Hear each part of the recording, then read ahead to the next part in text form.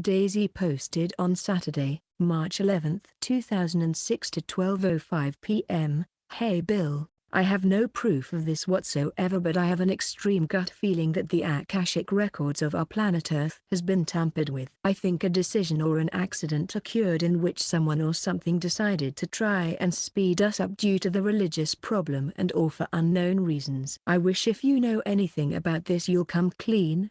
It just seems like there are some really slow learners here even on a basic scale. Thank you. Good health. Answer: you cannot speed up the storage banks. Is that what you mean with Akashic records? That's nonsense. Learning is a long-lasting process, and all people are learning in a different pace. Lonnie posted on Sunday, March 12, 2006 to 8:29 a.m. Salome Billy, according to the Canon 31, a group of 200 sons and daughters of heaven conspired and swore to a dark bond.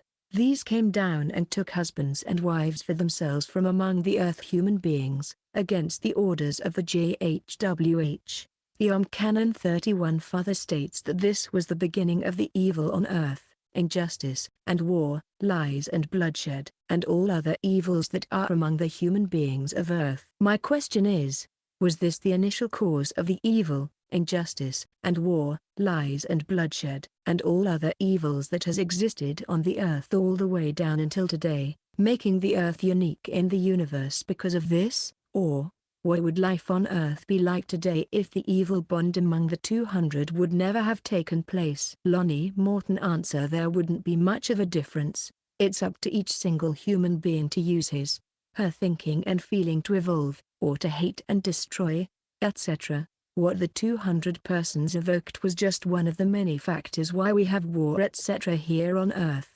The human being can build up his will to make a change for the better. New initiation posted on Sunday, March 12, 2006 to 2:50 p.m. Dear Billy, thank you for the opportunity. Billy, I was wondering whether the thoughts people have arising out of their material intellect, which often is akin to a wave breaking on the seashores in a never-ending repetition but something that never lasts, actually affect the fine spiritual sphere or the fine matter world, whether it's positive or negative in nature. Take care. Answer: the only effect is on the human being's material consciousness. You cannot influence the spiritual sphere with your material thoughts. TechNud posted on Sunday, March 12, 2006 to 4:39 p.m. Guten Tag, Billy and CF and Salome to the Figu SSSC. I would like to know if the shifting of the poles can be sudden, quickly, causing a new choice of living arrangements, or is it always a gradual thing, and if the unbalance of the oceans and whatnot are the only origins. Dank: answer: that's a gradual process which is lasting a long time. Sonak_01 posted on Sunday, March 12, 2006 to 7:23 p.m. Guten Tag, Billy, I hope all is well with yourself and the mission in these hectic times. I read some members are afflicted with schizoaffective disorders.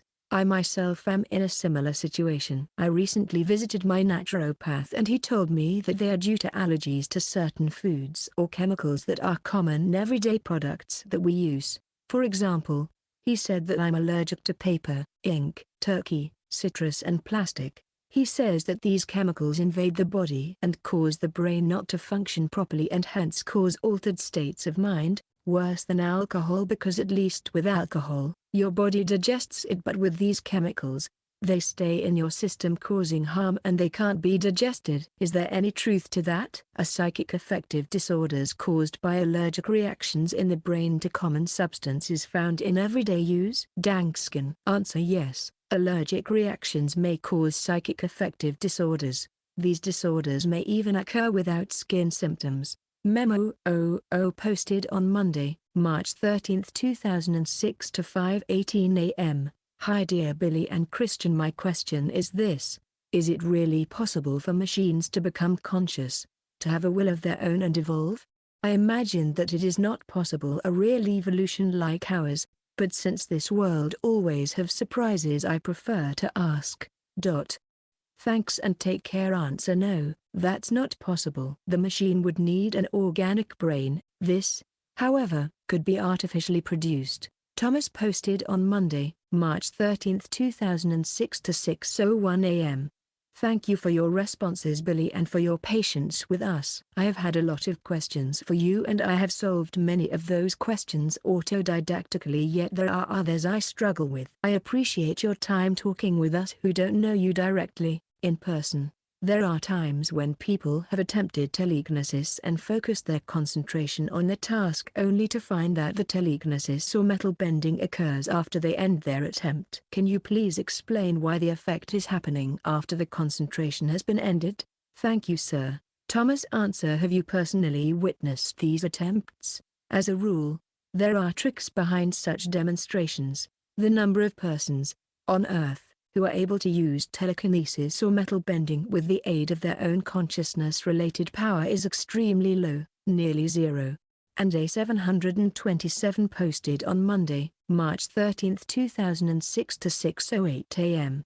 Dear Billy, we know that pledgerans can recognize which spirit form inhabiting which person, like you have told us that spirit form of Gabriel is now inhabiting Quetzal, and also, that spirit form of Semjas are later inhabiting newborn persons of the same name. Regarding pledgeran names, I've found that their real names are somewhat different from those we use for them. My question is there any importance for them having the same name again? Many greetings, Dijan. Answer: the pledgeran themselves cannot recognize a spirit form themselves. They have to ask the Arathasata plane level to get the information. Regarding your question, what do you mean exactly? Are you asking whether or not it is important that, for example, Quetzal's new personality in his next life will be called Quetzal again? If yes, no, that's not important. Solar posted on Monday, March 13, 2006 to 9:32 a.m. Hi Billy. I remember reading in Figu materials that animals and even plants possess some sort of spirit form, but their spirits are not evolving toward wisdom and knowledge as humans' spirits do. Since some plants possess spirit form, then is it possible that a very complex man-made devices, like computers, could also possess some sort of spirit form? Can we say that a spirit is actually interaction, i.e. information exchange, among many components of some system, be it neurons in a brain or transistors in microprocessor? Solar answer: no, computers cannot possess a spirit form, unless an organic brain is built in somewhere. Norm posted on Monday, March 13, 2006 to 5:57 p.m. Hi Billy. I remember reading that the Jizu intelligence created the Shroud of Turin. Could you list some other events where the Jizu intelligence influenced history that are currently unknown? Answer: the Shroud of Turin was not created by the Jizu intelligences. Betty W. It shows the image of an Italian merchant in the first half of 1300. The picture was produced by his brother, an alchemist. It's actually the first photograph that was ever produced, with the aid of silver iodide and sunlight. Just recently Billy had asked too about the shroud but has not yet typed down the contact report, therefore more details will follow. Note by CF, the GI were involved with the production of the Fatima Vision. Scott posted on Monday, March 13, 2006 to 7:05 p.m. Dear Billy, when neutral impulses are released from the Akashic records by reading or listening to your writings, does the effect become stronger if reading or listening to the same material over again, or does the effect only occur once and serves no purpose to reread or listen again? Thank you Salome. Scott answer: the code, that's what you are talking about, is working as long as one is occupied with the topic/theme/text. It may be that the effect becomes stronger. It's a lasting effect. Please note that the code is not within all of Billy's writings. Eric_Druin posted on Monday, March 13, 2006 to 7:26 p.m. Dear Hermia, first, I just want to express gratitude in the unique courage you have to say true and obvious things, such as overpopulation or the machinations of the criminal governments of USA and Israel. Use. Very few on this planet have the guts to openly state the truth, as you do. This encourages me in this crazy epoch. My question: humans around the time of Jemanuel were smaller than today, less than 5 feet high.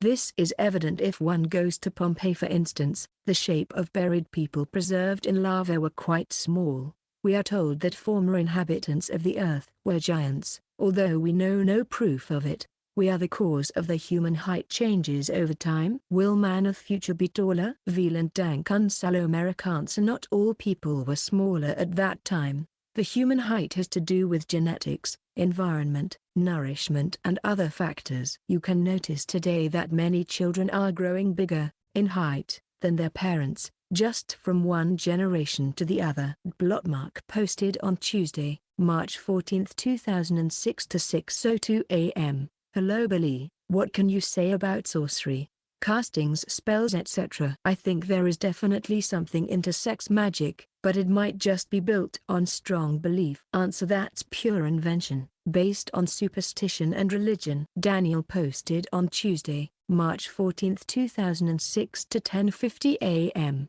Dear Beam, according to the last statements and theories from quantum physics, it is said that, with our tuts, we can affect what we call reality. This is, I think jinns are energies that are able to do miracles, like walk in the water, if we truly believe this is possible. They say reality is a creation of all our thoughts together, talking about our daily experience of life. Other practices like NLP, neuro-linguistic programming, metaphysics and silver method of mind control have similar statements. Do you agree with these theories? Thanks again for responding my questions. Be in peace and good health. Answer: by the power of thought everything is possible, but most of such claims are pure fantasy. Of course it is possible to influence reality, but not in the sense of a wonder, because wonders don't exist. So-called mobbing can be a manifestation of using the power of thought in a negative way. Kirill posted on Tuesday, March 14, 2006 to 4:16 p.m.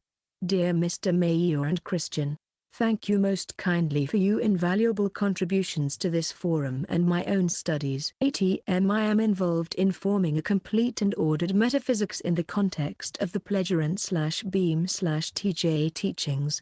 The preceding question is a part of that effort. I wish to know, from a scientific and/or philosophic perspective, if something exists in the universe. By universe I mean all existence, not the cosmological domain of creation, that requires no other thing to exist. In other words, something that exists without prior cause is cause of itself, whose very essence is to exist, a thing that has no beginning and has no end, absolutely infinite, in time, space, power and knowledge. Considerations. At first I formed the answer that this thing of which I speak is the spirit energetic being space, but the question still arises, is there something still more fundamental? Fathon's fire.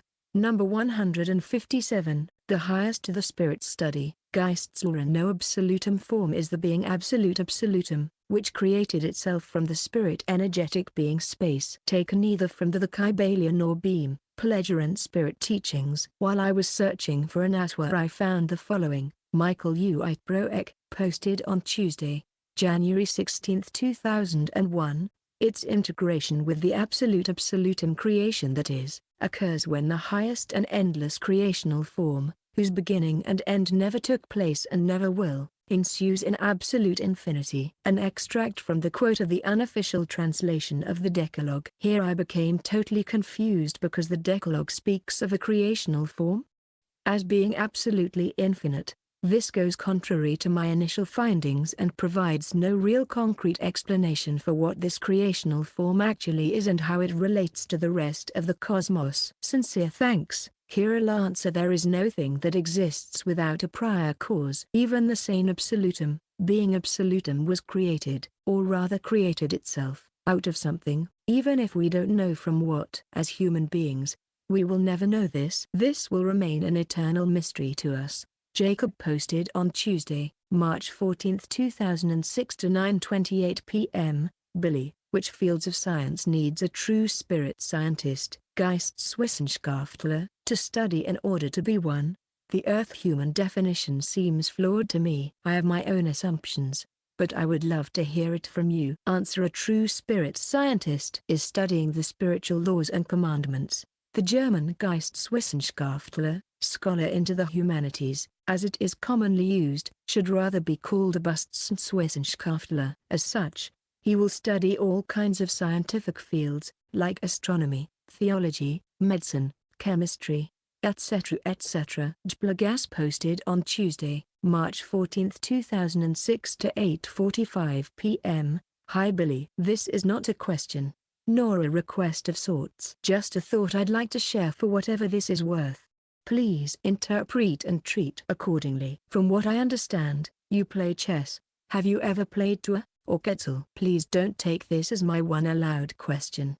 The thought that I'd like to share is to archive at least one chess game between you and any of the pledgerans, for future generations of Maya scholars to enjoy. Thanks lots for everything Salome. Pierre answer from time to time Billy plays chess with Tua, he even played with Quetzal. Actually, Billy taught his friends how to play chess. Billy doesn't have the time to note down a chess game. James posted on Tuesday, March 14, 2006 to 11:23 p.m. Billy, based on the probability of human behavior as you know it, what seems like a more logical path to take, the continuation and progress, if the protesters don't stop it, of genetic manipulation and similar types of advancements where the aging gene can be rectified even if only partially at first, that could dramatically increase the population? Or is putting efforts into marginalizing our population feasible, and only after this is successful we implement the genetic reversals to some extent? I gather a sequence of events in the future will make this decision much clearer. Salome. Tim answer. You are right. It would be wise to first reduce the population and then try to reverse the aging gene. Savio posted on Wednesday, March 15, 2006 to 8:24 a.m. Hi Billy, thanks for your previous answer regarding time travel. It was mentioned that, for us there are three close dimensions, the future, the present and the past. The future is already determined through the law of cause and effect. It seems to me that the future is already a reality, that time is a place, the future is like a place, a reality, at distant end, and we are on board a train. As time goes by, the distant end is reached, becoming the present, and pasted, becoming history. My question is, could you comment on my assumption regarding the concept of the future, or could you share your own concept about the future? Salome Savio answer. The future is the effect of the past. The present does not exist, therefore, there are only two dimensions, in this respect. Vestry posted on Wednesday, March 15, 2006 to 11:24 a.m. Hello Billy. It is mentioned in the contact notes that our sun will die a lot sooner than what our scientists believed and predicted that it will, and it went on to say that the time will come soon when man will have to leave planet Earth for good. My question is, do you roughly know how long it will be before our sun dies or before it begins to die? Thank you. Answer. In about 1/2 billion million years. Millie posted on Thursday, March 16, 2006 to 4:56 a.m. Dear wise man, I am having great difficulty comprehending the idea of how you can see the future, as when you traveled with Sam Jace and saw the earthquake of San Francisco before it actually happened. Is the future already there, just waiting for humans to advance towards its direction? How can I grasp this concept when I live in the present? Does that mean that I can ask my spirit to change my own future? Also, I would like to take this opportunity to say to you that I especially enjoy reading the material describing your interaction with Sam Jace, as written by W. Stevens in Contact from the Pleiades. Thanks to Gaia Guys. In my mind, it creates a feeling of humanness and playfulness enveloped with a deep respect and caring for one another. Specifically when Sam Jace is complimenting you on your philosophy etc. and you are asking her, are you making me a proposal for marriage? I can sense earthly feelings from what we call today normal human beings. Fascinating. Answer. You cannot ask your spirit to change your future.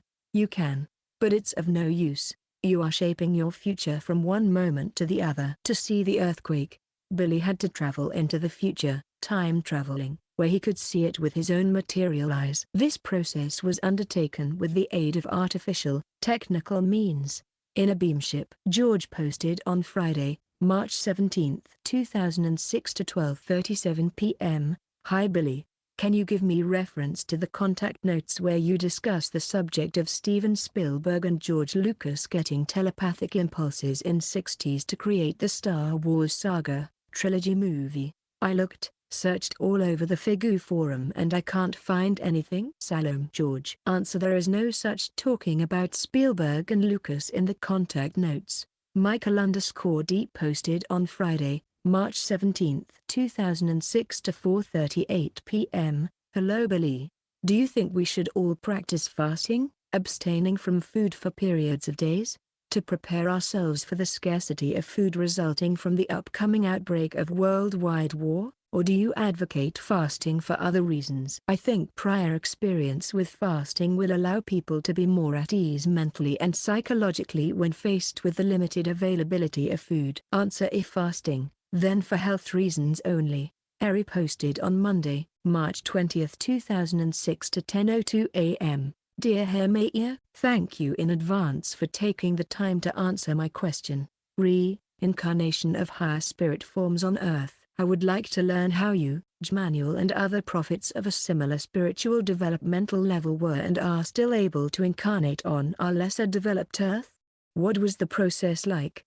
How did the Pledgerans help? The reason for my question stems back to my recent understanding that we are only able to incarnate into a planet if the level of spiritual development of said planet matches our own. Should this be so, how did you override this creational law? I understand why you are here and I am deeply grateful. I wish this mission has been a success.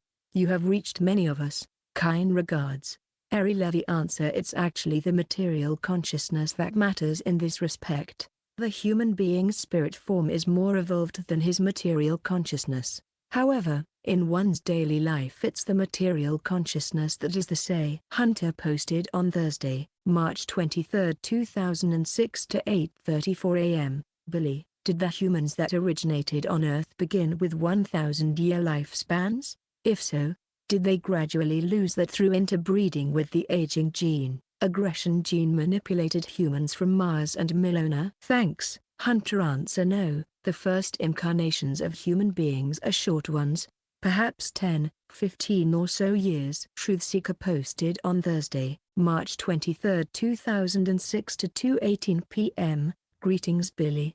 Is it true that the Pledgerans will now become very agitated and very concerned, if any possible ET or group of ETs were to attempt any form of open face-to-face contact with any individual Earth human being on this planet, aside from yourself of course, and even to the point where the Pledgerans will take all necessary measures to prevent such ET to Earth human contacts from ever taking place by this means, regardless of who the individual or group of individuals are and regardless of even their current state of spirit evolution? Thanks, James. Truthseeker. Answer: they would neither be agitated nor concerned, but they would simply draw back from Earth if there are official contacts by other than the Pledgeran Federation ETs.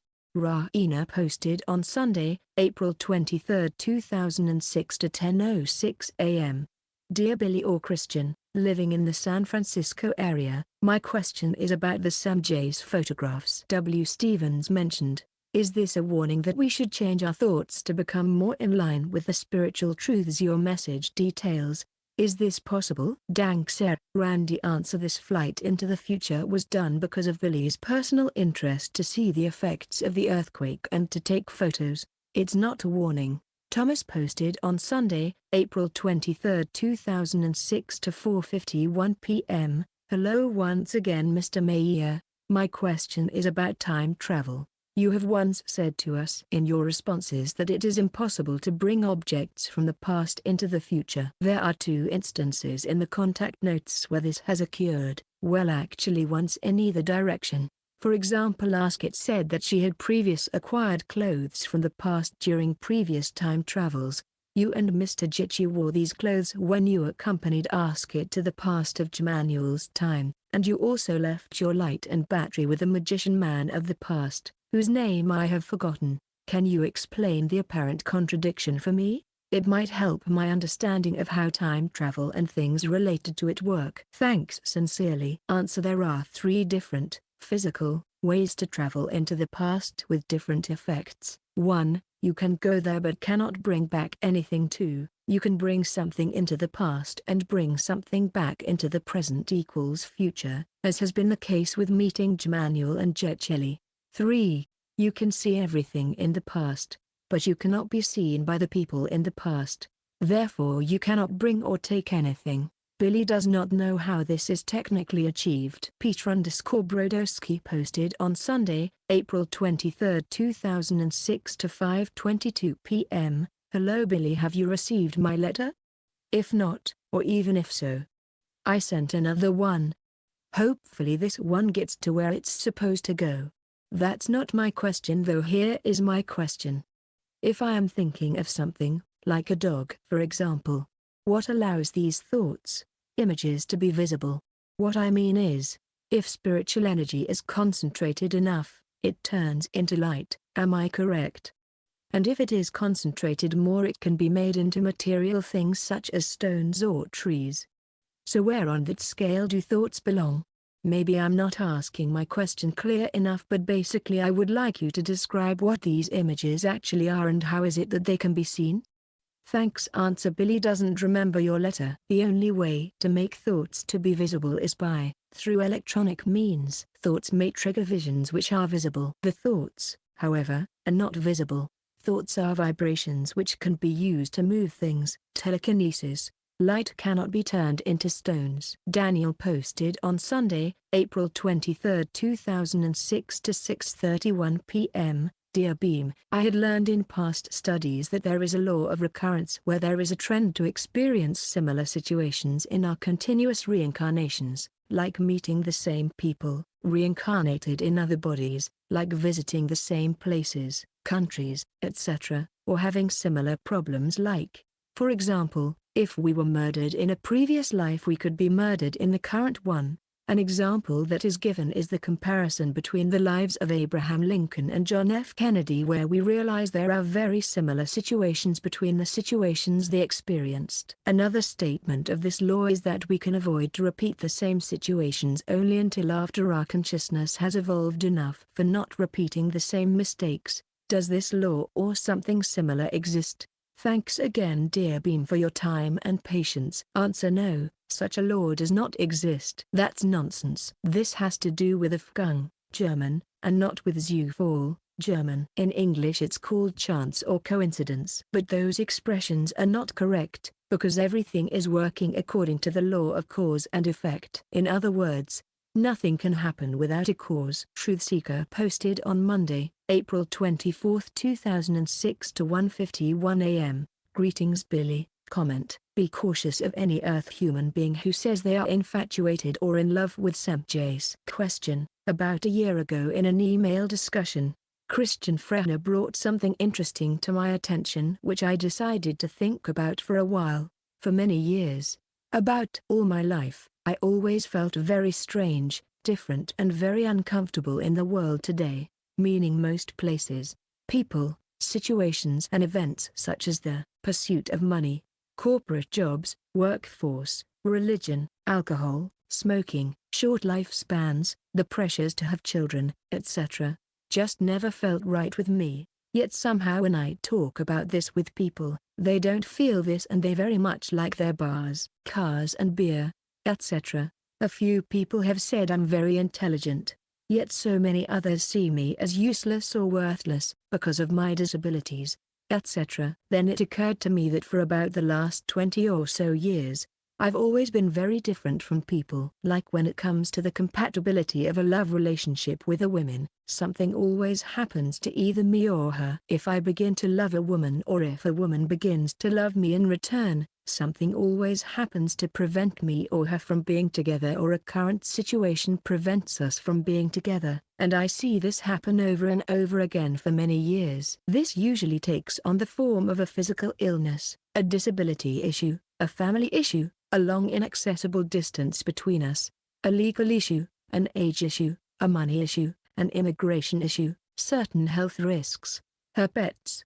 Yes, I have allergies, or she finds a boyfriend after she meet me, or she is already moving to another country, or I just don't feel that deep love connection with some women who may also feel it for me. Note: I have had a harder time focusing my thoughts around certain women if I really feel attracted to them, and I always felt I was to be with a certain woman, whom I never got a chance to be with. Point being, it's not that Earth human beings are bad, It's that my personality and values tend to be greatly diverse to the majority of people on this world. This in itself is very strange to me, from which I can only conclude that my own level of spiritual evolution is greatly different to most people in this time period. I'm not claiming to be spiritually more evolved than people here, but I can sure feel a big difference in my incompatibilities with them in all walks of life, and for many years.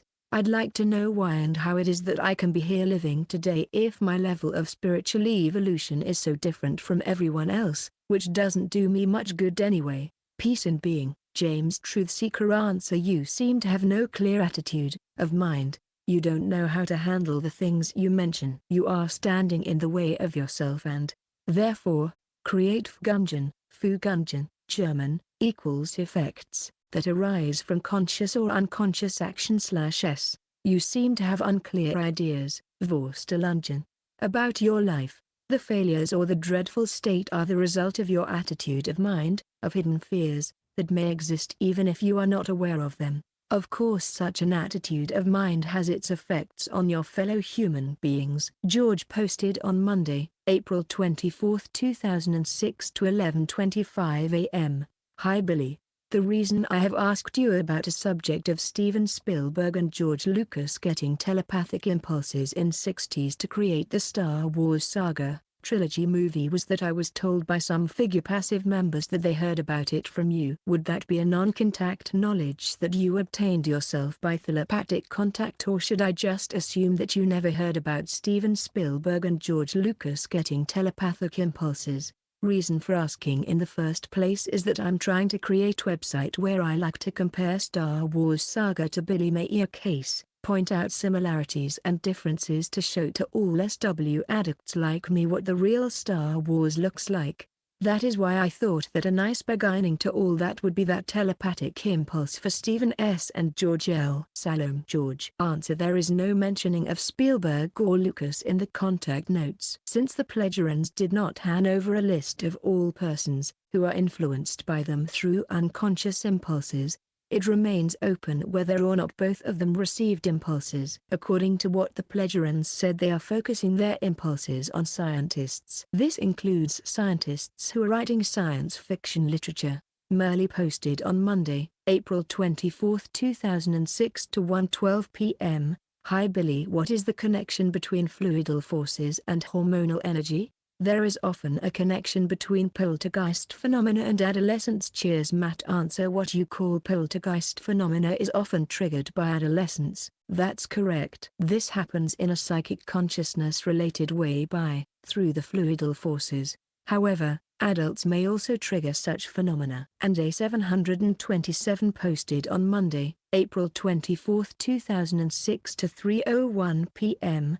Dear Billy, thank you for the explanation and answer on my previous question. While you were on the great journey in 1975 with Semchase, you had the opportunity to visit the Kartag planet, Nub system in Aratum Galaxy. The people there who are on the similar evolutional level as we are here on Earth were in war, and just a step from nuclear disaster. I think that their experience can be a good example to us, so my question is, do you have any information about them? Did our deep space brothers choose life or self-destruction? Thank you, Salome. Did you answer? No, Billy does not have information about them. Norm posted on Monday, April 24, 2006 to 3:09 p.m. Hi Billy, were the Twin Towers brought to the ground with bombs that were placed inside the buildings before the planes hit, then detonated after the planes hit? Answer: no, the planes were the reason for the destruction. Solar posted on Tuesday, April 25, 2006 to 2:11 a.m. Hi Billy, I am very interested in space travel technology and development in this area. I would like to ask you, in which century Earth spacecrafts will reach for the first time the nearest star system, Proxima Centauri. I know you are not allowed to give us any detailed information regarding future events, and I'm not asking for it. I'm only asking for century number. Thanks. Solar. Answer: Billy does not know the exact century. New initiation posted on Tuesday, April 25, 2006 to 8:32 a.m. Dear Billy, thank you Billy. I was wondering, observing Australia's rock from satellite images, It made me wonder whether this natural monument is actually not natural at all, because seeing it from the sky, it looks like a face sideways looking into the direction of Europe and Middle East, where a lot of the other mysterious monuments are, including that of Giza pyramids and so on. So is Ayers Rock an artificially constructed monument, or is it all that natural? Answer: Billy has no knowledge of it being an artificial monument. It probably is a meteor that is laying on the surface of a gigantic crater. Junior posted on Tuesday, April 25, 2006 to 11:05 a.m. Dear Billy, hope you and your family are well and in good health. Thank you for your last answer. I would like to ask you, the distant relative of the Prophet Muhammad, the skilled writer that is responsible for the main falsifications in Islam, is he Omar bin Abdulaziz bin Marwan, 682 to 720 AD, the 8th Umayyad Caliph, 717 to 720 AD? He is a distant relative of the Prophet. Thank you for taking time answering my questions. Regards. Bad answer: Billy doesn't have more information about this. Tony posted on Wednesday, April 26, 2006 to 10:40 a.m. Hi Billy, on page 26 of And Still They Fly it is mentioned that the Pleiadians have a museum of Earth vehicles on their home planet Terra. It says that every wheeled and tracked vehicle, car that was ever built on planet Earth is exhibited here in a huge area of several hectares. My question is, how did the Pleiadians acquire all those vehicles without purchasing them with Earth money? Where did the Pleiadians get all the vehicles from, and how did they pay for them too, without shortchanging anyone within our monetary system? Thanks. Answer: all of those vehicles were bought on Earth. He used terrestrial money which he received, among other means, by selling gemstones. He did not steal those cars, nor duplicate them. Sonak_01 posted on Thursday, April 27, 2006 to 10:45 a.m. Hi Billy, I hope all is well.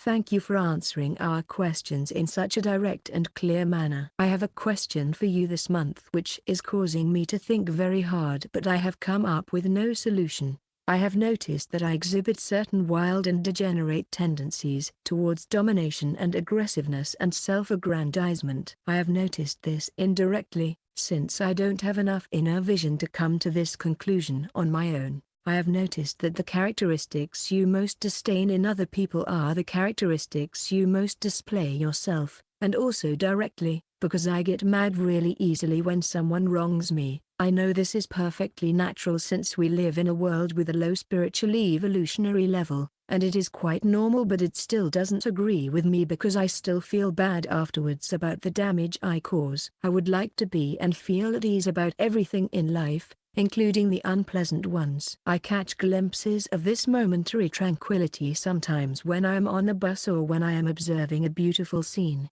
My emotions are still not in full control and in harmony with my inner being. How do I achieve that sort of inner harmony and control so that my emotions won't be so wild and barbaric and chaotic inside? I guess I can answer this question myself: meditation, reading the spiritual teachings, and self-analysis. But is there anything more we can do to elevate our spirit and bring peace and harmony back within our soul? Are there certain activities or things we can engage in to receive the desired effect? Thanks a bunch for all your answers. Answer: no, there are no other ways. You mentioned correctly, meditation, reading the spiritual teachings, self-analysis. Besides, you have to control your thoughts and feelings. And you have to learn and learn. And this brings about changes and development. TechNud posted on Thursday, April 27, 2006 to 12:09 p.m. Hi Billy, could you give an update on the extent of our atmosphere or whether the sun's harmful rays are worse or really worse? Thanks. Answer: no, but you can ask the scientists who have the necessary measuring devices. Kingman posted on Thursday, April 27, 2006 to 6:34 p.m. Hi Billy, I send goodwill to you and all your friends at the center. My question is regarding the Pleiadians' planned evacuation of all their outposts they maintained here on Earth some years ago. What I'm curious about is why it was so absolute for a complete withdrawal. I realize they still maintain some communication disks and other observation equipment, but they essentially removed all evidence of their previous occupation on our planet. So, I am wondering if they are expecting some form of planet-altering event that they believe is an unavoidable moment for our human development, and it is best for them to not interfere in any way whatsoever. Answer: their task on Earth was finished. That's the sole reason. Matt posted on Friday, April 28, 2006 to 1:06 a.m. Hi Billy, because food is perishable. When do you think would be a good time to start stocking up with food reserves for the possible coming World War III? I'd appreciate it if you could also tell me how long of a time I should stock up the shelves with food for too. Thank you. Answer: it's always reasonable to have a certain stock of food stored for about 3 to 4 months. Basically, there is enough food produced on Earth. In some countries food is destroyed, and in other the population does not produce enough food for itself themselves. Regarding the possible World War III, it may be repeated again. This depends on various factors, mainly on the decisions and behavior of certain governments etc., and this varies from hour to hour. Blotmark posted on Friday, April 28, 2006 to 4:34 a.m. Hi Billy, is there, or is it going to be a perfect cure against schizophrenia and mood disorders in the future? Could you please give some advice on how to eliminate it totally? Answer: there will be a cure, but it lies yet far away in the future. Note by CF. Religious and sectarian belief may be transmitted, passed on from the parents to the child, and is stored in the brain's temporal lobes and the rear part of the parietal lobes. Hintericital. It then manifests itself as a form of schizophrenic illness. 420th Contact Report of May 24, 2006. Hector posted on Friday, April 28, 2006 to 7:15 a.m. Dear Billy, I've recently been reading about Hinduism. They have two concepts called Brahman and Atman that seem to be very similar to our concept of creation and spirit. My question is, are these Hindi concepts close to the truth? Are they a close approximation?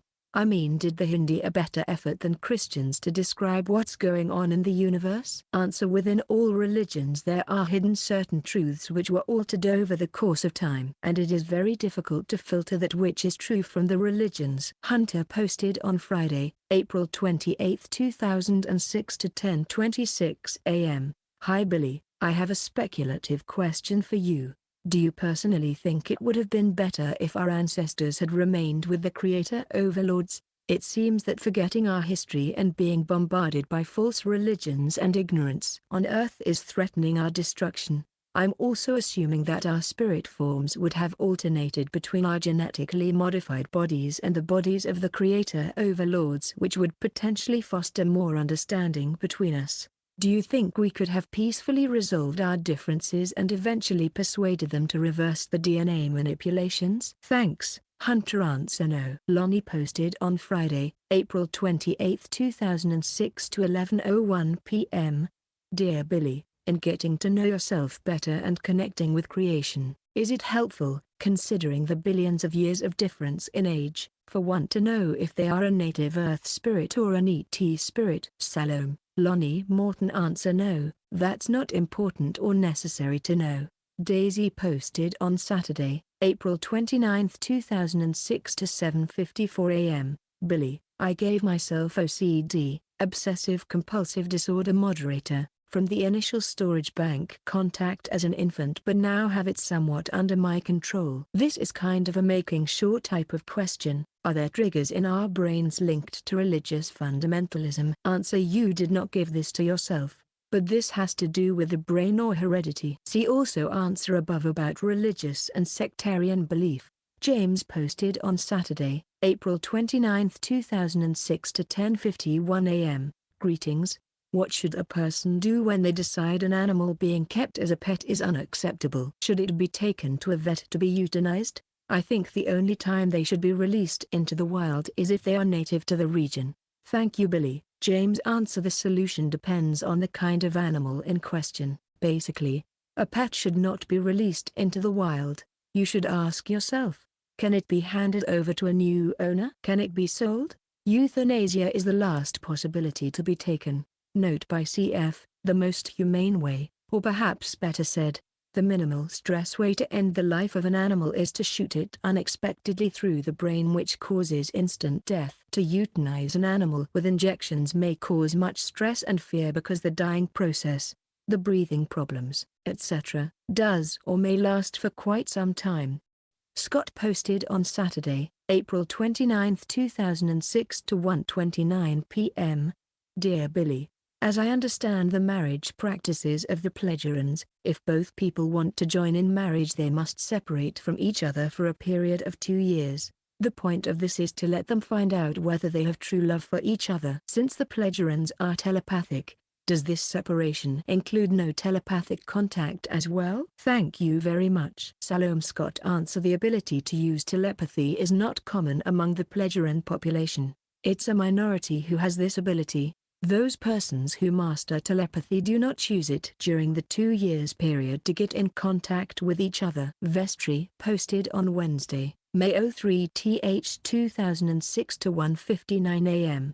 Dear Forum moderators, about a week ago, I put a question into the Billy Answered Questions section and I just noticed that it didn't go in. Could a moderator please post my question in there for me please? Hello Billy, not sure if this is correct, but my question below is partly based on my understanding that an android working on Error is the same type of android as a Grey ET.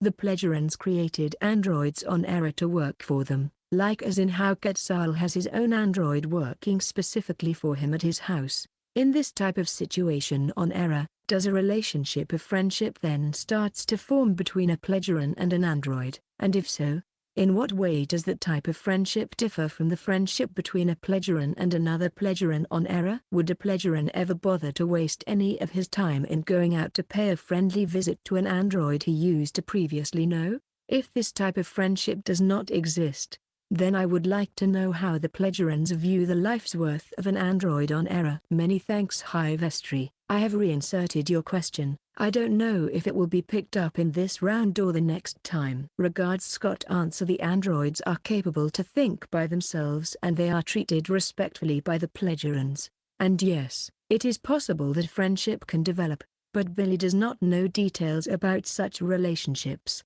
Note by CF, even on Earth there are people who have some kind of friendly relationship with their car, ship or engine, etc. They even talk with them, or kick them if they do not function as they should, something a piece certainly would not do.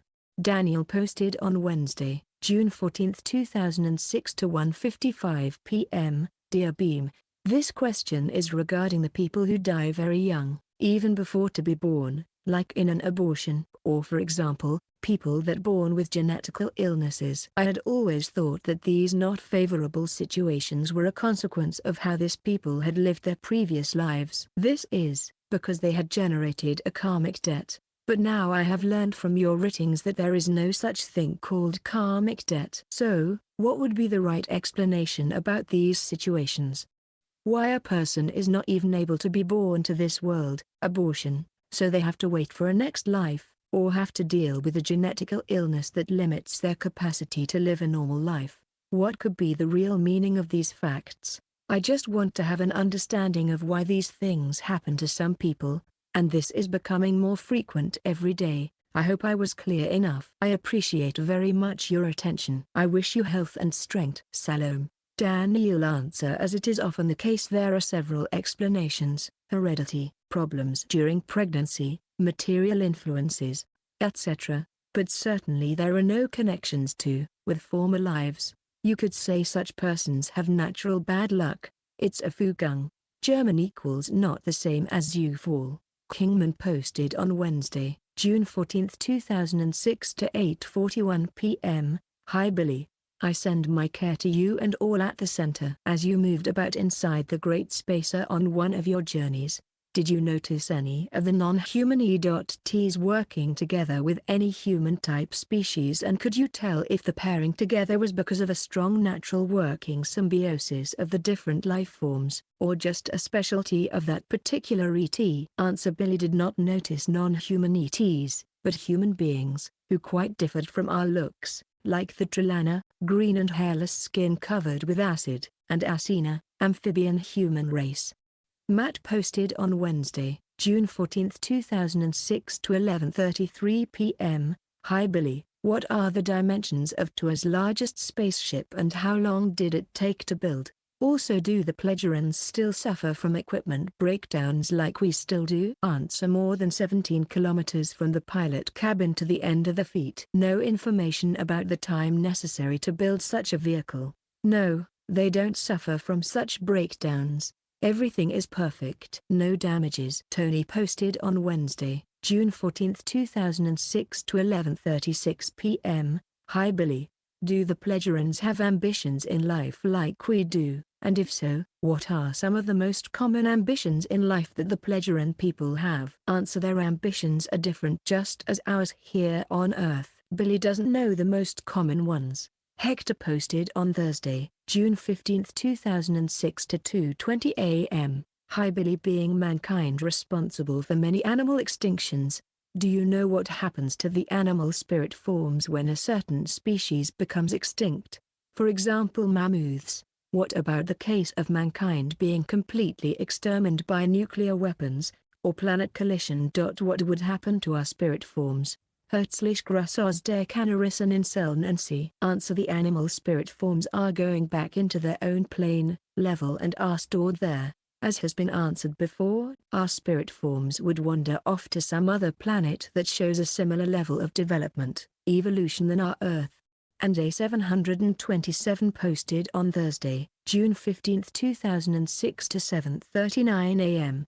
Dear Billy, thank you for the answers on my previous questions. My greetings to you and to all the Figu members. The ancient history of Earth is essentially unknown to many of our knowing-all historians, and because of various reasons, often is erroneously presented to us. So it is also with the Minoan civilization. My question is regarding famous Phastos disc, founded in the Phastos Palace on Crete, Greece. Do you know what is the meaning of those strange symbols? Thank you, Salome. Did you answer? Billy doesn't know about it. Norm posted on Thursday, June 15, 2006 to 4:13 p.m. Hi Billy. Excluding yourself, have there been any Earth humans on Mars in the last 60 years? Answer: no. Vestry posted on Thursday, June 15, 2006 to 11:04 p.m. Hi Billy. How hard would it be for the Pledgerans to take control of all of our world governments and the planet too? Answer: this would not be difficult for them because they have the power for it. Spaceman posted on Friday, June 16, 2006 to 3:04 a.m. Hi Billy. Who exactly is Krishna, the god in the Indian holy book, and the other devas? He, Krishna, claimed to be the abode of the universe and the supreme reality and creator of all forms of energy and matter. How can that be true? How did this lie get into the Indian scriptures as Krishna's words? Answer: most of these are myths, based on fantasies. This is nonsense. There existed deities in those times on Earth. Human beings. Savio posted on Friday, June 16, 2006 to 9:41 a.m. Hi Billy. As it was mentioned that the gender is not determined immediately after impregnation, but by the personality that enters the embryo, together with the spirit form, on the 21st day of pregnancy. While our scientists are of the opinion that the gender is determined by the chromosome 20/Xy, can you explain what role is the chromosome 20/Xy? Thanks Savio. Answer: the chromosomes are not activated during impregnation, but later. This is also the case with animals. Pud posted on Friday, June 16, 2006 to 11:18 a.m. Billy, your commitment to the mission is incredible, your wisdom infinite. What is your main thoughts, with regards to an average day? Is your mind turning with many, or perhaps very few, or something else? A little insight on your thought processes would be wonderful to hear. Salome Hermaier. Pud. Answer: the thought processes are the same as those of other human beings. Of course Billy is thinking on a various number of topics/issues, planning, making phone calls, food, family life, shopping, etc. He is also thinking about his mission when he is writing or when he is approached with questions, etc. Matthew_AE_B posted on Friday, June 16, 2006 to 1:42 p.m. Hello. The pledgerants speak of natural substances used to induce an abortion of the fertilized egg within the first 3 weeks of pregnancy, and as a means of contraception. These are mixed in with foods. Do you know any of the specifics on what types of plants are used as sources for these substances, and what are their active ingredients? Thank you very much. Answer: no. Corporal posted on Saturday, June 17, 2006 to 12:30 a.m. Dear Billy, if 1 billion people or more die in a near-future war, or World War III, presumably only a few of the present billions here will be able to incarnate in the future. Especially if we reduce the population to 500 million. How will all the spirits around the earth be able to incarnate? Will they be forever waiting? Perhaps never able to incarnate for thousands, or millions of generations. Will there then be extreme competition to be reborn on this planet for everyone? Thank you. Chris. Answer: no spirit form that has ever begun his way of becoming and passing away, reincarnation, will ever be lost or waiting forever. There is no competition. The spirit forms would have to wait like standing in a queue. Waiting for thousands or even millions of years is no problem if you look at the very long time span of the present waking state, period of our creation. Truthseeker posted on Saturday, June 17, 2006 to 10:27 a.m. Greetings Billy. My next question is in regards to your thoughts on astrotheology and its relating symbols that can be traced back hundreds or thousands of years, which corresponds up to today, involving a variety of different religions, like in the popularity of the Da Vinci Code. In particular, I was wondering about the popularity and symbolism of mythical creatures such as fire-breathing dragons, gargoyle serpents and even unicorns, which even today have gained much popularity in the least likely of places, such as in temples and churches worldwide. Question being, are these things related to an extraterrestrial nature like reptilian ETs, or do they represent prehistoric creatures which still existed back in ancient times? Peace and being, James Truthseeker. Answer: most of those are fantasy products. However, unicorn existed, dragons too.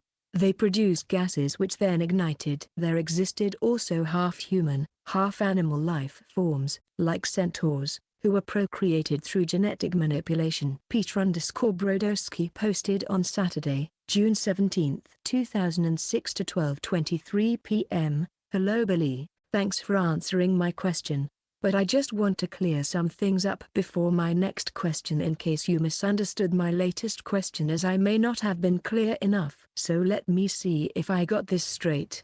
So visions can be seen resulting from thought impulses, which cannot be seen, aside from using electronic equipment for the purpose. Now I don't understand if you mean seen with your eyes, or? The above doesn't count as a question, right? I just need clarification on your, Billy, statement about seeing visions. But here is my next official question: if you put it through to Billy, thought impulses, can be transmitted to individuals' minds, using telepathy or electronic devices.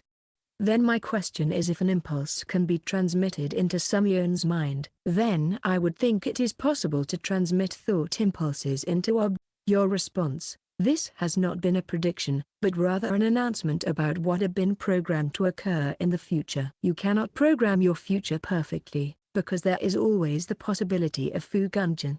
Providence is not a correct translation, which means that through the law of cause and effect and resulting interactions the course of things may change. My current question: if the spirit we form Aratathisata has direct access to the future and the past as if it were right now, then why would that entity make a statement about the future which isn't correct, while knowing with absolute certainty that this programmed event would not occur? To me, stating something that one knows to definitely not be true is equal to a lie, and I thought that was something that Aratathisata was not capable of doing.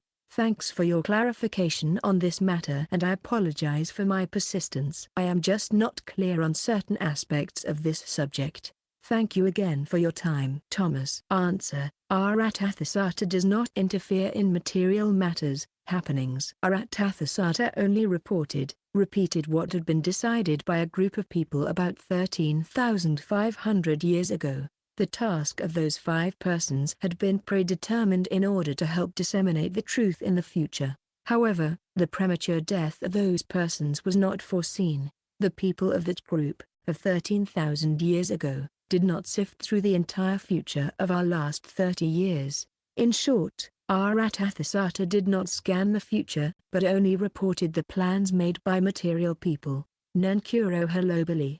Thank you for your responses so far, and I heard you had a cold. I wish nothing but the best of health to you. My question is this.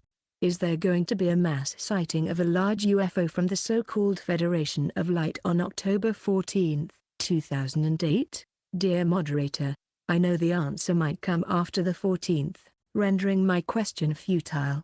Could you speed things up on the answer just this once? Thanks. With thanks, nah. Answer, well, in the meantime you can easily answer your question yourself. Note by CF.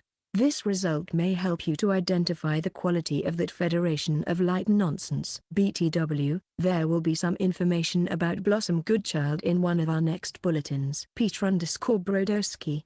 Hey there Billy.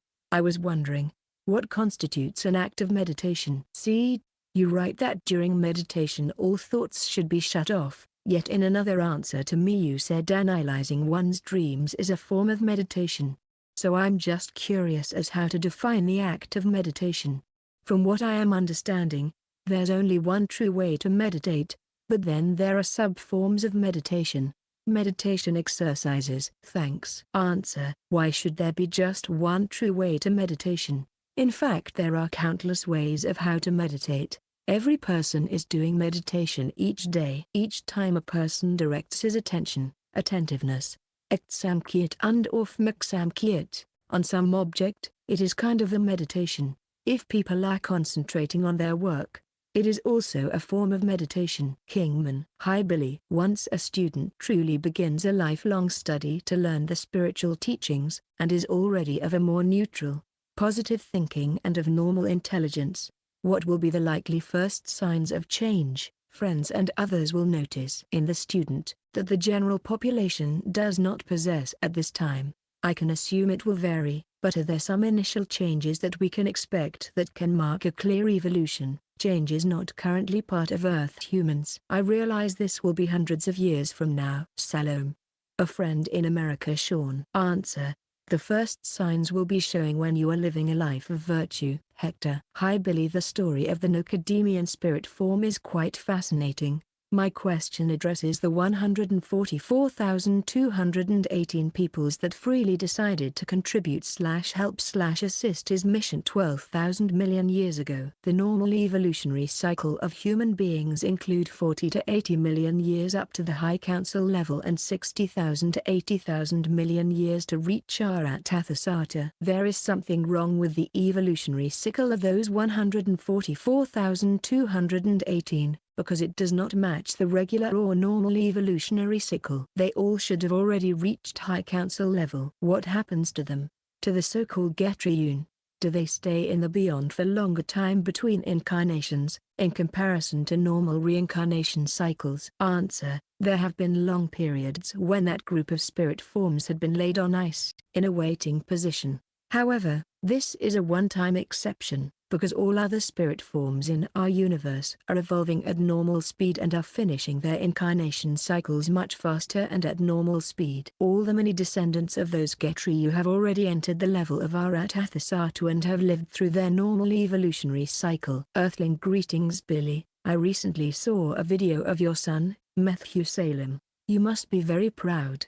If the expression "the fruit doesn't fall far from the tree" has any truth, you have borne fine fruit indeed. Quality human being. My question is, recently a book came out, Alien Interview. It is supposedly the notes of the nurse who was the sole communicator, telepathically, with the one surviving alien from the Roswell crash in 1947. If I'm not mistaken, you have described those particular aliens as androids. The nurse says the alien was an ISB, with a doll body. A body designed and manufactured to be able to accomplish certain tasks depending on the ISB. The alien made up the word ISB because, from the book, the primary nature of an immortal being is that they live in a timeless state of IS, and the only reason for their existence is that they decide to be.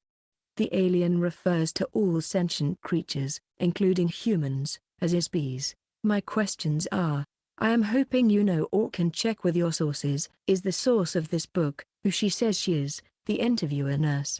Did this telepathic communication take place and do the words in the book correspond to the truth? Thank you. Answer: the Roswell android has been destroyed through the crash.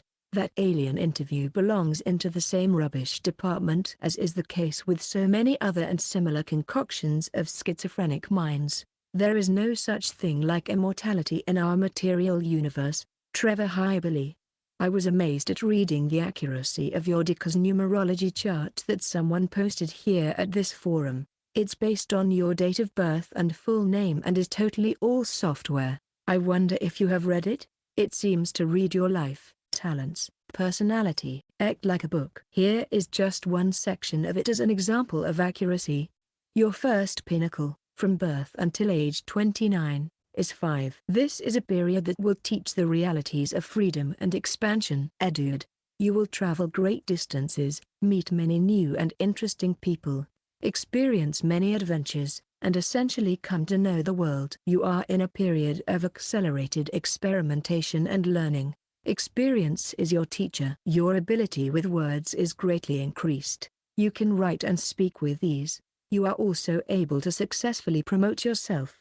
In fact, this is the source of much adventure. New opportunities for work, travel, and exotic experiences present themselves with regularity. You must come to know the true meaning of freedom, which is unconditional love. You give your love and energy without the condition of holding on to a place, a person, or an occupation, and you expect the same in return, to be loved for what you are, rather than someone who belongs to another. There is a highly spiritual path offering itself that requires detachment without loss of love. Many turn away from this and instead choose to maintain a superficial relationship with the world, or with other people. You must cultivate your talents, especially your verbal and writing abilities. You are likely a gifted salesperson, or promoter. You must accept limitations as a necessary base for your freedom. Freedom cannot exist without limitations, otherwise you would be without identity, and without existence. You seem to have had all the best number combinations working for you in your favor throughout all aspects in your life. It's as though your name and date of birth equaled the best combination of numbers to have for your present life's mission, the prophet of the age.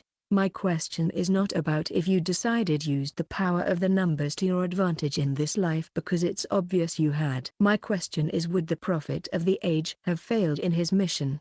Example: the times you nearly decided to quit ACT, if he didn't have the current combination of power numbers working for him that favored his line of work, mission. In other words, if he was born with a completely different name, numerology chart which didn't favor his line of work, mission. Many thanks. Answer: as the one and only exception in this universe, in the case of Billy, his birth date and name and spirit form were determined. If Billy's actual parents had been dead before he were conceived, his spirit form would have been born through other parents at the same time and with the same name. Note by CF, regarding the Dicker's numerology chart, I think you can expect the same answers for other persons and birth dates as well. If you are analyzing what is presented as a result, you will find that it is quite general and without specific value. See my comments in that short quote. You must come to know the true meaning of freedom. Correctly, it should read, you know the true meaning, which is unconditional love. You give your love and energy without the condition of holding on to a place, a person, or an occupation, and you expect the same in return. Billy surely does not expect anything in return, because expecting anything from anyone is entirely false. To be loved for what you are, rather than someone who belongs to another. There is a highly spiritual path offering itself that requires detachment without loss of love.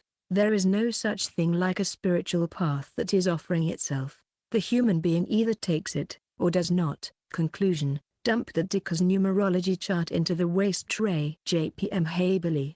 I called you a couple weeks ago. My name is Jay Minogue and I was Pelican about 2 lives ago. How about you admit to the forum my identity so I can move on with my life? Thanks. Answer: as Billy has said to you on the phone, you should get psychiatric medical help. Note by CF, The confused emails that you are constantly sending to the moderators and other persons are strongly indicating that you are suffering from self-produced multiple personalities, i.e. schizophrenia. Therefore you have already been advised to get psychiatric medical help. Besides, it's certain that Pelican has not been a former personality of your spirit form. Norm. Dear Billy, I have a hard time understanding parallel worlds. On the parallel Earths, are there exact copies of everybody on them? Or do some people not exist? For example, are the Pleasurans there as well, or do they have copies of themselves performing the same mission? Answer. Of course each person is an individual, and there do not exist copies of any persons or spirit forms. Parallel world is an expression meaning a twin or triple etc. universe. Parallel Earths means that there exist other planets etc. at the same location, space, but in another dimension. Hi Billy. How you doing? I have a question regarding to meditation. I am having trouble getting into a deep state. Not only that, but I have trouble in recognizing in what am I supposed to do. As in, once I get into a comfortable sitting position and close my eyes and deep breathe, nothing else happens. It feels to me that I am not going anywhere or having little success. Do you personally have tips on helping me get into a deep state of meditation? To add, I clear my head with thoughts and think of a place that is quiet and warm with an exception of water crashing onto the beach. Thanks for helping. Gerald Massey. Answer. You cannot expect immediate or instant success. In order to have success you have to practice daily, for years. In a German language saying it is said, patience brings roses, which means, if you have patience, you will first observe leaves and thorns, then buds, and ultimately the flower. Savio. Dear Billy. Recently, while talking about the World War III, I discussed with James Chu on some issues within the Contact 251. We found something unreasonable on the part of those creator overlords. 1. As human warriors are dangerous and difficult to control, why was it that the highly spiritually evolved creator overlords decided to create human warriors instead of creating robots or androids to protect them? 2. If the creator overlords were not able to protect themselves against aggressors, how was it possible that they were able to exterminate and hunt those human warriors in million numbers? Can you shed some lights on this? Best regards. Savio and James. Answer. Billy does not know the details, but thinks that the creator overlords did not possess the technique to construct androids. And regarding the hunters, probably some benefits were promised to groups of the aggressors by the creator overlords if they were hunting down the human warriors, the warlike peoples. They were hunting and killing their own people. David Mg. I am interested in the relationship of our human energy and the nature of the double spiral of creation. First of all, my questions are just thoughts of mine which may not be accurate, but I cannot help but look at the double spiral and think of how much reminds me of the shape of the brain or a seed of a plant. My question is, when a human enters a state of consciousness, does the human brain initiate the same directional flow of energy, or creation, as the double spiral of creation does?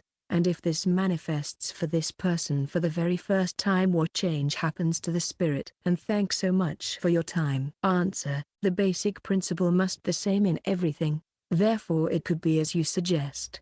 The genetic structure of the genes, the double helix, resembles that of our universe. Jib_Nina. Hello Billy. There have been some concerns in some quarters that the CERN experiment could perhaps pose some scientific dangers for us all. But these concerns have been swept aside or wholly dismissed by those scientists directly involved in the project itself. I would have tended to think that those voicing concerns over it are tending to be somewhat unnecessarily and groundlessly alarmist, until recently I came across the following. Whilst reading about another UFO contactee, one that, correct me if I am wrong, has been validated by you as being authentic, however with reservations about pseudo-religious content. That being, Buck Nelson, who seemingly was told that our scientists should not look for a new power source in the subatomic world when experimenting in huge tunnels underground. And that their fate will be similar to the Atlanteans who made their continent to blow up while experimenting with this kind of new power, so to speak, that according to them is more powerful than atomic power as is currently known. Therefore, was wondering, did the Pledgerans ever have anything similar to say? Has Tar spoken at all about possible dangers concerning these kinds of underground experiments? Okay, Salome. Jib. Answer: Buck Nelson has not been validated as a UFO contactee by Billy or the Pledgerin. What he writes is not true. Obviously Buck Nelson belongs to those Zukunftsfeiglinge, future cowards, who may be compared with those scientists who, nearly 190 years ago, warned that anyone who would travel with the newly invented railway would die, because the human being is not suited to travel faster than horse speed. In Rib 444. Hi Billy. I was wondering if you could give any information about possible ancient ruins on the Moon and Mars that you may have seen. Hope you are well. Thank you. Answer: Billy saw natural artifacts only that have not been built by human beings, like pyramids and the Mars face. He did not observe objects which were built by human beings. Bodran. Hello Billy, I hope you are well. If the population of the planet is reduced drastically and suddenly, E.G.:7 billion to 1 billion, from an event such as World War III or other massive Earth event, what would happen to the 6 billion excess spirits that may have no physical forms to reincarnate into? Thank you. Salome Tony. Answer: they have to remain in a waiting position in the cold storage room. Just joking. Seriously, they have to wait until it's their turn again. And this could be quite an amount of time. Marsla. Dear Billy, thank you once again for answering my questions. I appreciate each opportunity to clarify my learning through this section of the forum. You have mentioned before that the spirit will reincarnate in the same culture and same level of evolution regarding knowledge, wisdom, love. So the spirit will reincarnate in a group of affinity to preserve continuity in its evolution. But my question is, due to overpopulation, is it possible that this law is being broken and spirits are reincarnating in different groups of society that are not at the same level of evolution? In other words, spirits are being forced to be born in different locations, no education, religious, where the spirit would suffer a setback. Marsla. Answer: no, spirit forms do still reincarnate in the same cultural and consciousness-related region, society. What is different is the periods of life and afterlife equals the time the spirit form is dwelling in the beyond. Example: a spirit form of a Swiss person who has been educated in Switzerland will reincarnate again in the Western European region, and not in the Sahara Desert region. But the spirit form of a person from Central Africa, who has come to Switzerland as a child and has been educated in Switzerland and continues to live there, may be incarnating again in Europe.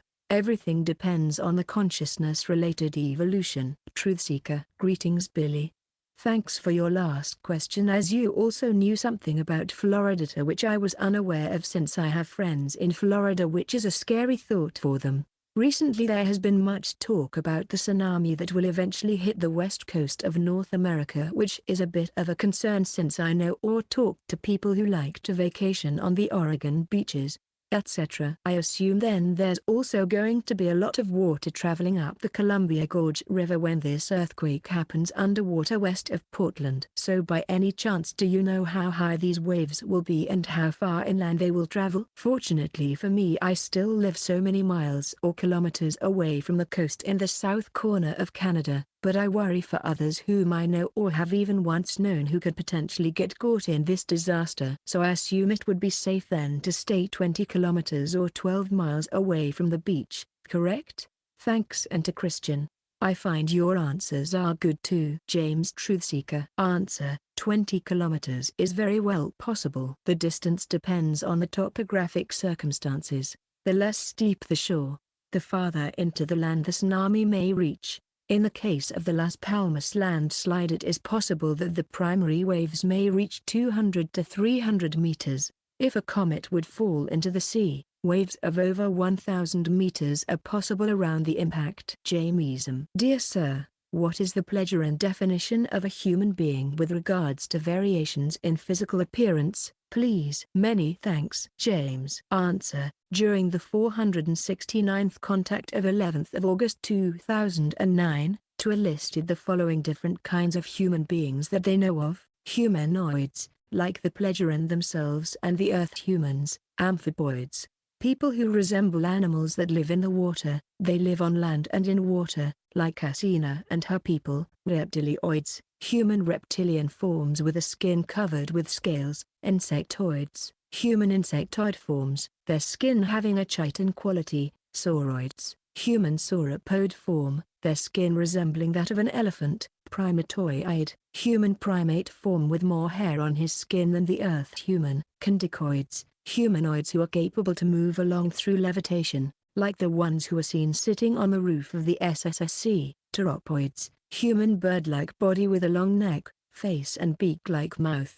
Hydroids, human fish-like body, who are living in the water, but can leave it for longer periods. Thermoids, humanoids who are living in hot zones of very high temperature. Frigoroids, humanoids who are living in regions with very low temperatures. Aerids, humanoids who are breathing poisonous gas or living in different gas environments, respectively. Acaroids, humanoids of humanoid body, whose skin is covered by a fine acid layer, as it is the case with the trilans. Fluoroids, human-like and diverse plant bodies. Kentroids, life forms with part human, part horse-like bodies. Faunoids, bodies part human, part animals with hooves. Cheruboids, very light human life forms, with wings with which they are capable to fly. Seraphoids, very light life forms with a human animal body, with feathered wings by which they are able to fly. The non-humanoid life forms are called peregrine humanoids, which means strange humanoids. Fremdati humanoid. Note: there are no reptiloids disguised as members of governments etc. on Earth. Norbitob. Hello Billy. Thank you for everything. My last question I asked about Joseph, and the answer was really a surprise, that Joseph died at the age of 97. Suddenly a lot of questions popped up in my mind, but I can only ask one. So the question is, where was Joseph all this time? I mean, why he is not mentioned in TJ in the adult life of Jemanuel. Let's say for example at the cross. Regards, Norbito Bersaga. Answer: he was a carpenter and was working in his profession. He was older than Maria and did not travel with Jemanuel to India. Note by CF, Billy's father, just like Jemanuel's, is hardly mentioned in Billy's books. Matthew_Billy. Today I have felt a great sense of hope for the future, in contrast to the thick feeling of ill that surrounded the Republican and Democratic conventions here in the USA. Although the man of the earth, Mensch der Erde, is still commonly unreasoning and baleful, both toward his fellow men of this planet, it is perhaps possible that some men, Menschen, in positions of great might, Macht, are beginning to think rational perceptively, Vernunft, as though the benighting bell of anti-logos is been sawn open. Do you too feel that somehow there are great actions being taken to avoid a third world conflagration at this moment? Perhaps it is Russians or Chinese who are doing this, or even men within the USA. On the one hand, they are attempting to fulfill the Enoch prophecies in their religious insanity, and we see, for allusion, Z.B., the possible rise to power of a woman in many lands, including Sarah Palin. But on the other hand, there is a sense of light breaking through the cloud of lie and the consequence of true manhood, Menschheit, supplanting malicious might greed. Even if the feral violence of World War III does wreak upon the earth, I sense that thereafter will follow much justice and reform, perhaps with the help of extraterrestrials near our evolution but above it, such as the Akashians, that will then clean up the venoms of radiation and enforce strict population control upon the egoistic earthen men. Salome, Matthew. Answer: there have been actions for a more peaceful world being taken since ancient times, but the responsible ones have always been a minority. This has to do with the great and negative influence of the religions upon the people in general and especially in governments, and it is those in governments who are governing against the true benefit of the people. Note by CF, when in about 800 years from now the religions will have been replaced by the spirit teaching, the future will be open for peace. However, this will only be the case if the responsible people of today are continuing with their efforts. It is the terrestrial human beings' task to build their own future, and there will be no Akashians coming to help. Baseline player. Hello Billy, I hope you are well. I have been very busy for a while, and still I am. One have to challenge oneself and steadily continue to evolve. Well, I have something which I have read about through links from the Figu English forum about a Russian boy, named Boris, called Boriska, Little Boris. He talks about having been from Mars in past lives. It should not be possible to remember past lives, and also tells about two global disasters in 2009 and 2013 when large parts of the Earth will be inundated by water surges. I am quite questioning about the sources from Project Camelot, and I just want to ask, is this case reliable, and does this speak some truth at all? With my best wishes and stay well. Answer: this is not true. Finish. Hello Billy, this would be my first question to you. A lot of people is talking about the year 2012. Many are speculating that around the year 2012, humanity will step into a new age, and that human will advance in his own consciousness.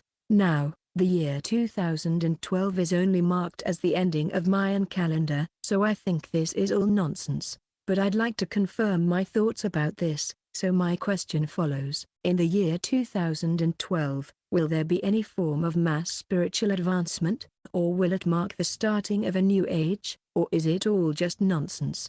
Thank you respectively. Finish. Answer: the last 5 words before the question mark portray the correct answer. Posted on Sunday, November 23, 2008 to 6:25 p.m. Earthling greetings Billy. Regarding Moses, did he falsify the 12 commandments down to the 10 of the Old Testament? Or was it given to him already falsified, and by whom? Answer: he received the original and non-falsified commandments but threw them away. The commandments in the Bible are based by hearsay and were falsified. Norm member: dear Billy, I think one of the greatest gifts that you and the Pledgerans could give to Earth humans would be medical and health-related information. My question to you is, why hasn't there been more medical and health-related information been released in the contact notes and other books that you write? Answer: their directives do not permit that much medical information is released to the terrestrial population, or any other population on other worlds. We and our scientists have to learn and do our research for ourselves, because that's the way of evolution. Note by CF: there is quite an amount of medical information available in the contact notes. Creational. Hello Billy, first and foremost, I just want to thank you for all that you have done for humanity. My question pertains to Nassim Haramein. What is your feedback with both him and his theory? Thanks a million. Love, Zla. Answer: Billy does not know him or his theory. Note by CF: I've just looked him up in the internet. His theory is interesting. Kingman. Hi Billy. I live in the middle of a huge city in an old brick building. I notice as a natural effect that when I enter my home and close the door behind me, I seem to block out some of the stimulus that is constantly bombarding my thoughts.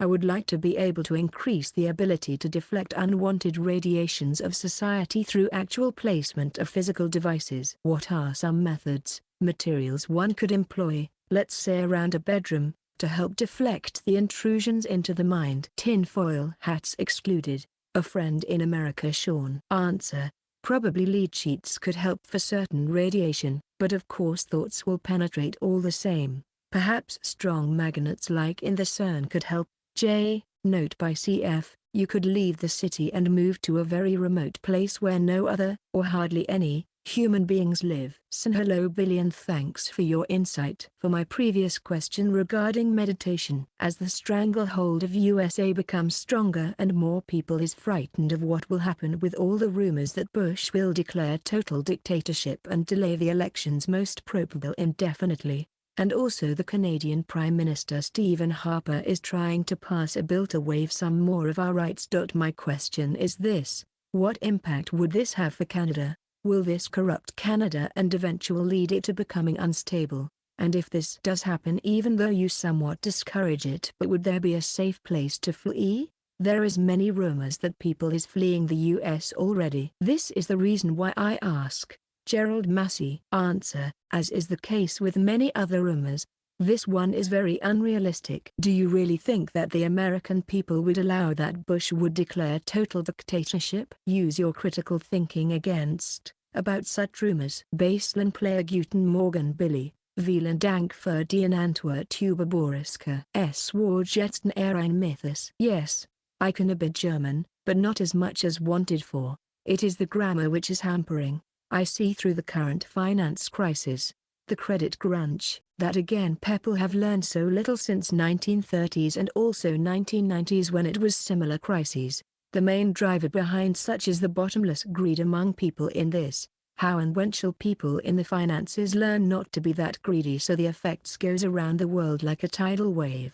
It should have something with the law on cause and effect. Stay well and best wishes. Answer: it is not only the people in the financial world who are greedy. Greed will not vanish so soon. And of course the law of cause and effect does matter here, as it does in everything. Note by cf. Just as greed has its effects, virtues also have an effect. Lonnie dear Billy. Thank you so much for all of your answers. Everyone greatly appreciates your clarifications. I would like to ask you something concerning love and relationships. It is my understanding that about 80% of people in relationships today are with the wrong person. You told me once that the way to know if someone is compatible is by reasoning using human intelligence and logic as well as searching one's own thoughts and feelings from the spiritual realm. You have also stated that most relationships are effectual love rather than effectual. Well, since there is no imposing morality in nature, or because people have to be free to learn from mistakes or not learn if they don't already know better, it seems to me that an indication of true love would be a special kind of certainty between two persons who know they are compatible and want to spend a lifetime together. Since we all make mistakes and come from different backgrounds, how can we make sure that the love we have found can indeed be a true love that will endure? Or, if I may ask, what special qualities, or attributes or knowledge is necessary to have and to keep an abiding relationship from dying? I think one of the saddest things in life is the loss of true love, even before you have had a chance with a certain person. Salome. Lonnie Morton. Answer: there are no feelings from the spiritual realms. Feelings belong into the material realm, and it is the imp and dungeon which are linked to the spiritual realm. There are certain prerequisites for true love. It should be asked, are there certain similarities, like interests, ways of behavior, being, Western, etc.? Are our feelings suited to each other? Are we capable to talk, discuss with each other? Do we have no quarrels? Which is not the same as having differing opinions. Do we have common interests? Do we lead a decent life? Are we virtuous? Do we have respect of other people and do we esteem them as much as we do ourselves? If these questions cannot be answered affirmative, the chance is rather low that a partnership or marriage will last for an entire life. The same is true also if only one of the partners fulfills all of the questions above. A relationship can only be successful if there are certain common interests, like for example a similar way of thinking, denk-wise, and of course effective love can grow during a relationship. People should not live together too soon. First they should try to find out whether or not they do harmonize with each other. Note by cf. What is identified as effectual love is that kind of love which is described as falling in love in the English-speaking world. This kind of love is built on fleeting factors like a way of laughing, an attractive body shape, the looks, a movement, a way to say certain things, intelligence, or wealth etc. etc.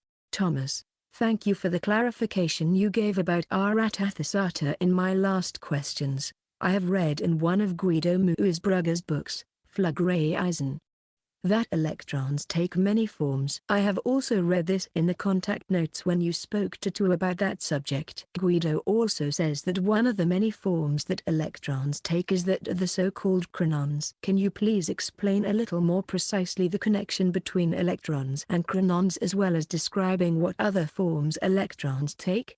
Thank you for your help. Thomas. Answer: chronons are not electrons. Chronons are time units, time impulses. Masla dear Billy, with kind greetings to you, I would like to know, Manual, on chapter 6, teaches us of the proper way to pray.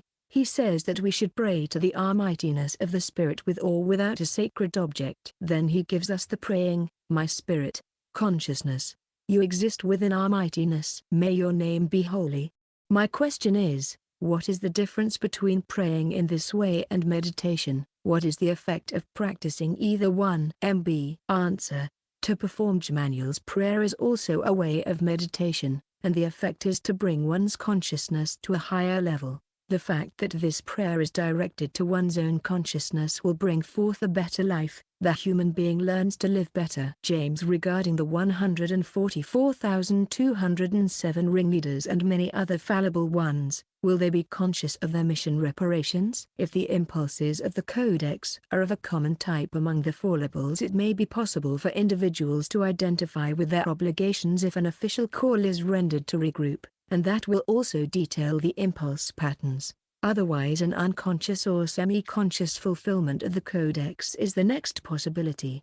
Though I have trouble understanding how the Codex can be enforced this way, it may be self-enforcing, possibly through a purposeful manipulation of the spirit or comprehensive consciousness block, Gesamtbewusstseinsblock, block, during death to influence determinations etc., whereby if one were to diverge from their life path they would meet with difficult events urging them to follow their mission, life goals with more strictness than usual. Answer: this codex has ceased to exist in the course of the 90s because all of those things that had to be fulfilled were fulfilled. Yes, the CCB has been used to bring that codex into effect. Note by CF: most of those people whose spirit forms were formerly incarnated as ringleaders are not conscious of their mission. Synergy: thank you for the answer to my previous question. I regret this extensive explanation is required in order to introduce my latest question.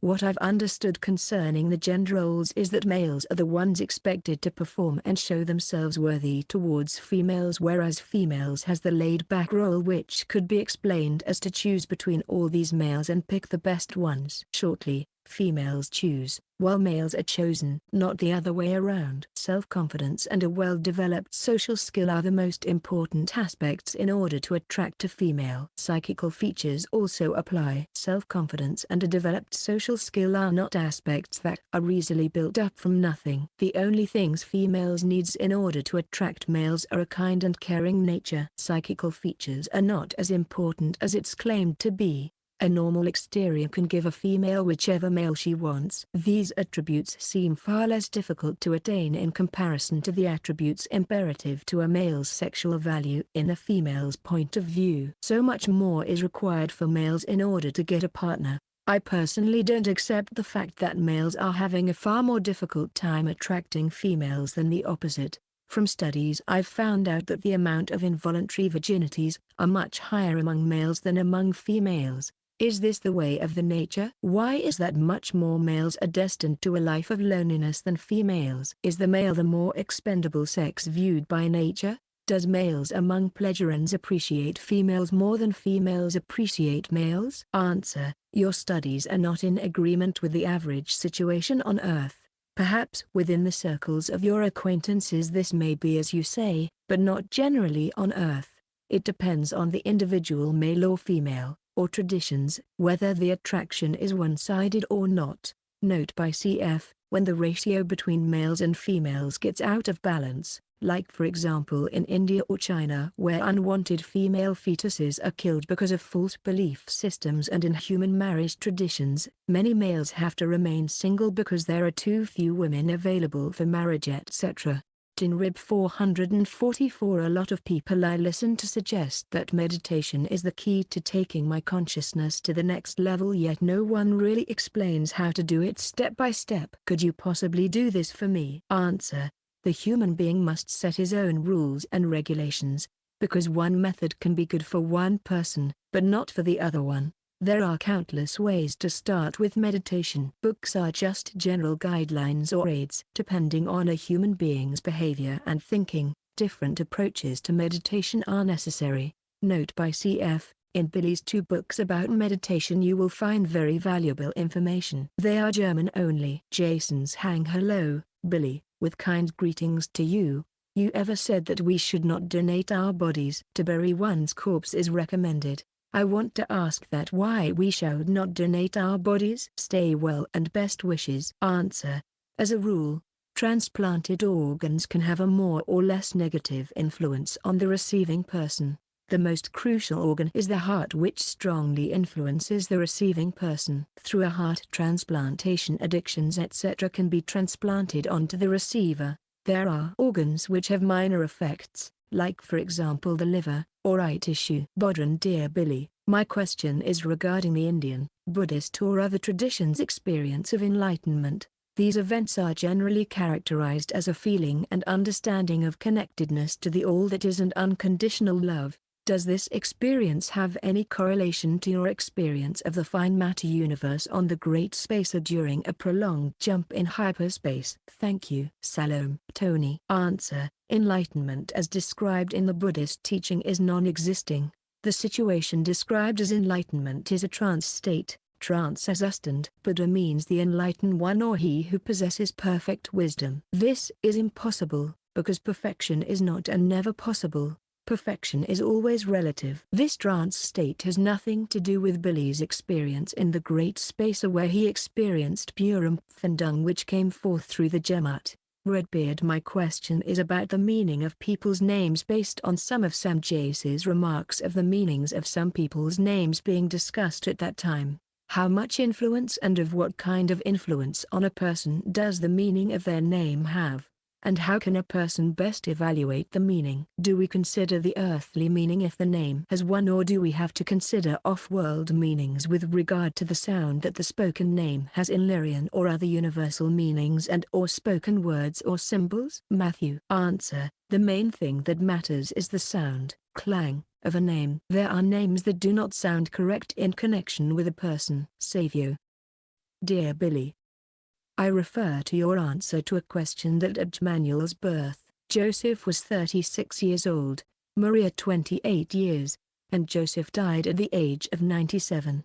I am wondering whether it was a suitable choice to separate an old couple, where the wife, Mary, will leave for good and never return. My reasoning is that if Joseph was in good health, he could have choose to go with Mary, hence the couple could stay together for the rest of their lives. On the other hand, if his health was poor, he might need the support of Mary all the more. Anyhow, the fact was that Joseph had to be alone without the company of Mary for some 30 years until his death at 97. Hence my question is, since Joseph was around 66 of age when Manuel departed for India the second time, do you know the reason why Manuel took only his mother and a brother and left his father at home? How many brothers and sisters did Manuel actually have? Salome. Savio. Answer. Billy has no knowledge about this part of Joseph's life, and he has no intention to do any research. Truth Seeker. Greetings Billy. I'm curious. Since the Plegarians live for say up to 1,000 years, is there an age standard or condition to which they need to be at in order to date or get married? Meaning if a Plegarian man were to date a Plegarian woman, then do they have to be within the same age or a certain age limit to do so? Or could a Plegarian man or woman date or marry someone who could be the same age as their great-great-great-grandson or great-great-great-grandfather, with a 500-year or more age difference, etc.? Just curious. James. Truthseeker. Answer. There can be marriages between partners differing in age for hundreds of years. Tua, for example, has been married to women who were much older than himself.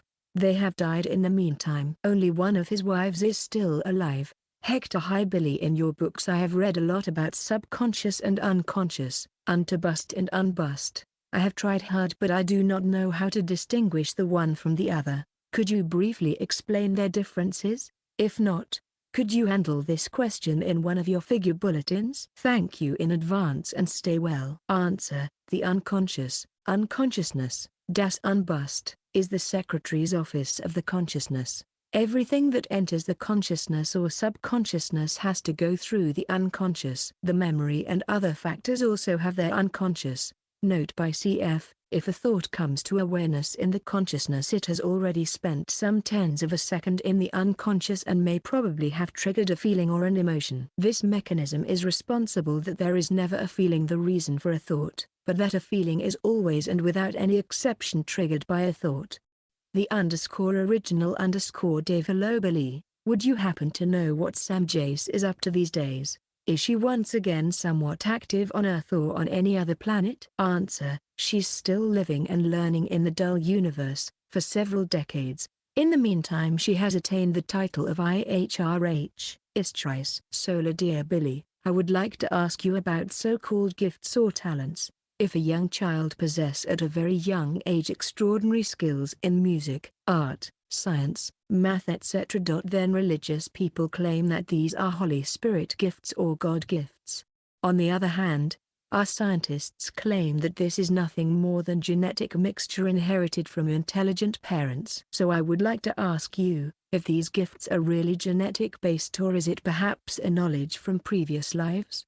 In other words, if I learn very hard in my lifetime, for example math, does it mean that this knowledge will somehow come back to me in my next incarnations? Answer: several influences may be responsible for such skills, genetic reasons, but also impulses from the storage banks. Another influence can be a sickness, like for example autism, or even schizophrenia. Norbert, hello. Thank you for everything. Sometimes I have this strange feeling of trying to disseminate this knowledge to my friends, my family, and sometimes I said to myself that I would like to be like a prophet, and I know there are many in this group that has the same feeling, but sometimes fear stops everything. What I mean, I wouldn't like to create another religion with fanatic followers. What would be the best approach to contribute in this matter? Thank you. Regards, Norberto Bersaga. Answer: this strange feeling is a creational natural urge to be teaching to other persons. The best approach is to recognize the truth in reality. If this is done correctly, there is no way to become megalomaniacal. Note by cf. One has to be careful of not performing missionary work. Mark Vermeer. I'm curious as to your thoughts about the Georgia Guidestones, a mysterious monument in the USA which was erected, unveiled on March 22, 1980. There are some directives on the structure inscribed in 12 different languages: Sanskrit, Babylonian cuneiform, Egyptian hieroglyphics, Classical Greek, English, Russian, Hebrew, Arabic, Hindi, Chinese, Spanish, and Swahili. They are as follows: 1. Maintain humanity under 500 million in perpetual balance with nature. 2. Guide reproduction wisely, improving fitness and diversity. 3. Unite humanity with a living new language. 4. Rule passion, faith, tradition, and all things with tempered reason. 5. Protect people and nations with fair laws and just courts. 6. Let all nations rule internally, resolving external disputes in a world court. 7. Avoid petty laws and useless officials. 8. Balance personal rights with social duties. 9. Prize truth, beauty, love, seeking harmony with the infinite. 10. Be not a cancer on the earth, leave room for nature, leave room for nature. There seem to be parallels between these directives and what the Pledgerin, etc. advise us to do. Is there a connection of some type? Answer: there are some links to the spirit teaching, spiritual teachings. However, Billy did not do research about those stones. Raina, thank you for the last round of questions. The different omniode forms of life was great, and the interesting fact that the double helix formation is mirrored in our DNA.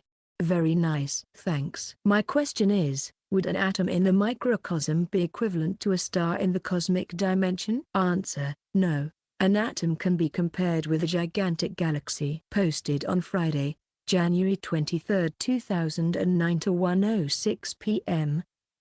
When I die, will I feel the same as when I'm asleep, that I don't exist, but with my spirit form processing the data I stored in my lifetime? Thanks, Billy. Answer: when you have died, you don't feel anything because the you or I doesn't exist any longer. Creational. Dear Billy, your evolved spirit form comes to us from the advanced level of Arathasata. We are grateful that you have undertaken the mission to restore the truth of creation to us, from a young age in this incarnation. How did you come to conclude that of all possibilities, it was the Pledgerins to be the most trustworthy? Answer: because the Pledgerin are involved in the mission for thousands of years. Note by cf. The term Pledgerin is plural and does not have an S at the end. It means both the star cluster called the Pledgerin, and also the people coming from there. The word is pronounced Play-RN, and it must be pronounced correctly. This, by the way, is also the case with Pledgerin names, like for example Semchase, which is pronounced Semyase. The last T is pronounced as the E in exist. E may not be pronounced as an I, because this would totally alter the meaning of the name. Sonic_01, Billy. Do you think that social workers and psychiatrists are doomed in their mission from the beginning, since the whole area of mental health is like one coming to confess their problems to a priest and the priest then giving out the solution with the patient not doing the necessary thinking for him, herself, and therefore not getting any benefit? If so, would this mean then that the patient would have to become an expert in the field of mental health in order to do the necessary thinking for themselves? Or would this just confuse the patient with all the junk theories out there, with equal rights and the patient's care being the goal? How would the doctor-patient relationship function in these times of almost such complete ignorance about the health of the MND and the complexities it eases? Answer. As a rule, psychiatrists etc. are trained experts in the knowledge that they learned during their education. They may help people under certain circumstances, like for example if there is medical problem, when they may prescribe psychotropic drugs, etc. This may help people to dampen, slow down the thinking processes etc. and bring some relief. It is a fact, however, that each human being must help himself to get better. Healing comes from within. The human being must learn to think and act independently and to get hold of his life. Unfortunately, many people do not succeed. Note by CF, especially in the case of psychological problems. People shall not search healing from the outside, but shall be aware that it is they who will ultimately heal themselves. Of course, this does not mean that getting advice or treatment, including psychotropic drugs etc., should be avoided in any case or by all means. Pathfinder, Billy, you have taught us about the pre-creation creating creation as a thought.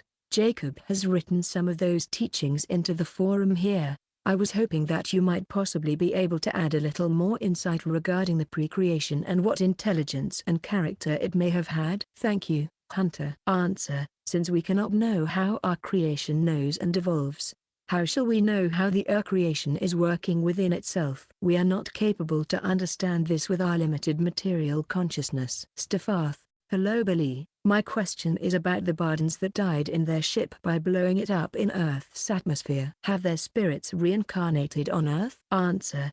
The spirit forms of all human beings who are dying on Earth or in a certain radius around it remain connected to that planet. This is also the case with any other planet that is suitable to bear human life. Whether all of their spirit forms, or some of them, have already incarnated, is unknown to Billy. James, in the booklet Überbewältigungsbombardes frei en Diskriminierung on page 10 in German Bible, Paulus and Diaphasarum Neuen Testament die Freien Antitneren Manern als dem Herrn, on page 22, Christian Bible. Paul to the Ephesians in the New Testament: the women shall be vassals to their men who are their masters. My question: what version of the Christian Bible was the German passage taken from before being translated? Answer: the Luther Bible. Gordon: hi Mr. Mayer, I hope this question finds you well after your cold.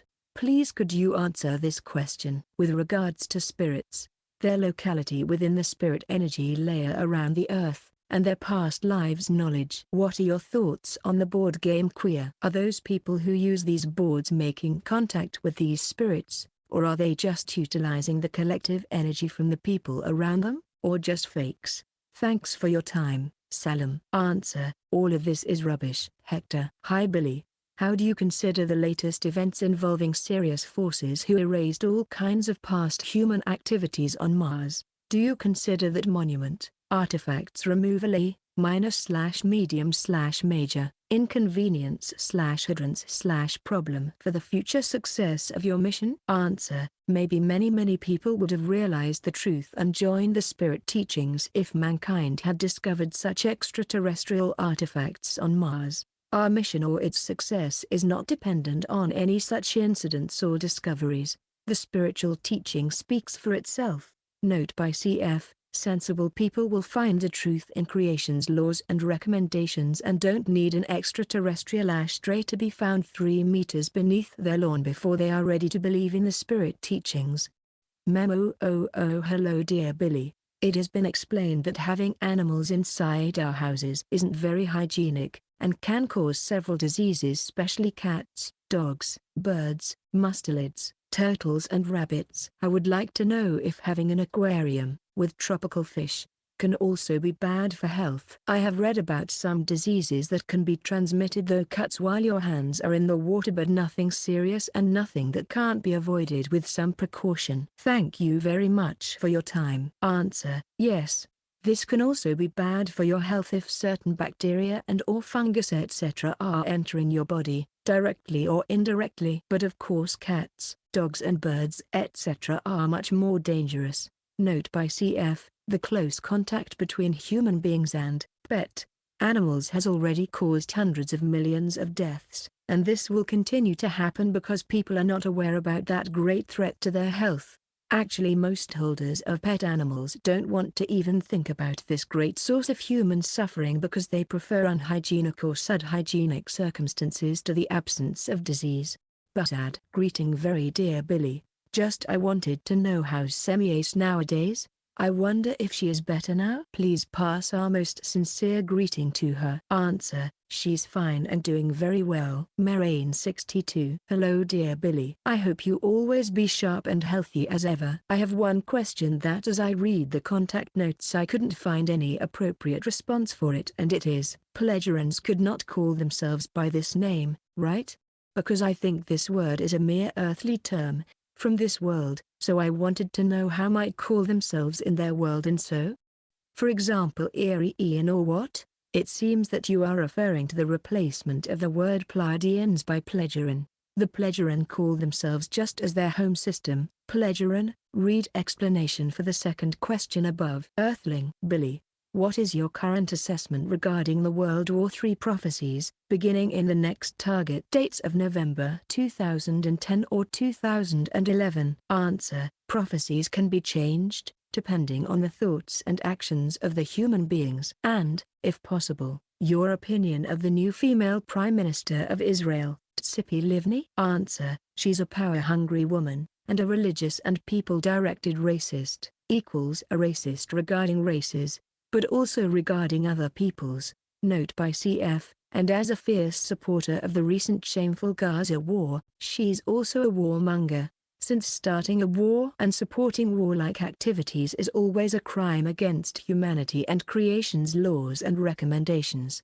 It is up to each human being to assess the situation and the guilt of the persons involved. So hello Billy, talking about the current world events. There is riots breaking out in many countries due to the financial crisis and people waking up and realizing what the governments are doing. Is this the beginning of our revolution? Will this be our turning point to let government control our lives, or will we the people prevail and defeat the ever-increasing tyrannical governments? Also sorry to ask so much, but am very concerned. If the people defeat the government, would this be an excellent time to bring in Jack Fresco's idea into view to prevent future elitism and government control? Or will we be forced to live with money despite the enormous victory? P.S. Jack Fresco ideas are based on resource system rather than monetary system. He believes that everyone should be equal and have equal access. It is similar to the Pleasuran system where they can simply ask and they shall receive, but only if they have a responsibility for it. http://www.thievenusproject.com. Gerald Massey. Answer: progress is occurring very slowly, and there is a very long way to go until that time in remote future when money will not play a role anymore. Hundreds of years will pass until that state of evolution will be attained. Note by CF, the Venus Project looks promising. However, they are looking through some kind of rose-colored spectacles when they claim that Earth is abundant with plentiful resources. Anyone who is proposing ideas to solve the big problems of our time and simultaneously is not blaming the overpopulation catastrophe as the capital problem, can be compared to a person who is pouring water into the ocean. The goal of replacing the monetary system by a resources-based system has some promising aspects, though. Thomas. Hello Mr. Mayor and happy holidays. My question refers specifically to the level of existence that a human being attains when they become a pure spirit form, such as in the Aratathisatu and Petal levels. What I would like to know exactly is how the human being, or whatever you would call someone at that level of existence, processes information without having a physical brain. I understand that at that level of existence, perception is more direct since the spirit form and consciousness of that level can directly access anywhere in the universe, My question is more about how the person at that level processes information in order to continue to be creative when there is no brain to do the processing. Is there some sort of spiritual equivalent to the brain would be a better way to phrase my question, I think. Thank you. Thomas. Answer. The processes in that spiritual sphere cannot be compared with our material plane. Note by cf. Holidays. Billy's holidays are equivalent to a week's work of 7 days. Jamie's. Hello Billy. I hope you are well in both body and mind. It is obvious that capitalism has flaws and that the rich get richer while the poor get poorer. What would be a better system, or what changes to capitalism would result in greater fairness to all? I can envision a cap on income and a higher minimum wage and unemployment benefits. This should come with laws to force people into taking any job if they have been on benefits for a long time, though, in order to reduce idleness and avoid people becoming a leech onto others. Of course, in the far future, when the cost of living has become negligible, as you have written down, it will not matter. Many thanks, and I wish you a peaceful 2009. James from Scotland. Answer. As has been hinted at before, a system without money would be much fairer than our present system. However, the people are not ready for that, because their thinking is much too materialistic. However, the prerequisite for any decent solution or change is that there is great decrease of human population numbers on this planet. Marsla. Dear Billy and Christian, I want to wish a great and successful 2009 to the SSSC members and everybody that works so hard for the Figu website. I have received your brochure regarding overpopulation and discrimination against women, and I read that women should be free to decide how many children to have or terminate pregnancies as a way of birth control, which I am absolutely in agreement with. It makes sense to me that within the first 21 days after conception, the embryo is not a human being yet, for it has no spirit. Therefore, women who face an unwanted pregnancy should be assisted to terminate their pregnancies. However, I was wondering, is there any other reason why pregnancy termination could take place after the 21st day of conception, or would this be the murder of a human being with no exception? I meant to say that women should be free to decide if they want to have 1, 2 or 3 children, but no more than that. I was referring to the case of women that are not permitted access to birth control and are almost forced to conceive children as a way of life. I feel very grateful for being able to ask questions once again. Salome. Answer. There exist many reasons why an abortion is not murder. For example, if the mother's life is in danger, if the mother-to-be is not capable to raise the child, if the child is the result of rape, if the embryo or fetus has some defect, if worldwide measures against overpopulation are in force, etc. Even if the fetus is older than 21 days, but there also exist reasons when an abortion is murder and a crime. For example, if parents want a boy instead of a girl, or if abortion is deliberately used as a contraceptive precaution when contraceptives like condoms or the pill were easily available, etc. Note by cf. I suggest that you also read my article, from which you also may get some answers. It is published here, http://us.figu.org/portal/social issues, population growth without limit /tabid/148/default.asks. Corey, was Decem beautiful and what colors was it? Answer. Just as here on Earth in the Middle Ages.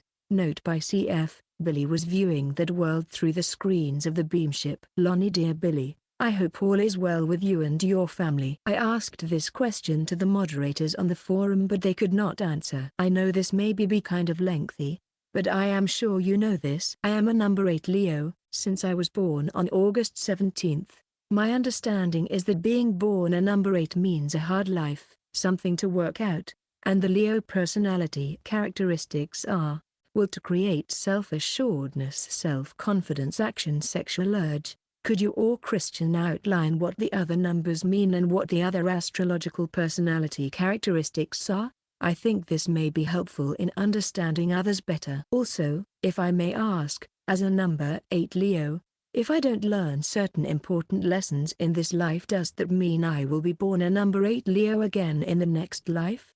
Thank you for your answers. They are very helpful. Salome. Lonnie Morton. Answer. You should not put too much importance into that numbers. Numerology is just a hint on those things that could be, or those we could do something about. Numerology is not equal to determination. It is a means to understand some things. The human beings have a free will which is higher than any numerical value, or horoscope. It's in the hands of the individual to decide which way one has to go, or wants to go, etc. J_Odd7 Best greetings Billy, and to all core group, Salome. It seems that some people are advancing faster in both the physical material science knowledge and together with a faster growth in the spiritual evolution. With our thanks to you, I am thinking that human beings at higher values on the scale of evolution must move on, or migrate, at some point to another Earth, or planet, or dimension appropriate for the frequency value of the spirit. Will such people, who by virtue of great revolutionary values, continue to reincarnate among the average materialistic humans now on Earth? Salome. You say you want an evolution. Well, you know, we're all doing what we can. Beatles revamped. Rod. Answer. Physical material science knowledge advancement and spiritual evolution are linked with each other. There will be hundreds and hundreds of years until the first spiritually advanced human beings will leave Earth for another system. Until that time in the future their spirit forms will continue to reincarnate here on Earth, as on small part of terrestrial humankind. Mike. Dear Billy, sincerest wishes for your good health and happiness. On pages 7 and 8 of Guido's book, And Still They Fly, it mentions advanced human beings that are not entirely physical from a region in the Andromeda Galaxy called the Nabulanians, that visited Earth in 1979. As stated in the book, these advanced humans stayed in the vicinity of the Earth for a number of months to fulfill a very special mission. If you are permitted to give details at this time, can you please elaborate on what that special mission was and was it successfully completed by the Nabulanians? Salome. Mike. Answer.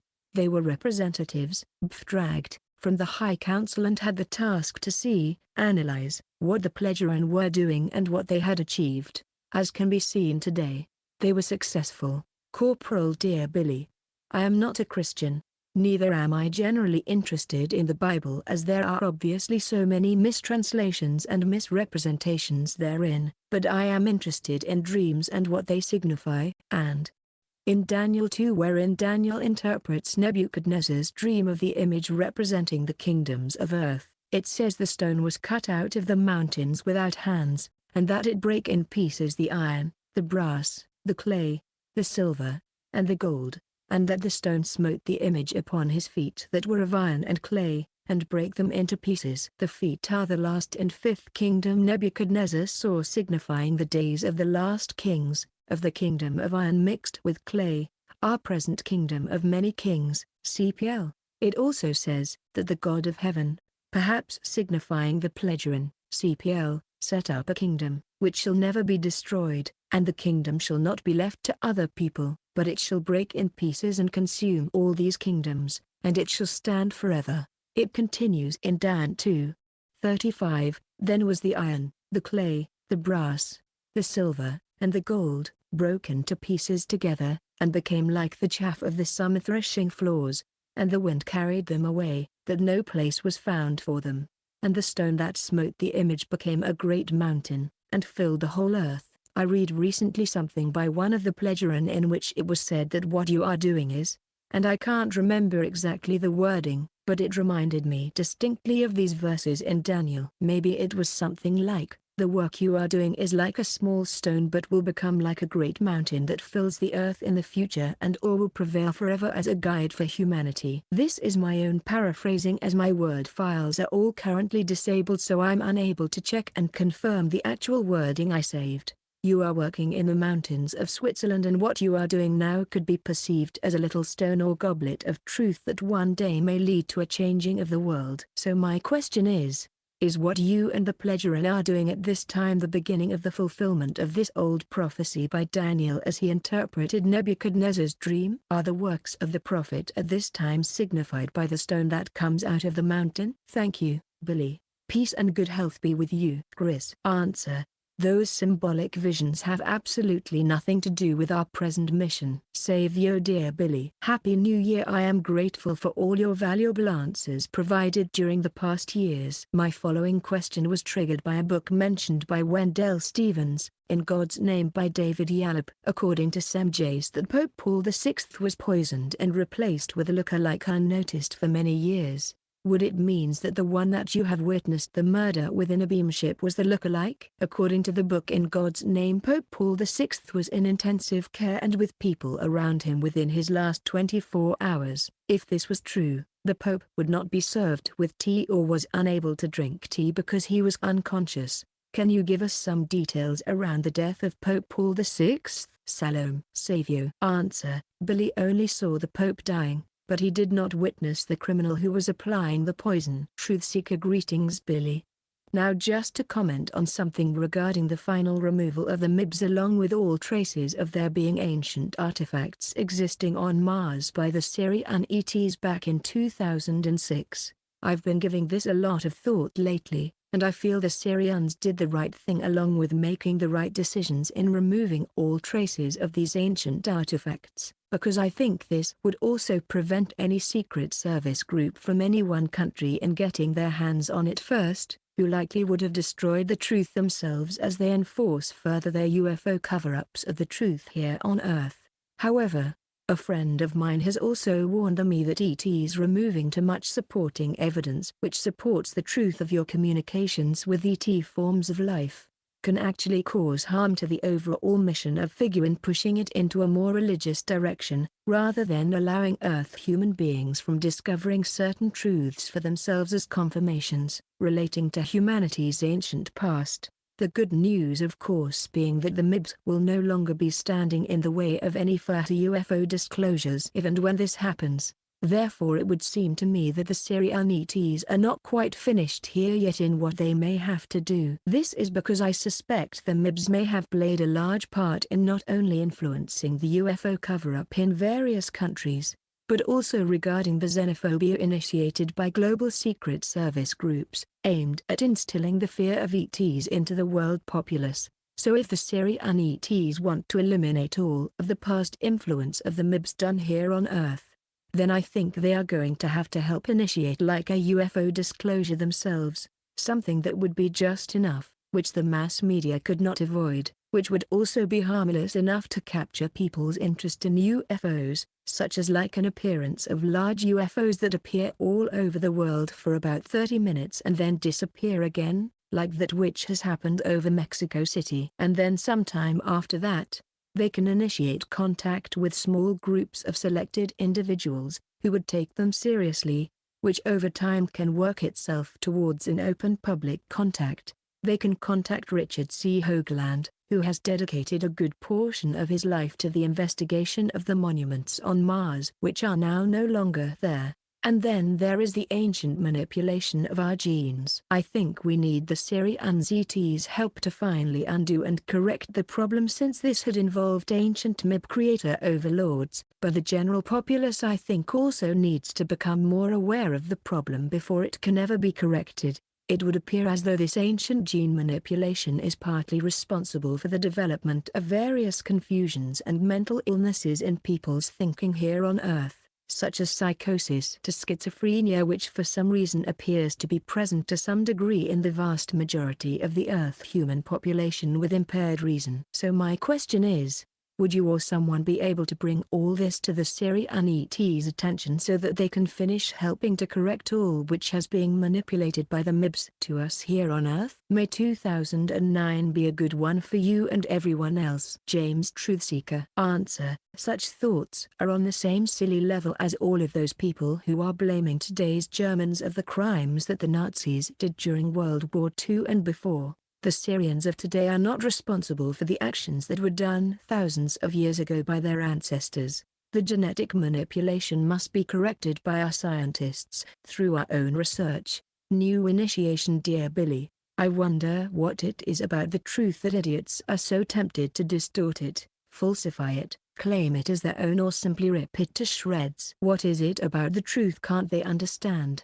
It ceases to amaze me of the level of imbecility, childishness, foolishness and idiocy displayed by my fellow human beings when it comes to the truth and many others. My question is there a certain aspect, frequencies, oscillations, vibrations or measures contained in the ideas of the truth that is incompatible with certain heads and psyche of people that the only escape or coping mechanism is to simply resort to such infantile actions for them to deal with them? All the best and good health to you and everyone in the new year. Matt Lee. Answer: no, it is not the vibrations etc., but superior attitude, misuse of power, the whole depraved attitude and direction of thoughts of those with a degenerative behavior. But of course, from one's attitude and thoughts etc. result vibrations, because thoughts are energy equals vibrations, and vibrations may have an influence on other people. Note by cf. Ignorance and aversion to truth may also be traced back to religious delusion, i.e. religious illness, which itself is linked to malfunctions in two regions of the human brain. Posted on Friday, February 27, 2009 to 6:47 p.m. Brian. Dear Billy, in your opinion, does the warlike actions coming from Israel at all justified, or is it all planned to seem that they are defending themselves against the Gaza fanatics sending rockets into Israel? Thank you, Brian. Answer: a war and warlike actions are never justified, creational. Dear Billy, in reviewing Figu's material, the focal point of social issues is overpopulation and a crusade against it has been emphasized and further planned, assessing that the majority of humanity's challenges may be stemming from this madness. However, delving deeper into the material, there seem to be indications that due to the ancient genetic manipulation by the Syrians, even when wars, disasters reduced the populace, the aggressive behavior caused it to repeatedly grow back out of control like a vicious cycle. Without fixing the original cause, the control of symptoms may only be short-lived. There is evidence of uncertainty between forum members on the years in which the gene was discovered, yet misunderstood. For the purpose of clarity, would you please summarize and further elaborate the merit of the apparent emphasis on overpopulation versus a crusade against restriction in genetic science? Love, Zla. Answer: all actions against the great ills and evils of our time are important. Genetic science is just one of the many important means to bring about much benefit for our future. Besides, Figu has other focal points of social issues, like for example the protection of women's and children's rights, etc. etc. Patm. Hello Billy, will you please provide us with a map or chart identifying locations so that we can start building global SSSCs to your specifications? Thanks. Answer: no. In order to build other Figu centers it is necessary that satellite core groups of 49 exist. It's up to those CG49's decision where its center will be located. It is possible that a land group can have its own center, however, but not until the land group has become an official CG49 does its center become the official Figu center in a country. Note by cf. There will be only one SSSC, with that name, in the entire universe. Figu's headquarter in Switzerland. Hello Billy. TJ got burned the 18th of June 1974 during a raid in a Lebanese camp by Israel as confirmed by the Pledgerans. What did Israel learn from it and from the ultimate death of Mr. Rashid? Is there a connection to the present conflict in Gaza to this incident, and if there is, how? Thank you. JS. Answer: Billy doesn't know. Tech at work. Hi, Billy. It urges to me since I was 6 years old, to fly to the stars. I have now learned the small basics of anti-gravity. I know big nations are doing flying discs since around the 40s. I also know they can shoot them down using beam guns since around 1991, which may explain why your friends had to stop coming to meet you. I think it is in pro of the normal course of evolution that I continue working on my flying apparatus. The question is anything cosmical going to affect Earth or humans around 2012 as many pseudo-scientific are proclaiming? Or will Earth just continue spinning as normal? Salome, Carlos P.S. I hope Americans stop playing with HARP. Answer: 2012 is just one date in a row based on myths of ancient peoples, like the Mayan calendar. You can be assured, Earth will be continued to spin as normal. Note by cf. However, there are threats coming from outer space, like the red meteor, See http://us.figu.org. Caroline Moss, in the 23rd contact, line 75, message from the Pleiades. Semjays says our races are monogamous. How then are the Plegerans also described as polygamous, having multiple wives? In the later contact notes published on the web and in Guido Moosbrugger's books, And Still They Fly, page 13. Quetzal's 4 pretty wives. I have not found an explanation elsewhere, and this is a huge discrepancy. Please explain. Answer: in the Plegeran society it is allowed that a man can marry more than one wife. In the Plegeran Federation men and women have totally different ways or thinking and attitudes etc. than here on Earth.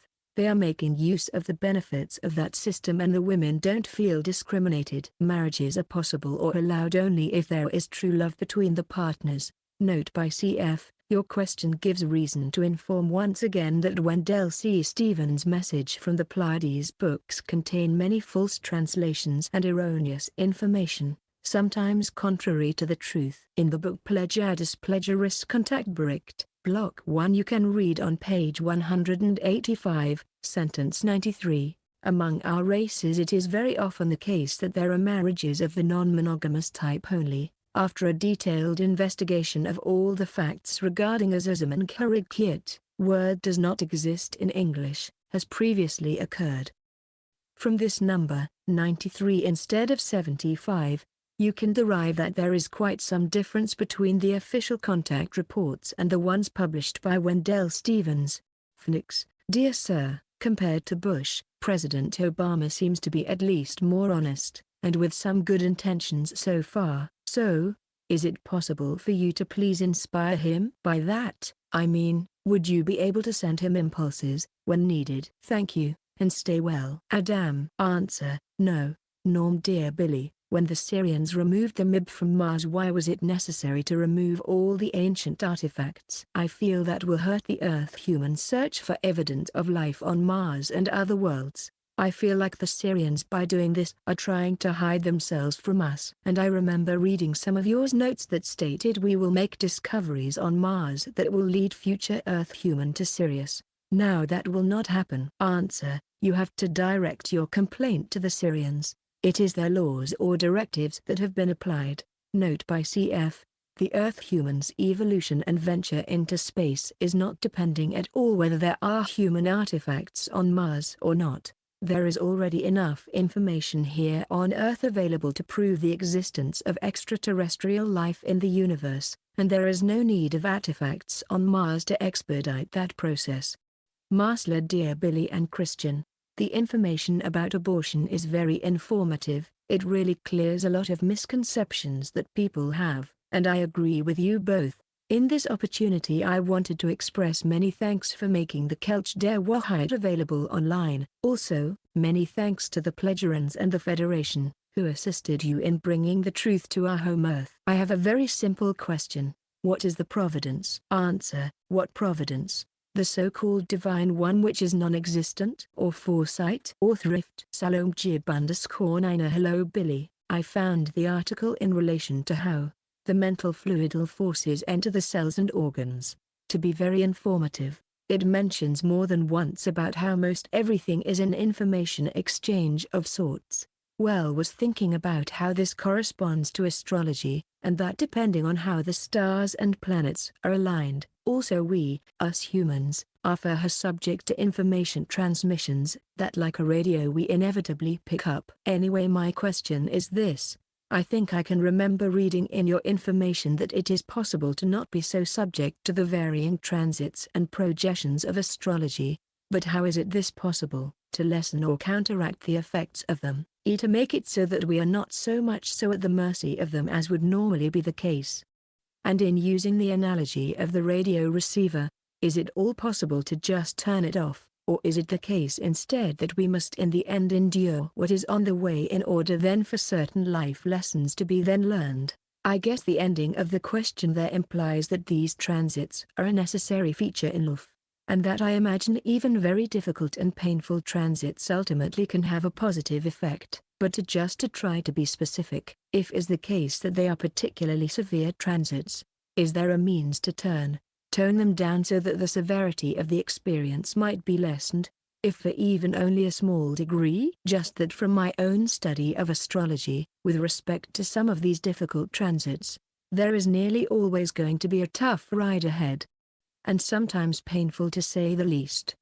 Okay, Salome. Answer: nearly everything of or within today's terrestrial astrology is pseudoscience. While it is a fact that there are certain impulses coming from outer space to have an effect on human beings, it is also a fact that it is up to each individual to act according to one's own decisions. The lessons of life are learned from the effects of one's thoughts, feelings and actions. Note by cf. We are no puppets wriggling on the strings of fate or a divine entity. We are subjected to the law of cause and effect, just as everything else, and are steering our cars/bodies/thoughts/feelings. Earthling Billy, do you bother looking into your own personal future for this lifetime, or have you in the past, to see what lies in store for Billy Mayer? Or do you prefer not to know what's coming, or that it is unnecessary to know, that some things are better left unknown? Answer: no interest in that. What matters is that what one wants to achieve from the present, the law of cause and effect, is working just now, in the here and now. Both we, dear Billy. What will determine our ability as humanity, as governments and as individuals, to have contact with extraterrestrials? David. Answer: technical means, possibilities, consciousness-related abilities, communication methods, peaceful behavior, etc. Steffath. Hi Billy, thank you. Well, I myself was a Barden in past lives. At least I suspect that I was. Anyways, I'll soon get to be with the Apus this year. My place is in space and on another planet, but not on Earth. I don't wish to be on Earth, and it seems to me that I have already set my destiny. I will be a space traveler, explorer and a savior in this lifetime. I'm an extraterrestrial already, even if I wasn't a Barden in past life. I think you know of Apus. Those fellas from a planet Apu, and who have one of their base in Peru in a mountain named after them. No need to tell me anything about it, because I will find out more myself once I get to be with them in spring or summer. Probably spring. You and Earth humans go your own path. I go mine, and my path is different, so is yours. Wish you well. Steffath, if you don't need to know anything, why did you post in this section? Scott. Answer: really? New initiation, dear Billy. If it's allowed by you, then can you tell us exactly from which country the anti-logos from the East will originate from to become the next pope, called Petrus Romanus, who will cause great destruction to humanity and die the third year of his reign? Thanking you, Matt Lee. Answer: since this information is part of a prophecy, it doesn't necessarily mean that it will really occur. The anti-logos is a term for all those religious forces, organizations etc. that are fighting against logic and truth. Bronze. Hello Edward, I would to ask a question about the prophecy regarding World War III. Is World War III more or less likely to occur because of Barack Obama becoming president?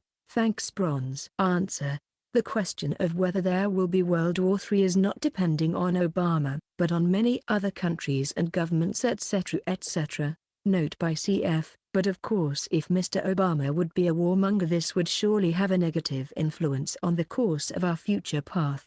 Savio. Dear Billy, please excuse me that my recent question to you was ambiguous. In fact, there are two related parts begging for your confirmation. 1. According to some Jace, that the real Pope Paul VI was poisoned and replaced with a look-alike unnoticed for many years. 2. According to the book In God's Name, Pope Paul VI was in intensive care and with people around him within his last 24 hours. If this was true, the Pope would not be served with tea or was unable to drink tea because he was unconscious. Hence, could you please confirm that the Pope that you witnessed being murdered was actually the look-alike, and that look-alike was conscious and not in 24 hours intensive care just before the murder took place? Salome Savio. Answer: Billy witnessed the death of the real Pope Paul VI.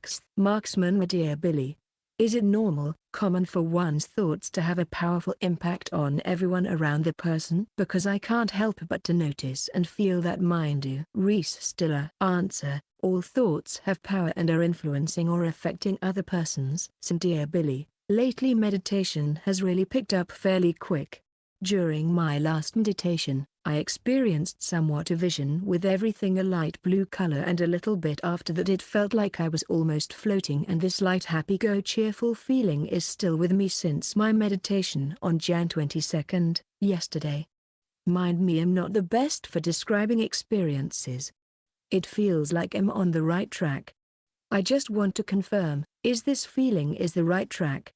Would this be normal once a person gets in the zone of meditation? Gerald Massey. Answer: yes, you are on the right track. This is a state of being detached from the material realm. This is a normal occurrence within meditation. Your consciousness has experienced kind of a detachment. Thomas. Hello Mr. Mayer. I would like to ask about reincarnation. It seems that for every scientific bit of knowledge that there is to discover, there are hints and bits of evidence in nature that lead us to that knowledge. It seems to me that is also the case for spiritual knowledge. However, in spite of the fact that reincarnation seems evident to me, I cannot seem to find any evidence for it in nature, since I cannot find any evidence that the spirit exists. I understand and feel that the spirit exists, but that is just a belief since I don't actually know it exists. Is there anything in nature that is visible to average humans that points to the existence or likelihood of reincarnation?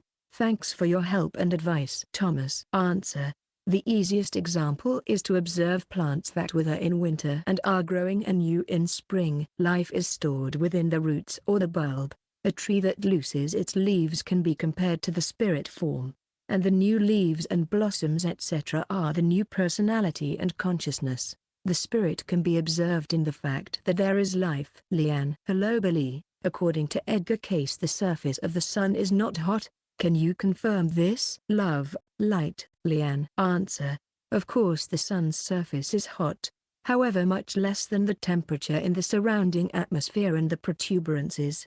Get knowledge. Mr. Mayer, to reword my other question to be more understandable, from Contact 238, Nocademian's origins. After Nocademian died and left the material world, what was the cause of the lack of understanding to degenerate within Nocademian's initial people, who he equipped with great knowledge? Then again, later on, what caused the degeneration with his second newly created peoples, with little, less remaining knowledge not exhausted from the storage banks, which we are experiencing the effects of today? Great to kickstart the Aquarian Age with you and the Pleasurin.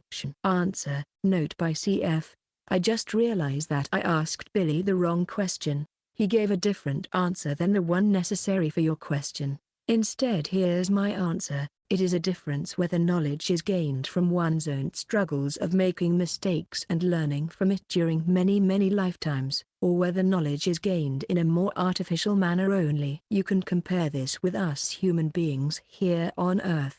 Learning something the hard way and experiencing it on one's own body or with one's psyche is usually more profound and lasting than school knowledge. With Nocademian's people it was a question of learning the things as profoundly as necessary. I don't want to hold back Billy's answer, though, because this is surely interesting information. It was a man named Nocademian whose spirit form, after a long existence in the half-material level of the High Council, was the first one who entered the Aratathasata level. That's the reason why that spirit form has such an important mission since then.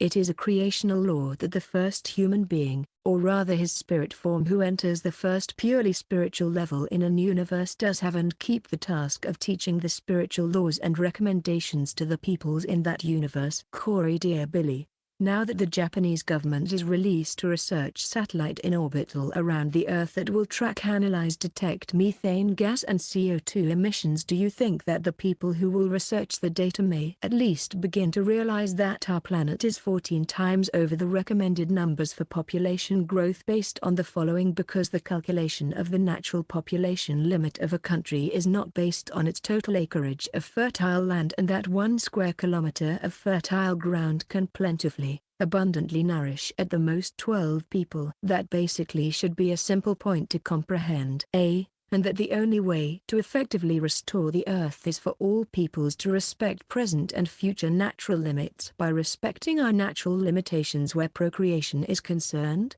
Arigato gozaimasu. Dankan. Thank you. a brief number 1 as well as the Hutad 1 4. Answer: yes, they will realize that overpopulation plays an imminent role in this whole thing. However, many scientists already know about the overpopulation problem and that there are too much human beings living on this planet. Sebastian: hello Mr. Edward. Sorry, I'm not sure how to ask this shortly. My name is Sebastian and I am really glad that I am able to ask you a question. I would like to talk to you about something that I am investigating. Now I am 30 and after many years of believing and not believing in the Bible with many questions in my mind, I have finally, thanks to YouTube, found about you and your story. Honestly, if it was not for the YouTube I would probably never get to know about you. But going back, I would like to tell you that after finding out and comparing to the things that I knew through reading few books and my thoughts about life, Bible and also currently Quran, I have found your case to be very true and very logical, and in simple way. Now, it all makes sense. Actually, I am glad because I never liked going to church thanks to what was in the Bible. In my last day in church, I could not believe that I was going to church where priest would ask God to bless the statues and then people would later pray to them instead of God. That is real paganism. Years later I discovered you on YouTube. After doing my reading and reading about you and rethinking everything many times, my mind kind of to say, opened up and expanded beyond my brain. After I have found about you, I realized that my consciousness was closed within the size of my head, and now after getting to know your story, I feel as my consciousness starts in my head but it does not stop and is not closed like in prison, but rather expands farther around me.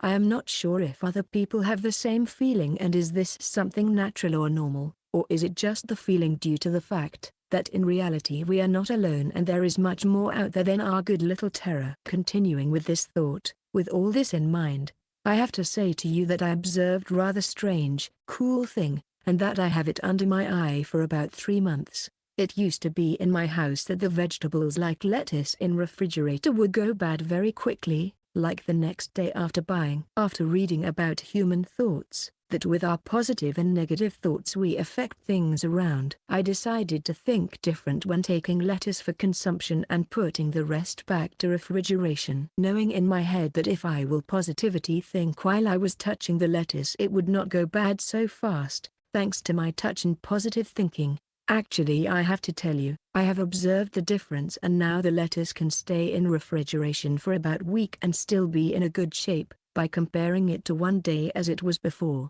I have to say to you that I did know before about positive thinking while cooking etc., but never took it serious. My question is this something real, and if this is true, why is this happening? Does this has to do with my feeling about opening me consciousness, positive thinking and dismissing religion for good? Maybe. Is it because I am serious about it, or because I always wanted to heal people with my hands, just like did this Emmanuel? Although I know I am very far from it, but I do like to think differently. With kind regards. P.S. Sorry for my English, not my language. Answer: yes, this is something real. As has been said above, thoughts are powerful and can have more or less impact on other human beings, but also on other life forms, like plants, and food etc. Of course this law applies to all people, the religious and the non-religious. Note by cf. By the power of one's thinking it is even possible to change genetic codes within one's body. This has already been confirmed by scientists. The cells of a body, be it human or from a lettuce, are depending on impulses etc. and, therefore, can be, or rather are influenced by thought impulses. Besides, subatomic levels are also involved, because there are 6 other levels beneath the atomic level that exist, and of which only 2 or 3 have been detected, proven so far, if I'm not mistaken. Posted on Sunday, March 29, 2009 to 8:58 p.m. Redbeard: greetings Billy. When you were on your flight with the Pleasurean on the Great Spacer and you were held for some minutes in a dematerialized state, it seems evident that you experienced a connection to creation that was not possible in our physical life existence. Is there any similarity or comparison possible with your experience at that time and what we experience between lives when we are out of the physical body with regard to heightened perceptions, greater cognition and direct connection with the creation are concerned? Matthew. Answer. No, it is fundamentally different. We do not experience anything after death, because our personality has ceased to exist. Since there is no I after death, that experience cannot be experienced. Hello Billy. It looks to me as though spirit forms live somewhat in a box. How does it look like? Are they living as we do, but more evolved? Thank you. /blue A spirit form is pure spiritual evolutive energy. It has no form. Even if we are speaking of a spirit form has no personality, but is just an individual spirit energy form. It's nothing personal. Emperor_P. Dear Hermia, my daughter recently suffered a seizure, however she seems fine now. My wife and I took her to the hospital but nothing turned out. My question to you is if you know anything about the causes, origins of this condition. Thank you. Paul. Answer. There are hundreds of causes for a seizure, like epilepsy, light, sound, a tone, a picture, a mental stirring, ragung, feeling etc. Therefore the answer to your question is no. Dear Billy, greetings. Could the contents of TJ 10:34-40 be a final condemnation for Israel and its people? It seems to me there is no passion or love, very much less compassion. What are the laws and directives of creation which prevailed? With all humility, J.S. Answer. This is a man-made matter, problem. The prophecy has been viewed, made, by Manuel. From the standpoint of that time, a prophecy can be altered, depending on the thinking and acting etc. of the people involved. Stephen_Moore. Hello Mr. Mayer. In the Talmud there are the predictions of Jeremiah and Ilya. I fully understand their words in the predictions. My question is, knowing that you are a true prophet now and that you have been able to gather knowledge from your own force of spirit, visions etc., time travel and the storage banks, not forgetting the Pleasurean and Ask It as well as others in space, how did Jeremiah and Ilya gather their knowledge and more so the knowledge of you Edward and the current times we are living in? Maybe I'm just not advanced spiritually enough to fully understand the processes of future visions and prophecy, but to clarify my question, I want to know how a prophet that far back in Earth history was able to look so far into the future. I'm guessing time travel has something to do with it and very possibly future visions from and knowledge from our Athasata level. Thanks. Stephen Moore. Answer. They did it the same way as Billy does it today, by either directly ascertain the future, direct Ergrundan, or through probability calculations. There is no time travel involved. Lonnie Morton. Dear Billy. In view of the hard economic times we are living in, and the way great sums of money have been wasted, what areas or fields would it be best to invest in, by those who have the money to do so, to create good jobs for the future of mankind that will still be profitable for business owners? Salome.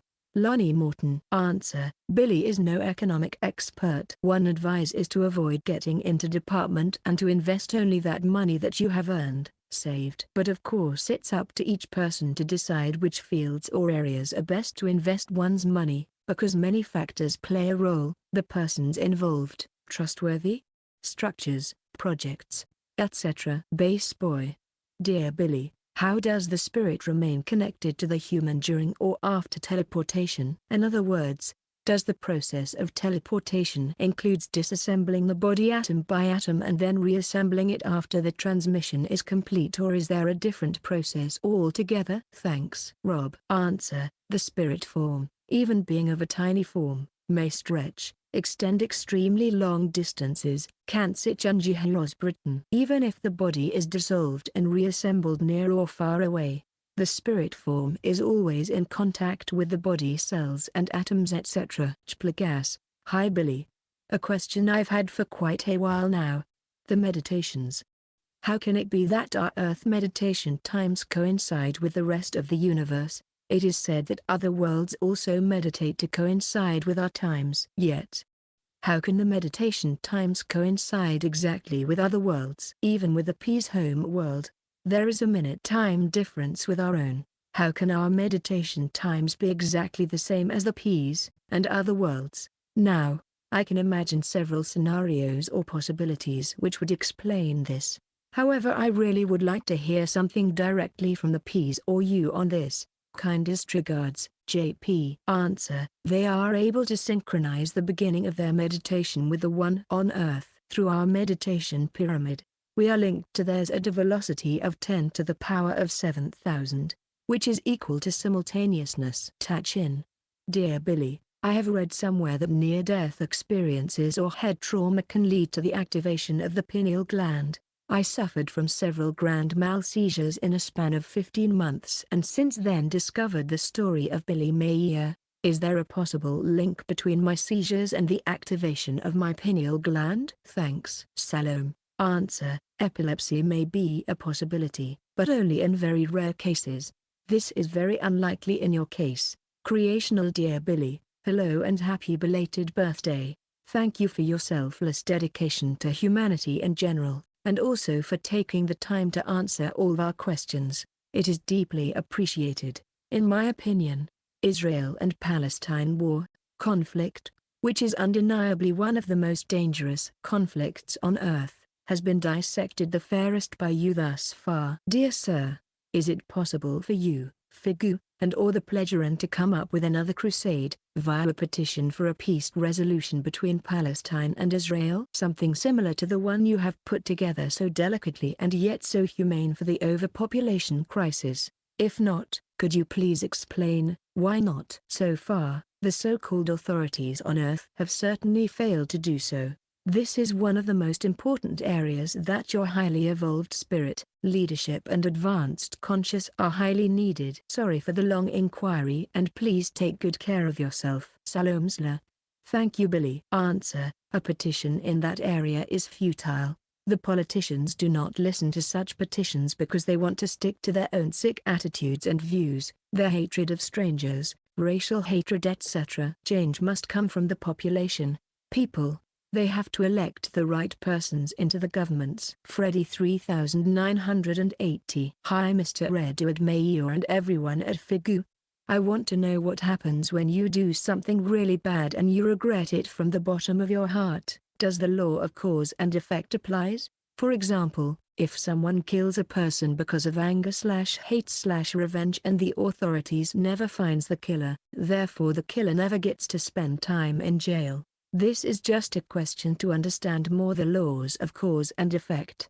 I am not planning to kill anyone. Thanks for all the time and help that you are giving us. Answer: the law of cause and effect applies at all times, each nanosecond. There are different effects. In your example there results a dead person, but also a person with a bad conscience. The murderer will be confronted with his crime and has the choice of suppressing it, or confronting himself with the evil deed and taking the right steps. Creation will not punish that person. The only sentences are put into effect by the person himself, or by the authorities. Jplagas. Aha. Still left open.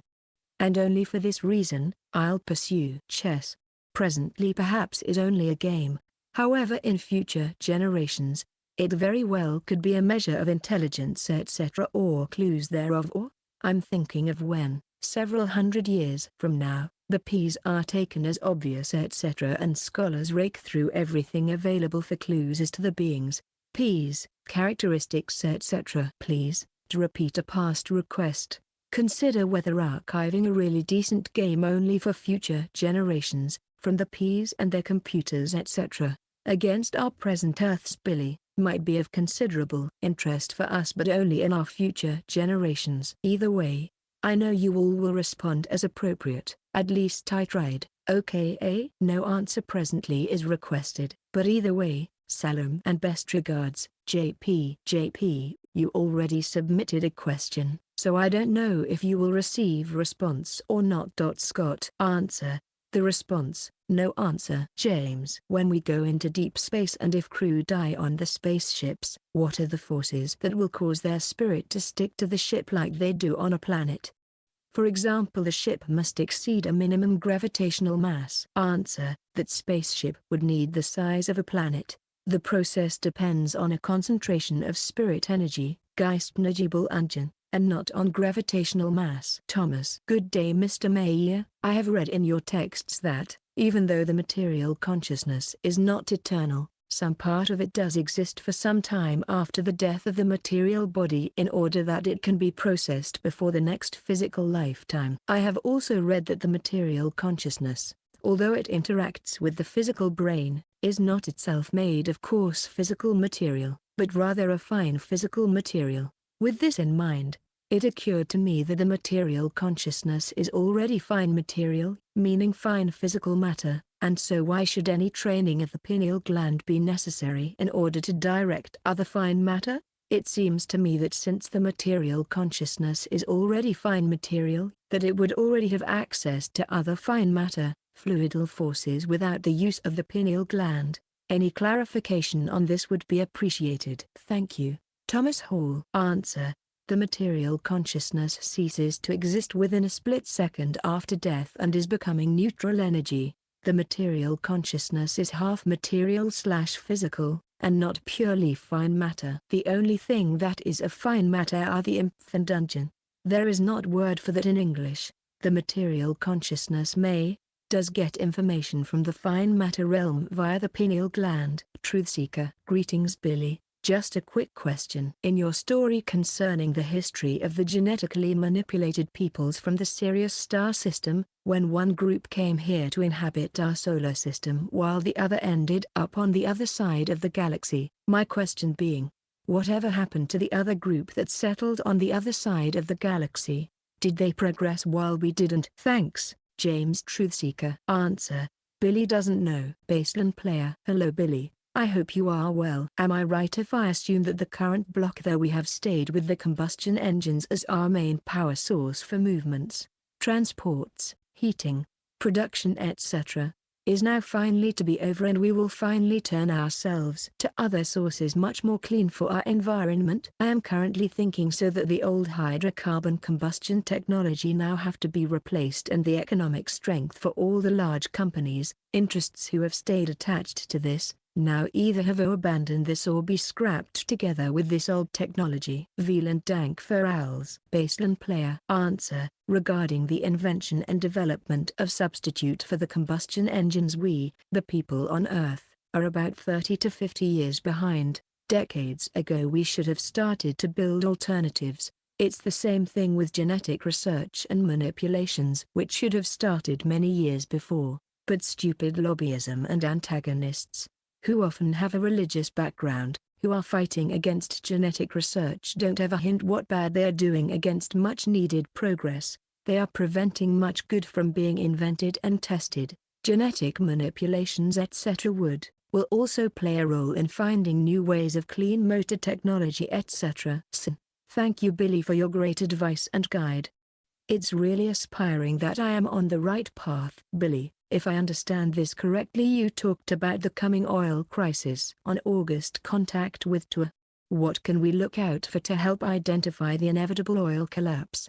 How can he convince our representatives to make an urgent switch to alternative energy? Chances are the representatives will not be able to make this change relatively quick, so how can we prepare ourselves from the brunt collapse? Also, what is your estimation of when this collapse will begin to show recognizable colors? Gerald Massey. Answer. As has been explained above, it is the people who have to elect honest and capable persons into their offices. Government. It's the people's task to tell their representatives the correct way. Earthling. Dear Billy, regarding time spent in the beyond between material lives, due to overpopulation, instead of 152 years between lives, what is the average time these days? And can spirit forms literally spend only hours, days, weeks or months before re-entering a fetus? Is there a formula based on the length of one's lifetime? If one lives only 20 years, will they generally spend less time in the beyond than one who lives to 80? Dankskin. Answer. The average time of 152 years between lives is just a ratio based on a life that had a duration of 100 years. Due to overpopulation, this ratio is put out of function and, therefore, no statements can be made regarding the length of a spirit form's period in the beyond. Therefore, if we take your example, the spirit form of that person who has lived 80 years may incarnate sooner than the one of the other person. Norm: Dear Billy, does the secret neo-Nazi group in Brazil that uses flying discs have a name? Answer: used to. That group doesn't exist anymore. Billy doesn't know their name. Savio: Dear Billy, thanks for confirming that you witnessed the death of the real Pope Paul VI. However, Sam Jace has mentioned regarding that the real Pope Paul VI was poisoned and replaced with a look-alike unnoticed for many years within Contact 55 and 56. 55th Sam Jace 70/it has came true, and so 2 years after his nomination to become Pope. 56th May how he could actually be dethroned and murdered. Sam Jace 2/surely. 3/the pitiable matter happened as follows. My question is it time to disclose Sam Jace's explanation? Salome: Savio. Answer: no, that time is not yet. As Billy said, Diese van zunnen word das Vuur in Holland in Faction. In other words, to disclose the real happenings would trigger very heavy turmoil. Marraine 62. Dear Billy, I thought recently if you can underline the coded words, sentences in the German texts, is not useful for helping to understand more better the codes, codex and all the texts at last, via comparing to the same words in other languages, in native languages of readers, is not helpful to understand and get more clearly the most important meanings of the texts by this way. Thank you very much Salome 45. Answer: you have a false understanding of the code. The code is woven into the entire text and is depending on the structure of the sentences and succession, sequence of words. The function or effect of the code is to trigger stirrings, Regungen hervorrufen, which have the effect that people are thinking about the matter. The effect is unconscious and is concerning all people on Earth. Memo: Hello dear Billy. I hope you are doing fine. In the Figu website and in different Figu books there have been published portraits of some Pleasuran and other persons from outer space. I noticed that like many persons here on Earth, women from other planets, well at least in the case of Sam Jace, Askit, Alina, etc., let their hair grow long while men keep it shorter. Svath, Tua, Quetzal, Kun, and Athar, etc. I would like to know if there is any important reason for this or if it only has to do with cultural reasons, hygiene or aesthetics. Thank you. Answer: cultural reasons. Billy never saw a woman on Era with short hair. Men, on the other hand, usually wear their hair short. Quetzal's hair is a little bit longer, but Billy saw no man who wore his hair down over his shoulder or even down to the waist. Pattern: what is the process for forming satellite core groups of 49? Thanks Patton. Answer: first, the CG of 49 of the SSSC must be complete, and then an existing land group, like Figu Japan or Figu Society USA, or an official study group can be transformed into satellite CG of 49. New initiation. Dear Billy, it's ironic how even with great destruction and huge calamities, people forget so easily and don't learn from the lessons of the past. Your warnings, although given in love and sincerity, has mostly fallen on deaf ears and looks like humanity will have to suffer even bigger catastrophe with bigger numbers of casualties that surpasses all previous records. In order to realize that we need to do something about the coming energy, environmental, social, overpopulation and resource crisis, yet the quasi-ultra-secret transnational corporate entities and the criminals behind these behemoths have stranglehold on just about every important patents and ownership of so-called free energy devices that there is just no way that I can see as a solution for the regular people to do something about getting these criminals to release these earth-saving devices. So the ultimate conclusion for the majority of people is to sink, suffer and die in the ensuing turmoil which must come to pass as a result of humanity's insanity and misguided lifestyle. As you would know very well and which you have spoken of, that the solution is within each and every man. women, and it starts from there. What would you see as a way for the common people to get these powerful criminals to release such an important and already discovered free energy producing devices and technologies that'll save the planet from the third world fire when many are still in denial about the existence of global warming?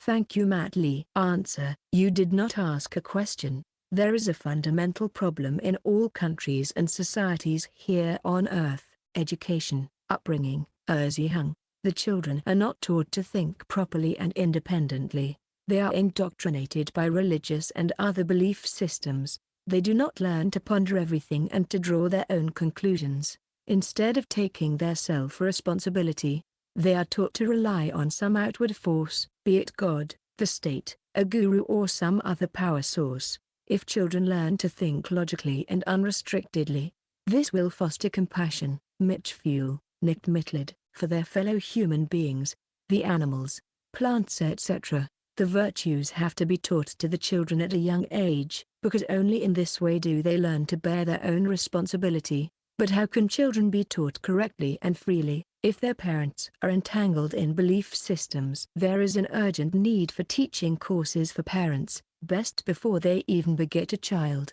Note by CF. Read my article about the topic on http://us.figu.org.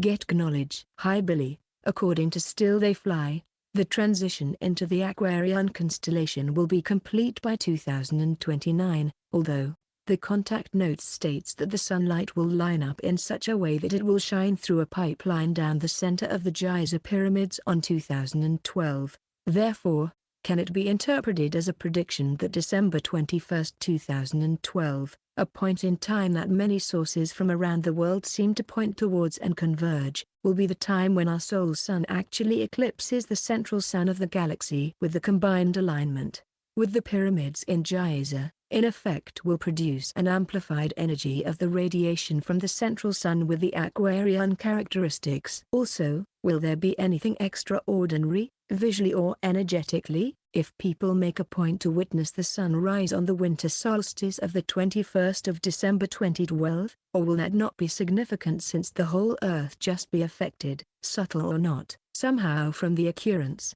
depending on people's reactions? Salomshan. Answer: regarding your two questions, during the contact of 3rd of February 2009, True and Billy were discussing this the 21st of December 2012 date, around which much nonsense and fear-producing machinations is spread worldwide. You will have to wait until that contact report is being published. Masla. Dear Billy, I asked about the providence in my previous question because in one of the readings, I don't remember if it was on the contact information or the TJ, I read the word providence, and I know that religion uses this word instead of God sometimes. I wanted to know the real meaning of the word, as luck or foresight. I will look again and find the exact quotation, and I will post the question next time. This time I would like to ask something else. Here in California, marijuana is becoming legal for the treatment of some pains and conditions for cancer patients and people with chronic pain, and I know that Figu opposes the use of illegal drugs, including marijuana. Could you please tell me what bad effects are caused by marijuana, because people question the bad effects of this drug and some view it as good for the health. Do you know about the real effects of marijuana use? Thank you. Salom. Answer: while using the components of marijuana for medical reasons as outlined by you is okay, the use of that drug in everyday life is dangerous, because it is a psycho-drug that leads to all kinds of bad effects, brain damage, lessening of the memory, ulcers, etc. etc. Peter_Brodowski. Hello Billy and all. I was wondering, when a universe is formed and is at a point when it has humans that evolve, and that the first human to reach the level of Arathasata does so, prior to this achievement, is there a petal level or anything higher than Arathasata, or are those levels empty of any forms? If that is the correct term, during that phase of the universe's history. Basically I guess what I ask is there always some spirit forms in petal level etc., or do the first to reach Arathasata have to work their way into that? Thanks. Answer: all levels, from Arathasate to petal, are fully existing and working from the beginning. They are not empty. but stocked with spirit energetic forces, powers, Geisteskraft, i.e. the basic forms are available, prepared. 1_lucky_guy. Dear Billy, I hope that you are doing fine and that everything is going well over there, or you and the rest of the group. My question is just a simple one. I know that your birthday just passed, and I believe, if I'm not mistaken, that you usually have some type of contact on that date, and I was wondering if you had one this past birthday. Another thing is that I was wondering also if the Pleasuran or those who visit us, those we know by names, have info or can detect all the impulses of us here on Earth that are interested in the mission? Just like you knew how and where you were going to meet your ex-wife. Did you know that Michael Horn was going to be your rep in the USA? And was he one of the people in past lives you worked with for the betterment of the mission/humanity? Salome. Answer: Hi 1_lucky_guy. Please read the rules of asking questions. One question per round, so in most cases only your first question might be answered. Pay more attention next time. Answer to question number 1, yes. Lipunif. Dear Billy, I hope you're fine. I've questions dealing with the spirit. It's very important for the terms to be translated very accurately into German, because each word I meant was pondered. I hope you'll answer these questions since Sam Jace made you promise to answer every surface earthling. In order not to take a lot of your time, you'll just need to answer yes, no or partly yes. For me the issue is critical. I found nothing illogical in your whole thesis except for one thing. Therefore, I need your input. I checked the comments people made about this topic on the forum, but it is not satisfactory for me. Most of the time, it logically fails. I have a scientific background. It might show.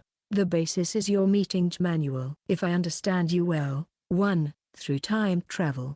A spirit form X owning a wisdom level W1, incarnated in a body A1 at a time T1 can meet itself owning a wisdom level W2, incarnated in a body A2 at a time T2, provided that W1 is different from W2. In this case, the two people can even have a chat. True/false? Partly true? Thank you for caring. Take care. Salome.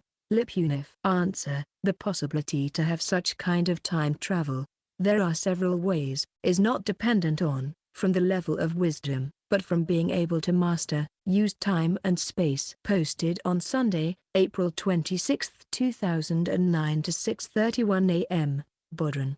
Dear Billy, the structure known as New Grange in Ireland is thought to be one of the oldest astronomical buildings surviving in the world, although some still claim it is a tomb.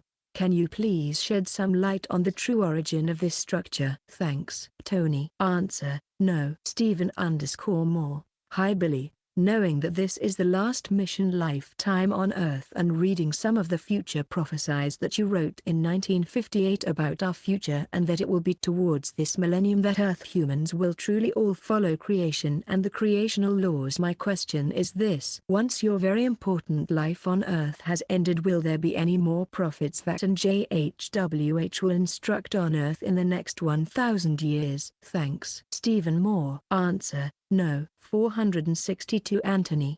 Dear Billy, from Pleasuran and your point of view, what are the big plan and the resolution at this day and age to do about society? Is it to evolve to bring about truth and justice and end the evil reign that rules our governments? Because, I would like to know if there is any way or plan that I can help with. I have positive images in my head of hopeful peace, but I try to understand the reality at the same time. So if there is anything I could do to contribute to your community and the mission, I would be flattered. Hope that peace will come. Anthony. Answer: the Nocademian prophet line with the 7 prophets can be described as the only big plan of extraterrestrial origin. It's the 7th prophet's mission to write down the spiritual teachings himself and, finally, unaltered. This plan has already been fulfilled, even more so than expected. You can contribute to the mission by living a life in line with the natural creational laws and recommendations, and by helping disseminating the knowledge about the creational laws and recommendations. Jonas. Dear Billy, can you please tell me if the Earth human DNA can be reset or repaired by an Earth human on Earth so we can live for 350-400 years like we were designed to live? Thank you. Jonas. Answer: there are several ways. The natural way through evolution. The life expectancy is already rising in many countries, influenced through the human being's food and lifestyle etc. by genetic research and manipulation, influencing. Phi_spiral, Dear Billy. My question has to do with the correct understanding of a passage in found in Canon 31, verses 864 to 880, where Enoch is accompanied by the flaming guards of the Arathasata on a journey, where among other things, he describes the tree of wisdom. In previous passages of one can find a tree used as a metaphor, such as the tree of knowledge. Even within Canon 31, we see the tree of knowledge compared to the fruit of righteousness. I found that I could easily interpret the tree of wisdom as a metaphor for the spiritual teachings with the comparisons of its fruit to carob and grapes as the sweetness of the fruits that the teachings bring. I am told by others, however, that you have stated that the tree of wisdom was a real physical tree and that no metaphor exists. I wonder however if there still may be double meanings within the passage. For instance, the number 7 is mentioned twice, 7 mountains and 700 years, and it is explained that the tree works by expanding the consciousness. But it is not called the tree of consciousness but tree of wisdom, which is different. Although higher consciousness may lead to greater wisdom, it seems the name for the tree may still be a metaphor, even though the tree itself is real. So my question is this: are there any double meanings, deeper meanings or metaphors to be found at all in that passage? Canon 31, verses 864 to 880, or is the entire passage to be taken quite literally? Any additional insights you provide would be appreciated. Many kind regards, Bob. Answer: verses 846 to 880, you have to take it literally as a real tree of which only one tree existed on Earth. It was of extraterrestrial origin. The 7 mountains etc. are part of a vision and are no real mountains. They symbolize the 7 truths of realization, cognition, 7 Wahitten der Erkenntnis. Savio, Dear Billy. It is a fact that breast cancer is quite common nowadays. While homeopathy offers no secure answer and it seems that chemotherapy and operations are the only helpful measures that can prolong the life expectancy of the patients. My questions is, could you offer your advice in preventing the recurrence of breast cancer and to regain health after the chemotherapy and operations? Thanks, Savio. Answer: the world of one's thoughts and feelings is of great importance, i.e. the human being's consciousness. How a person is thinking and feeling has a great influence on diseases in general, but also concerning cancer. There surely exist natural medicaments, but Billy doesn't know them. J_Rod7. Dear Billy, I hope this finds you well, and in good spirit, in every sense of the word. You are well recognized as the true prophet, and the last of 7 to the human beings on earth. For this, I am grateful to you for bringing the truth of creation and the spiritual teachings to us earthworms that we may evolve in our spirit. My question relates to your knowledge of your remembrance that you are reincarnated now, the spirit of Nokadam John, and your prior reincarnations as the last 6 true prophets. It is written of your early teaching from Spheth, who gave you great knowledge and reactivated your abilities. If you are now free to do so, will you discuss some of that which Spheth shared with you, and from where did you regain your remembrance of your previous incarnations? If not Spheth, then how? Thank you, Billy. Please stay in good health. Salom Rod. Answer: some of that knowledge has already been published in Billy's books or taught by him in talks and discussions. He already conveyed more knowledge than is his duty. The knowledge stems from the storage banks back to the first physical existence of the so-called Nokademian spirit form. Get knowledge.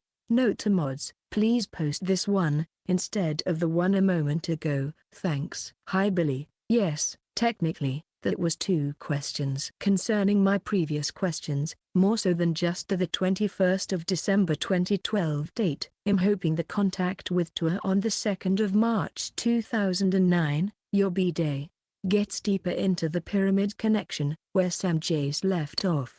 Okay, another question for this round. During the Piscean Age, what was Jemanuel's logic to teach those particular 12 disciples despite him somehow having the insight and foreknowledge that they will spread his teachings erroneously, excluding Judas Iscariot? Much reverence and respect for your work. Answer: It's a prophet's duty to teach the truth even if he knows that his teachings will be abused. Even if his teachings are rejected and refused, some parts of the teachings will be absorbed by the people and will bring forth some results. In the case of Jemanuel, some fragments of his teachings survived until today, as has also been the case with the Talmud Jemanuel that surfaced a couple of decades ago. Creational. Dears Billy and Christian, greetings. I like to use this opportunity to formally introduce myself to you. My name is Latamari Sajadi and I was born in Iran but have been residing in United States for the past 35 years. Hopefully, when I come to see you personally, I will tell you more about myself, but I just felt the desire and suitability to do this short introduction. I have discovered about you approximately a year ago and my life has not been the same ever since. You have given humanity the right direction and tools. It is now up to us to act upon it to fulfill the merit of your mission. The material you are presenting, with all the tremendous hardship you have endured to do so, is without a doubt the greatest and most important fabric in the universe. I can sense the purity you reflect and am grateful for your commitment to the sometime not so appreciative human beings. My question is about Zoroaster. I have read that you consider him as a genuine prophet. Would you be kind enough to tell us what you know about him and his teachings, and to what degree is it falsified? This is of utmost importance for Iranian cultural history and where it truthfully stands. Christian. I also want to personally thank you for making it possible for the English-speaking people to be exposed to what Billy has to offer, not to mention your own superb input. My sincere appreciation to all the core members and their effort thus far. Love, Slur. Answer. Billy did not study Zoroaster's teachings in detail, but he says that while much of the teachings is still correct, much has also been distorted, as has been the case with all prophets of old because they did not write down their teachings themselves. Note by cf. This huge and critical problem of old has now been solved once and for all future times because the last of the 7 prophets of the Nochodeman Enoch line is writing all of his teachings down himself. Thank you Billy. Earthling. Greetings Billy, and C.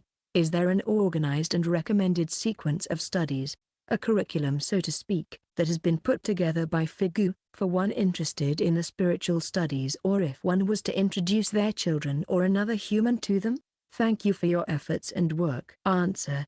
No, there isn't, and it wouldn't make sense because each person has to learn according to his own pace and needs etc. Basically the same can be said to a school where all children in a class are taught the same stuff at the same time, while the digesting, learning capacity is quite different from one child to the other. Note by cf. But of course there still are good learning effects with our school system of teaching classes to read, write and calculate etc. Billy's study course, Spirit Lessons, can be somewhat compared to a sequence of studies. It's up to the student to decide how fast he will make progress, or, on the other hand, his mental capacities, limitations determine progress etc. Solar. Dear Billy. In 251st Contact it is written that this proof will shake up the scientific community and, even more so, the religious world. It will prompt the need for great changes. That moment will come chiefly when artifacts from a previous human civilization are found on Mars, with pyramids and sculptures such as the so-called Mars faces representing but a mere fraction of the entire discovery. As I understand, Syrians have recently removed all artifacts, buildings etc. left by ancient civilization that once lived on Mars, so this prophecy is no longer valid. Does all this mean that Mars face and pyramids on Mars no longer exist? If so, then I look forward to see new pictures from Cydonia region. They will no doubt show lack of these artifacts and we will have a proof of Syrians' manipulation. Answer. Since the Mars face is a natural artifact it should still exist. Note by cf. If people now detect artifacts on Mars they can be sure that these are of natural origin. Marsla. Dear Billy, greetings to you and to Christian and thank you very much for the information about marijuana. My question is about the mission this time. I go to college and I could easily distribute the Figu material and copy the brochures about overpopulation, the HARP project, etc. I could also give information about the existence of the TJ and other links that would lead people to find the website. However, I was hesitating in doing so, because I wasn't sure if the figure information is to be distributed to the public in this way. The possibilities are great because at my university anyone can post information of any type freely. Should I distribute the information as general information, as a personal opinion, without plagiarizing, or should I copy figure material with a link to the website? So there would be 3 ways to accomplish this. First, through the knowledge about extraterrestrial life, the existence of the TJ or the overpopulation problem. I would like to help the mission to the extent of my possibilities, not because I feel obligated, but because I really have the possibility. Many thanks in advance. Salome. Answer: you should be quite careful and distribute your knowledge on a small scale only, and only to people which you know well and who are on a search for real knowledge. The least dangerous material for your own safety is the overpopulation problem. But here also a certain amount of caution is advisable if you confront other people with figures' approach to the problem. It is important to avoid trying to missionize, proselytize and confront other people with facts and opinions they don't want to hear. Truth Seeker. Greetings Billy. You may or may not know this answer, but I thought I may ask it anyway. Concerning Gilgamesh, would you know if he is like a very humble prophet or would he be more like a warrior or soldier? Also someone commented to me once that if Gilgamesh were still alive today that he would in fact be quite wealthy since he would have had thousands of years to acquire great amounts of wealth. However, I tend to believe a person like that would much prefer to live in a place of seclusion where wealth is not a priority. Thanks for your answers, James Truthseeker. Answer: Gilgamesh is a scientist and knowledgeable in many fields, geology, biology, physics etc. He is a modest person and still working. Presumed that he is still alive, and from this you can conclude that he is not a person of great wealth. BTW, Billy never met Gilgamesh. Brian. Hi Billy, I have asked you about Iran in the past whether or not they were trustworthy on their stance with regards to nuclear weapons. Your response was that the leader of Iran cannot be trusted, and with new discussion from the US regarding talks with Iran, do you think there is any worthwhile fruit to be had from this?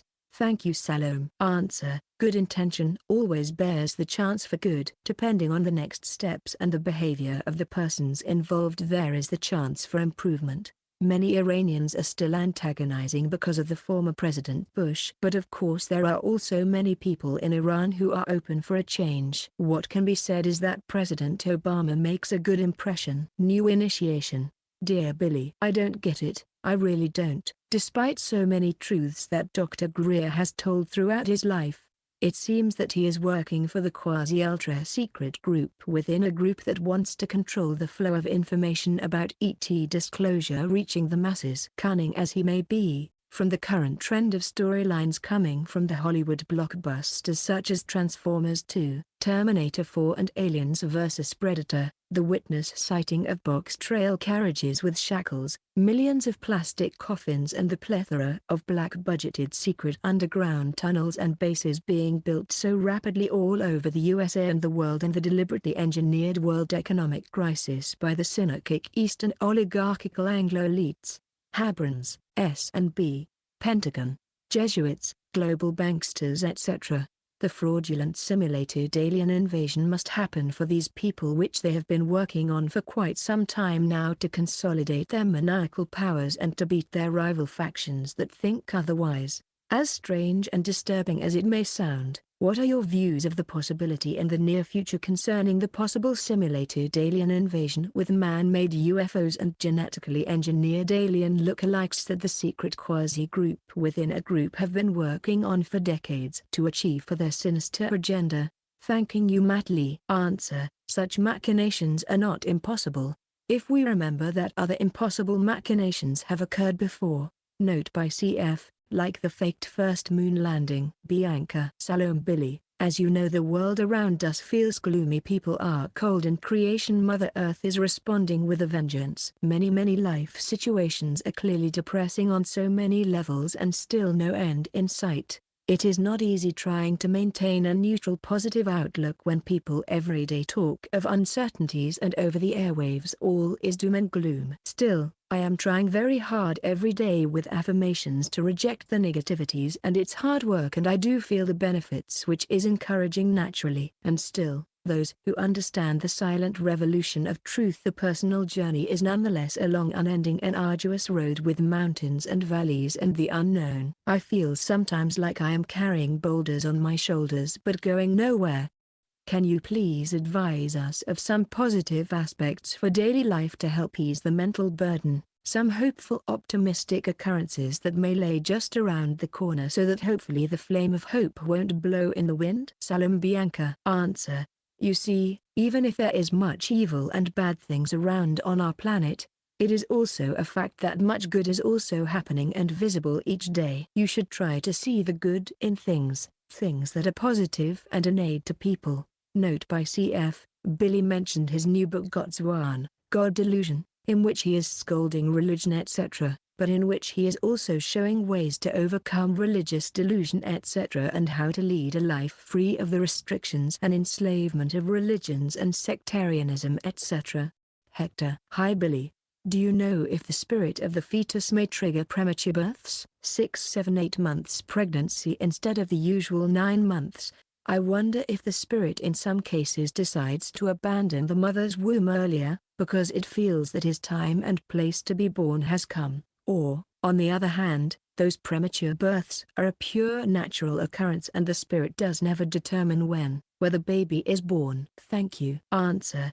The spirit does neither determine nor do anything. Premature births are a natural occurrence, therefore, note by CF, premature births are a disorder of the natural pregnancy process and is based on material origins. Baseline player. Hello Billy. I hope you stay well. Vielen Dank für Ihre Antworten. When will the German language be the main language for communication, or at least in equal standing with what the English language is used today? I guess it will be some kind of a change in this area too when all the spiritual teachings are written in German for accessing to the code in the texts and books. The English language does have a very predominant place today as a kind of an internationally used language. Answer. If this should become a reality, the process will need hundreds of years. Carol. Hello Billy. I have so many questions that it is hard to choose which one to ask you. I have read all the questions people have asked you, so the questions I have should not be duplicates. Just before I found you and your teachings, I became trained as a hypnotherapist. This was going to be my new profession. I truly want to be of service to mankind and not lead them down the wrong paths. I have read most of the contact notes that Michael Horn has available for purchase on his website.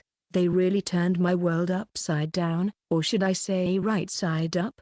I was going to pursue past life regression as a means of helping people, but it is now my understanding that the past lives that people are experiencing under hypnosis is really their own imagination. I hope I am correct in this. My question is this: what advice and insight can you give me in regards to hypnosis that will allow me to help others? Is there research I can do that will help me to be truly effective at this and not just another quack out there taking people's money? Thank you for your time. I know it is precious. Respectfully, Carol Steves. Answer. You can help people to improve their health and stamina etc., and you can teach them self-hypnosis, self-suggestion, which is a very beneficial method because people can use it in all kinds of surroundings and situations. Hello Billy. Thanks for answering my previous question. You said that money would be eventually eradicated in about 800 years. This was a prophecy and is subject to change. I find that this can happen much sooner with the huge success of Zeitgeist Addendum, with the combination of the Venus Project and their efforts to bring in a resource-based economy. The combination is getting a lot of attention underground, and is exploding in its membership.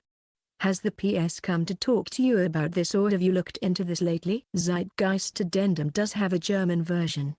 I strongly urge you to watch this at the earliest possible on your free time. www.thezeitgeistmovement.com, www.zeitgeistmovie.com, www.thievenusproject.com. Gerald Massey. Answer.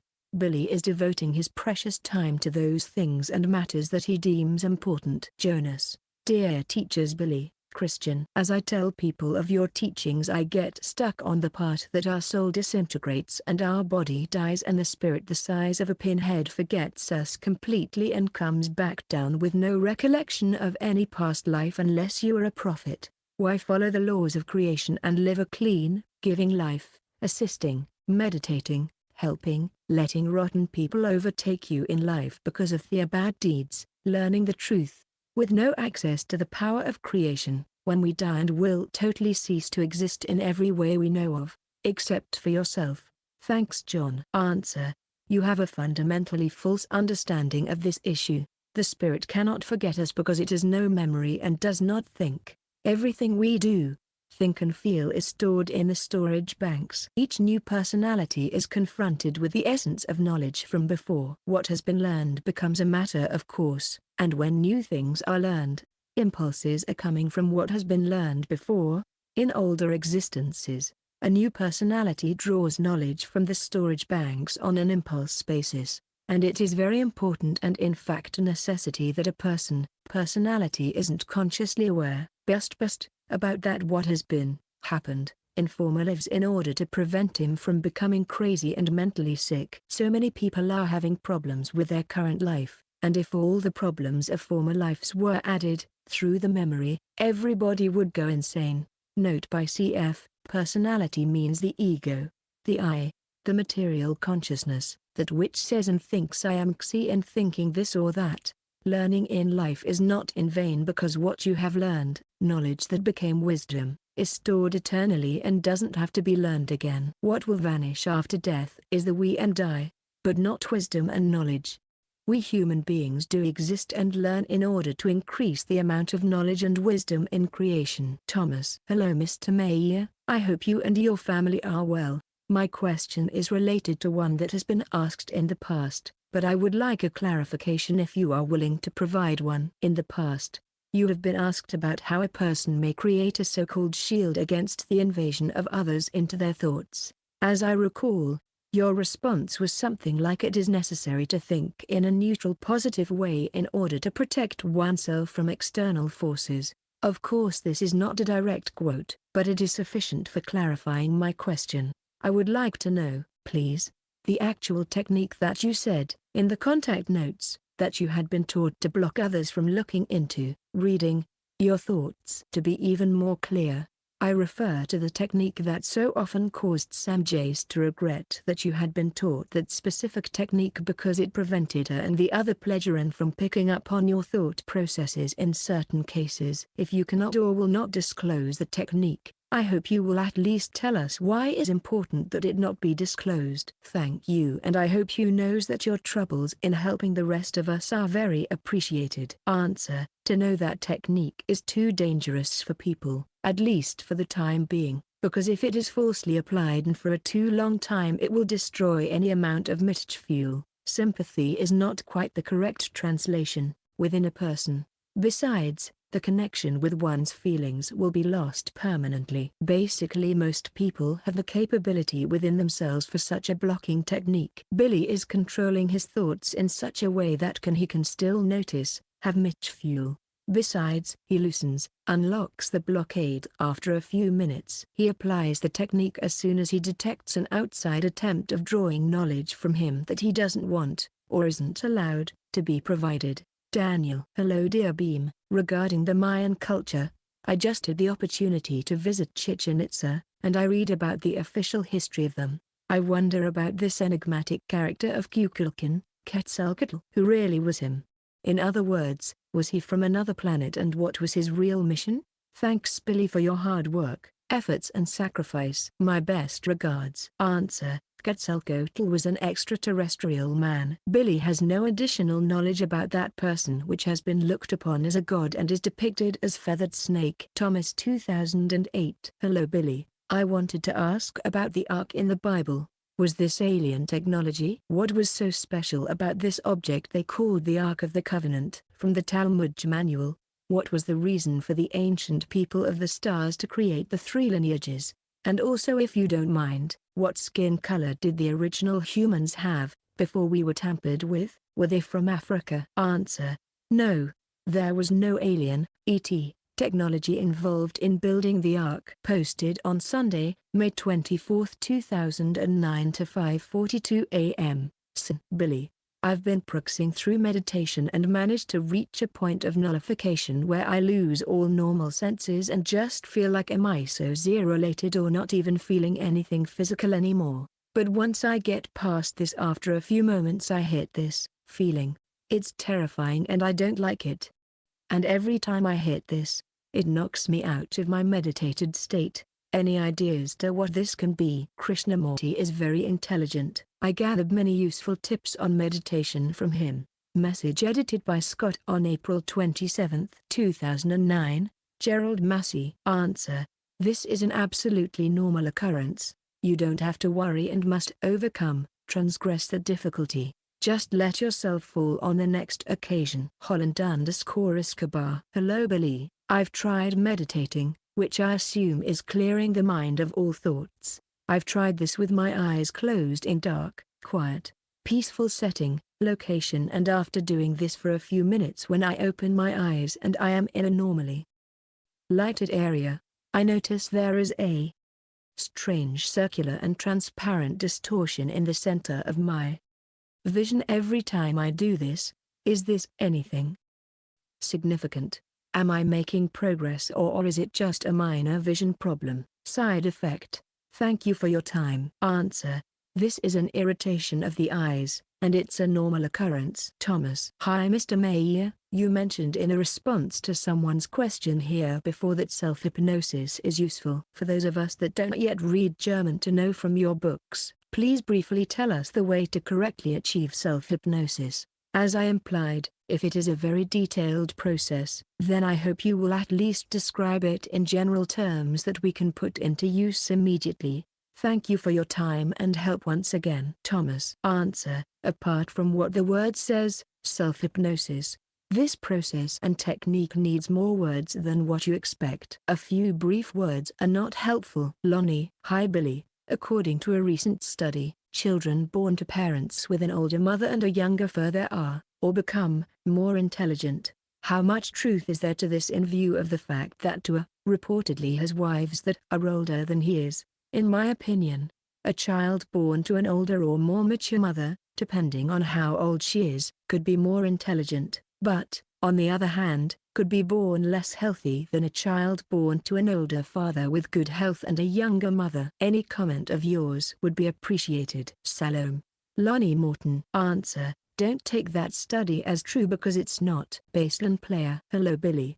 Dankes conferire antwoord. Now, to another topic, concerning mass extinctions of animals and plants. Even these does have some kind of spiriforms. When a mass extinction occurs, many whole species are going extinct within a short period of time. This have happened several times in the history of Earth. A good example was the dinosaurs, and especially the pterosaurs, a group of winged reptiles which could be large as an airplane. Just these reptiles was, as I know, totally extinct. After such a mass extinction, the flora and fauna recovers, but the species are often very different and also the ecology system too. What happens to the spirit forms of extinct species? They do not have the same coarse forms to enter into while being back from the fine matter storage banks. Maybe they could evolve or leave Earth to enter similar forms in other places. Answer.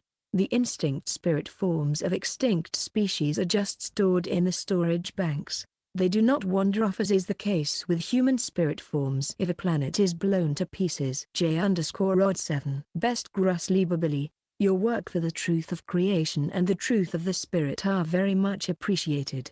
My question is about the current problem of global overpopulation. Some of us from the forums are making the effort to bring awareness of the problem and the solutions of the Birth Stop initiative to people of Earth. We are now forwarding messages of your concern for this to ambassadors, United Nations officials, non-government organizations, and such. We hope these will eventually reach to the common people of Earth. All this, of course, for an effective reduction of the global overpopulation. Can you suggest, if this is appropriate, how to more effectively get this message to a greater number of the Earth humans?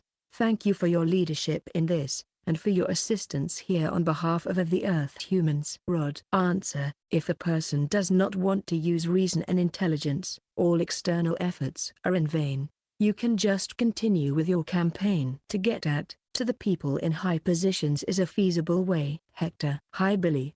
If I remember correctly, there exist around 127 billion spirit forms bound to planet Earth which have to fulfill their reincarnation cycle here. Are these 127 million spirit forms too little, or perhaps too many for our planet? Has this amount of spirit forms per planet been preconceived, predetermined by creation? I guess a shortage, excess of spirit forms does condition the reincarnation cycles of the human beings inhabiting any planet. Answer: actually there are too much spirit forms around our planet than would be necessary. This is not predetermined by creation, but a result of certain factors. A Fugung. Jamesum. Dear Billy, what do you know of the current outbreak of deadly flu causing great concern in Mexico, with regards to its origin and future number of human deaths to be caused by its infection? Thanks James. Answer: Tua did not give details but said that there is some danger of a pandemic. The main reasons for such epidemics or pandemics are mass tourism, world trade and globalization, note by CF, and the close cohabitation of animals/birds/pets and human beings. Norm. Dear Billy, in these economic hard times caused by the current world banking crisis plus the fact that most of the world's currencies is no longer backed by gold and silver, should people buy gold and silver bullion as a safe haven? Answer: we are no financial advisors. Marsla. Dear Billy and Christian, many greetings to you and to Christian. I hope you both are doing very well. Thank you for the previous answer. My question this time is a little bit controversial. The other day I heard on the news that prostitution in the USA is growing among young people. They interviewed the young women who get involved in this type of activity and they had endless excuses on why they chose to his instead of getting a normal job. After the show, you could go online and chat with people about this problem and also ask questions to the journalists that made the documentary. We were talking and nobody could really say why it was wrong. Nobody could say why these young girls should not be prostitutes. Everybody just kept saying that it was wrong. Prostitution is, in my opinion, another wrong human behavior that is practiced on this planet, but some countries have accepted this activity like a normal behavior. In their view is not a crime.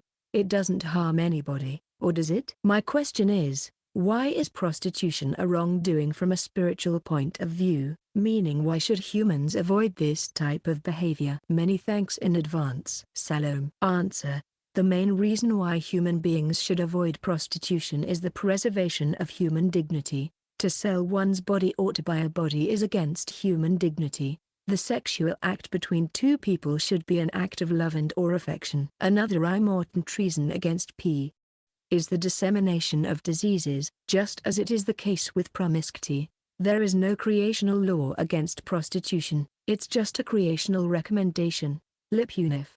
Dear Billy, thanks for your previous answer to me. It was very helpful. I've a question about the blue race of ET living underground. On a message posted on Saturday, March 29, 2003 to 5:16 a.m., you answered, "High class, Hyperboreans don't live on Earth anymore. They have emigrated to the Plejaran Federation. The blue-skinned race will not participate in the peace meditation, most probably. It's fine to hear that the book Ein Führung in die Meditation is of help for you." Question 2. Why does not the blue ET race living under the surface of the Earth partake in the peace meditation?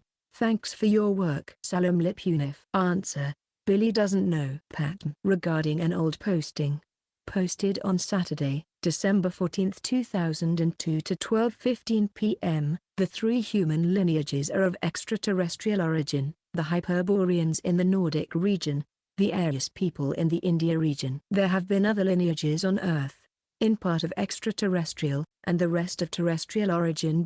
Billy doesn't know an exact number of lineages. New question. Will all three extraterrestrial sources of Earth human lineage contribute equally to the truth evolution of the Earth human spirit? Thanks Patton. Answer: no, they will, and do not save you. Dear Billy, it was mentioned that time travelers might get lost during time travel experiments, and on the other hand, it was also mentioned that time travelers will be drawn back to the present time when the available energy for time travel is exhausted. My question is, if the time travelers are drawn back automatically, how can they be lost somewhere in time? Salome Savio. Answer: such an automatism is very unlikely. Billy never heard or knows about it. JT76. Hello Billy and all at the center.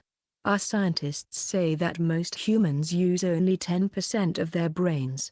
Do you know how much you or the Pledgerans use? Salome JT. Answer: the average brain quotient of the terrestrial population is 12 to 14%. Billy knows his brain quotient, but doesn't tell. Johnny Bermain. Hello Billy, in today's world it is possible to install a computer program that actually reads out aloud PDF text files in any language and of varying quality. I would like to know if it is possible to receive the hidden codes that are embedded in the German text by listening to them via a digital robot voice, not human, even though I would not understand a word of what is being said. Peace John. Answer: yes, that's possible. It's not the sound or tone of the words, but the correct sequence of letters. Both we, dear Billy, is the age of a spirit form determined by A, the moment of its creation, or by B, the moment when it first incarnated as a human? If the answer is A, how does the moment of creation relate with the moment of the first incarnation? If the answer is B, does that mean that all the spirits in the universe were created at the same time? Many thanks David. Answer: the human beings would determine it from the moment of the first incarnation. However, they don't know when there is a first incarnation. Truthseeker. Greetings Billy. Thanks for sharing concerning Gilgamesh. Actually, the more you describe him, the more this description fits a friend of mine who lives out in a small isolated community existing out in the desert of New Mexico in the USA, where his friends also call him the Wizard. Now I don't know for certain yet if the Wizard is the Gilgamesh, but the similarities are so far just coincidental. I've talked with him about interesting things like flying carpets, dragons, shape-shifting, immortality, the original Genesis tree, geology, dimensional portals, etc. And he even said he had worked at like a nuclear power plant, and that was before I brought it up with him. Last time I talked to him he was also telling me about how he could one day build himself a ship for space travel, but considers Earth to be his true home. While he feels he is the last of his kind in the universe, he also seems to feel quite at home living out in the desert. Now my next question, which relates to something different, is, if say by chance one of the Pledgerans were to come here to Earth and accidentally die here, whether that be to a Semchase, Quetzal, etc., and then reincarnate here as a result, then would the Pledgerans come back to Earth to take them home again? Or would these spirit forms have to also live out their life here on Earth with their new incarnations? Thanks for sharing, James Truthseeker. Answer: the spirit forms, would have to stay here on Earth.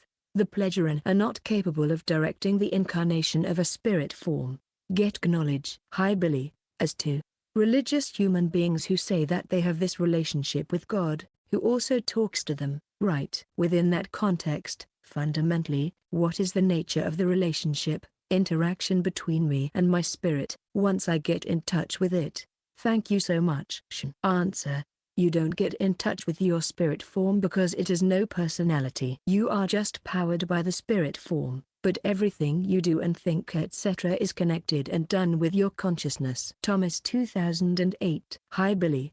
The thing is, if the Ark wasn't built by ETs, then who built it and for what purpose? I ask this as from research into the works of Nassim Haramein. It sounds as though the Ark was the original power source of creation and built around it to hold the energy was an electrical capacitor. See the attached link, which is supposed to be what the Ark's dimensions were, the vector equilibrium matrix. Answer: that's nonsense. Synergy. Hello Billy and the rest of you at the center.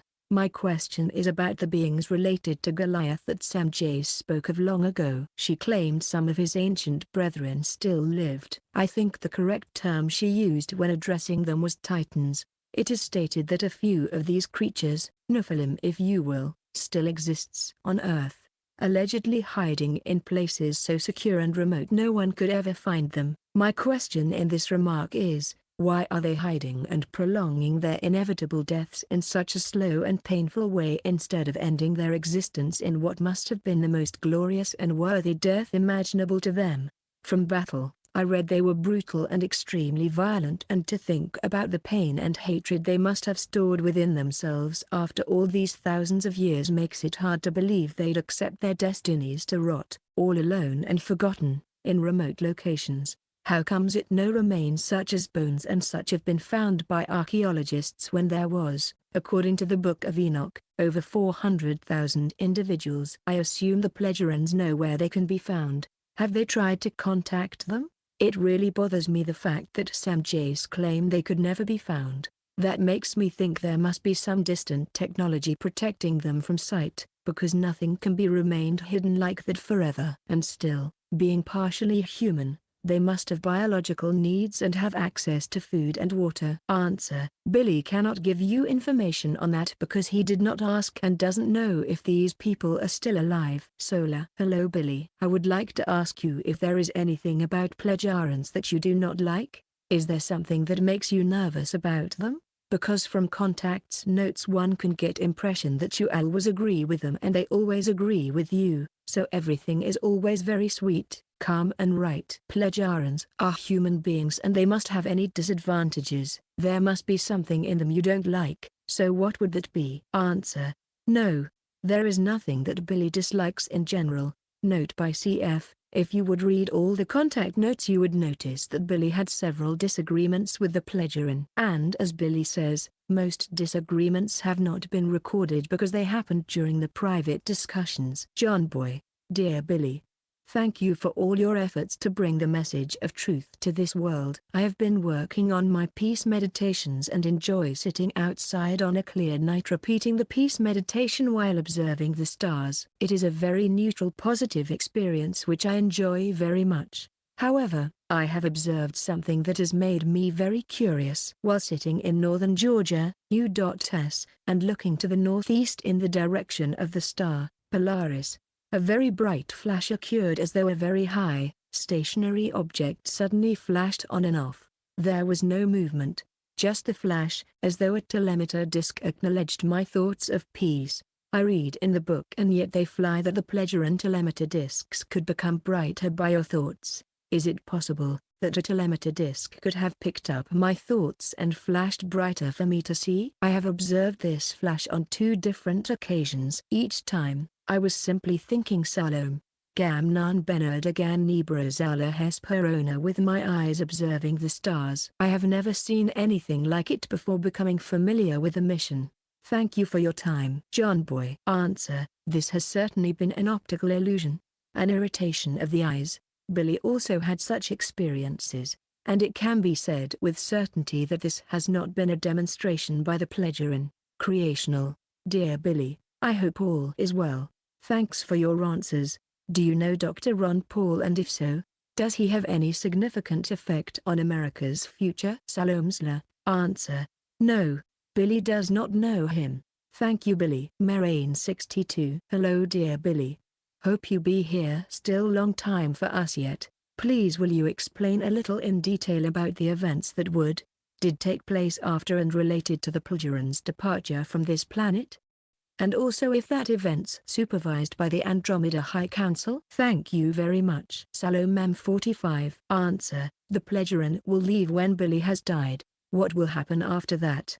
Well, human evolution will continue as before. Note by CF: Certain things have been prophesied, some predicted. The future will tell/show. Scott: Dear Billy, I may have missed this in your writings, but do you know if the planet Terra is one landmass, or is it comprised of more than one continent? Thank you as always. Salom Scott. Answer: There are several continents.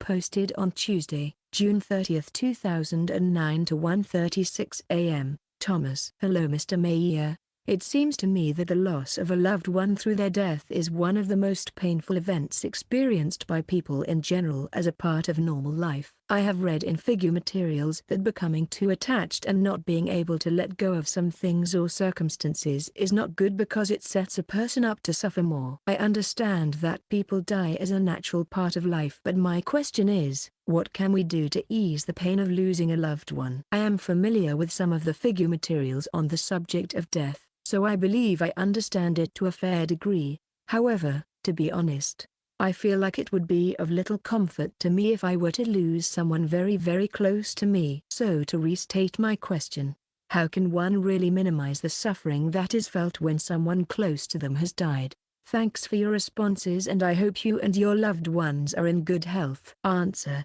people must occupy themselves with birth, life, dying and death throughout their entire life, starting when they are a small child, and through his entire life. A person must never enter into too close relationship, bond with another person. There must always be kept a certain amount of distance between oneself and the other human beings, even in a family or in a marriage. If this is observed, the chance is high that the surviving person may overcome grief and pain much faster and easier. The suffering can be minimized if a person is thinking reasonably and is living in reality, which means to accept the reality of death etc. and to understand the true reality of death etc. If people are occupying themselves with death and dying throughout their lives, they have a better chance to learn how to cope with the loss of a loved one. Nico_Sulone. Hello Billy. I'd like to ask you if you can tell what the future terrestrial spaceships look like. Are they more saucer-like or more blocky, and what color they are? For example. Thanks. In respect, Nico. Answer: in the first stages, like when they are flying to Mars, they will use rocket-like vehicles with some extensions attached. Jamesum. Hi Billy. Why did Tua seem to be surrounded by a visible white light and also induced a strong feeling joy in Brunhilde Coy on 30th of September 1983? Many thanks. James. Answer: a white light may be observed if there is some protection shield involved.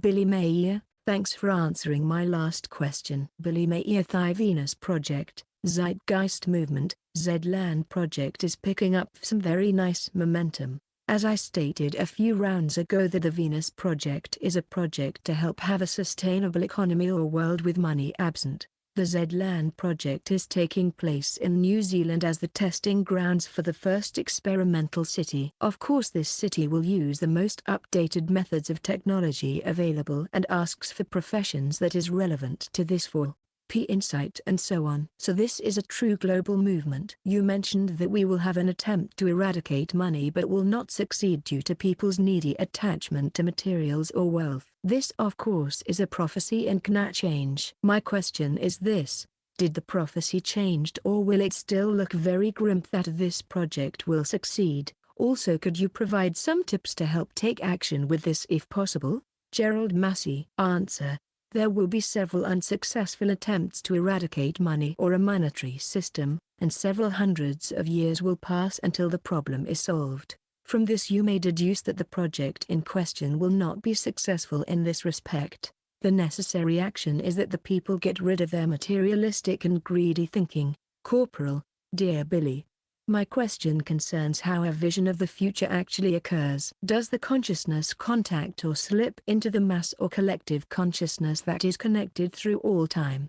Contact the Akashic records, storage banks, or what? What is actually happening in this process of seeing the future in visions? Thank you very much, Chris. Answer: the collective subconsciousness may, but must not, be involved. For this process one has to use the consciousness via the pineal gland, and through the Feinstofflage kit involved, the future, the present or the past may be envisioned. You can compare it with time travel. Earthling. Billy, you have delineated the difference between prophecies and predictions. When a prophecy is announced, what are the odds or percentage for it to become realized? And regarding predictions, are predictions mathematically somewhat less than a 100% certainty? Answer: a prediction is always 100% certain.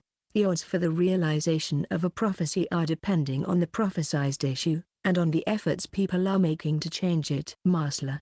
Dear Billy, Sam Jace has said in Contact Number 10, the human bears a spirit that does not die nor sleep during the deepest sleep. It records all thoughts and emotions. It informs the human whether his thoughts are correct or false if he has learned to pay attention.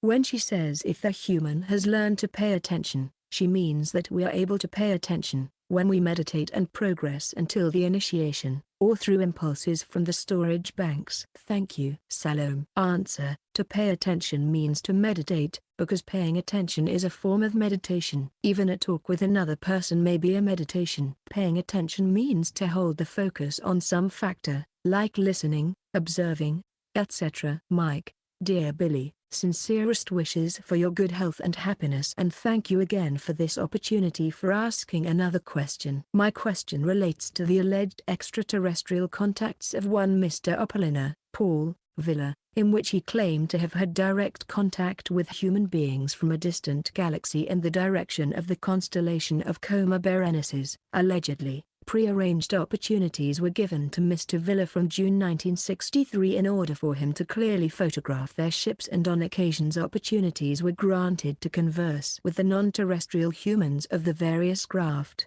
Only some of his photographs made it into public domain, as did only some of his written notes.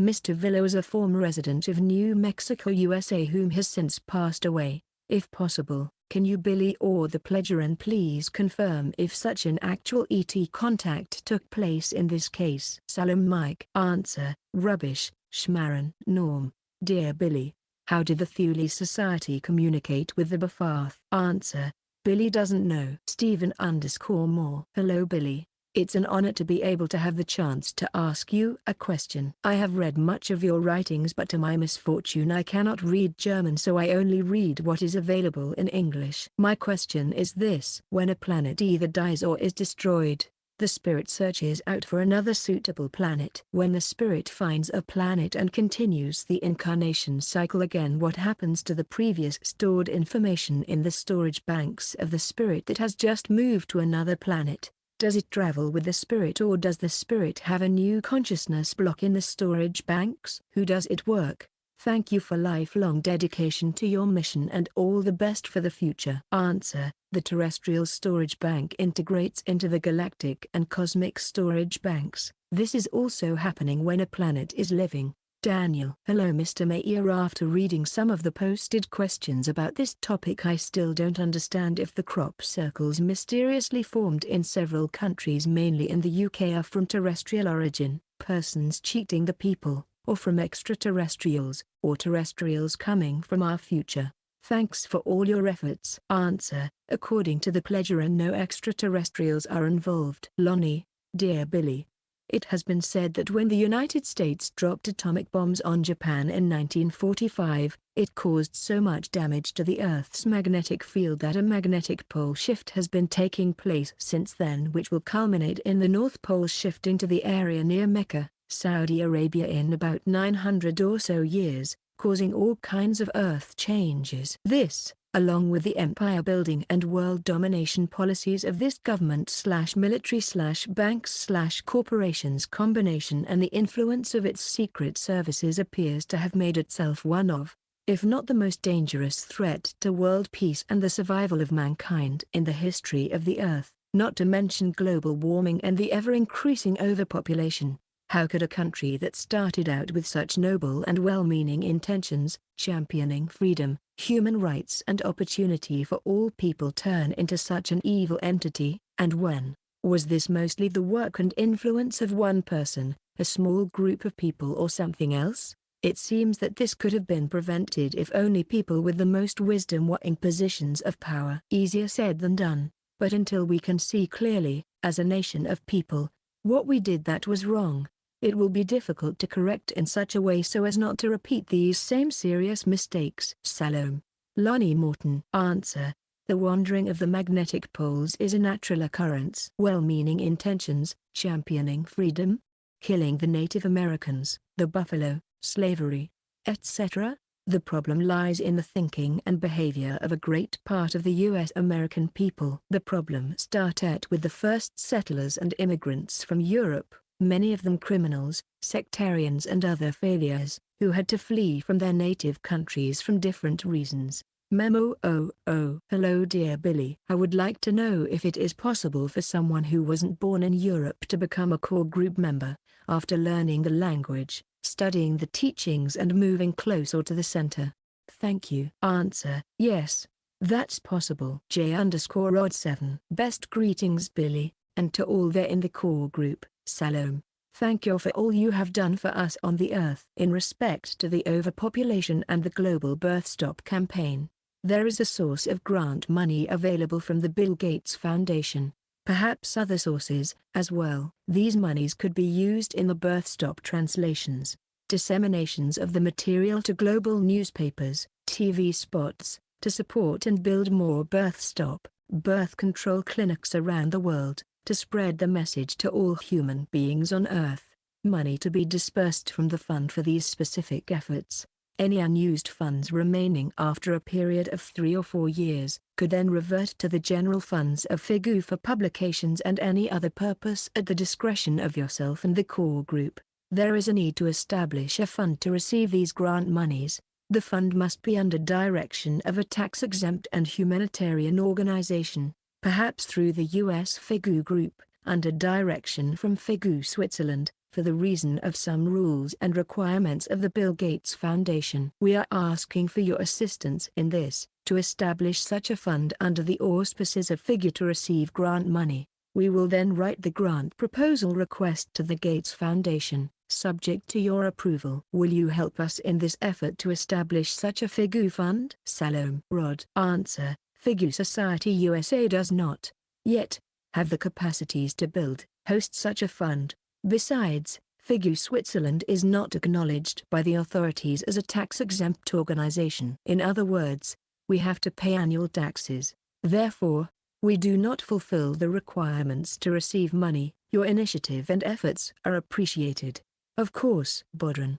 Dear Billy, many thanks for continuing to take the time to answer questions from us all. During your contacts, did the pledgearan explain to you fully the outcome of the public's reaction to your experiences, and were you required to release information in a way that guaranteed this outcome? What I mean is, did the pledgearan know that your contact evidence, photos, metal samples etc., would be tampered with, and was this part of their plan to provide plausible deniability? While I'm asking, were the pledgearan responsible for removing the metal sample from Marcel Vogel for example, to prevent further definitive proof? Thank you. Tony. Salom. Tony. Answer: Billy was informed in advance that his life would be very hard and that he would have to face several problems. For example, he knew prior to getting to know his now ex-wife Calliope that he would marry her and that the marriage would not be a pleasant one. Billy did not know details about his marriage, wife's behavior, nor that everything would turn out to be even worse.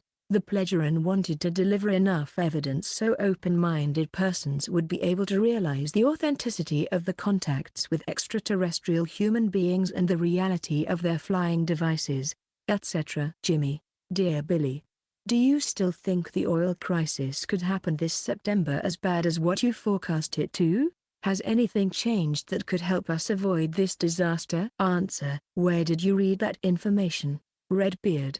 Dear Billy, do you know if the so-called ones of Horus, supposedly from Egyptian law, have any value to a person? I have included a link. Thank you. Matthew. Answer: Billy doesn't have enough knowledge about this to give you a responsible answer. Sebastian. Hello Mr. Edward, hope you are fine. I have a question regarding survival of the fittest. Let the strongest survive, etc. I understand this is a natural law and this is how I understand it. It all depends on the situation, and if there is a mean to help. In Amazon, in some cases, because the Indian lives are so dangerous, mothers who have twins have to kill one baby because it would be impossible for her to watch for two.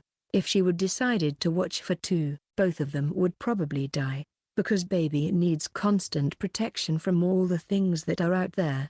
This is all based on survival, so not really weak. This info is from doctors who work there. Today in developed countries, where there is government help for people with mental, physical problems, in medical way, technological and material, we are able to do it better. I believe ages ago most children who were born with problems would have died quickly as the parents had to stay in the field all day long. and many times the weaker lives were consumed by the death because they needed medical help that was not there or other means depending on situation and the disability. I believe in many cases weak adults or children were abandoned, but I do not really have good idea about the situation. Many times the families were simply hungry and only stronger survived the hunger. Today developed nations have means to help, so no longer laws like that apply. I understand the difference in neglecting weak or abusing weak. It is absolutely wrong to have means to take care and not help or to kill. Today nations which are more developed than others and have means to help,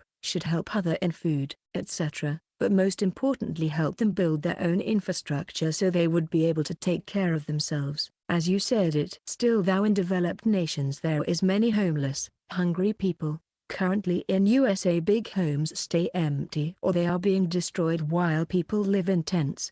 How is that logical human behavior? I am not sure, and how can we talk about topic like this one? When it comes to helping weak and in Palestine one nation destroys the other, survival of the fittest, I believe this cannot also lead to self-suicide. When we are talking about surviving of the species, one should not sacrifice himself for the weak, when the weak will most likely not survive. Just want to let you know that I am not thinking in terms of weak meaning less muscles. I understand that less or more muscles have nothing to do with surviving skills. Can you kindly please explain how this law was understood in previous times? How did people took care of the weak humans depending on their age? How should we understand this natural law in current times, where I am wrong, and if this law is more for animal world than the human? I am sorry Mr. Edward I really was not able to form this question into one. If anything maybe you could give a greater answer to it in your bulletin if it does not exist. With kind regards. Sebastian. Answer. There is a difference between the fauna and the animal world in comparison to the human beings. Human beings have a spirit form and a consciousness that are capable of individual consciousness-related progress. One of the human being's tasks is that the strong ones shall help the feeble, weak ones. The human being is able to consciously live according to the spiritual laws and recommendations, or to live against them. He can build a culture and can use nature for his well-being and steady progress, etc. But of course many people are misusing the word help or aid and are doing damage instead of good. Sending food into overpopulated countries does not solve any problem. Real help means to teach the people how to take care for themselves and how to lead a life in line with nature and the natural and local resources. This includes education about the overpopulation catastrophe. Betty W. It is never justified to sacrifice oneself in any way. To engage oneself is okay, but not to sacrifice. To do one's best for the weak ones is possible only if a person is primarily looking for oneself and living a good life and be healthy. Note by CF, surviving of the fittest applies to the animal realm. As a result of overpopulation, people are becoming more and more confused and feeble-minded and prone to diseases. Besides avoiding or correcting overpopulation, people should refrain from enhancing degeneration and weakness. They should act on several levels, like fighting about one's way to get. I did not find a correct English translation, which makes it necessary to control one's thoughts and to show endurance in problematic situations. Suicide or euthanasia are also acts of cowardliness. Onward, did not find the English translation, and illogical thinking. Lipunif. Dear Billy, thanks for your work. More than 10 years ago, I remembered focusing on my existence, lying in the dark breathing strongly. As I was doing so, I suddenly heard a treble, displeasant sound and felt I was sort of starting to move up to 30 centimeters above myself. I got so scared that I immediately stopped this activity to come back quick. Since then, I've tried to duplicate the experiment, but I think I'm too scared to approach this state again. What do you think it was really? Is it dangerous to try to duplicate? Keep on with your work. Salam Lipunif. Answer. This is a natural occurrence that one can experience during the learning process of meditation. It could very well be that through breathing strongly you did hyperventilate, hyperventilieren in German. This can lead to angst conditions, visions, vertigo, etc. Savio. Dear Billy, it was mentioned that a spirit form will incarnate into the embryo on the 21st day after fertilization. We knows that the length of the day will be different from planets to planets. Hence it is reasonable to deduce that the amount of time before the embryo be spiritually animated will be different among different planets. My question is the 21-day, say 504 hours, a constant among the whole universe? If not, can you give us some other examples? Salom Savio. Answer: the 21, sometimes 22, days period is uniform throughout the universe and applies to all human life forms. Baseline player. Hello Billy. Dankes Conferrer Antwort des Versten Geistformen. I hope you are well and enjoy the coming summer. This time, it is a question more inspired by one of the last round concerning the pleasure and home world. How does it looks like in manners of continents etc., like having a map of this particular world? Answer: Billy does neither know the form of the continents nor does he have a map. If he had a map, he would know the form. Corey. Billy, in regards to the spirit form question of Hector's from the last round that you answered, what sort of Fugung occurred, is it discussable? Answer: a Fugung in this respect depends on the thinking and acting of the human beings, law of cause and effect. It's not a result of an action by creation, but is possible, enabled through creation's laws. Josie. Please forgive me if this is unpleasant. I have heard a saying, but the seventh man called Perdurabo, for enduring unto the end. At the end, the six listed before this name Perdurabo are the 6 prophets who came before you. Is this Perdurabo a reference to you, Billy? It seems to be. I mean no malice by asking this. Rat Jones aka Josie. Answer: no, it isn't. Kingman. In a previous answer to a question I asked, you gave the response that living a life of virtue as being an early sign of a person's evolution towards living truthfully spiritually. This of course sounds obvious, but the simplicity makes it easy to overlook as an obvious trait of an emerging spiritual evolution. My question today is, when you describe different times, moments one may meditate, like when working, or on a walk, listening to questions posed by the English Figu Forum very funny, and other common tasks, am I to assume that the benefits received from this type of meditation to be as effective as a strict, very programmed methodology? A friend in America. Sean. Answer: the meditation that is done by most people throughout the day is usually entirely unconscious, and the benefits are unconsciously achieved and,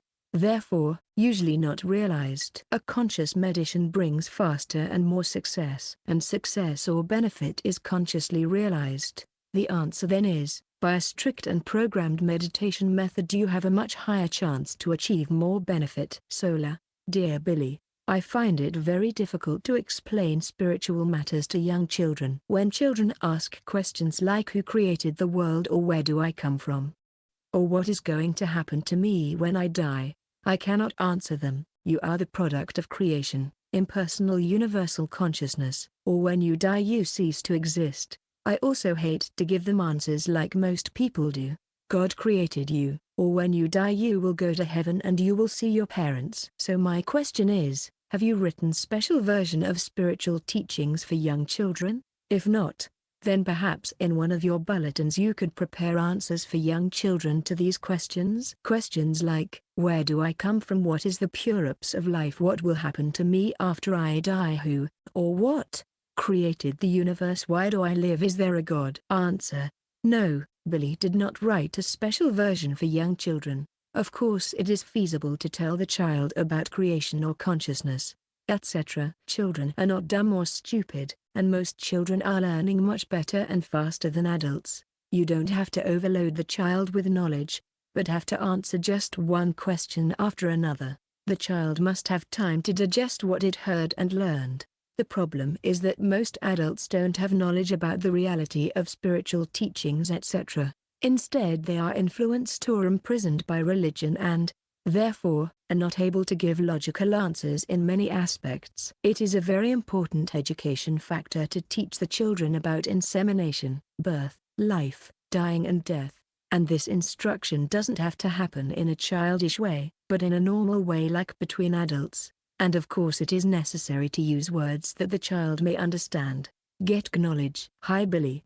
To follow up, if the consciousness connects our mind with creation, while different from my understanding, the spirit is just the power source that functions like an unlimited battery, and we are evidently already connected, What else is there to tap into, within, with meditation, and the purpose? Much love and peace, always. Answer. We are tapping into the realm of the consciousness, because it is the consciousness that matters. Meditation helps to improve our consciousness. Note by cf. It's not the mind that is connected with creation, but the consciousness. Question. Does the word mind not mean the same as consciousness? When looking into a dictionary, it is difficult for me to understand what you are meaning with the word mind. There are so many different meanings.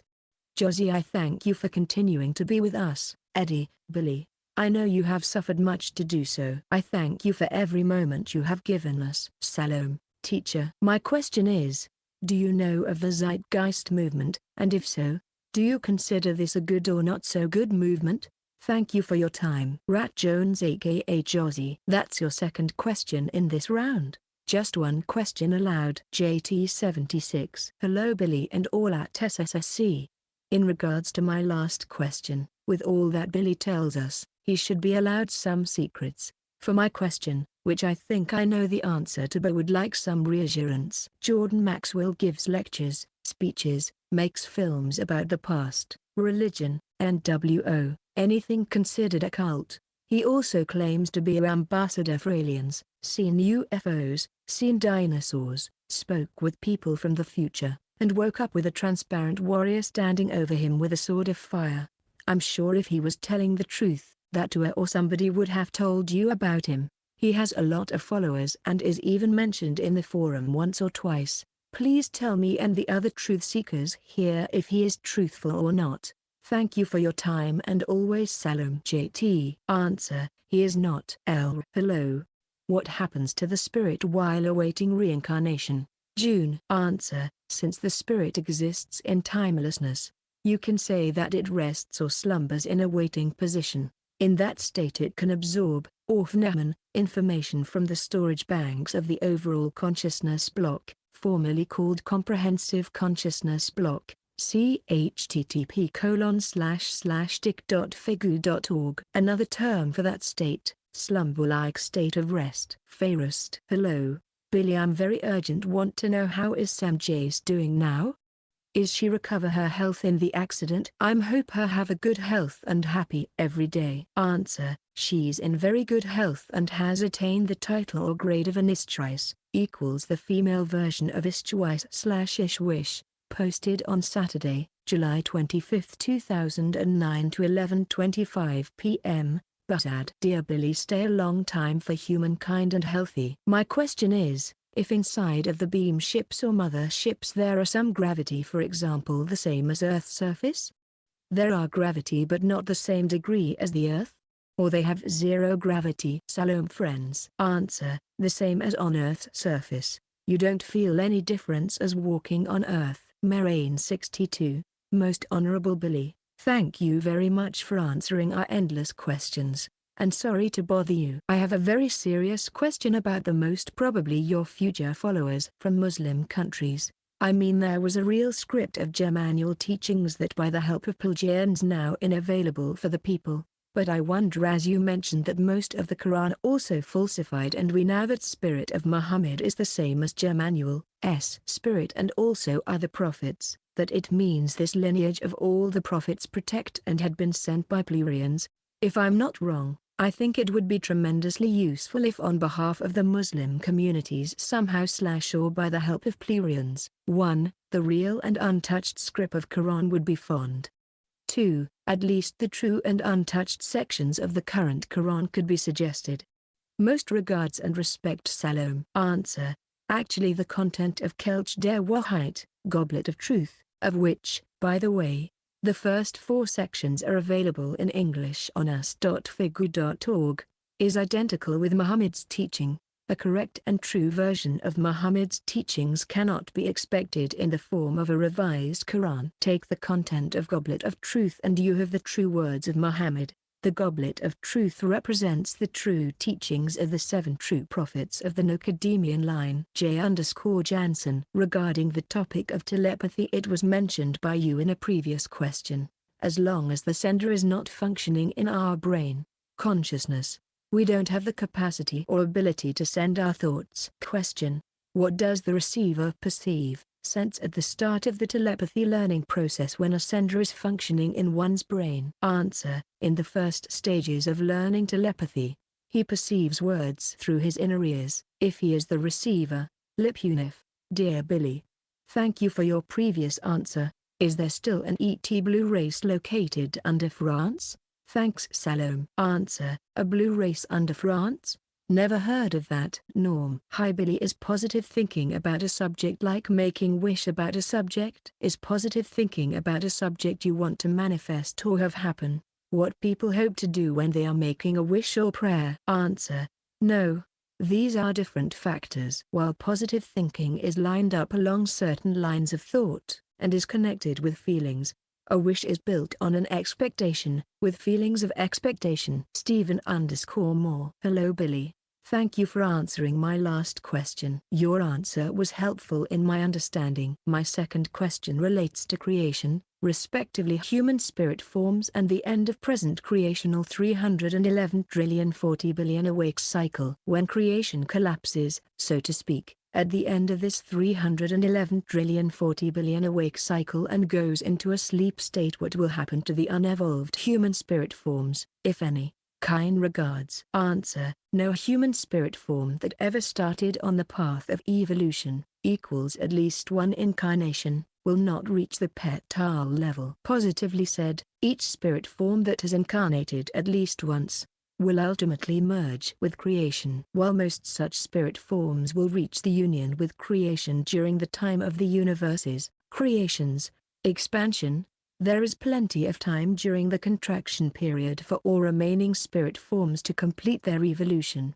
Memo. Hello dear Billy. While observing things in daily life, I have noticed that very often coincidences happen. Like if one is thinking about something in particular, then through the day several things related to this thought occur. Or sometimes one sees certain object or listens to certain song, and then in that day several things related to this happen. I would like to know how much do we really can attract certain situations, persons, things, etc., by thinking in them, or if this noticing coincidences have more to do with some form of intuition or if it is simple imagination. Thanks. Answer: a coincidence, Zufall in German, as the people generally understand, does not exist, except if you cut a pie into several portions, and one of those pieces falls to you, or if you win a competition and the prize falls to you.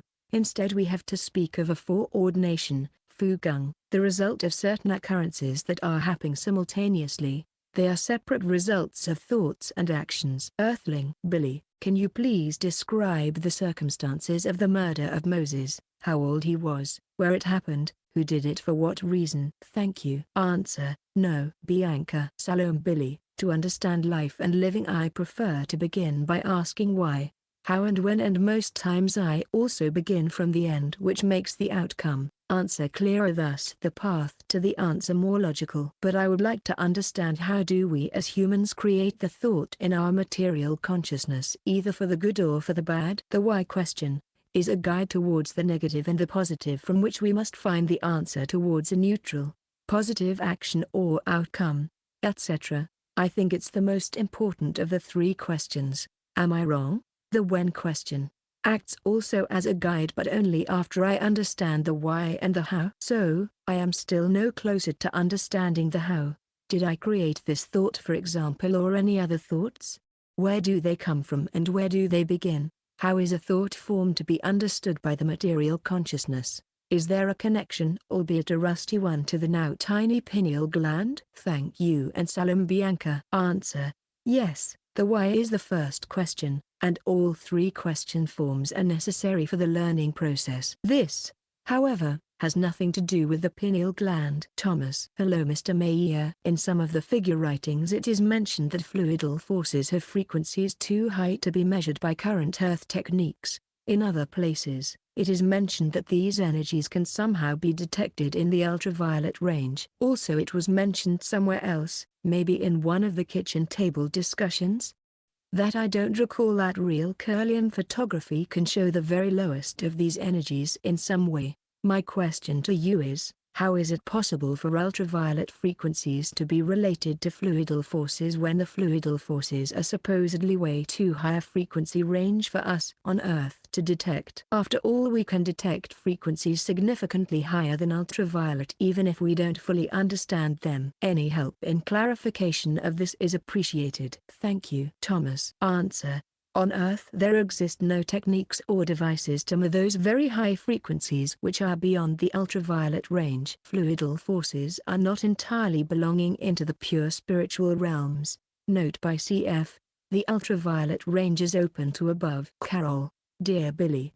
Thanks for answering my question about using hypnosis to help others. My next question is also on the subject of health. There is a program that is being promoted to help the body heal itself from any ailment, mental or physical. According to the man that developed it, this is done by broadcasting balancing energies at different frequencies to a photograph of a person or animal. These balancing energies are then chosen as needed using a type of energetic Rosetta Stone by your higher self to clear any energetic imbalances that lead to disease. He calls this a spiritual technology.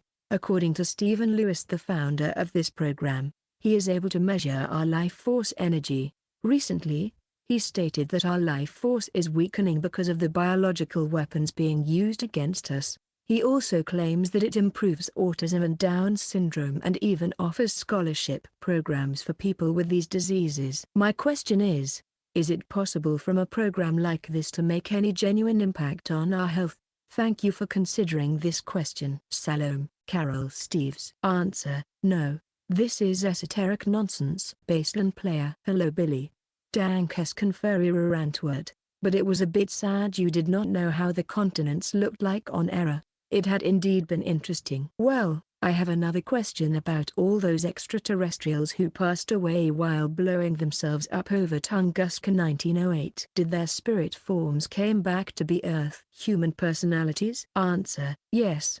They have to incarnate on Earth. Jan. Dear Billy, with great interest I read in Figu Sonda Bulletin near 48 important things to notice regarding correct translating of Pleasuran names and words.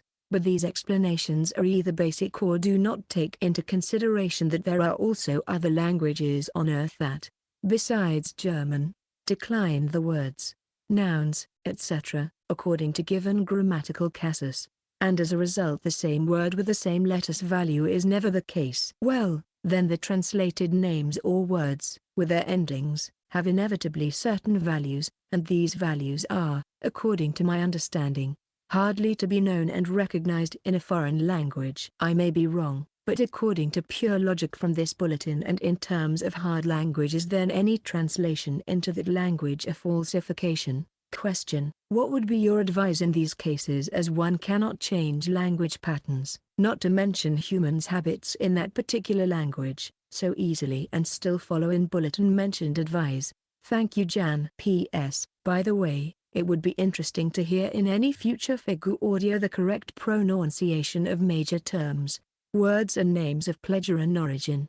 Just an idea. Answer. That's a good idea that will be realized. Regarding the Pleasuran names, people of other languages have to learn to pronounce the names correctly, even if they would pronounce them differently by only reading the succession of letters, etc. In German you usually pronounce a word exactly as it is written. James, can you tell us whether Billy is permitted to tell or knows whether our scientists are on the right track regarding the sirtuin gene? Regarding it being the long ago manipulated one, which is activated by the compound resveratrol. Apparently this substance causes sirtuin-1 gene to activate and enables the benefits of calorie restriction, lengthened life in mice, without restricting calories. Salome. Tim. Answer. That's unknown to Billy.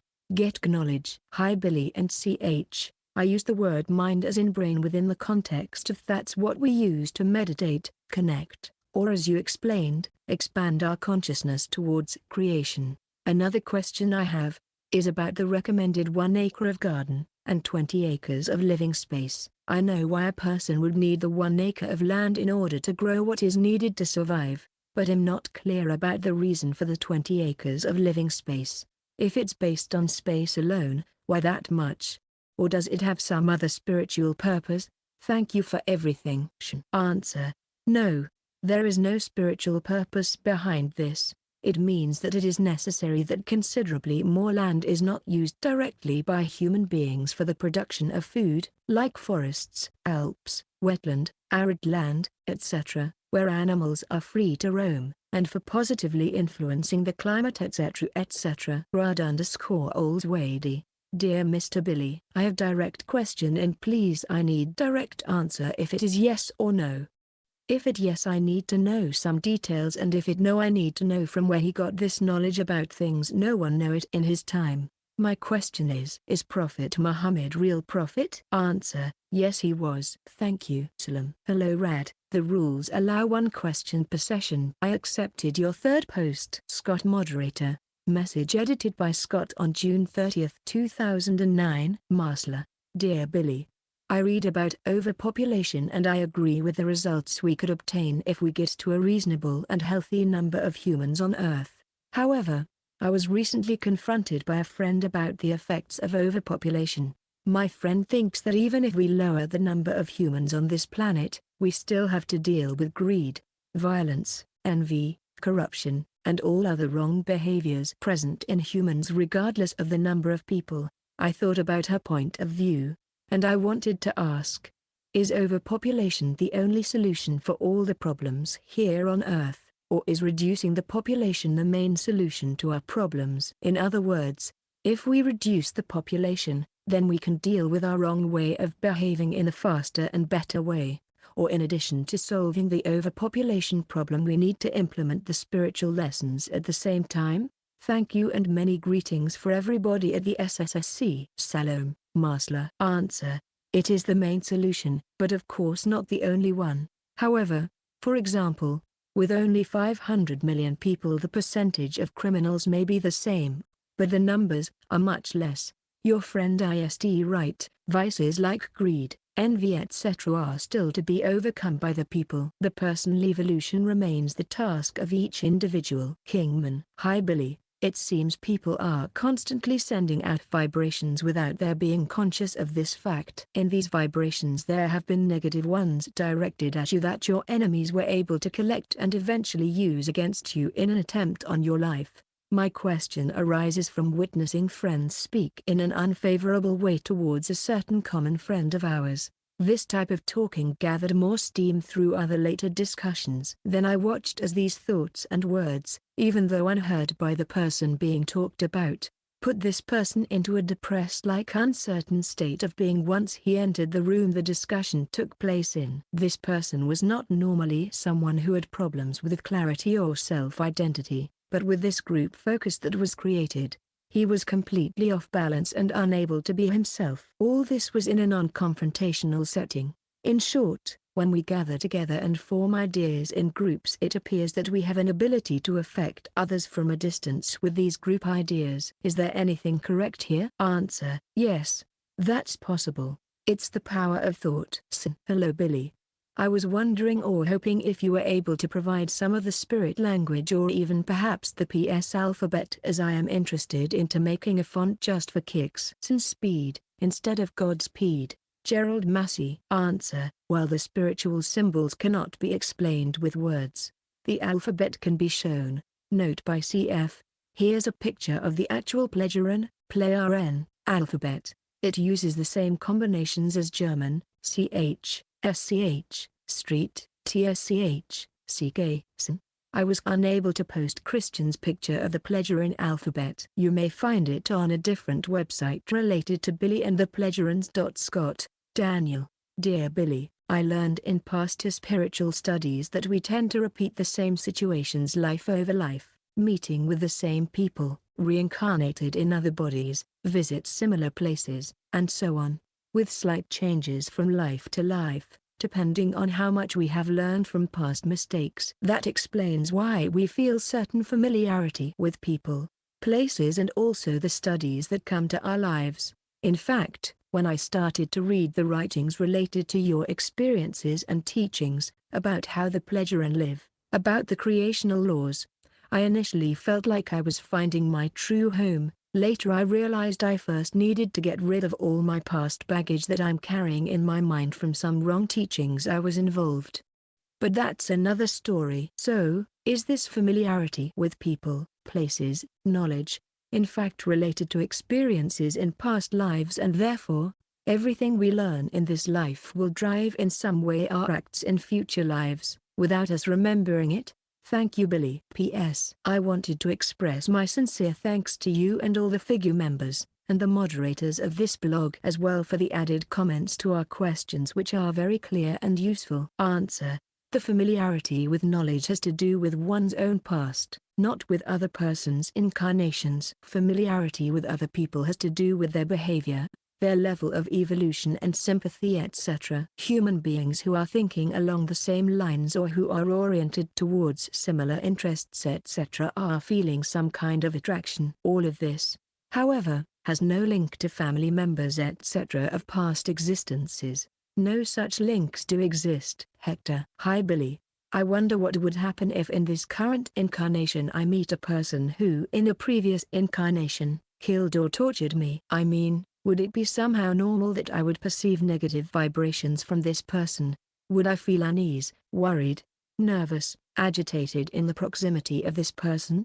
I guess the most important factor in order to evaluate and feel this person's vibrations would be what he has achieved in his current incarnation, independently from what he did in the past. If now he is making great effort in order to learn from past mistakes, his vibrations will be neutral positive. But in the case he repeats the same mistakes of the past, I would feel his negative vibrations. Can you clarify? Answer: you would feel nothing bad at all, because bad deeds in a former life have no effect in the next material existence. Note by cf. Karma, as it is understood by most people, is totally wrong and non-existent. The _original_ Dave. Hello Billy and Christian. My question is about something I have been experiencing during some meditations I've done. During meditation I have experienced this feeling as if some sort of energy or vibrations were surrounding or pulsating at me, sometimes while I see the color blue. Also, a few times, as I feel these vibrations, my left side of my body, especially my left arm, feel a sort of goosebumps, the so-called chicken skin. What could these sensations be? Is it a natural result of the meditation? Thank you for your time. Hope you all at the center are well. See you. Answer: those are self-triggered effects or factors. Nobody. Dear Mr. Mayer, in Bulletin 38 you spoke of the importance of the pineal gland in sensing fluidal forces and how it has atrophied in humans beings. You said that caused by humans' overly materialistic thinking.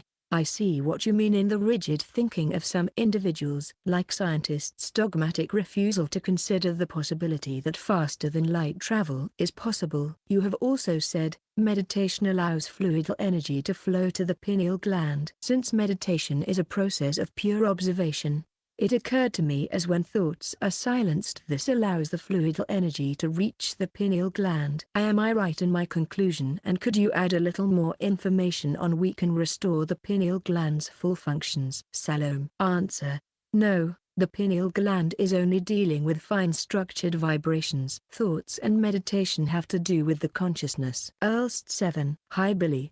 Is anything wrong with a married couple, one man, one woman, inviting an unmarried woman of her own free consent to have sex with them? I am asking this one because I read it's okay for women to be bisexual, but if the man marries a bisexual woman and she is his only wife, then I am thinking they probably need to invite an unmarried woman to have sex, which would fulfill the wife. I don't know, because then it would be a threesome, but it would have to be protected sex from which no child would result. Again, I haven't tried this and I am asking to get all the details I am unsure about. Thanks moderators. Billy, Earl. Answer: as a rule, such a situation brings problems and even threatens or breaks a marriage. Being bisexual doesn't mean that you must have sex with both genders in order to be satisfied or fulfilled.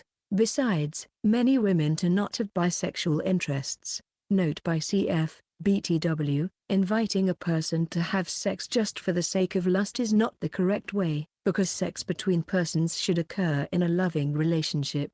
Both we. Hello Billy. I sometimes have a perception of certain words, phrases or feelings, which don't have any connection with the situation I'm in or my thoughts at the moment. There were times when I assumed that these had been created by someone who was near me at the moment because it made sense in that context. At other times, it's difficult to tell if they came from my imagination, my subconscious, or if they were created by someone else while having her attention on me in a more intense or focalized manner. How can I determine what, or which person, is the source of these seemingly foreign words, phrases or feelings? Many thanks, David. Answer: you are creating your thoughts yourself, even if you may not recognize their origin. You may have hidden thoughts of which you are unconscious and which have their effects on your conscious thinking. It's an effect of uncontrolled thinking. Redbeard Billy, with you and your mission in mind, are there similar missions by other proclaimers of the truth, such as yourself, that are teaching and presenting creation's laws and truths for similar or different reasons throughout our universe? Matthew. Answer: there are human beings on many worlds who have worked their way up to be able to teach their fellow human beings the creative natural knowledge. However, there exists just one prophet line of Nicodemean's origin. Posted on Sunday, August 23, 2009 to 8:32 p.m. Preliminary remark by CF: since Billy did feel sick during the answering process of the following questions, I had to somewhat shorten, cut details and questions, etc. Thomas. Hello Edward, and thank you once again for your answers and assistance. In Guido Muisbrugger's book Flugre Eisen durch Zeit und Raum, he states that electrons are uncommonly transformable and that one of their forms after transforming is the chronon. However, you say that electrons are not chronons. Of course, if an electron transforms into a chronon, it is no longer an electron anymore. I understand that you do not give out more information than you should, so I would like to ask you more directly. Please explain either what the relationship between electrons and chronons is as far as you are permitted, or please explain the information that Guido stated in his book. I only hope for a clarification in the apparent contradiction between your information and Guido's. I assume that your information is more accurate due to your sources. Any clarification you can give us on this topic would be appreciated. Thanks once again, and thanks also for all that you do for us all. Answer: a chronon is a time unit, an electron isn't. Greetings. What are the other manifestations beyond the capacity of the five senses should humans be aware of for his spirit's further evolution? June. One should not be aware of the sixth and seventh sense, but also use it. Answer: the sixth sense is linked to the psyche, feelings, and the seventh sense is linked to the consciousness, sensing imp and dungeon from the fine structured realm. Typhoreth. Several months ago I dreamed that I was seeing everything circular. My vision way of seeing as I dreamed was in some way circular. Somehow I began changing it to be square, sort of like the shutter on some cameras, and it was very difficult to open this square, but I did manage to open it. As I was opening, I could begin to see into it, and once it was open found myself outside in a clearing near a lake with trees around, and it was night time, calm and very peaceful, and I could see the crystalline night sky with stars that were like diamonds being so clear. The dream gave me great peace, but it feels somehow like it represented a choice. Perhaps the question is then, could Billy and or the Pledgerans tell what it was all about?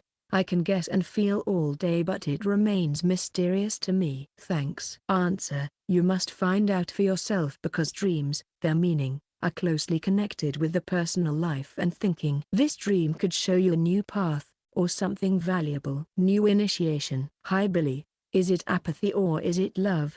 Is it in the destruction of certain sentiments such as affection within oneself for others, or is it in building up of certain passive aggressiveness factor to enable oneself to keep a certain distance even to one's close family members to prevent unnecessary suffering from losing them? Matt Lee. Answer: it is to do with seeing the reality of life and accepting it.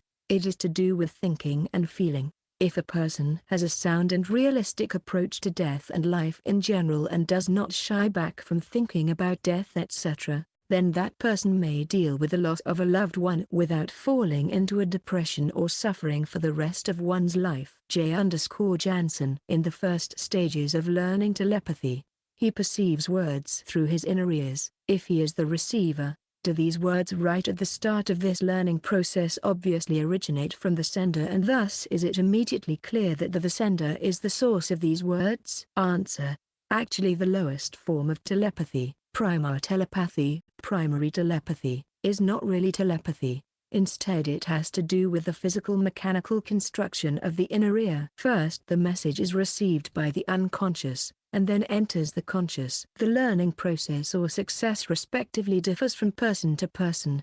Of course, Earthling, dear Billy, will the spirit forms of one incarnation's true love or life partners, bear true loves or life partners in subsequent incarnations, and as follows.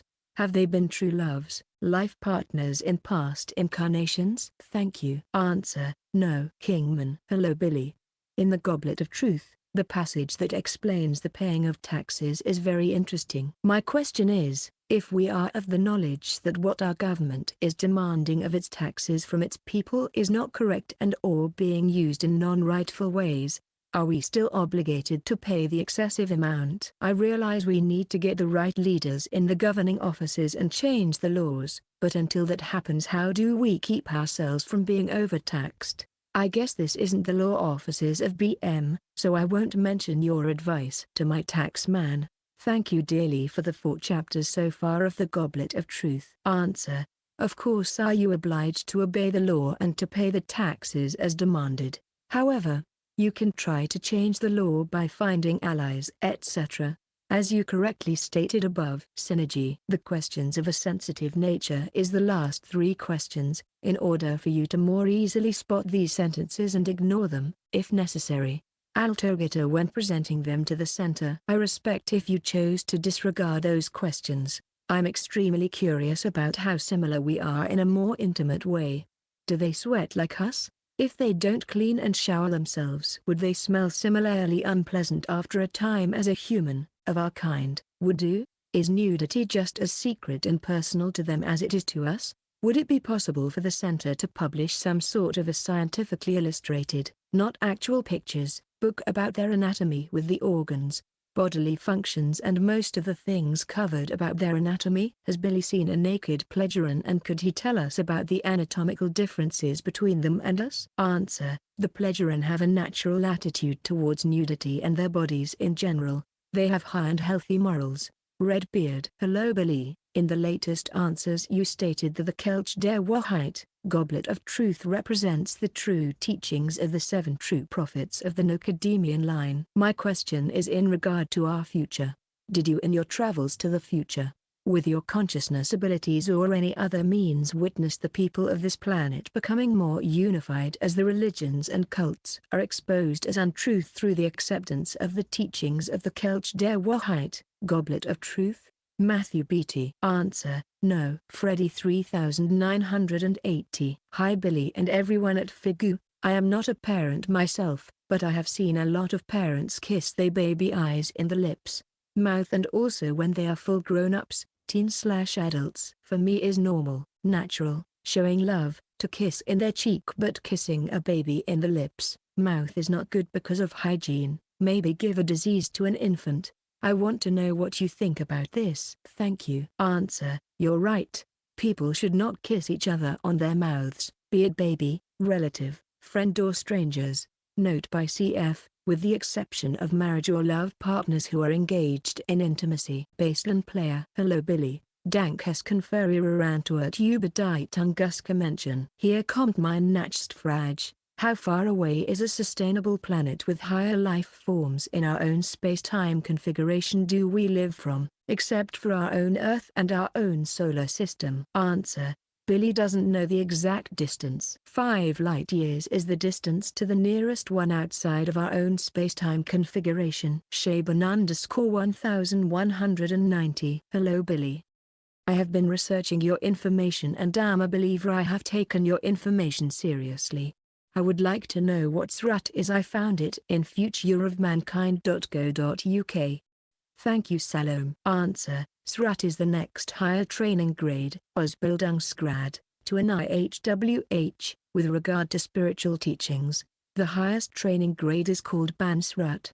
Michael_Horn, not a question but a hint. If we really want to get important information from Billy, when he is allowed to answer and or knows the answer, I suggest not using questions that can be answered simply yes or no. Answer, note by CF, Exactly. Peter_Brodowski. Hello Billy. My question is in regards to love, or true love. If over the course of many incarnations, two spirits incarnate into bodies and these two people meet one another and say for example, one life they are brother and sister, another life they are lovers, another they are friends, in another they are mother and daughter etc. Is there some kind of bond or love that grows stronger where perhaps the two spirits are more or less determined to always come together? And that, perhaps at a certain point when these two are able to recall the past incarnations or view future ones, that these individuals would make the conscious effort to reunite again and again? Or perhaps I should put it this way. If one has the ability to find out whether or not a person was their wife or husband etc. in previous lives, and there was existing love between them, would it be from a spiritual viewpoint advisable course of action to take, to seek to continue and strengthen that bond between two spirits? Is there something you can perhaps state that may give me some valuable insight in regards to this idea? I do realize it's one question per turn, so please answer however you think is suitable. Thank you. Answer: since personalities equals that which makes a person and individual with a certain name and thinking etc., do never incarnate again, but are dissolved after death, it is not relevant whether two spirit forms, or rather the connected personalities, have been in some interaction in former existences. Relationships, marriages and parent-child relations in this life are entirely non-relevant in future lives because each life has to deal with new people, relationships and circumstances. In Rib 444. Hi Billy, I was wondering if there is any truth about people's statements that there are ancient relics of extraterrestrial presence, buildings, on the moon. Or is it possible that if such things exist they have been made by our human civilization?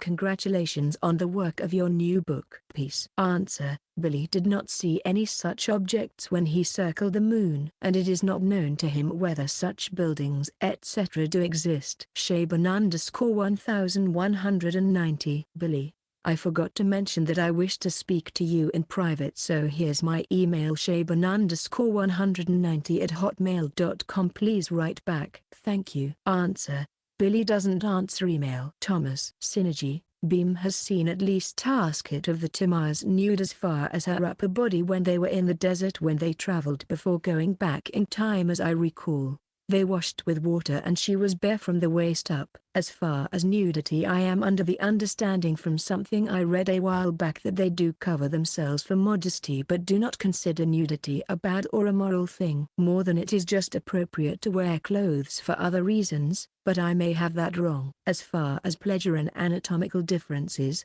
Beam said they look and function physically just like us on Earth except with very slightly longer earlobes. They use the bathroom like we do except with more up-to-date facilities for them, and they do wash with water and have also an ultrasonic method cleaning as well. By the way, they do not use toilet paper but instead have a vibration-related method of cleaning which also disinfects the appropriate area of the body. As far as stinking, it is just deduction on my part, but of course they sweat since they are like us, but they don't consume poisoned, polluted food, air and water, so they don't use impurities from their pores in the way we do. If you stopped using deodorant but didn't live in a poisonous environment, once you got the bad stuff out of your system, you likely wouldn't stink when you sweat, though there would still be a natural odor noticeable to some degree. Also, sweat tends to stink because of bacterial byproducts if the sweat isn't cleaned away immediately, so that too is a factor.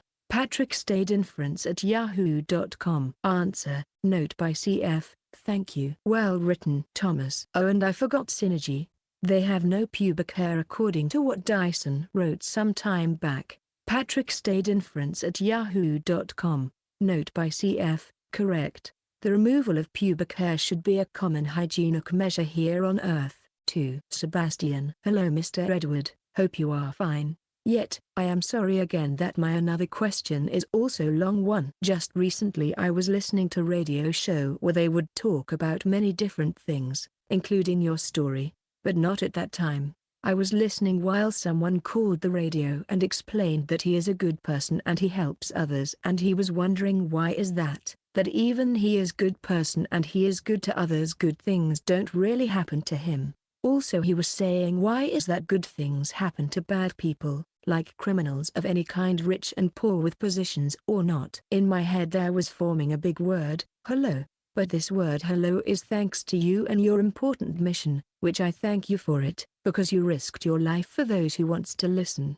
But still, in my head I can't really widely explain why is that or give many examples. Just because someone is good, it is not necessarily a reason why good things should happen to him. I think to explain this may take a lot to say. I do think that people who think in these terms is because of religious reasons and they expect good things happen to them as well. Some of them expect bad things to happen to bad people. For example, winning a lottery because I am good, or living in a big house with a pool, etc. In my mind I have idea why this is not true, but I can't really explain this situation. The only thing I can say is because there is nobody there above us that is judging our deeds and acts according to what people do. But in the end I understand that if we are good we should expect good things, but the foundations of our thinking and deeds have to be logical. Yet, if someone would ask me to explain what do I mean about logical deeds, I don't necessarily have a great answer for them. I do understand that if we help people who can't really help back, then he can't expect good things, and if we help people who wants to use us, then he can't expect anything also.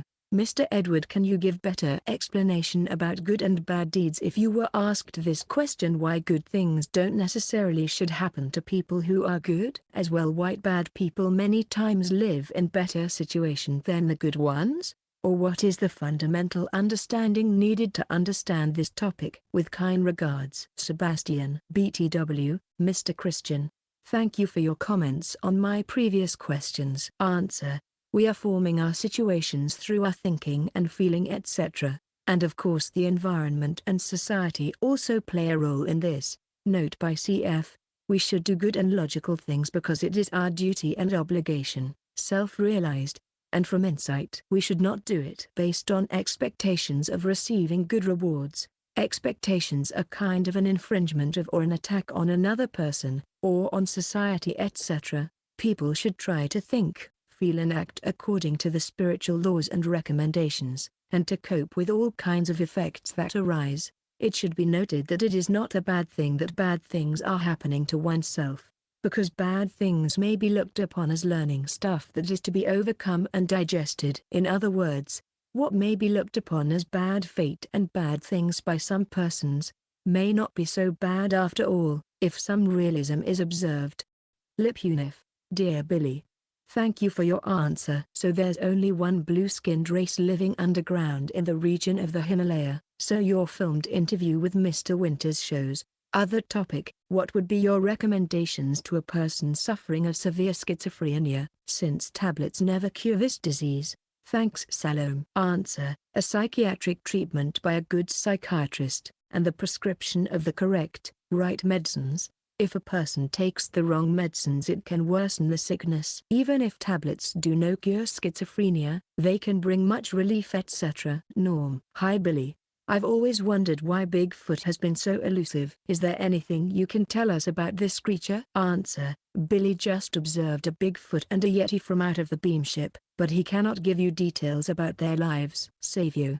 Dear Billy, thanks for your previous answer in confirming that it is universal. A spirit form will incarnate into the embryo on the 21st or 22nd day after fertilization. As the length of the day will be different from planet to planet, say, on Earth, it will be 24 hours x 21 days equals 504 hours. On planet A, it will be 36 hours x 21 days equals 756 hours. On planet B, it will be 90 hours x 21 days equals 1890 hours. My question is, does it mean that the time in hours before the incarnation of a spirit form will be a very much different from planet to planet? Salome. Answer, no. This has to do with the distance between the planet and its sun, plus several other factors, like the way of life, etc. Pattern. What will be our greatest strength, as Earth human spirits, against the extraterrestrial threats we will encounter in our future? Thanks. Answer, regardless of what you have in mind regarding the term extraterrestrial threats, meteor, ET attacks, diseases brought by comets, etc., etc., it is important that humankind of Earth, not Earth human spirits, are constructively working together and stop making war among each other. Carol. Hi Christian. Dear Billy. Thank once again for answering my previous question. I knew the answer in my heart and appreciate the validation that my thinking is once again on the right track. Thankfully I did not suffer too much damage during my 2-year exploration of esoteric nonsense. Smile. On the subject of reincarnation, I am trying to understand it in more depth. For example, if person who is born into this lifetime comes into a very hard life, such as being born into a family where they suffered neglect, physical abuse, humiliation, poverty, and having to deal with uncaring or drug-addicted parents, chooses to rise above this and lead a decent life, how did the previous life determine personality and circumstances in this present lifetime? And how does the lifetime being experienced now and how it is lived determine the next incarnation? I am looking for a specific example using the above scenario so that I can understand the reincarnation process and how all this is all determined. Thank you to you Billy, and to everyone at Figu for having the courage to participate in this important mission. I look forward to visiting the center in September. Salome. Carol Steves. Answer. There is no influence from a former life, and there is no influence on a future life. Each life must be taken as an independent unit, led by a new and unburdened personality. Steve. Hi Billy, I wish the best for you and your loved ones, and I want you to know that I am very grateful with all my spiritual love for guidances and effort for mankind. I mean it. I have a question about love. Since I was born, people called me blessed cause I was a premature child. I was happy, kind, nice, smart, had wisdom. I loved everything in my life and all that I encounter, and felt great love. I loved everything just as I loved myself. This is what I wanted/felt. When I was 12 years old at the year 2000, I was asleep, and when I woke up I seen 2 females on the side of me. They was beautiful and I felt very good being in their presence, but then one asked me a question and I kind of felt offended. Then I went back to sleep and woke up and went to talk to my family about the females, but they said no one came for you. Then I got to thinking that's silly.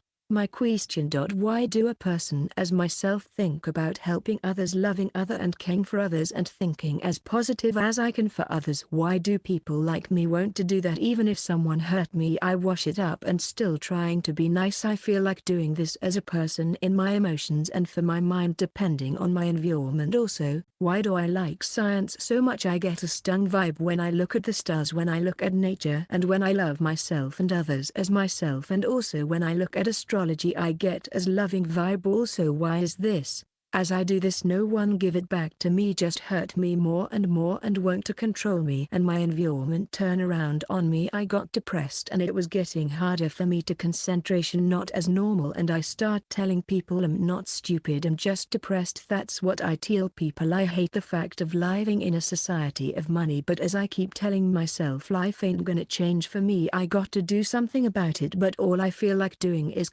helping and letting everyone know that they is as special as I am. I don't care for money, just loving, just good, just positive, that's all. All is one and one is all, and most of all I am one. In this sense of development, is it possible that you can tell my spiritual development? Example, your spiritual spirit. I'm new here, so I hope I tried to be as pacific as I can. Thank you for all your concern. I hope you understand my words. I leave you with much love and respect. Edward Albert Mayer. Salome. Answer. Basically you are doing everything for yourself, just as everyone else does. No exception. It seems that you have expectations towards your fellow human beings. What has been explained to Sebastian above does also matter to you. Put your first priority to your own consciousness-related stability, soundness and balance. Besides, it is not important to know whether a person has an old or new spirit form. What's important is to try thinking, feeling and acting in line with the creational laws and recommendations. Posted on Saturday, September 26, 2009 to 1:31 p.m., J_Rod7. Best greetings Billy, I hope you are feeling better now, and that you should remain healthy. I am aware by direct experience, that all of nature is full of a living spirit which is aware of our presence and aware of our intent. It seems so that the spirit of nature does love and sustain us human beings despite the general ignorance of most people. Could it then be that nature will engage in a rebalance of the human overpopulation? Thank you, Billy, for the goblet of truth and for the which we hope to see translated and published soon in the English. Thank you for bringing the truth of creation to earth. Salom Rod. Answer. It's nature's system, a system of nature, that will have its effects, like pandemics, epidemics, catastrophes, etc. if humankind is honestly effectively fighting overpopulation. And no, there is no spirit of nature which does love and sustain us. Conrad. Dear Billy, how many space-time configurations are there in our universe? Salome. Answer. Billy doesn't know. Creational. Dear Billy, I am sorry to hear that you felt sick and I sincerely hope all is well by now. The element astatine, the heaviest halogen, discovered in 1940, is allegedly produced by radioactive decay in nature. It is thought to be the rarest naturally occurring element in the Earth crust, since fluorine, F, chlorine, Cl, bromine, Br, iodine and astatine, were all halogens. These elements could readily replace one another in an appropriate medium. There is plenty of research that blames bodies' toxicity by overutilization of fluorine, chlorine, and bromine, interfering with iodine uptake causing the deficiency of this vital element in our body. There is no apparent study pertaining to astatine since it is believed to be extremely rare. Is it possible that there is a connection between the relatively newly discovered radioactive element astatine, due to nuclear plants, facilities leaks, decay and interference with body's level of iodine also? It would be greatly appreciated if you and Tua could explain the relationship and effect of all these halogens in the human body. It appears the toxic ones are replacing the only beneficial one being iodine and causing increased toxicity in our bodies lately. Salome. Slur. Thank you Billy. Answer. Billy doesn't know, and he will not ask Tua. New initiation. Dear Billy, more and more as I live each day I realize just how important concentration is, yet it's one of the hardest thing to do. For example, due to circumstances from earlier childhood, unbeknownst to me until recently, the traumatic experiences somehow must have triggered certain psychological and psychical reaction in the form of dissociation from reality, rumination, unfocusedness, dwelling within the sphere of my own mind, and the culmination of bad thought habits which caused childhood depression, anxiety disorder, an almost uncontrollable fear response generalized towards all people, which over time have become so ingrained into the very fabric of the consciousness that certain images and triggers would elicit an overwhelming oppressive response, and therefore it having power over the being part of the self. It's been a handicap in my life, and I am slowly unlearning this and trying to replace it with the understanding of reality as it is. But I still can't understand how this block or force, so to speak, turns itself against itself as if compartmentalized and fractured, having its own distinct part apart from each other, and the natural unity of the whole self somehow being dispersed, with some parts having been arrested from the oppressive forces arising from within. It's almost as if it's an extreme form of self-censure, but at the same time a denial or rejection of a part of oneself that one has grown to be ashamed of, in a perpetual tug-of-war between itself. I mistakenly thought that it may have been an entity of some sort that you were referring to in one of your articles, but as there is more to the consciousness and the human psyche than what is known in the conventional schools of abnormal psychology, would you be able to expound on what the nature of this force created by certain conflicting but unresolved thoughts and feelings is that culminates in such manifestations inside the human being? Thank you for your compassion and understanding, Matt Lee. Answer. There are countless possibilities for the cause of your condition. It is possible that you recognized, perceived and understood things falsely. You will have to try to find the origin of your problem, condition and analyze it, and have to realize your false, erroneous thinking. You can try to live according to the creational laws and recommendations, and to fulfill them, so you to make progress in your life and your psychic and consciousness related aspects. Edmundo. Hello Billy. I have question about learning methods. What are best practices of achieving knowledge and wisdom in earthly society? Particular of knowledge in spiritual matters, but also in learning languages, scientific facts, etc., etc. Maybe you can refer to your earlier writings, or are you planning to write something on this matter? Take care. Salome. Answer.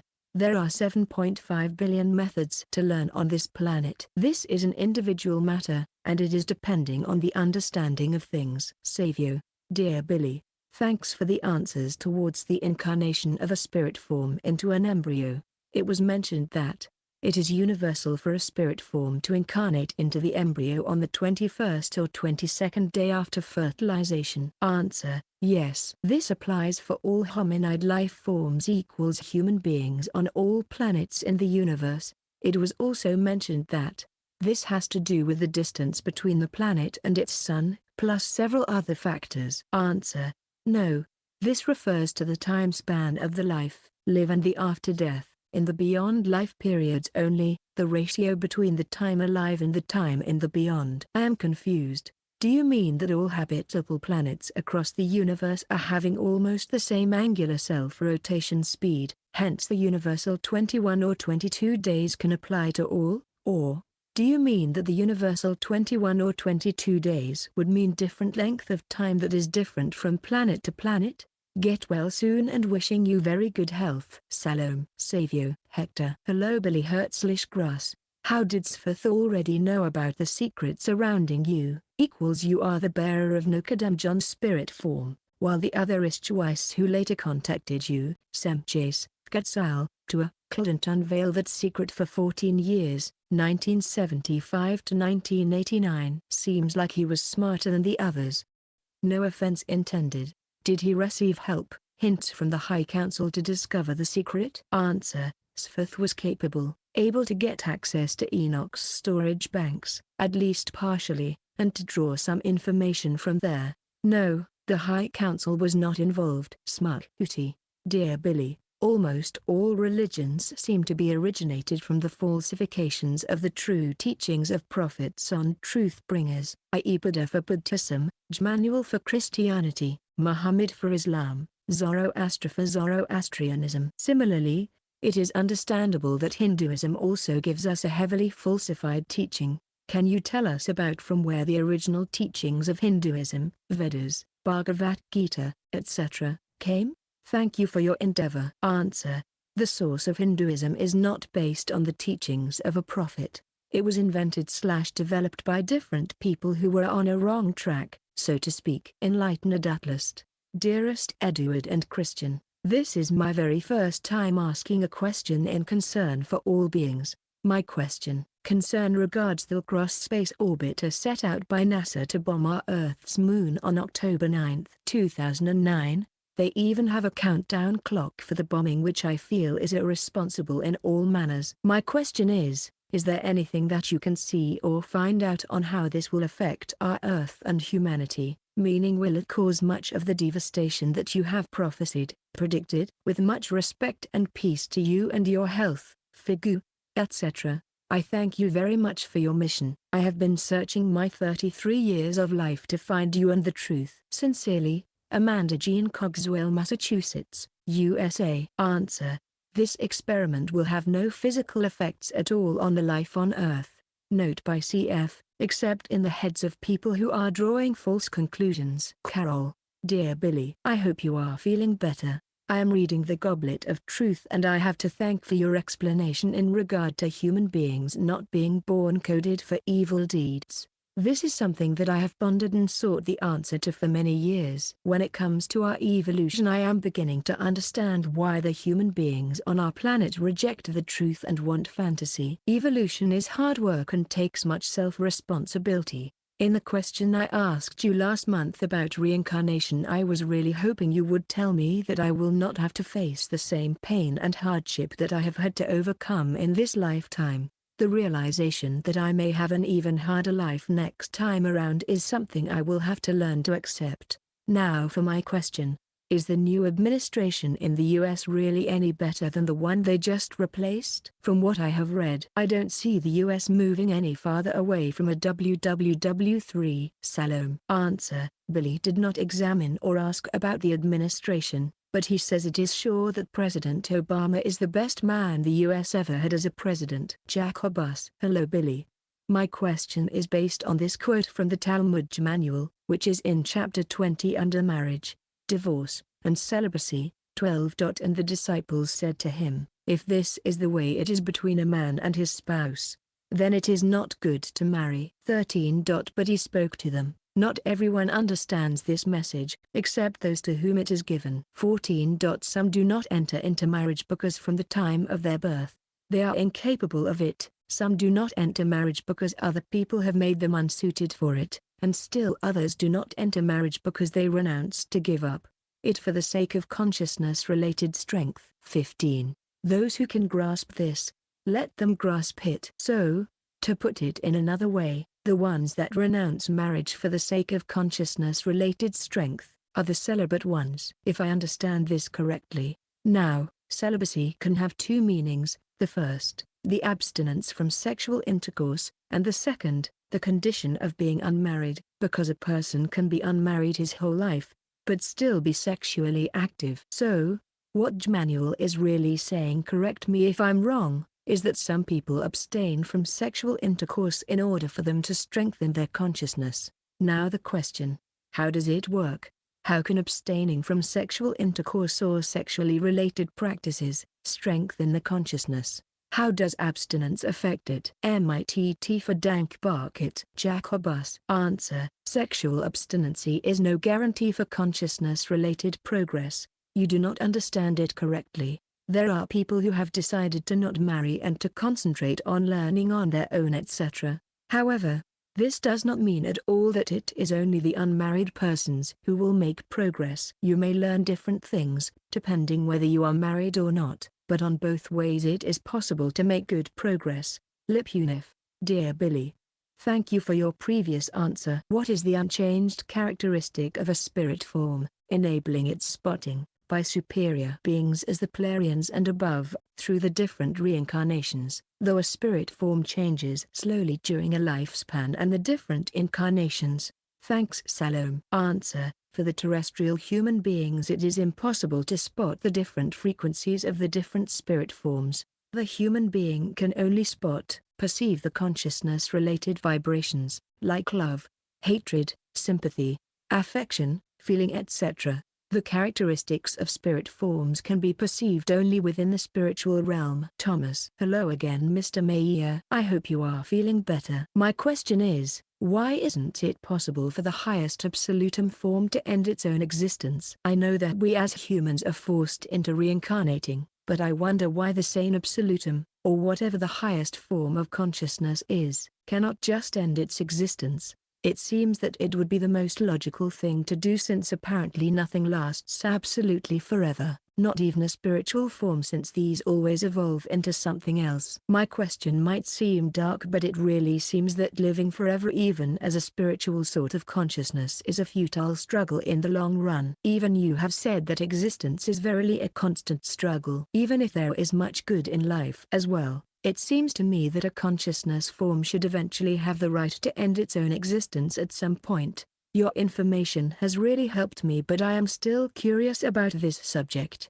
Thank you for your help and responses. Thomas Patrick Stayed Inference at yahoo.com. Answer. The sane absolutum is a perpetuum mobile and, therefore, it can never be stopped, nor will it stop by itself. You cannot compare this with a human being. Besides, this is not something separate, even if it is the origin of everything.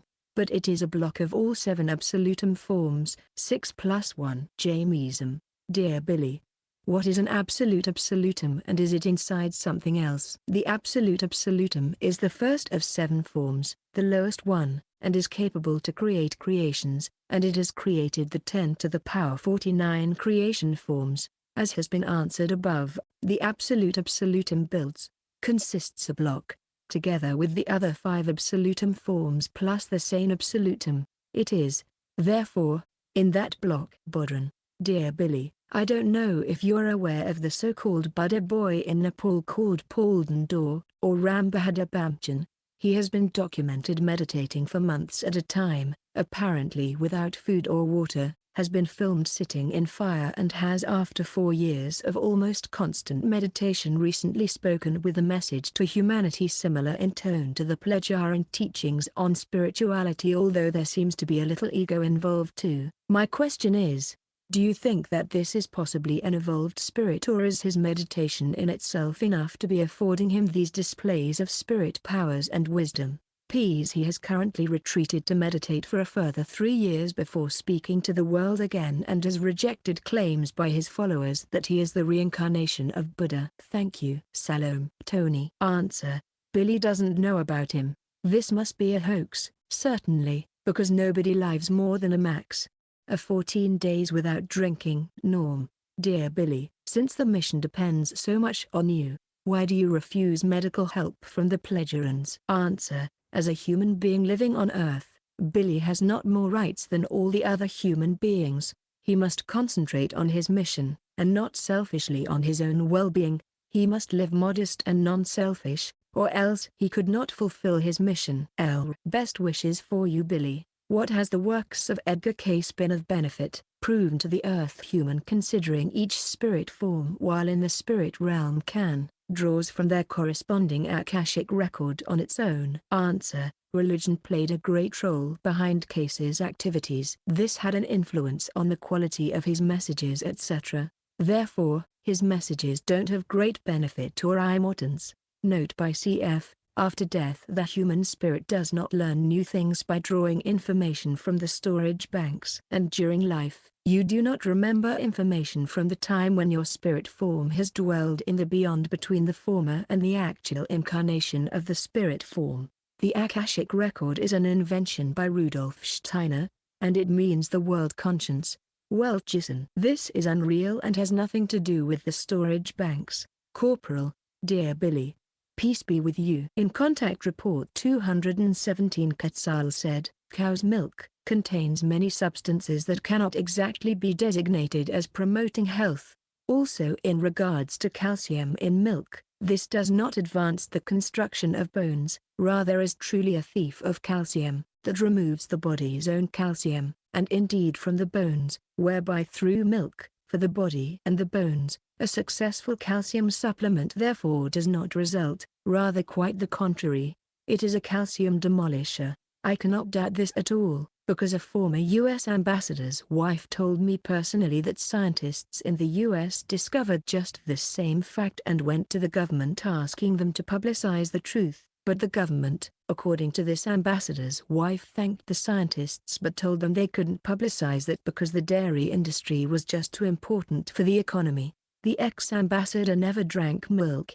The Pledgeran do not kill animals nor eat the meat of animals killed by them because they do not kill the animals, and presumably they do not drink the milk of cows nor just keep cows like pets. My question then is, why or for what purpose does Quetzal farm his cows? Answer. For his own pleasure. He does not drink the milk, but lets it drink by the calves. Quetzal is kind of an altertums fan equals he is very interested in the old and modest, even primitive times. He has built himself a log cabin where he is studying in reclusion, and into which his wives are not allowed to enter. He is also working in his garden using garden tools to dig in the soil, etc. Thank you and stay well. Chris. Lonnie. Dear Billy, a spirit forms usually part of a collective except during this time of overpopulation on Earth. In other words, if the population was closer to normal, would we be our grandparents, or great-grandparents and so on? It is my understanding that this is how it normally works, and because of overpopulation, or other factors, some ET spirit forms have been born to Earth spirit parents or out of their collective if there is such a thing. Please clarify or correct me if I am wrong. Salome. Lonnie Morton. Answer. You are confusing things. Spirit forms are always a collective. We form, just as the human beings on Earth are as humankind. Overpopulation has an effect only on the duration of the time between two incarnations. Questions. How can we be our grandparents when they are still alive? Each personality is unique and will never be incarnated again. Therefore, nobody can incarnate as such and such. Scott. Dear Billy, there are people that claim to be able to see the human aura. Do you know if this ability is something that can be developed through meditation and or other consciousness-related practices? Or is this ability something that is to do with the age of the spirit form of the person and cannot be developed until the spirit form has achieved a certain level of evolution? Age. If this ability can be developed, Would you be able to share what type of training, study would be required? Thank you as always. Salome Scott. Answer. This is nonsense. Those people have too much imagination, or they are cheating. But, dear Billy, is our spirit form really eternal? Never stop to be, and will always be aware of itself, even when we go back to creation and further? If we were created by creation, we could stop to be sometime, but the creation still exists. Thanks. Answer. Up to the petal level there remains some kind of individuality, which may not be confused with personality. The status of a spirit form after merging with creation is not known. Posted on Friday, October 23, 2009 to 2:46 a.m. Pattern. Will the problems we will experience from the Sun around 2012-2013 result in the poles shifting partially or completely? What other effects might we experience? Power, communication loss. How should we prepare? Answer. The publication of information about the year 2012, Mayan calendar, has stirred enough confusion, therefore Billy will give no additional information. Many people have a tendency to interpret more into an information than there really is. Note by CF, keeping one's eyes and mind open is all that is needed to prepare oneself. Stephen_Moore. Hello Edward, thank you for the chance and your time for me to ask you another question. I would like to go back to the first contact you had with Samjace. I quote 32. Many faunal or even floral life forms have also reached highly advanced levels of existence. 33. So there are species that have acquired much knowledge and have freed themselves from their environment.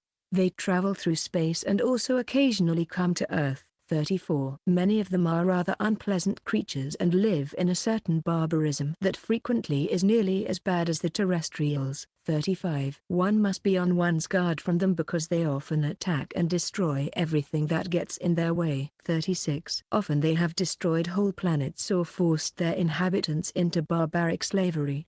37. This is one of our tasks. 38. To warn the people on Earth of these creatures. 39. Let the people know this because the time is approaching when a conflict with these degenerate human creatures becomes unavoidable. In line 32 Samjace explains that many faunal or even floral life forms have also reached highly advanced levels of existence. In line 33 Samjace explains that there are species that have acquired much knowledge and travel through space. In line 39 Samjace mentions that these are degenerate human creatures. My question is this, when Samjace speaks in line 33 about species, is she referring to human species or of plants, animals that have gained much knowledge? And if it's plants, animals, how can plants, animals gain much knowledge without a brain and spirit form like humans? Thank you for your time. Kind regards. Stephen. Answer. She refers to human species, even if there are floral and faunal life forms, seeds and bacteria etc., which are capable of leaving a planet and float, travel to other worlds, planets. Hi Billy. I've been having these epiphanies. It seems like in my dream I'm always high up in the trees talking to other people in a peaceful environment. Eventually I make way to a big tree and sit down and talk to it. Whenever I talk to it, every time I come up with a realization or an epiphany. For example, lately I gained an immense amount of understanding and knowledge of love, kiss, personalities, programming methods, communication, Jarvis, change in my personalities, etc., and it affects me the same morning I wake up. I try to describe this, but I can't find the words for it. While within my consciousness it retains its full meaning and I can't share its full meaning because I can't explain it. Not even close. My question is this. Is this the result of my non-stop hard work of meditation finally beginning to pay off or delusional? Any insight, explanations, advice would be great. Gerald Massey. Answer. It very much looks like the result of incorrect attempts and wishing too much. It could be that you have provoked imaginations or, as you say, epiphanies. If a person is forcing the meditation process, there is danger of developing schizophrenia and delusion. Such effects as described by you are produced by the consciousness and through imagination. Norm. Dear Billy, I was watching Stephen Hawking on TV and he said that if he could get one question answered he would ask, can something come from nothing? How would you answer that question? Answer: with a no. From nothing comes nothing. Lipunif. Dear Billy, thank you for answering my last question, but I'm afraid there was some misunderstanding.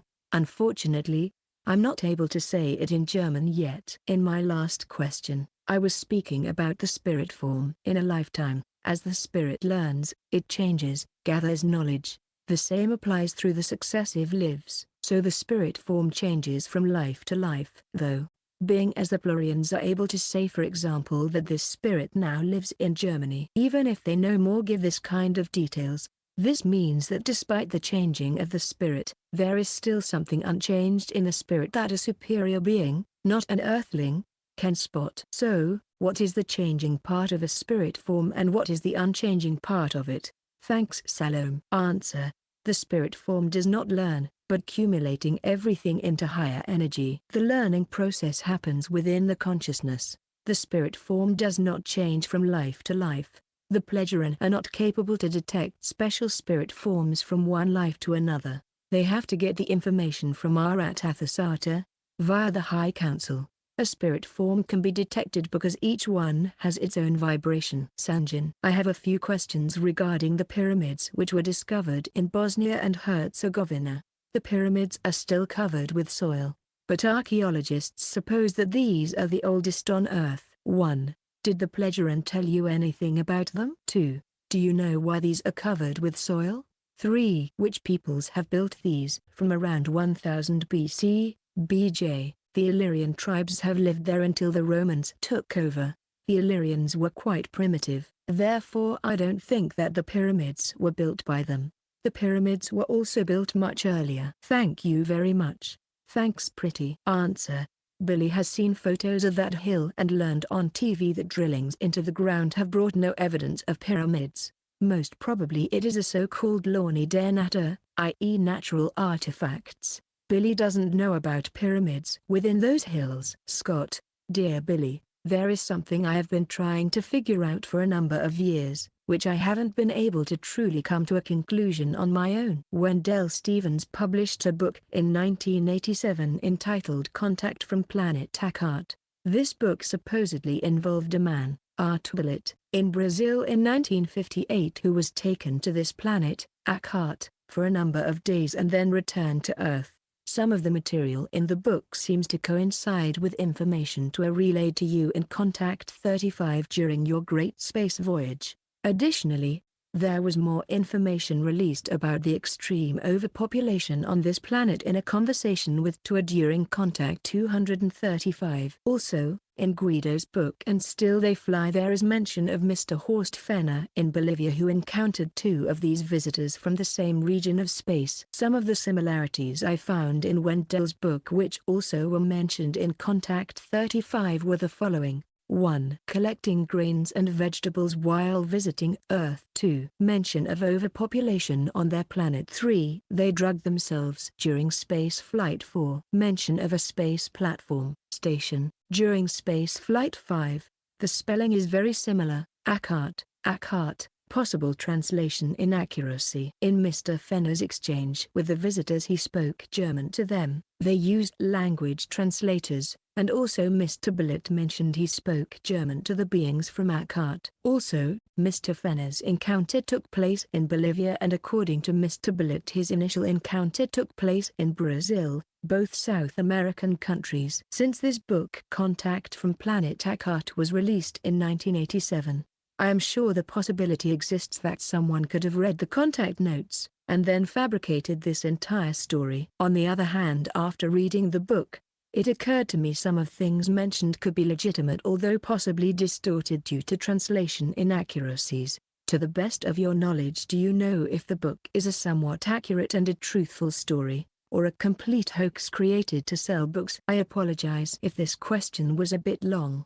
Thank you again for your help. Salome Scott. Answer: The Contact from Planet Akart case is nonsense. Sonic_01. Hi Billy, I hope all is well with you and your health. I would like to ask you a question regarding paranoid schizophrenia. This is an illness which I've been fighting for about 10 years now. I am in my late 20s. I developed this illness because of my involvement in the Christian faith in my late teens. It involved my fear of outside forces punishing me for sins I had committed. And since I had committed all these sins I had or have low self-esteem. So I am always watchful for things in the outside world which would determine my fate, such as police watching me, or numbers I see or whatever. This backwards link to the outside world is causing me a lot of strife.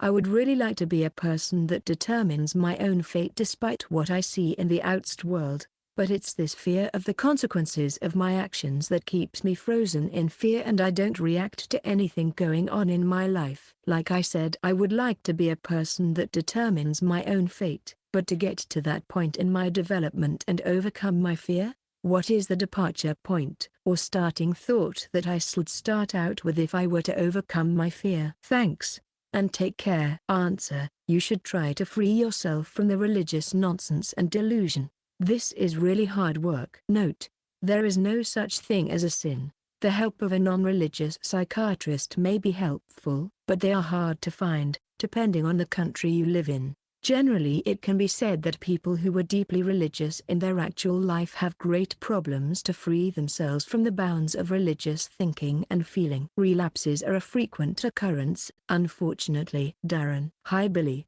You once advised that people with schizophrenia should not do meditation as it was unsafe for them. Not sure if it was in or out of the pyramid or both.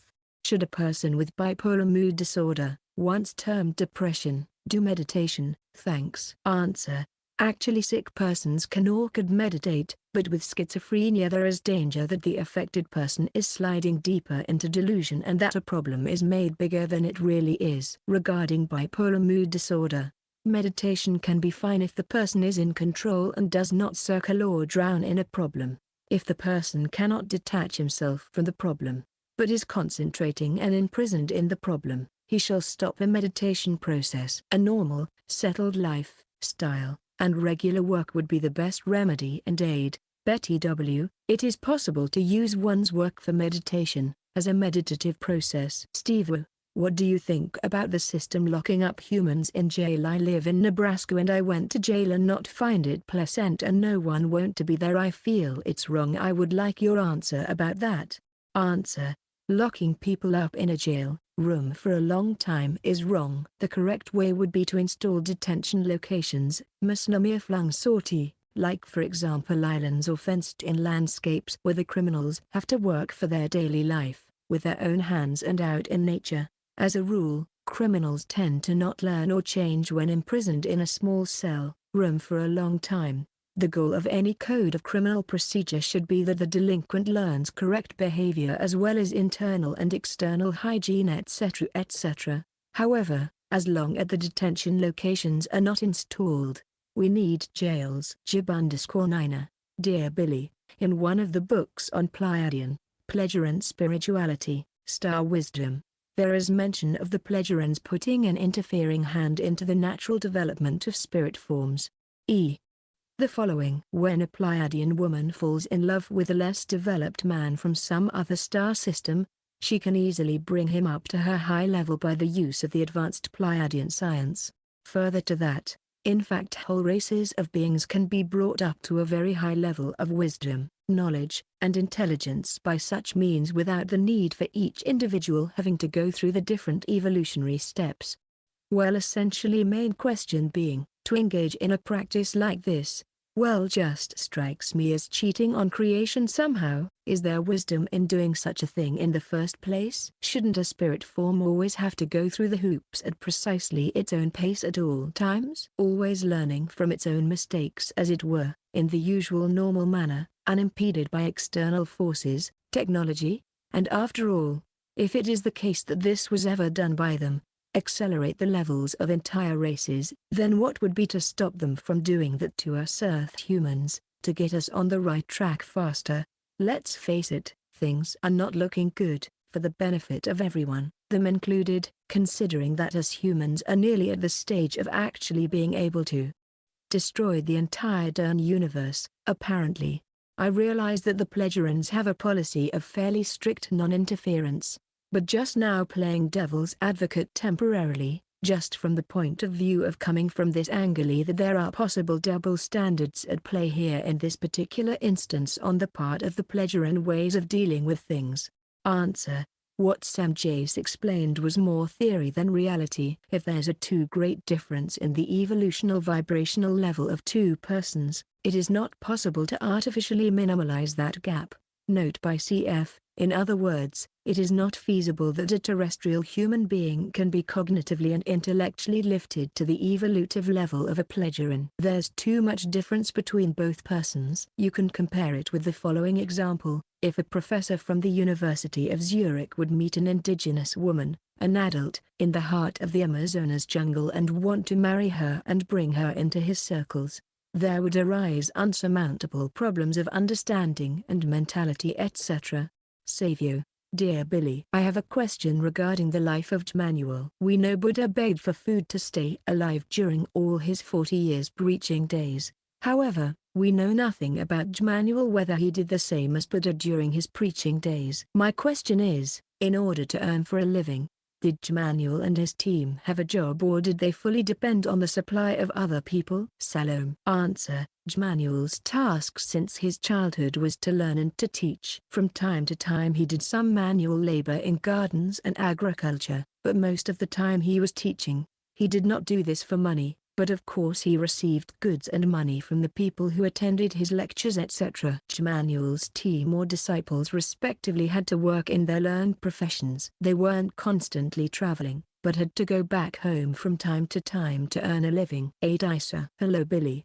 I was discussing with some of the forum members about the spirit form and death, and I have come to grow skeptical about it. I can't conceive anything beyond death because there is no experience after that. The self dies and all the body parts disintegrate. So why tell us about all these things since there is no way for us of knowing this? You say that this is the truth and the true words, but we won't really know for sure. You say this is the right path, but all I see is just words. If you weren't instructed by the pleasurean if happened, would you have ever known about this? And so, in what way will it help us if any at all? Won't your teachings and the way to achieve whatever we need to achieve cut off the possibility of nature to deliver unique individuals into being? Answer. The necessary information or knowledge respectively can only be received from the Aratathisata level. The pleasurean are not capable to gain that knowledge. To know or have knowledge about the processes before and after death is important for understanding the purpose and meaning of life. Kiwazika.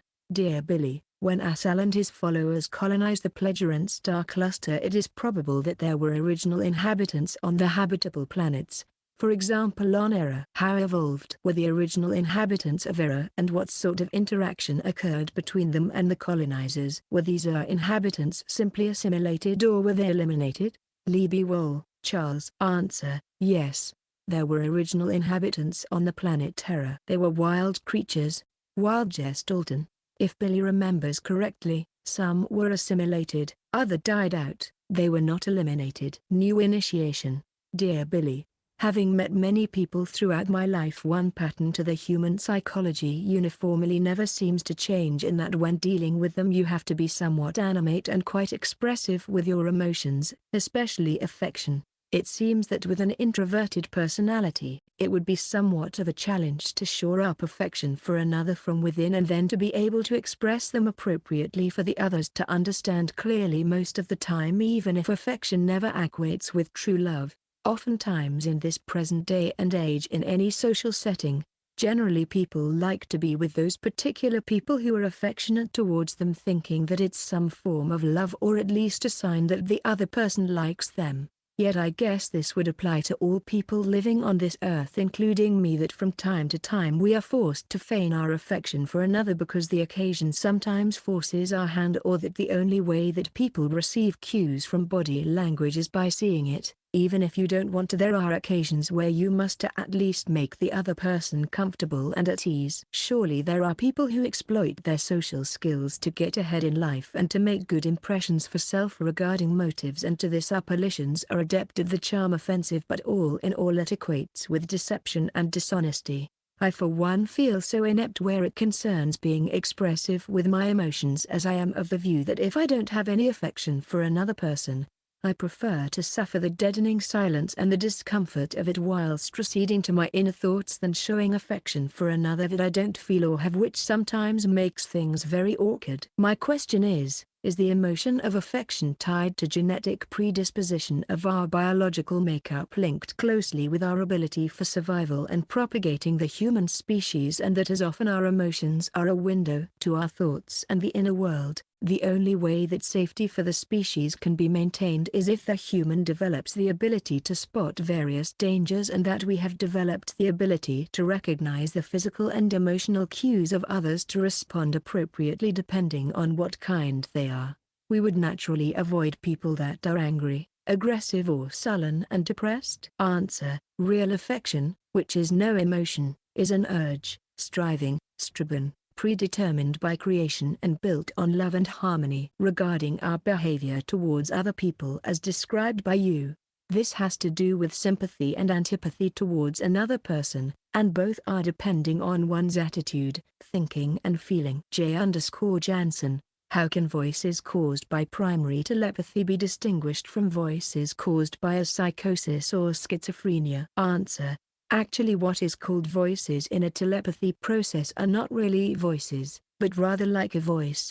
It is more knowledge than spoken language. It is hard to explain. The voices in a psychosis sound like real voices. Conrad: dear Billy, what is the meaning of the rectangle at the bottom of the peace symbol? Salome: Conrad. Answer: the rectangle represents the grounding, fundamental block of peace which holds together and bears the tree of peace and life. The black and white square represents the symbol of life and peace. The 7 feathers on top are the 7 consciousness forms. The 2x3 feathers below represent spiritual vibrations. The 2 wheels represent the universe and creation and are connected. Masla: dear Billy, I have read many questions concerning reincarnation and the evolution of the spirit form through living many material lives. I have read that the spirit form will only take to the beyond: love, peace, wisdom, knowledge, freedom, honor, and one more that I can't remember. I don't know if I mentioned the 7 virtues correctly either, but what I would like to know is, when we die and go to the beyond to process what we have learned in this life, the spirit form collects only what is positive. Then, the spirit form reincarnates in a new human body. But how can the material conscience benefit from what the spirit form has taken from previous lives? I know that we don't remember past lives, but how does the spirit form communicates the material conscience what is love, peace, wisdom, etc.? Thank you for answering our questions and greetings to all at the SSSC. Salome: Masla. Answer: the material consciousness may have, or has, access to the information from former existences through one's subconsciousness. The learning process happens in the physical life by the consciousness. The spirit form does not communicate. Greetings Billy. How come Gabriel had to be Jemanuel's and Muhammad's biological father and not just anybody else, considering it is the mission of the spirit reincarnating that matters most? June. Answer: Muhammad had a terrestrial father and mother. He was not conceived by an extraterrestrial. From all the 7 true prophets, only Jemanuel had an extraterrestrial biological father. Fairest: hello, Billy, hope you have a good health, but I have something very worry and very afraid, hope you can help me. Many thank. 1. I'm very worry about my former life, so I very urgent want to know, have any Bafath member dead on earth and reincarnate on earth? 2. If they reincarnate on earth, I very urgent want to know they will become who? Many thank and hope you have a good health and happy every day. Answer: the Bafaths did not die on earth. You don't have to worry about your former life. There's absolutely no reason for that because it has no effect on your present life. If the spirit form of a former Bafath, Jai's intelligence, would incarnate on earth, this will be no problem to anybody, because the person will not remember her former existence, life. Shaban_1190, dear Billy. Thank you for answering my first question. This question concerns meditation. I haven't meditated for a long time. I just started last month, and on my second meditation my whole body started to tingle and shake. Since then I was able to do it at will. Also 2 days later what is commonly known as the third eye chakra started to tingle as well, but this can last for hours even when I'm not meditating. Lastly, when I meditate my arms sometimes go up by themselves. Billy, my question is, what does all this mean? I'm confused and scared at the same time about it. I don't want to do the wrong thing. Salome. Answer. It looks indeed like you are doing the wrong thing. Don't do such things on will, because this is dangerous. You can develop imaginations, even delusion. Earthling. Hi Billy, as there is a one spirit form that has reincarnated as the 7 prophets on planet Earth. Does a spirit form that enlivened a great musician like Mozart, for example, also reincarnate in further times as great musicians of different eras? Or respectively, scientists, athletes, politicians, writers, actors, any vocation? Do these personalities with particular vocations often pick up those same vocations in different eras with similar success, yet using the particular, musical, artistic, expressions of their day? Answer. No. Smug. Hootie. Greetings and thanks for clarifying my last question. My question is, what is the limit of evolution of non-human life forms in our creation, i.e. how far a conscious living being without a human spirit can evolve according to natural creational laws for example space travel, primary telepathy, spiritual telepathy, etc.? Answer. Certainly they cannot learn spiritual telepathy. The limit is when evolution is stopping the process, or when a catastrophe occurs. There already exist highly evolved animals on Earth, like for example silver wattle. Note by cf. Billy had a silver wattle in his office, and each time he passed that plant its twigs swiftly moved in the direction where Billy stood. After Billy's severe accident the plant withered and died. Corporal. Hello Billy. My question concerns the pleasure and diet, the foods they eat. You have told us they eat fruits and vegetables and meats, and these are also mentioned in the Goblet of Truth, and thank you for G of T. But do the pleasurean also eat grains and grain products like breads, pies, tarts, cakes etc.? And if they do they eat a lesser amount than the fruits and vegetable and meats or more? Also, do they genetically engineer fish as well as meat to eat? Presumably. If we live near the sea or rivers, as well as meat, fish are a good food to eat too. Thank you so much for all your diligent work, writings, and publications. One day I hope to read them all. Peace and good health be yours, Billy. Chris. Answer. Yes. They also eat grain and grain products like bread and sweets etc. And yes, they artificially grow fish just like meat. Solar. Hello Billy, recently I read a book UFO Contact from Planet Akart written by Artubalit. In the year 1958 he was abducted by Akashians and taken to overpopulated planet Akart, which was not far from Earth and similar to Earth. In 1975, Tua also gave you similar information about planet Akart. It is only 5 light years from Earth. People are a bit more advanced than we. Planet is overpopulated and Akashians often visited our planet to collect samples of plants, vegetables, fruits and grains. My question, was Artubalit really abducted and visited Akart? If not, if he was liar, then how could he possibly know so much about Akart? He published his book long before Tua gave you information about planet Akart. Thanks Solar. Solar. I asked the same question. Well, see what Billy says. Scott. Answer. Exactly. See answer above. It's nonsense. He has not been on that planet. Posted on Sunday, November 29, 2009 to 6:08 a.m. Shaban_1190. Dear Billy, my little brother had a dream about the Pleasurean and the beam ships. He said that the beam ships were of a different design. They had the rectangular bumps on the rim, but the rim was bowl-shaped and on the top and the bottom was elongated. He also said that he saw Tua, Quetzal, and Sam Jace, and when the ships came close enough to the window that he could see them, I too was in his dream experiencing the same exact thing. Eddie, I would like to know what this dream my brother had means. Answer. Nothing special. It's just a fantasy. Path. Dear Billy, there are many comments in the contact notes regarding the heterogeneous collection of diseases we collectively label cancer, namely that it is the result of a misled life, as quoted from Sam Jace in ASTF, and that if we change the way we think and act that we can be rid of this disease, or collection of diseases, as the Pleasuran have done long ago. There are several other comments about cancer in the contact notes that also mention environmental factors and other external factors contributing to cancer as well. My question is, what areas of cancer research are currently on the right track, or can you suggest a better direction given your knowledge of the subject? Answer: Billy doesn't know. Memo: hello dear Billy. I would like to know what are the requisites for a human being to be capable of seeing the Soha. Thank you very much. Take care. Answer: a high enough consciousness-related evolution. Betty W.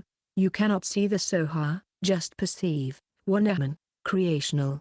Dear Billy, could you please give explanation about Baha'i faith and who is actually behind the movement? Salam with love, Slur. Thank you Billy. Answer: it's a Christian Islamic sect. You may buy a book about religions and sects where you may find the desired information. Hector. Hi Billy Hertzlish-Grass. I have recently read the book The Story, History of Nukadam John, and many things become clearer to me in relation with the so-called mission. Is one of the main goals of today's mission to try to unite, integrate, converge the now separate and incompatible Lyran and Syrian lineages in the future? I mean the descendants of the old Lyran's lineage and the Syrian lineages are now today quite incompatible in terms of spiritual evolution, technical advances and the acceptance of the laws and commandments of creation.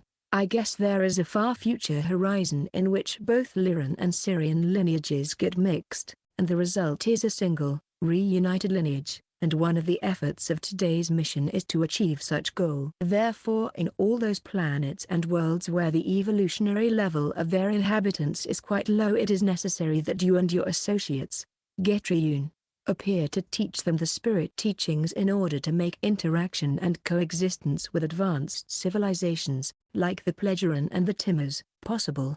Am I somewhat correct? Answer: the goal of the mission is to disseminate knowledge with regard to reality and truth. Savio. Dear Billy, I refer to the Goblet of Truth. It is mentioned that it is not right to kill animals by the cutting through the neck.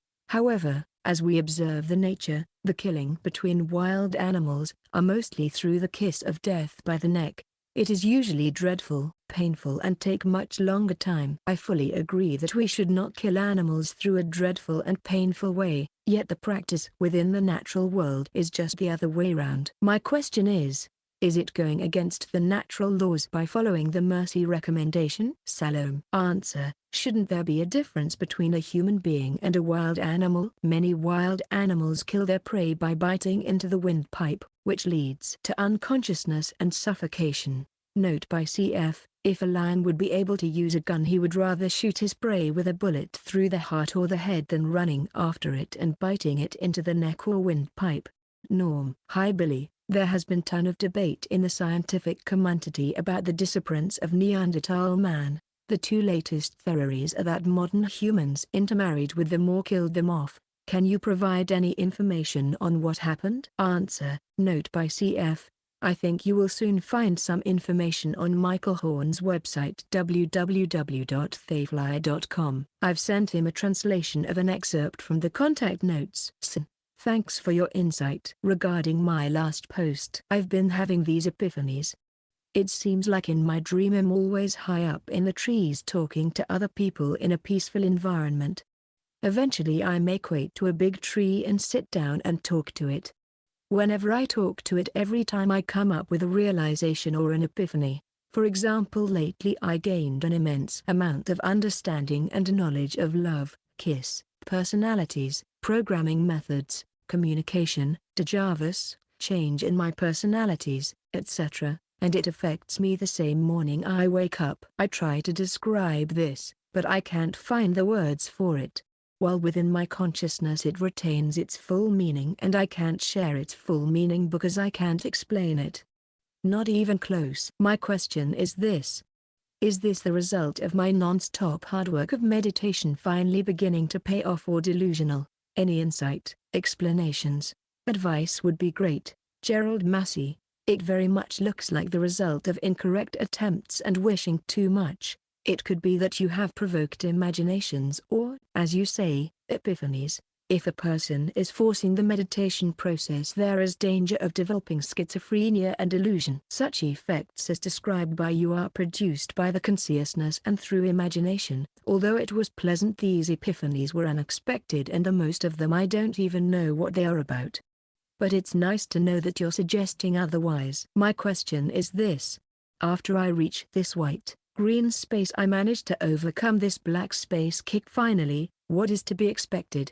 Or should I just keep meditating with as much neutral as I can? They must find it difficult, those who have taken authority as the truth, rather than the truth as the authority. Gerald Massey. Answer. Billy cannot tell you what you will expect next. It's up to you to experience. To meditate as neutral as possible is always the safest way. Corporal. Hello Billy. You have said there are 7 forces, with the Earth people already knowing something of 4 of them. Gravity, strong nuclear force, electrostatic nuclear force, electromagnetic force. What are the other 3 forces? What can you tell us about them? Anything you could tell us about the other 3 forces would be very much appreciated. Thank you Billy. Good health and peace, Chris. Answer. Billy won't give that information. That's the work of the scientists to find out. Betty W. What would you do with that information? What would be the use of it for you? Jacobus. The greatest treasure. It is silver and gold, but is not made of these metals. It is the eternal light, the light of all great time. The certainty, the light of the inner senses, the spirit of life. Discerning the invisible. It is certainly the greatest experience, but for an inwardly still unprepared person also the most frightening one to encounter, to truly see and recognize oneself, one's own oldest ego, which reaches beyond all spheres and boundaries. Now, this I know is such a brilliant description. What a privilege to have access to this great piece of work. Wow, I was also unprepared and young when I experienced this unusual fright. Billy, I have a question regarding what I saw before me, because after the fright had passed, I did indeed see the spirit of life. I was looking at the stars in the night sky, glad to be alive. Then, like with lines connecting dots, in a vertical way, this stream of whitish light appeared. There was no words, no inner voices, nothing, just this elegantly dancing beam of, kind of like electricity, but smoother, magnificent luminosity. Then somehow this sight changed. Pinkish purple and yellowish, orange fluorescent like beams of light were now spiraling, dancing around each other, like 2 living strains of rope entwining and moving beautifully, without touching. There was a connection on a very deep level. The realization, certainty overcame me that these living forces of light were penetrating the earth to the deepest level. I wanted to say something to express my admiration/love/privilege/awe. I remember the word. It was hard to pronounce. Roots. When it was said, it was as if the beams became livelier as it flowed and continued to soothe the earth like luminous roots, growing in time lapse. The question: do the intertwining pinkish, purple and yellowish, orange fine spiritual energy strains have something to do with the insect and plant kingdom? And if not, what else could their purpose be? Are these forces used to propel the beam ships, great spacers? Answer: no, those impressions have nothing to do with the insect or plant kingdom, or propulsion energy. This is an effect of your consciousness, of your thinking, etc. Masler. Dear Billy, thank you for answering my question. On this opportunity I would like to reformulate a question that I asked in the past. Would it be counterproductive to distribute some figure information to the public remaining oneself anonymous? For example, if I post some information about overpopulation on a public board at school, would that create adverse reactions in people? Or would it be a form of catching the attention of people that can benefit from the information provided by Figu? Answer: this would be some form of missionizing, proselytizing. You should avoid to do this. If people are asking you, or when in a discussion the overpopulation topic is mentioned, you can express your opinion. You should not confront people with your opinion. However, if they are not ready for it or did not ask for it, what you can do, or could do, is to hang a flyer on a public board announcing that anyone who is interested to learn something about an effective measure against the overpopulation problem etc. can contact you at xi@zzz.com. People have to make their own decisions whether they want to know, or not know, a thing or information, etc. Thomas. Hello Mr. Mayer, I hope you are well. I often ask questions of you from curiosity, but this one is different. I have a real fear of not refining the spirit teachings in my following lifetimes, or worse, I might find them and not know that they are really based on the truth. My question to you is this: what can a person do in order to assure that they will have the maximum likelihood of refining the spirit teachings and of realizing their accuracy? Thank you so much for all that you have done to help us all. You are really a beautiful human being in every way that really matters. I don't say this as a compliment but only as a statement of what I see as being the truth. Answer: all you have to do, and can do, is to learn in this life as much as possible about the truth, and to get away from religion, one's religious thinking and belief etc., as far as possible. Everything you learn and know is stored in a storage bank, and in the next incarnation the new personality is hit by impulses from the storage banks and then has the free choice to accept the impulses, or to ignore them. C_Andre. Dear Billy, I've started to do meditation some months ago. During one sit, I was very sad and I asked for help to my spirit and some persons. Then I felt energy incoming to my body and was like my body was rotating very rapidly 8 or more turns, I can't precise. After that I felt much better, like new, very peaceful. Can you explain this experience or give me some advice about a question that never were answered through a letter? Answer: if you are addressing your spirit, your subconsciousness knows that your consciousness is the target of your wish. The spirit does not answer because it is just neutral energy. Note by CF: it looks like you received a dosage of energy from your spirit form. Carol. Hi Billy. Last time I asked a question about the US administration and you replied that Obama is the best president the US has ever had. There has been quite a lot of discussion and debate on the forum concerning your answer. Since we are frequently led astray by the media, it is hard to discern what is real and what is a lie concerning our political leaders. As you may know, there is much alarm and character bashing about Obama's actions as president. Could you please give me some examples of things he is doing that will ultimately be good for the US? Thank you. Carol Steves. Answer: if you look at what he is saying and doing, you will notice the good things yourself. Look at his way to lead the country. In contrast to his predecessor, he wants to reduce the masses of nuclear weapons, he wants to close Guantanamo, he wants to provide health insurance for the poor people, he is offering partnership to other countries, instead of playing the God-chosen world police authority, etc. etc. Obama's approach to the world has brought much relief in other countries, and if he can continue with his plans, much good will come from it. Note by CF: actually the US should be glad of having elected Barack Obama and let him do his good work instead of bashing him or throwing sticks between his legs. Many US Americans are too stupid, fanatical or captured in their religious delusion or racism to realize that a turn for a better future is possible with Obama, and that it is a Herculean task to clean the mess that the former presidents have accumulated. Stephen_Moore. Hello Edward. Hope all is good for you. Just a quick question. Do you or the pleasure and know the exact figure of human beings on planet Earth, and when was this figure calculated, if possible? Thanks Edward. Kind regards. Answer: yes, they know. And they know when this figure is calculated. However, when they know the result, they also know that the number has changed in the meantime, because each second the population number changes. To give you some additional information, each human being's consciousness emanates a certain vibration which is different to any other human being within the universe. With their very sophisticated devices, the Ps are capable to count each and every vibration, frequency on Earth. And since they have divided the Earth into a grid pattern, they are able to detect any human being's location if they have stored his vibration frequency. And from this results that if a vibration frequency ceases to exist, they know that a human being has died. In order to count the human beings on planet Earth at any given moment, they just have to scan the grid and count the human vibrations. Billy, I don't know if you know or use these terms, but could you explain what materialistic thinking consists of? Also, is it desirable or undesirable? And how does it oppose spiritual thinking? If it does so, David. Answer: materialistic thinking is based on electromagnetical processes, linked with acids in the brain. Note by CF.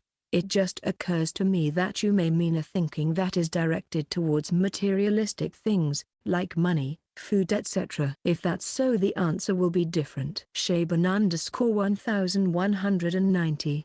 Dear Billy, thank you for answering my question. Now I have another question concerning meditation. With all the things that I told you that happened to me, I would like to know what chakras are because I keep getting this sensation/tingle/pressure on my third eye area, top of the head and the throat. I don't know how to deal with it. Dank und Salom. Joe. Answer: don't worry. It was just a nervous disturbance and twitch. Nervosestio/Suckung. Betty W.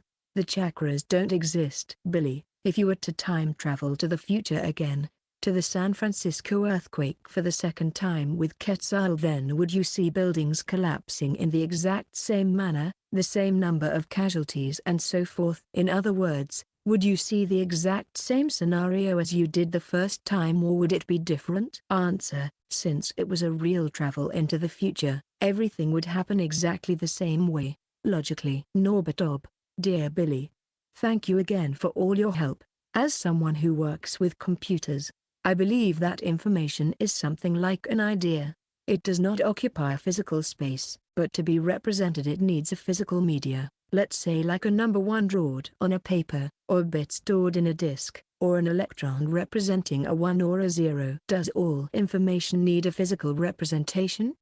What I mean is, for example, what is the physical material or form that stores the information in the storage banks? Answer: an idea can manifest itself in a multitude of ways, as a thought, an idea, the movement of one's hand, in speech, in writing, etc. etc. And everything is based on electromagnetic vibrations. Even the storage banks. In the latter, the information etc. can be stored as spiritual energetically or as electromagnetical impulses. Teuton 3300. Hi Billy, thank you for everything you have done on Earth for all of your lives, and thank you Plagiarans for your hard work helping humanity around the universe, and I know you doing that out of love and part of humans' evolution, and those who come to creational light should receive love. My question is, do highly extraterrestrial spirit forms that do not need a vesicle body help humans on Earth, and in what way if they do? Thank you and peace with you. Mel. Answer: no, they don't. They have other tasks to do. Darren. Hi Billy. In an earlier round of questions you said that Obama was the best president the US ever had.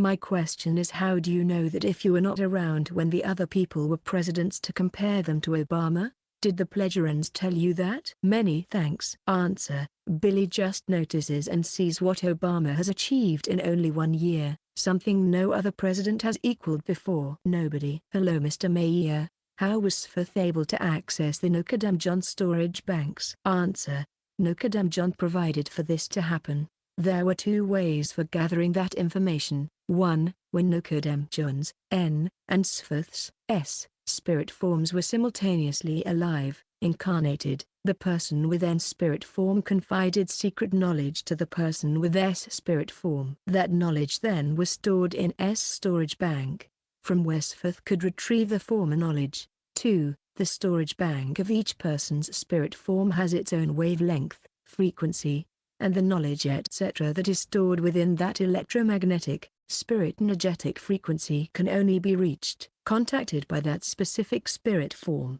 However, it is possible to get some random information from other frequencies. If there is some harmony between the 2 frequencies, it can be compared with an old radio where you find the clean sound by turning a knob. Before you reach the clean sound you just hear a buzzing sound or some fragments of the broadcast. In the same way it is possible to draw some fractions of information from another spirit form's storage bank. That's what Sfith was capable of. Sonic_01. Hi Billy, I wanted to ask you a question concerning the occult forces in meditation. From what I understood, there are mainly 2 origins for occult forces, namely the external and internal. I want to ask you about the internal origins. I have schizophrenia and shouldn't meditate. I can only restrict myself to the concentration exercises. How can we eliminate the evil desires that spring from within man, woman also, and cause the occult forces? As I was reading the pamphlet, what you were describing really seemed to be like you were describing schizophrenia, with the evil desires accumulating a power of their own and forcing the personality into subjection. I have two interrelated questions that are part of the same question. I hope Scott will agree. Are you describing schizophrenia in the occult forces pamphlet, and how does one overcome this occult force if one wants to learn how to meditate? What's the difference between the occult internal force and schizophrenia, aside from patients with physical injury to the brain damage? Thanks Billy, and have a nice day. Answer: by misusing the internal occult forces you can trigger schizophrenia. For example, if you are creating a second, or more, personalities, occult forces are always created by the person himself. Therefore it is important that people have to control their consciousness, thoughts and feelings etc. Schizophrenia is a consciousness-related illness, while occult forces are forces applied by or brought about by the human being. Note by cf. It could be said that schizophrenia is one of the results by using occult forces. Falsely, Corporal Joe. I remember Quetzal telling Billy that if they were to go into the future to see the SF quake again, there would be very slight changes each time. They cannot predict exactly what these slight changes would be. Presumably the variable human element based on free will comes into play down the timeline. Just posting this in case it provides an answer and you might want to replace your SF question with another you have. Chris. Answer: Chris, your memory deceives you, as you may learn by reading the answer to Joe's question. Smug Hootie. Dear Billy, in your opinion, what is the best way to expose children to your teaching without affecting their free will or getting them confused? And what is the minimum age? Dankskin. A child, and even a baby, shall be brought up correctly. A child must be shown what is right and wrong. As soon as the child starts to ask questions, they must be answered, but don't flood the child with information. Just answer the question. Don't hammer knowledge into the child. And don't teach information that is unreal, like religion and religious thinking etc. Correct education needs persons who know what is true and what is illusion, delusion, religion, ideologies, certain philosophies, etc. Everything must be based on voluntariness, and without punishment. The child shall be able to think about all answers, and to be able to decide what he or she will accept as real or not. No force or constraint may be applied. Note by cf. And not to forget, to be a good example to the child is a very important factor. J_Jansen. Does it matter which language one uses when practicing telepathy? For example, is German more suitable and effective for telepathy than English? Answer: no.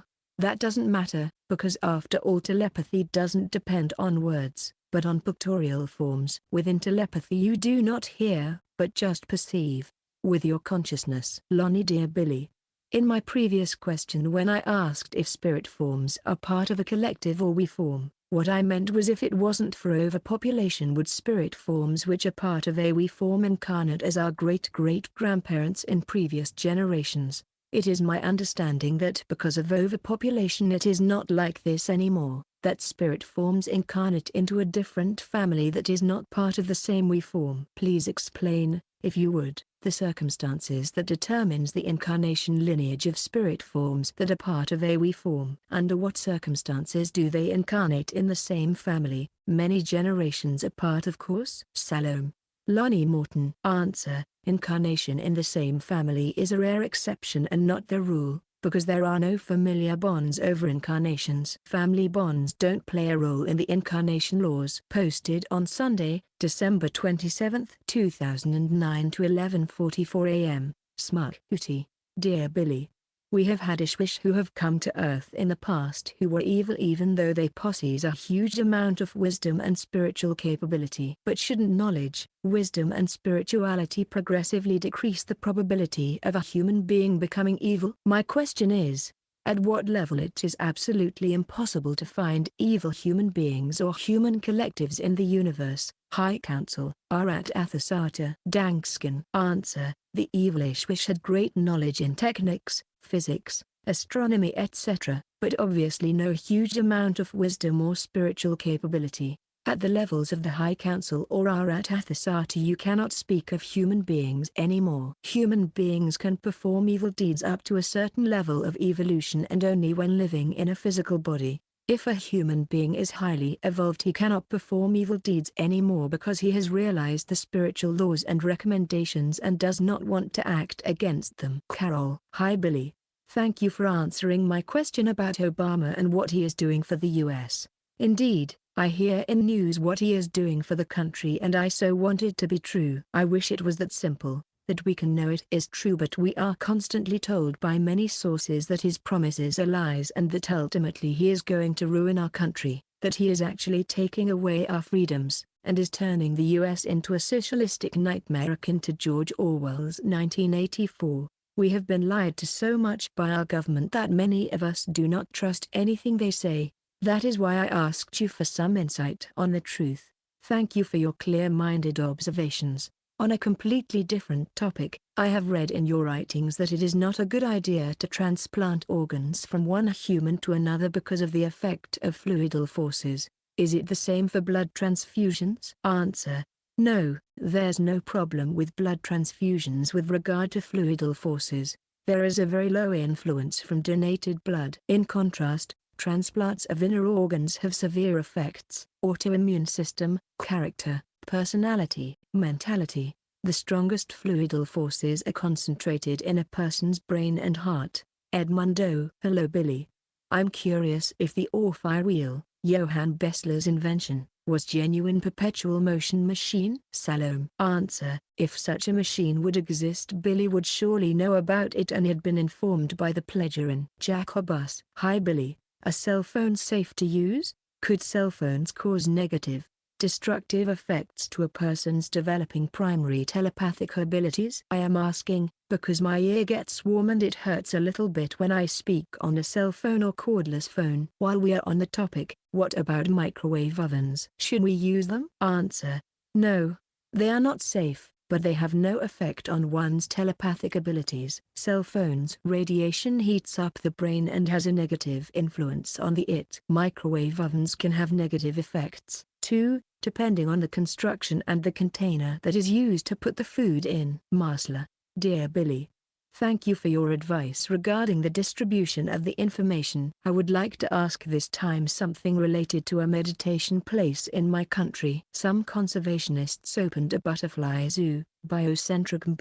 They have a nice recreational area and also they built a meditation place where they grow flowers. At the entrance of the reservation they have built a 2 by 2 meter glass pyramid. It is black and it is far from the meditation place. My question is, do you think that this pyramid could have some negative effect on this place or during their meditation? Because I heard that glass pyramids should be avoided. Here are some pictures of the pyramid. Answer: no, there are no negative effects from that pyramid. A pyramid can only be effective in its interior. Conrad.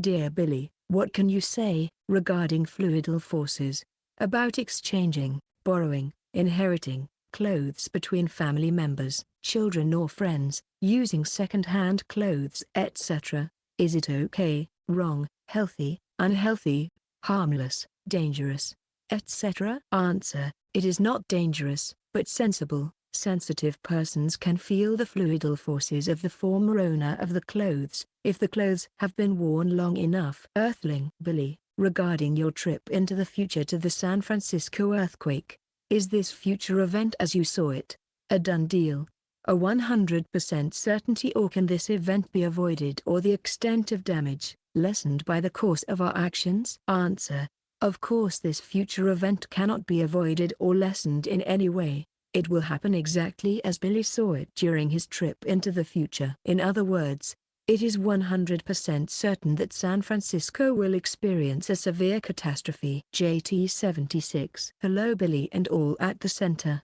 In reading the translations I've noticed there is a big deal about shaving the hair on genitalia. What is the purpose of this? Should we not have hair there? Should people not at the center do this? I always thought it was to decrease sensitivity. Should all the hair not on the head be shaved? Salome. JT. Answer: there is not a big deal, but just a recommendation that people should remove their pubic hair. The main reason is to ensure a good hygiene. Hair in the genital region is preferred by vermin to settle down and bring about bad effects. Besides, the hairy genital area tends to stink. Note by cf. To shave one's pubic hair may also improve one's well-being and, as a side effect, one's sexual love life. Sitka. Dear Billy Mayer, thanks for taking the time out to look at and respond to these questions. It is really nice knowing that your perspective is somewhat accessible and open to inquiries, even the obviously silly ones. My question may also be somewhat silly. Coming from a belief in a more mystical perspective of our reality slowly developed over time, and now seeing it be stripped down to very little, where my gurus, angels, and fairies are just no longer so prevalent in my thinking, I got to admit that I miss them, or rather I feel an emptiness in their lack. Having spent much of my life honing a sense of spirituality with a lively and diverse ecosystem, particularly in relation to what life is like between lives, I find myself hesitant to let these archetypes and comfortable fantasies cease. I don't want to lose my sense of a mysterious or even magical reality, although I do understand that I may have to as reality dictates. While I appreciate reality perceived directly, and very much so, I wonder if there is a way to incorporate a greater sense of the magical into genuine realistic awareness. Just as for instance, not that I know much about the subject, the Andromedan peoples, with their partially spiritual physical state of being, are absolutely fascinating to me. Is there any way to realize more about them, in an absolutely grounded and real context? However, this isn't a question specifically about the Andromedans, but rather one of how best to serve the constant quest for the infinite horizon that beckons one onward for ever further growth, for the ever mysterious, even in our day-to-day mundane lives. So, I suppose a direct question is this: how might you suggest seeing life, in the conceptually fundamental sense, or do you see this concern as the basis for religious thinking? Thanks again. Answer: dealing with mystical or magical things is dealing with illusions. Life must be looked upon according to reality and realness, and not through wishful thinking. There are no Andromedan peoples, because the existence in the realm or level of the High Council cannot be looked upon as a human being realm, even if the spirit forms have been human beings. Note by cf. There is enough mysterious in our day-to-day mundane life that needs to be detected or understood before we turn to the infinite horizon. In other words, there are enough fascinating things around us to be learned, without any need for angels, deities or other non-existing belief products. In Rib 444, do you think the existence of humans from other worlds will be publicly disclosed and accepted as common knowledge around the world in my lifetime? Not that I need it to, but it would help. Answer: it's very unlikely. Hi Billy, I've been looking at some information on how to activate more genes or DNA strands simply by being more compassionate and less stressful about things that don't matter. The explanation is that there is only two emotions: fear and love.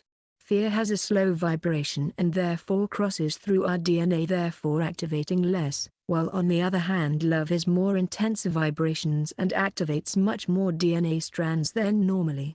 Fear and love is like Adam and Eve. Everything is a branch off of these two emotions. Is this right, Gerald Massey? Answer: fear is a condition, state, zustand, and has nothing to do with an emotion. Love is no emotion either, but also a state. Hatred or violent anger or blind rage are emotions. There is a fundamental difference between feelings and emotions. Feelings are the result of thoughts and can be controlled, while emotions are the result of long neglected etc. feelings that are triggered instantly and cannot be controlled. One's genes can be, or are influenced by one's thinking and acting, and according to the intensity of it. Norm. Dear Billy, in Contact 167 you and Quetzal talk about a deceased couple named Miriam and Anatole. Quetzal, 34.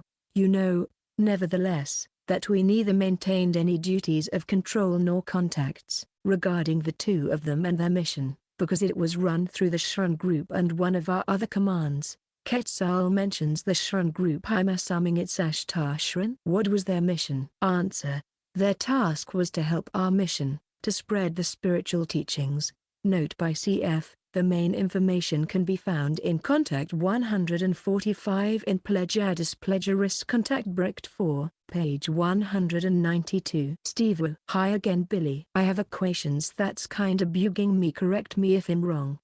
Why do people nowadays can't control their emotions and thoughts? In my life I have realized that though is what control your emotions, what you don't think won't hurt you, and time after time I try to control them, but it gets harder and harder cause of the environment I live and lived in now. My questions is this: what should come first in every moment of your life? Your emotions are your thinking. If incorrect your thinking, then your emotions. Then with practice your emotions will flow with your logical thinking. Cause with non-logical thinking comes non-logical emotions. So because of logical thinking we should love ourselves and care for our planet/home Earth and all life and the universe as one being, ourselves. But it all starts with our individual thinking.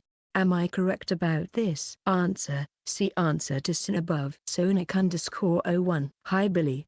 I wanted to ask about the nature of the spirit form. Why is it that the pleasure in refer to the spirit form as the greatest power and as something huge that is already well developed as a result of the learning of our former lifetimes, whereas when you come down to it, the spirit form is totally neutral and really does nothing for us? How can we understand when the pleasure in, or anyone for that matter, refer to the power of the spirit and all the stuff that the spirit does for us? Also, what is the difference between consciousness related and spiritual? Because as far as I'm concerned, they are separate things. Consciousness related has nothing to do with anything special, just electrochemical reactions and material processes, whereas spiritual has everything to do with the untangible and finer matter, worthy love and respect and duty and joy and peace and harmony and balance and ever hidden beautiful that makes life worth living. How can you explain for this discrepancy where there is so much talk about how the spirit is so great, whereas then the answers are always that the spirit form is neutral and does nothing? What is the true nature of the spirit form? It is always said that it is alive. Does this have anything to do with meditation? Answer: the spirit form is electrical energy and can compared with a battery. The spirit form keeps us alive. When we learn, our knowledge accumulates as energy within the spirit form. The spirit form itself does no learn. It has no personality. The spirit form is creational energy, skipforous energy, and remains, keeps always the same size. Ramirez: Dear Billy, would you describe for us the operational principles involved when Jmanuel was healing afflicted persons during his time, and are these same principles equally valid today? Also, did Jmanuel learn healing arts whilst staying in India during his missing years or during his so-called 40 days in the wilderness or both? Thank you Ramirez. Answer: no, he didn't learn healing arts. He learned it from within himself. Jmanuel triggered the self-healing forces of the sick. People believed in his capabilities, and by doing so they evoked the healing process within themselves. It wasn't Jmanuel who healed, it was the people themselves, either consciously or non-consciously. Betty W. The same mechanism takes place today with all of the many so-called spirit healers etc., or through the use of highly diluted homeopathic drugs etc. Victor: Hello Mr. Mayor, I'm very glad to hear Obama is good person and president. Has Obama getting elected stopped the fear of World War III? If he gets killed soon, how does the future threat of World War III look? Is world safe if he completes 2 terms office? Thank you for answering my question. Answer: it would be very favorable if Obama would complete 2 terms in office. He really has the personal possibility to prevent World War III. Eric: Lieber Herr Mayer, what do you think about the need for vacations as they are practiced in the modern time, in the Western world? Did you write in the past about that subject? Any contact notes? Veal Dank Eric. Answer: there is nothing against needing or having vacations if the people are acting decently, if they are doing something intelligent or for their pleasure and recreation etc. However, the behavior of many people during vacations is really shameful: getting drunk, whoring around, performing vices, switching off their brain, reasonable thinking, while burning at the seashore for days, etc. etc. People should use their vacation for actions that they cannot do when working at a job, like taking long walks, visiting friends and relatives, visiting interesting sites or other countries, learning, being out in nature, etc. A vacation may also be enjoyed in one's own country. It isn't a necessity to fly to the other side of the planet. Note by cf. The purpose of a vacation may also be to refresh one's own energy sources and to be rested at the end of the vacation. Matthew_Justin_Eagle. Where in the night sky is the universal central sun? I know it is not visible, but what constellation is it in? Near which stars? Salome. Matthew. Answer.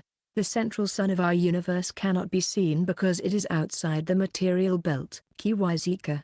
Dear Billy, thank you for your answer to my question on the original inhabitants of Era. In your An Open Word, para 1250, you state that the Exodus, led by Moses, occurred at the time of the Santorini eruption given in Contact 150 as 1453 BCE. And you also indicate that Jehovah is the God of the Bible Old Testament, 1576, and that he commanded and directed Moses, 1570. But this must have been Jehath, since from Contact 70, Jehath ruled from 1683 BCE, para 145 to 3660 years ago, to 1343 BCE. Para 146 to 3320 years ago, and was followed by Arisam. Jehovah followed Arisam and ruled from 3010 BCE, para 158, 3010 years before your time reckoning began, although this date can't be correct. More likely 3010 to 1977 equals 1033 BCE. Who was the Giza Intelligence's God at the time of Moses? Thank you, Charles. Answer. In the book An Open Word, the name Jehovah was used as a general term for the old Hebron gods. Jehath was the one. Truth Seeker. Greetings Billy. Regarding some recent comments from you concerning 2012, if say a gravity wave was to move from Earth to the remaining planets in our solar system, how exactly would that affect us, and what exactly is a gravity wave should it ever occur? Comment. It is also my understanding that if very large numbers of people on Earth were to properly focus their minds in the right direction, they could actually counter-influence any negative fears and or events relating up to 2012, in much the same way that thousands of people listening to a radio show in North America were able to move a hurricane away from Florida, via with their minds and confidence that it would happen, which it did. Perhaps people can do the same for 2012 if it needs to be done. James Truthseeker. Answer. People on Earth cannot do anything against the protuberances of our sun and the sun's 11-year cycle. We cannot influence astronomical events, occurrences with our thinking. There will be some additional information in Figu Bulletin of May or June 2010. Savio. Dear Billy, it was mentioned that the storage bank of each person's spirit form has its own wavelength. Frequency can only be reached, contacted by that specific spirit form.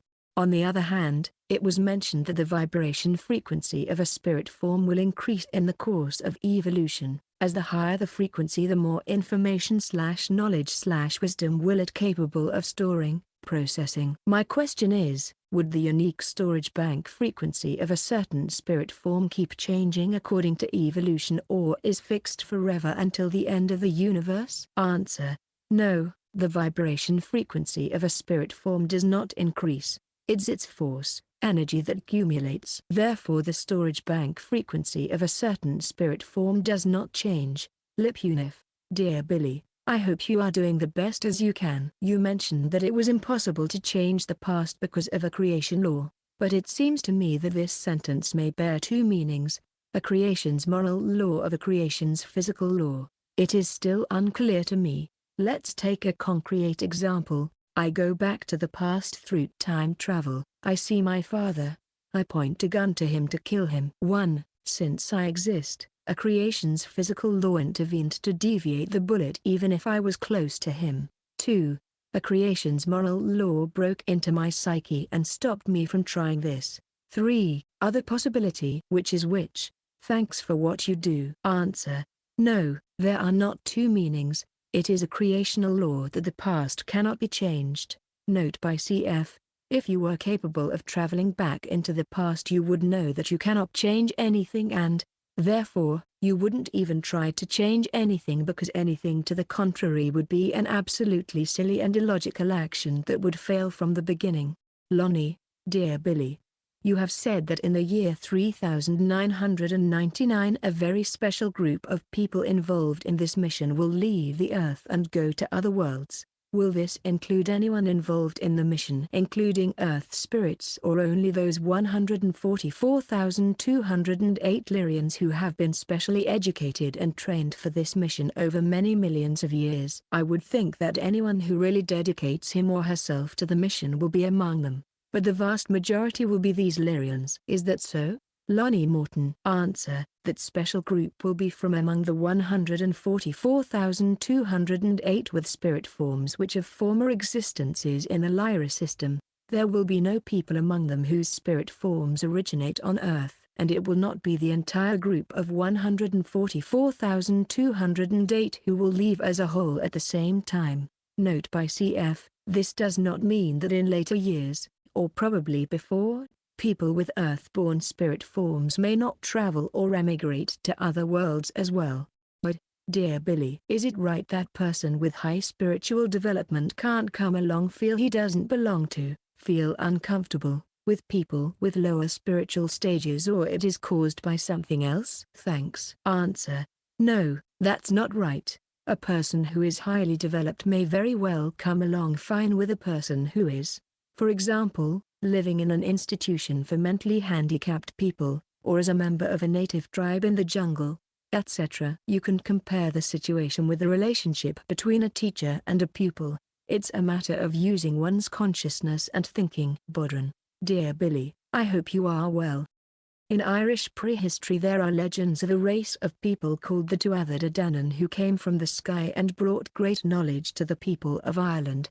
They were led by a man called Nuada who during battle lost his arm and was given a silver replacement by their physician Dian Sect. There is a long and rich legendary history behind this story, including stories of powerful treasures of the De Danann such as the Dagda's Cauldron, the Spear of Lugh, the Stone of Fowl, the Sword of Light. My question is, do you know if this legend has any connection with extraterrestrial races? Thank you for your continued service to humanity. Salome. Tony. Answer: Billy doesn't know that legend. Kem. Dear Billy. Recently, it was mentioned in the Australian newspapers that the population of our country had surpassed 22 million people. Immigration is supposed to be playing a significant part of this over the birthing process. My question: according to your knowledge, and or that of the pledgerin, what is an ideal population number for the Australian continent and its respective islands? Answer: you can calculate it for yourself. Australia, surface, 7,686,850 square kilometers. Determine the percentage of farmland and pasture suited for the production of food. Desert landscape with hardly any rain, but with some camels or sheep grazing on it. Does not count. Calculate 12 people per 1 square kilometer of good arable land. Greetings Billy. There is a cave discovered deep in a minute shaft where crystal has formed during an estimated time of 400,000 years. There seem to be no other similar discoveries anywhere on Earth. Could you share with us information about it and its use? June. Answer: Billy did not hear about this. Memo. Hello dear Billy. You have explained that in this overpopulated world it is becoming more and more difficult to cultivate long-lasting relationships. What can you recommend to all persons in Earth who want to have and preserve long-lasting friendships, partnerships and marriages? Thank you very much. I wish the best for you. Answer: don't look at the outer side of the human beings alone, but rather see the internal values and behavior, virtues, character, knowledge, wisdom, etc.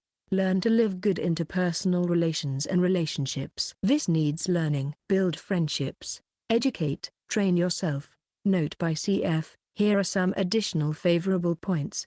Be aware of the difference between effective and effective love. Don't try to change your partner.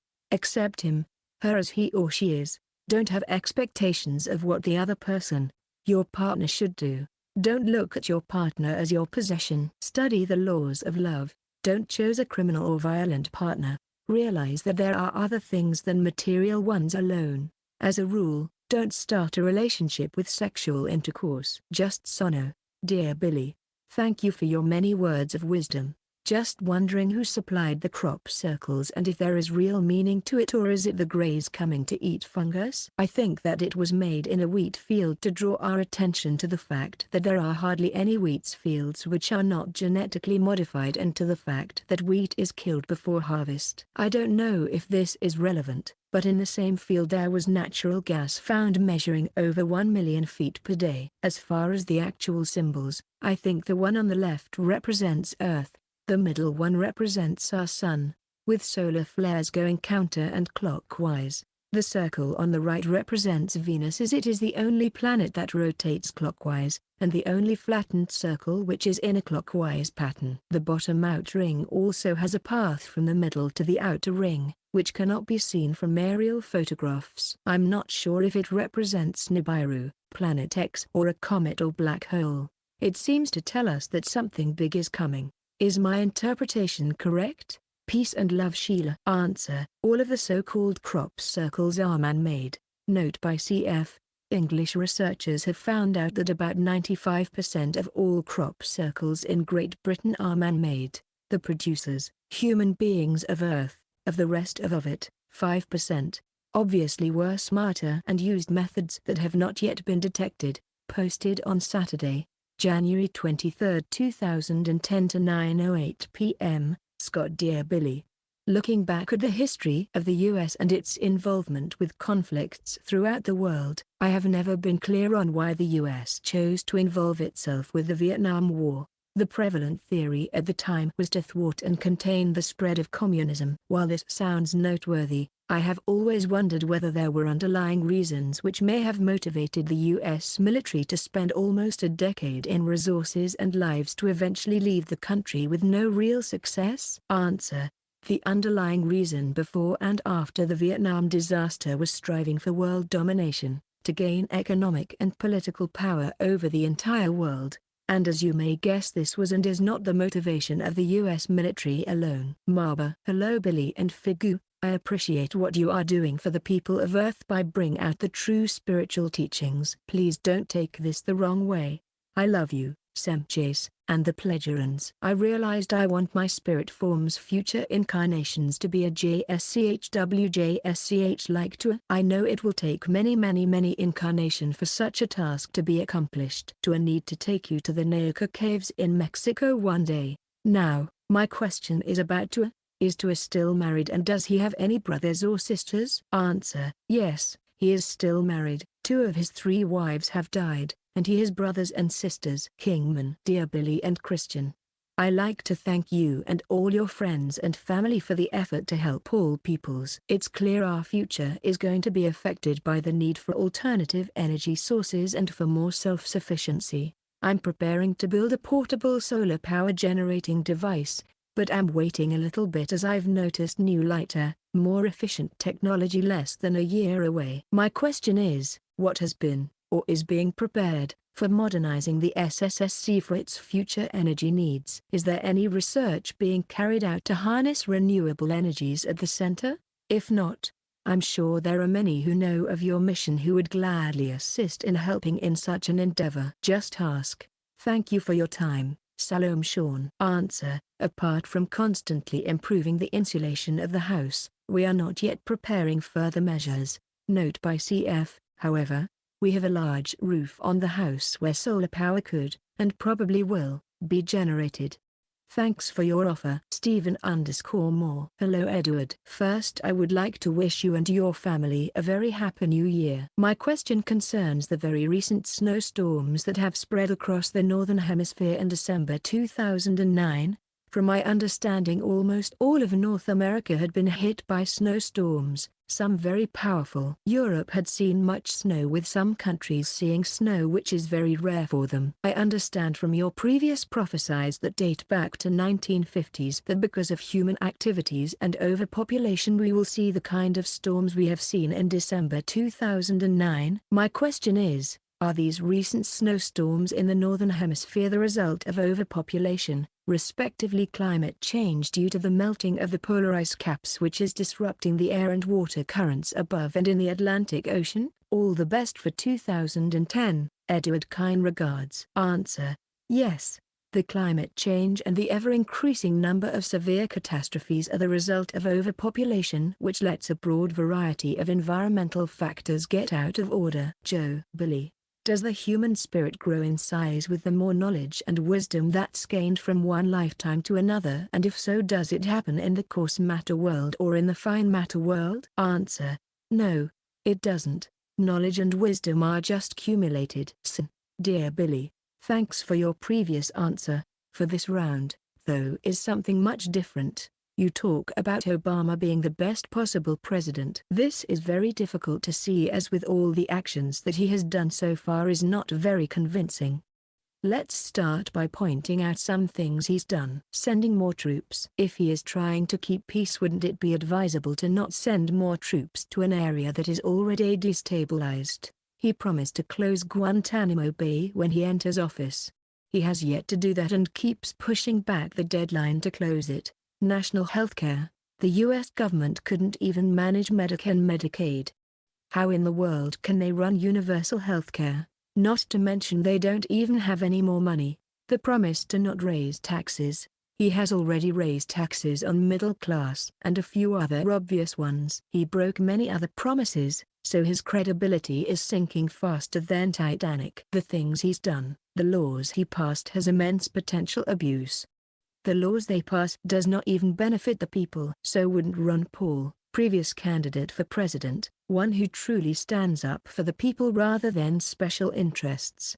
Obama, in my view, seems to be bankrupting the country faster than what Bush did. So to you, how can Obama be the best possible presidential candidate? He still has to listen to special interests. His voting record is against the Constitution, specifically Second Amendment, which states that the American people has the right to bear arms. Unfortunately, it's sad that people must defend themselves from a tyrannical government, but unfortunately, it's the only thing stopping the government from completely running everyone's lives. Having that said, if it's not too much to ask, I would also like to get your opinion on another matter. Me and countless others are working almost to death to educate people about the flaws of the monetary system. And we are having tremendous success. People are ready to change for the better. I already know many others who are already trying their best to grow their own gardens, get off the grid, seek independence, change within themselves at a motivational rate. I talked to 5 people, they talk to 5 people, and so on. Like the ripple effect. I've met quite a few people who left the banking institution because of the fraud that is perpetuated there. I've talked to government officials who is alarmed at what's going on, and so on, and many others. It's very encouraging. Anyways, I just want to know what you think about my success in presenting some facts about money and about why you think Obama is the best candidate. Kind regards, Gerald Massey. Answer: President Obama is facing the Herculean task of cleaning the gigantic mess that has been left by his many predecessors, presidents, parliaments, governmental agencies, voters, etc. To accomplish that task and to bring a change to a brighter future, he needs the support of at least the majority of the population. Unfortunately, a really great part of the U.S. American population are far too stupid to realize that by stirring up hatred against Obama and by running a primitive smear campaign, they are really messing things up. Through their short-sighted behavior, they clearly display a lack of intelligence, and many of them pursue shady goals, which are not directed to the nation's, or even world's population's, benefit, but only towards selfish reasons. Obviously, there's absolutely no understanding among Obama's opponents about his real and constructive ideas. Anyone who is expecting that an U.S. president could change all the great problems in just 1 year is clearly demonstrating that he has no idea about the functioning of the political, financial, military and economic etc. system, circles and wire pullers etc. who are putting every effort in preventing President Obama to realize his plans. The recent election in Massachusetts clearly shows that there is a broad lack of intelligence among many of the U.S. population because they are not capable to see behind the surface of the U.S. American political system and are not thinking in a long-term perspective, but are changing their view and opinion from day to day. Instead of learning to think clearly and intelligently, they let their brains be manipulated by the misinformation of TV channels and/or the hateful and fanatic sermon of loony preachers. U.S. Americans should be proud of finally having a president with a good character and help him to make this world a better place. It seems that his qualities are more appreciated in foreign countries than in his homeland. And what is to be said about national healthcare? It is a blatant shame that the USA up to now are not capable to implement a national healthcare which would bring great relief to the millions of poor citizens. The quality of a nation is showing how it is acting towards the poor and needy. But to answer your question, even a blind chicken may be lucky and find a corn here and there. Balkan_spirit. Hi, dear Billy. It is my first time to send a question to you. I've read some of your info about life and death and that people should not be afraid to die, since it's a normal natural creational law that every living being dies, physical body, a spirit form goes to other side and comes back into a new body through reincarnation. Now, do you all pleasure and know true nature of death? Is it a painful feeling at a moment of death? Do people see a long bright tunnel? Does our own spirit or creation itself decides when a person is supposed to die? Or something else? Sorry if my question seems too complex. Thank you very much.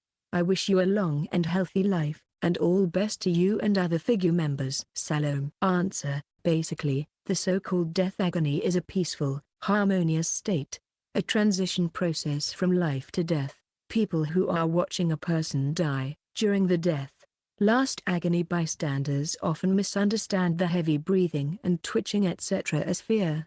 But it is just a ceasing of the body's functions. Of course there are people who fear death or who have led a life full of hatred and greed etc. And if death nears they cling to life and suffer horribly, psyche, etc. This can be led back to the fact that their conscience which they have suppressed so long surfaces at last and starts to rebel. It goes without saying that dying through an execution is no peaceful occurrence, and dying instantly through an accident prevents a peaceful transition process. The time of death is determined by creational equals natural laws, i.e. by the functioning or rather malfunctioning and wasting away of our physical body, through the aging process or by a disease etc. Nobody. Hello Mr. Mayer.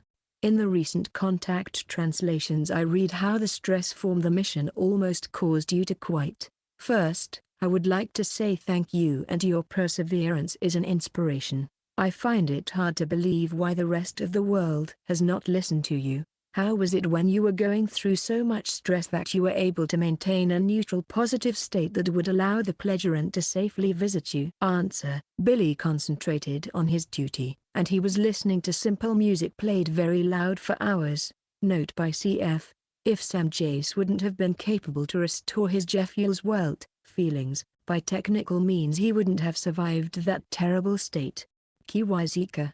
Dear Billy, thank you for your clarification about the gods Jehath and Jehovah. According to the book Moses' Legacy by Graham Phillips, Echnaton came to the throne in Egypt about 1360 BCE. Also in the 1970s, Danish geophysicists examined ice core samples from Greenland and deduced that a massive eruption occurred on Earth about 1390 BCE, plus or minus 50 years, and they claimed that this could only have been the eruption of the Thera volcano of Santorini. Furthermore, excavations in the harbor town of Amnisos in Crete showed evidence of a tsunami and also an Egyptian jar inscribed with the 33rd year of the reign of Thutmose IV was found there, which indicated that the tsunami could not have taken place until the reign of Menhotep III, so after 1385 BCE. In your An Open Word you write, 1242, after the death of Echnaton.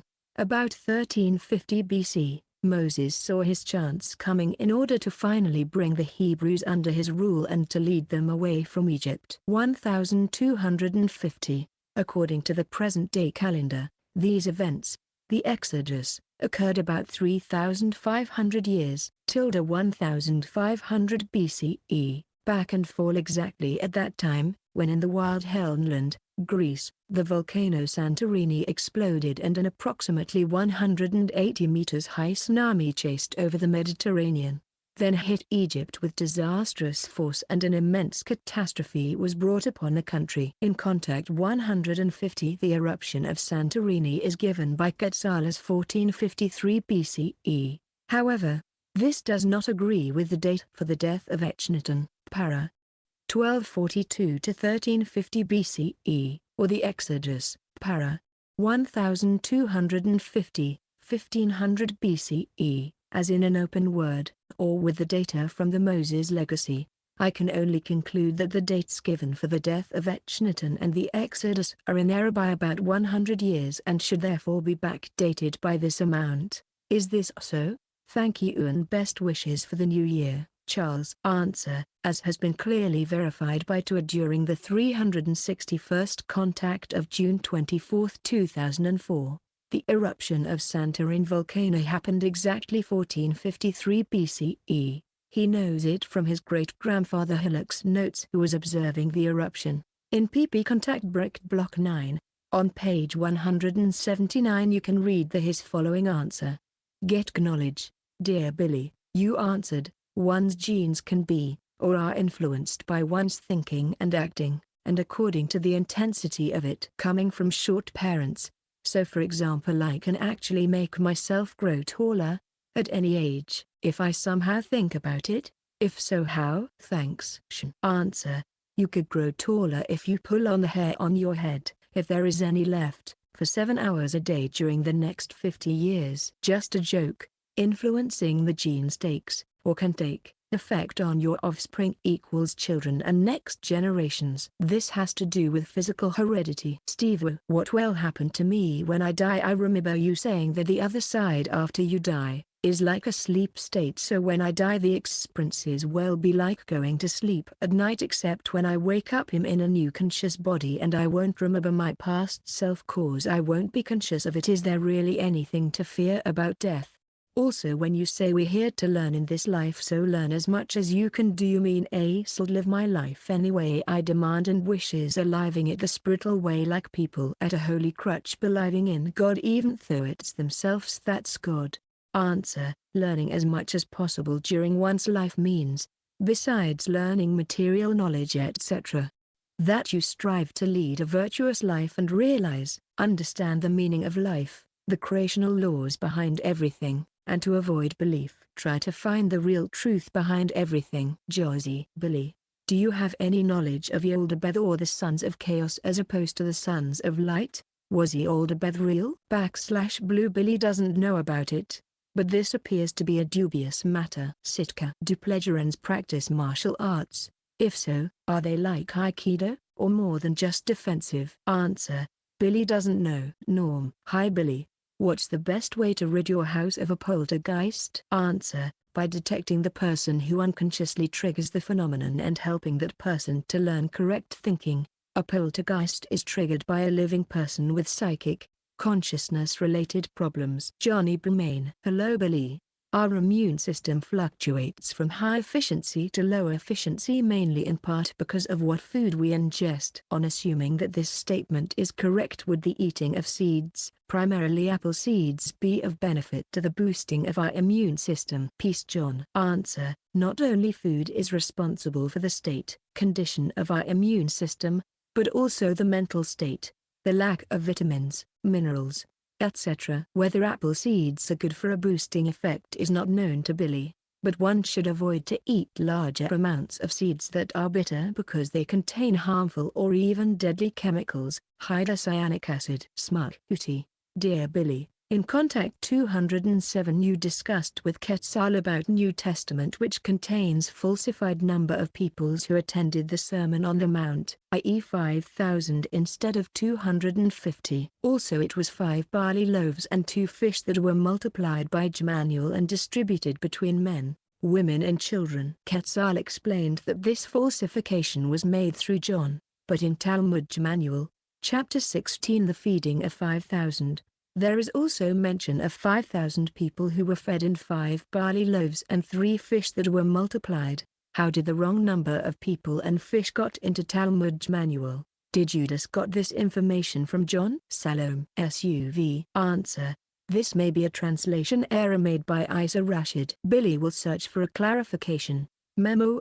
Hello dear Billy. You have explained the negative consequences of organ donation. In today's world, mechanical artificial organs are in an experimental phase, and as far as I know the technology is still not enough to create organs through genetic engineering from your own cells. So, in the meantime, while science advances enough, what should we do? Should we avoid organ donation and let the people die? Thank you very much. Answer.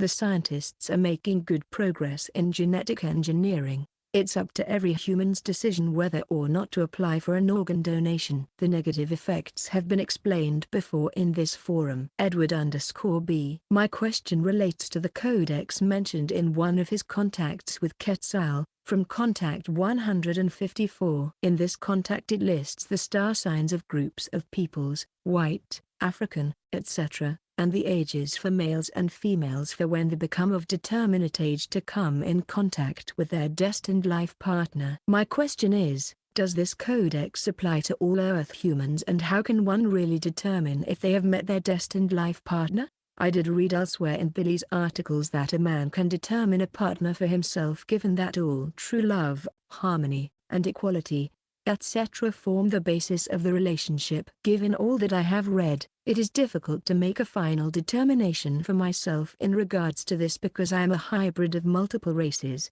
not to mention I was born in between signs, Virgo, Libra, and from reading the contact I have made some mistakes in my life which makes me think that it may not be possible anymore to do this. Answer. Because of the overpopulation catastrophe, many normal laws regarding incarnation etc. are out of order. Something like a destined life partner only applies to those human beings who are a part of the codex. This is a small minority only. Therefore you don't have to bother about those figures. Note by CF. Don't have any expectations regarding a partner. Be open, and don't hurry. Save you. Dear Billy, I refer to contact 207 where Sermon on the Mount was closely related with the feeding of the 5,000, and where the actual number of people 250 was disclosed. It is observed that both the TJ and the Gospels have not closely related the events of the Sermon on the Mount and the feeding of the 5,000. My question is, was there a mix-up of event timeline within the 207th contact, and why was it possible that the exaggerated number 5,000 was written within the TJ? Salome Savio. Answer. See answer above. Chem. Dear Billy, my question relates to 2 aerial phenomenons which occurred on the 9th of December 2009. The first was observed by many citizens in the pre-dawn skies over the town Tromsø, the northernmost town in Norway. This display included a huge white spiraling effect and a descending blue corkscrew effect. The second was a huge black pyramid object sighted over Red Square in Moscow on the same date. The pyramid's reported estimated size was 1 mile across.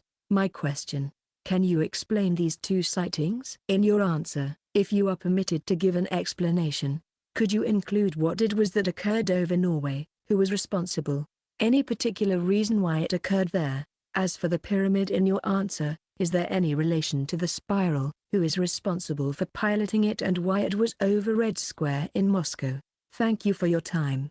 It is much appreciated. Salome. Chem. Answer. Billy neither heard or read about those 2 incidents. Bianca. Salome. Billy, taking into consideration that I do not know German and so consequently am incredibly disadvantaged because I am unable to learn the Geisler. How can I learn otherwise to correct the negative imprinted ways of my thinking and behavior in my psyche since my childhood? What must I do in order to recognize the negative and destructive characteristics and defects that I have? And in what way the negative thoughts and feelings and actions can be released? How do I begin to change it all? I do practice the Pentra meditation, I do the 12 affirmations and some other affirmations as well. But I feel like something is holding me back. Feeling happy is even a chore. Why? Herzlichen Dank. Salome. Bianca. Answer. Direct your thoughts to the truth in reality, i.e., to everyday life.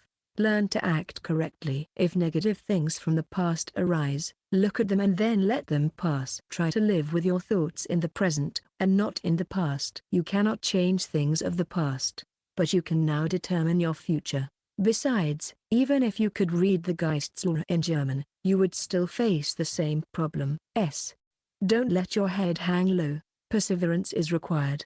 Note by cf. Don't try too hard, lean back, but stick at it. You cannot change all, but slowly, just one thing after another. Be patient, be attentive, and don't have high expectations. Norbert Ob. Hello Billy. The 0 degrees K, or the absolute zero in temperature measure, is really absurd. I am looking for things that are absolute because I think those are a good ground to lay your foundations, like the absolute truth or the real truth. Creational laws is another example, but thinking about the laws of nature, I was looking for absolutes and it came to my mind the absolute zero in temperature measure. Thank you very much. Regards, Norberto Bersaga. Answer: it seems that the absolute zero in temperature is valid for the entire material belt of our universe. Billy doesn't know if there is a lower value, or whether an even lower value figure may be achieved through sophisticated technical means. Lonnie: dear Billy, concerning the history of the mission from ancient times until now, a clear picture of the timeline would be very interesting and appreciated. When exactly did Nokadam and the first of the 144,208 Lyrians come to the Earth, and when they leave the Earth at the end of the Aquarian Age in the year 3999 and go to other worlds? How long will these helpers and Nokadam continue to work together to fully accomplish this mission? I know that the mission on Earth is only going to last about another 800 years, but my thinking is that it must continue on into many other worlds of which you have already had contacts with their leaders. If I am not mistaken, and please correct me if I am wrong, it has been about 12 billion years already since Nokadam first returned from Arathasata to bring his people back to reason before they destroyed all of creation. Is this accurate? Salam to you, Lonnie Morton. Answer: this would lead too far. However, you may read Bernadette Brand's book about the history of Nokadam. Betty W. The figure of 800 years doesn't relate to the duration of the mission.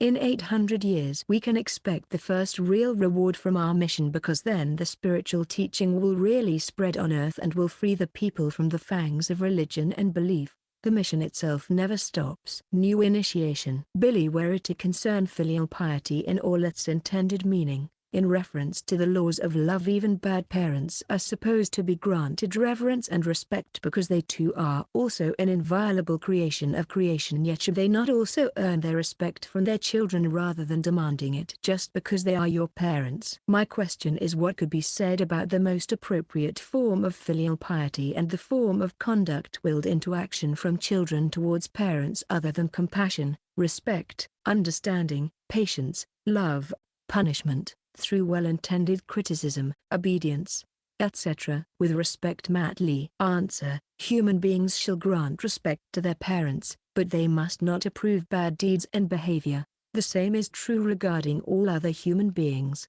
Pay respect and reverence to all of them, because all are human beings and own a spirit form within them, which is linked with creation. This doesn't mean, though, that people must not be put into separation if they have committed a crime, or that bad or harmful behavior must not be criticized or prevented. Baseline player. Hello Billy, I hope you are well. As I know, there are different levels of consciousness development among the peoples on Earth. Which or whose of these peoples will play the most significant roles when the Earth mankind will definitively be spiritually and consciously awakened at last? Answer: those people and peoples who have learned the most regarding the spiritual laws and recommendations. The future will tell, show which persons and peoples and when. Posted on Sunday, February 28, 2010 to 8:44 p.m. Borthwi. Hello Billy, I have read that this planet will be able to support life for another 500 million years. This is enough time for all life to rebuild itself and to reach the level of spirit-bearing hominids several times. In the wake of mass extinctions, radically different kinds of humans could emerge through this. Do you know how far the Pledgerin have seen into the future of this planet? and what they know about what is to be the physical evolution of the human races. David. Answer: no, Billy doesn't know.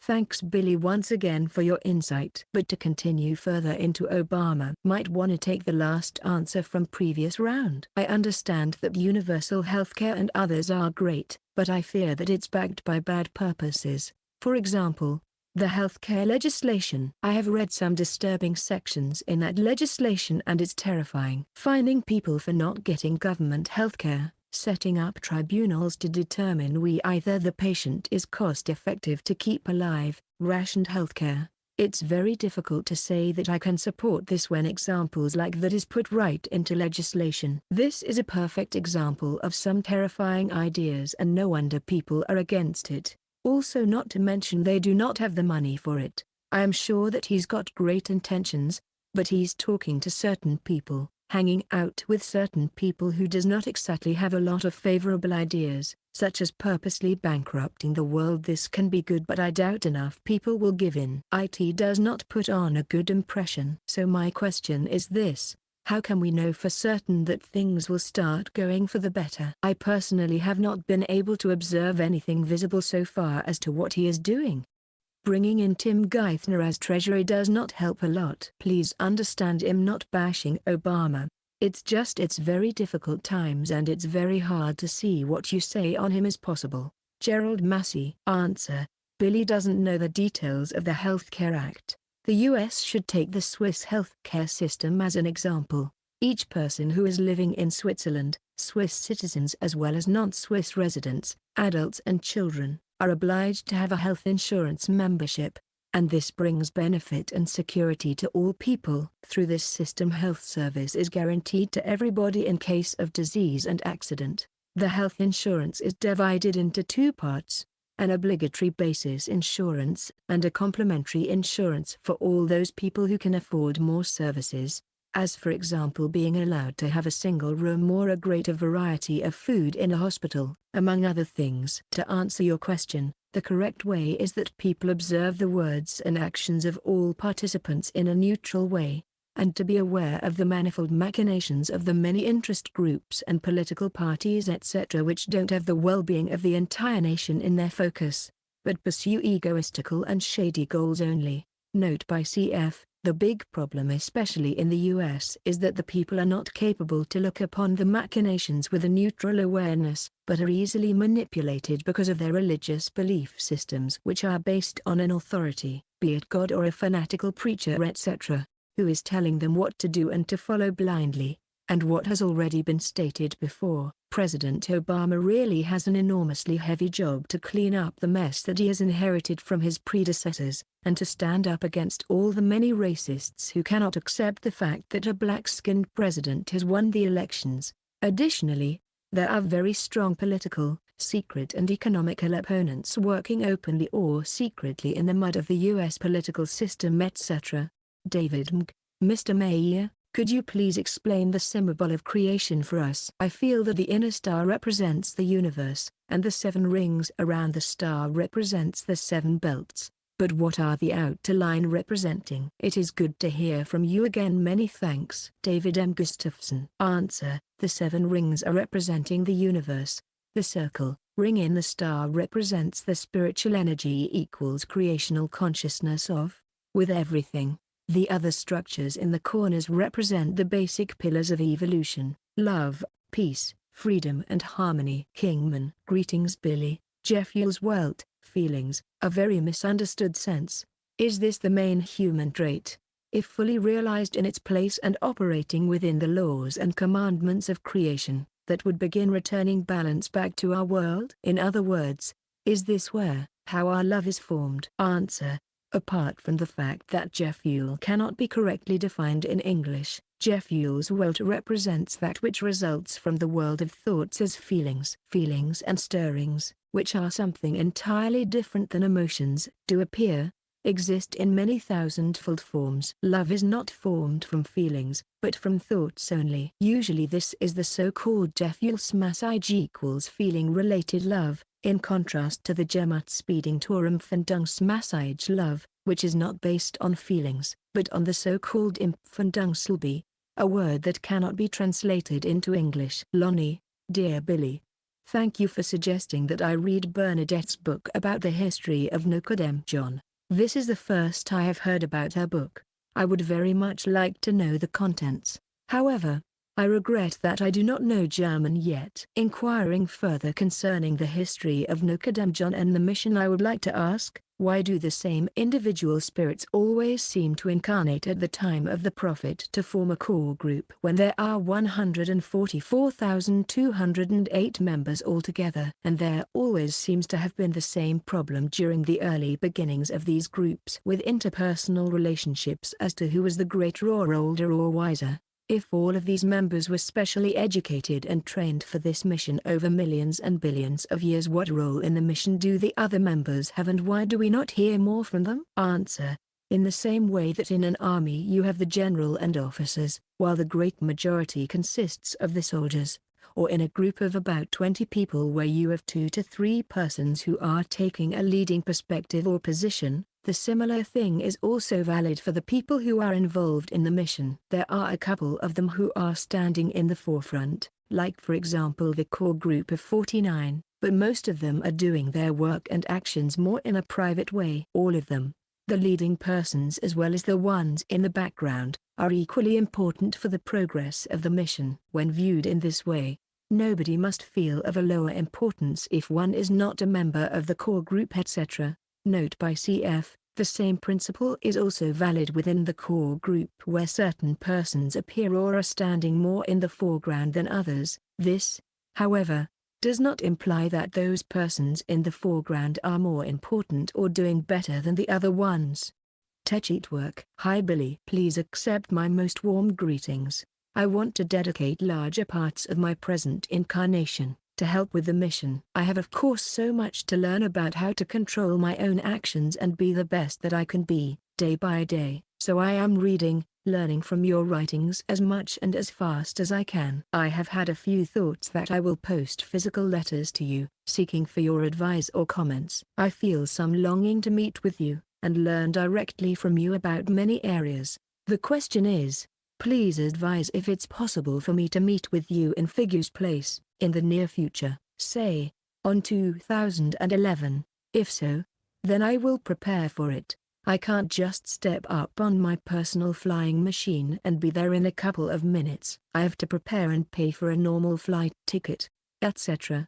Salom Carlos. Answer. Basically it is the core group members who attend to the visitors and are answering their questions. It is possible, though, that Billy will exchange one or several words with people when they are coming to work at the Sam Jace Silver Star Center for a couple of days. Note by cf. Please note that there is no guarantee to meet or speak with Billy. Spinoza. Hi Billy. I wish to know what are the beings that are glow-like from pure clean energy and they acting nice. And I also wish to know if Early's Hall telling a true about his experiences with tall white aliens that loves their childrens, and if this beings and do they even exist. Answer. Billy only knows about the half-material entities from the Andromeda system. Joe. Billy, is beauty a priority for a pleasuran male and female when looking for a partner? Also if I may ask, when you went to Era did you see any ugly-looking pleasuran or are all pleasuran beautiful? Answer. This is a question only terrestrial people will ask. Among the pleasuran, beauty has absolutely no priority when looking for a partner. Besides, Billy never saw an ugly person in his entire life, neither on Earth or on other worlds. Each person, even the ones who appear to be, or are labeled as monsters, have some beauty in them that is visible to the eyes that are ready to see. Thomas. Hello Mr. Mayer, I hope you are well. I have a question about the pleasurant specifically. I would like to know what kind of problems still plague them. If one excludes specific technical problems and little personal problems that arise, it is difficult for me to imagine the pleasuran people having any serious problems at all. I understand that they are still humans, but their level of harmony and advancement makes it seem as if their lives would be spent more for furthering their development than for actually overcoming serious problems. If you do not have specific information on this, I would like your opinion about how life there must be in relation to this topic. Problems encountered at that level of development. Answer. Of course they also have problems in the same way as we have, like for example when a loved one dies. This just happened to Tua when his third wife died last Monday after a marriage of 543 years. Perhaps the one or other person may somewhat have some much fuel for a situation like that. Now all of Tua's 3 wives are dead and gone. Jacobus. Hi Billy. I just want to thank you for answering all our questions and for being so incredibly generous and patient with your time. We are probably taking this unique opportunity for granted, so I'll ask you only my most pressing questions. It must be hard work to continually give accurate answers all the time. When I look at the night sky, I feel like we are being tricked by what we see. I think that our airspace is filled to the brim with objects that mimic being stars to the primitive Earth human, be it spaceships or what else I would not know, that subtly move around by changing direction, up, down, left, right, changing brightness, etc. Sometimes I also notice fine lines of light shooting from star to star, as if they were communicating. I often feel frustrated, because it's happening in front of our noses and yet no one is paying attention. The way I notice it is by keeping my head and vision very stable and still, and then having an object in the foreground, be it a tree, house, anything, just as long as it is in close proximity to the supposed star that I am viewing. Then I wait patiently with unfocused vision, until it becomes overwhelmingly evident that what I'm viewing is moving and is not a star. Have I lost it, because this has become doubtlessly real to me, like a revelation? Answer. What you are seeing on the night sky are planets, stars and galaxies, and if you see them moving etc., it is an irritation of your eyes, because the movement of the stars is not detectable during your observation time. Note by cf. Perhaps the impression of moving stems from temperature waves of the air. Marba. Hello Billy and Christian.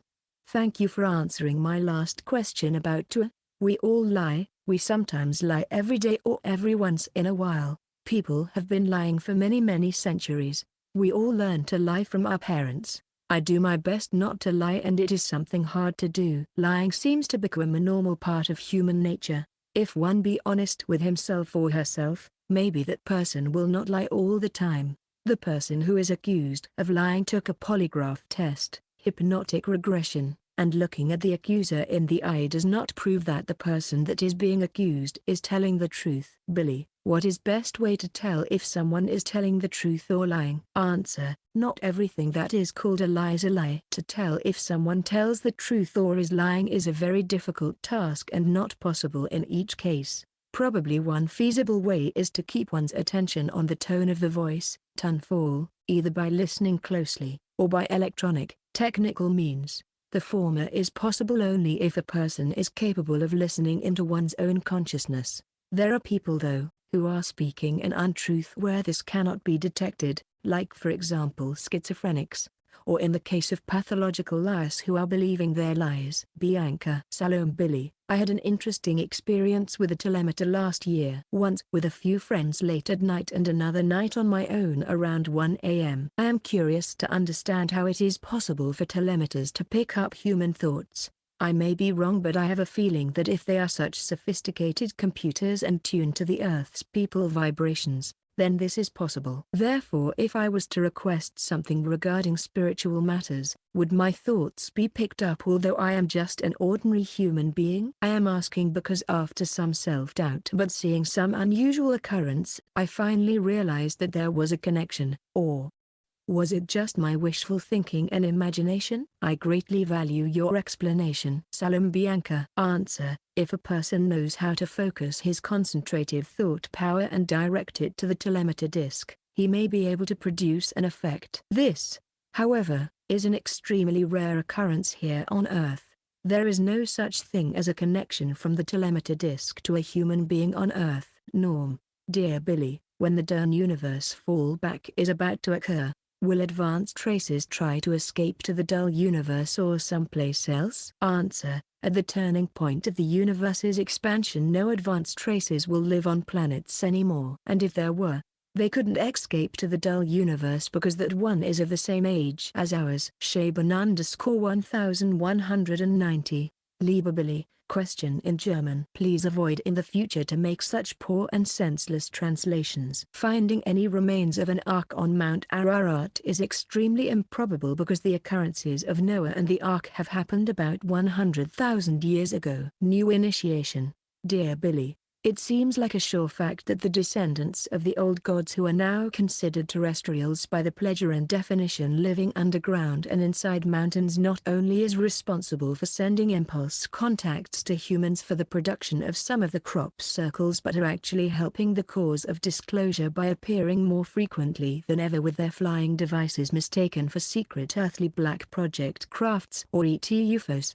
As it stands right now, the feverish activities by the secret group to stage a fake alien attack seems inevitable given their increasing loss of control due to increasing awareness by the masses concerning their illegal actions and the existence of such black-budgeted projects through various disclosure initiatives.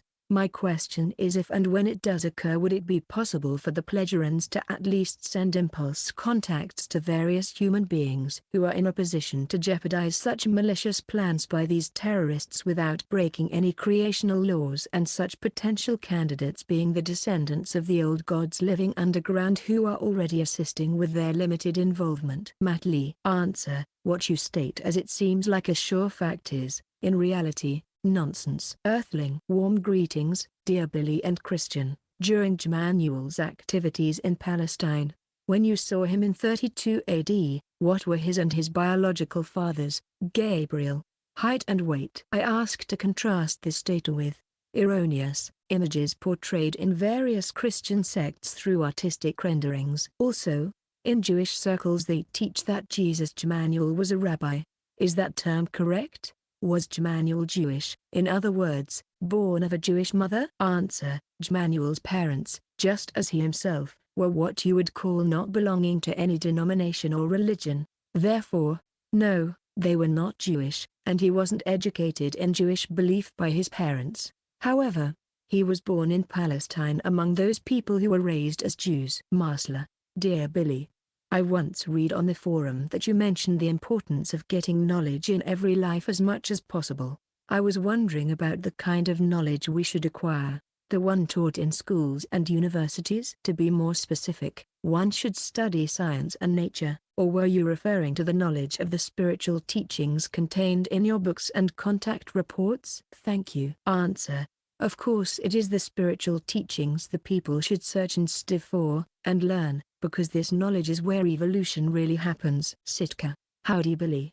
Hope you are well. In my understanding of things, lying, aka, being deceptive or in some other way misrepresenting the truth, is one of the most fundamental disagreements with our consensual reality. I would enjoy seeing what you think about this, especially from the perspective of the creational or universal laws as you know them. Some things to consider: when is lying appropriate? As in the case of Little White Lies. When offering one's own opinion, is lying ever okay? Is lying okay in order to protect some creative process from destruction? Are some lies more valid than others? For instance, would a lie that is closer to the truth be more valid than a lie that is more directly in opposition to the truth? In association with this, I am interested in how common lies are in the greater universe, among the greater human races. How much deception has Earth-based humanity to wade through as we venture out into the universe?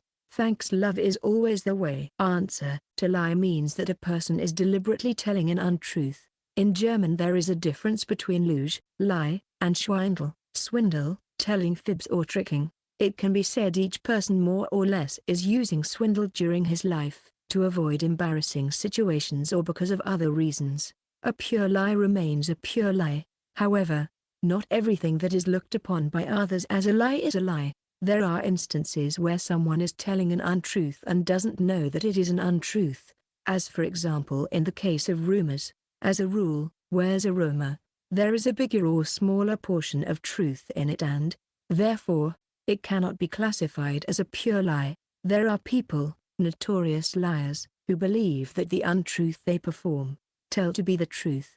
This also is a situation that cannot be classified as a pure lie, just as in the case of a schizophrenic who is stating things that only exist in his delusion but which, in reality, are not true.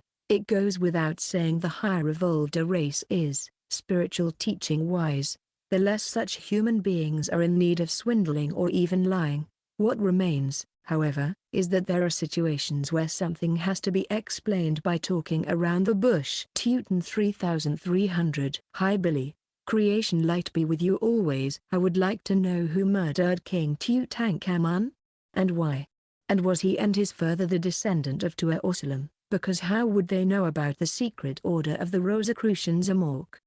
Thank you. Those who come to the creational light will always find the way. Salam Mel. Answer. Tutankhamun was murdered at the age of 18 years, 3 months and 2 days by Hammab, his general army commander and secretary of state. On the one hand, Tutankhamun was maliciously injured, a broken leg, which resulted in a lethal inflammation, blood poisoning as it would be called today. On the other hand, the actual killing was done by Hammab by sticking a 27-centimeter needle trough the eye into Tutankhamun's brain. Those happenings have nothing to do with Tuaosalam, and especially nothing with the Rosicrucians. Sanjin. Hi Mr. Mayer. In the book there are 77 ubles tubal ala ubal. One of them is written in line 75, but Jmanuel taught us that it is good to judge. How should I understand this? Thank you. Answer.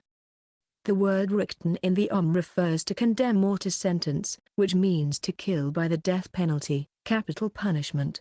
This contrary to judge as mentioned in chapter 7 of Talmud of Jmanuel. The spirit of judgment. To judge. 1. Judge not falsely, lest you be falsely judged. 2. For with whatever judgment you judge, you will be judged, and with whatever measure you measure, you will be measured. 3. Judge according to the logic of the laws of nature, which are from creation, because only they possess its truth and correctness. 4. Why do you see the splinter in your brother's eye and are not aware of the beam in your own eye? 5. Or, how dare you say to your brother, wait, I will take the splinter out of your eye?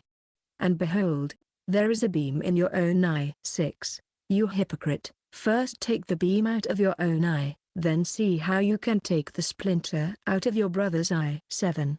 Learn first the laws of nature and of creation, their logic, before you judge and condemn and wish to see the faults of your neighbor. 8. Through the laws of nature and of creation learn first how to recognize your own faults, so that you can then correct the faults of your neighbors. 9. You shall not give sacred things to the dogs, nor throw your pearls before the swine, lest they trample them with their feet and turn on you and tear you apart. 10. Truly, I say to you, do not throw your consciousness-related treasure into the dirt and do not waste it on the unworthy, because they will not thank you and will tear you apart, for their understanding is small and their consciousness is weak. Patton. Billy, you have done much for us, all of us of Earth. But your responsibilities include others. Jmanuel did what he could for those in his time in his world of the Middle East. Once his world gave up on him and attempted to end what he had to share, he then left to complete his mission with 2 other worlds, one that he had to flee from and one that valued his wisdom. Here he stayed to share and prospered. You have yet to share your mission, as the last in the Nocademian line with others. The Pleasuran have found you and shared with you. What of the Hyperboreans and the Arius? Will the Pleasuran share this information with them, or does your mission involve visiting them with the intent of sharing? Answer. After he had fulfilled his mission in Palestine, Jmanuel went to India where he lived for the rest of his life. The Hyperboreans and the Arius people belong into the past and have nothing to do with the present or the future. Peter_Brodowski. Dear Billy, I have been dabbling in gaining consciousness in dreams. I have been successful in this aspect, although I do not do it as often as I would like to. What sort of benefits can arise from this exercise? Thanks. Answer. This entirely depends on what you make out of it. Mkasan. Dear Billy, I have been wondering at the similarity of data between the Earth and Error. Is there some more information whether Error has a moon of its own or not, and how did the planet survive typical meteorite and comet impacts? Our moon is said to be instrumental in preserving the Earth's 23.5 tilt axis, allowing more stable conditions to persist. How is that solved in their Error solar system? Muhammad. Answer. Error also has its moon. Sonic_01. Hi Billy, I wanted to ask if there were certain kinds of depression where a person doesn't feel sad and what is the best way of learning the German language. For example, I have been in a state of lethargy for the past 3 months where I don't want to go out or take a shower only if I have to go out, or get out of bed or do any kind of work. For example, in the last 3 months, I have only gone out about 10 or 11 times and I don't feel any kind of sadness. I am unemployed. I don't feel anything is wrong, but obviously this kind of lifestyle is not beneficial for me. I don't feel my mind weakening or any other kind of health problem. I could be learning German but my concentration is too low, and in the article Meditation, Concentration and Sleep it states that this kind of lifestyle is totally against the spiritual teaching and that it would be hard to train the mind if I live this way. My question is, am I depressed? I don't think so, just lazy. What can I do to train my mind to have the type of concentration it needs to be able to learn German, for example? And what would be the best way to learn German? The Plägerin have a self-hypnosis device. I was wondering if there was anything similar on Earth. I really want to learn German instead of just wasting away my life. Answer: it looks like you are in a phase of depression in combination with laziness. Besides, you also seem to lack motivation and will. It obviously looks like you should set other priorities in your life than learning German, at least for the time being. Note by CF: thinking or even considering to use self-hypnosis in your situation is kind of an indication that laziness seems to be a part of your present life. I doubt that learning German should be the first challenge to begin with. Start by bringing a structure into your life, which means leaving bed early and regularly in the morning, leaving the house for regular walks into nature, searching for a job, tending your personal hygiene, etc. Learning German is hard work and needs perseverance, something you don't appear to be ready for right now. Stephen_Moore. Hello Edward. Here in the Western world there seems to be a lot of talk and blaming in the media regarding terrorist attacks being carried out by Al-Qaeda. The most recent was late December when a man allegedly tried to explode a bomb on a plane. There have been other incidences since then, and here in England our security services have announced that a threat from an Al-Qaeda attack is imminent. My question is, to your knowledge, do you know if Al-Qaeda is indeed responsible for the terrorist attacks not only in the West but also in India and Pakistan, and if I may, also ask if Al-Qaeda is still associate, in partnership with Western secret services? Kind regards. Thank you for your hard work on the translation of the Goblet of Truth. Answer: we don't preoccupy ourselves anymore with these issues. All the many warnings, prophecies and predictions have borne no fruits, as for example is the case with the nuclear bomb that is being developed by Iran. VB28. Hi Billy. How are you? Can pure reason be broken? Galileo and Cantor said that there are levels of infinity and this concept of infinity contradicts pure mathematics. So is this true? Thanks for coming to Earth. VB. Answer: no, there's no contradiction. However, pure infinity is finite, and yes, infinity is divisible. Redbeard. Hello Billy. My question relates to reincarnation. I have come to understand through various sources that the Plägerin and yourself know for sure that reincarnation is a fact. I would like you to expound on the method of how this is known as fact. Is it proven through the use of spiritual, consciousness abilities, or do the Plägerin have technology that allows them to know, or both? Please explain this, as this is a point that comes up in my discussion with others very often. Peace, Matt. Answer: incarnation is a fact, and this is proven by the fact that you can follow back into your own former incarnations if you have the ability to do so. This can be done via the storage banks. Note by CF. Besides, it would be absolutely illogical and unjust if a person would incarnate, live only once and then either disappear into oblivion, nirvana, or into a heaven up in the clouds to smell God's feet, or settle down into hell where one must enjoy the warmth of eternal fire for all eternity. Our universe cannot having been built upon the tiniest amount of illogic, because else it would not have become existent. Get knowledge, dear Billy. Haha, that was funny. A more serious question. Maybe the P's don't give this information on purpose. They don't give dates, but the notes always talk about overpop, even in the far future when we reunite with the creator overlords. It seems like Earth will always be plagued by this problem. Will there ever be a time on Earth when there is no overpop, by choice, not by some catastrophe or war, and maintained because it's recognized as an issue? Thanks for all your help. Answer: the future will show. Psych Loud. What exactly is the Srut state? Srut stands, in terms of evolution. I read that Quetzal, Tua, and Samjays have reached this state. Thanks for everything, Billy. Salom Ken. Answer: this is a very highly evolved state of a human consciousness. It is higher than that of an IHWH, and the highest level is that of Bansrut. In today's world you could compare it with a Doctaxi as being an IHWH, and a Professor Dr. Doctors being a Srut. Mavi. Hello, Billy. I would like to ask you if when reading the teachings in German, somebody who does not understand read German, but have read it in English, still can benefit from the impulses/encoded messages? If not, then it get lost and we cannot benefit from it in the next incarnations? Thank you for all you do, your sacrifices and hardship for helping us. Salom for all. Answer: yes, you can benefit even if you don't understand read German, but only for this lifetime, not the next incarnations. Note by CF. But don't expect a wonder. You still have to work on and for yourself and lead and live your life yourself.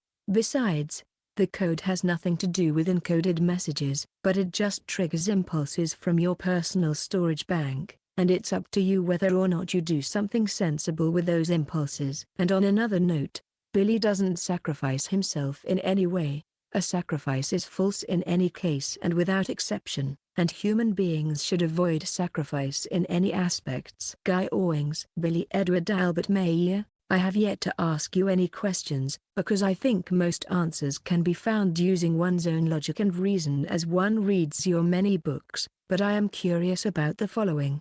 I would like for Billy to know that I am prefacing this question with the acknowledgement that it is, of course, better not to get pregnant at all until one is certain that they can raise and support the child, etc. But obviously this does not always happen, and so this is why I ask the following question. If a woman who is married and in Bundnisselby with her husband, has no children, becomes unintentionally pregnant for the first time, and if both man and woman are psychologically stable and balanced, both man and woman are capable and prepared for the responsibility of raising and educating the child, the pregnancy is already further than 21 to 22 days but the couple do not have a large income or own a house, land, would it be more beneficial to abort the pregnancy due to low income related possible hardships?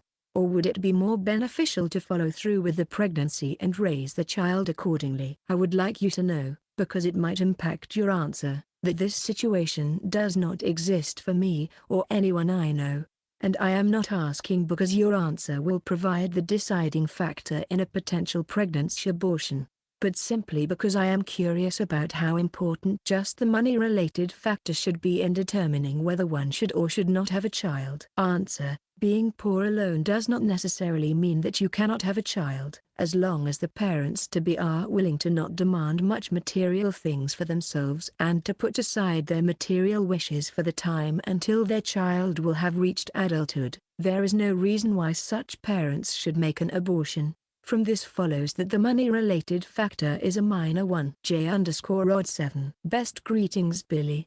Peace be with you, and with all there by your side. It is known that upon death, the human spirit goes on to process the just lived life, yet left behind is the body with all its fluidal forces. It has been said the new spirit's reincarnation may have access to the fluidal forces from the prior embodiment. Please correct me if I am wrong. Answer: it is not the spirit or spirit form that has access to the fluidal forces, but the consciousness. This comes from my own thinking, which I realize could be on the wrong track. The logic may be based on unproved facts, and I hope you can make this clear for us in the truth.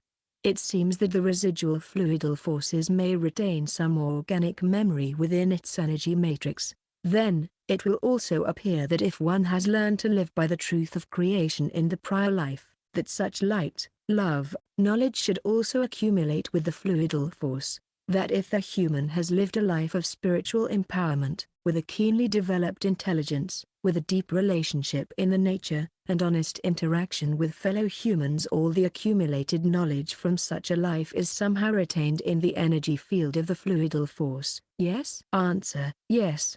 If a human being is capable to define the fluidal forces, and it is not some organic memory, but an energy-based memory, energetices jidaktnis, how much knowledge or abilities could be passed to the consciousness of the next incarnation of the spirit from residual fluidal forces of the prior life or lives? Answer: note by cf.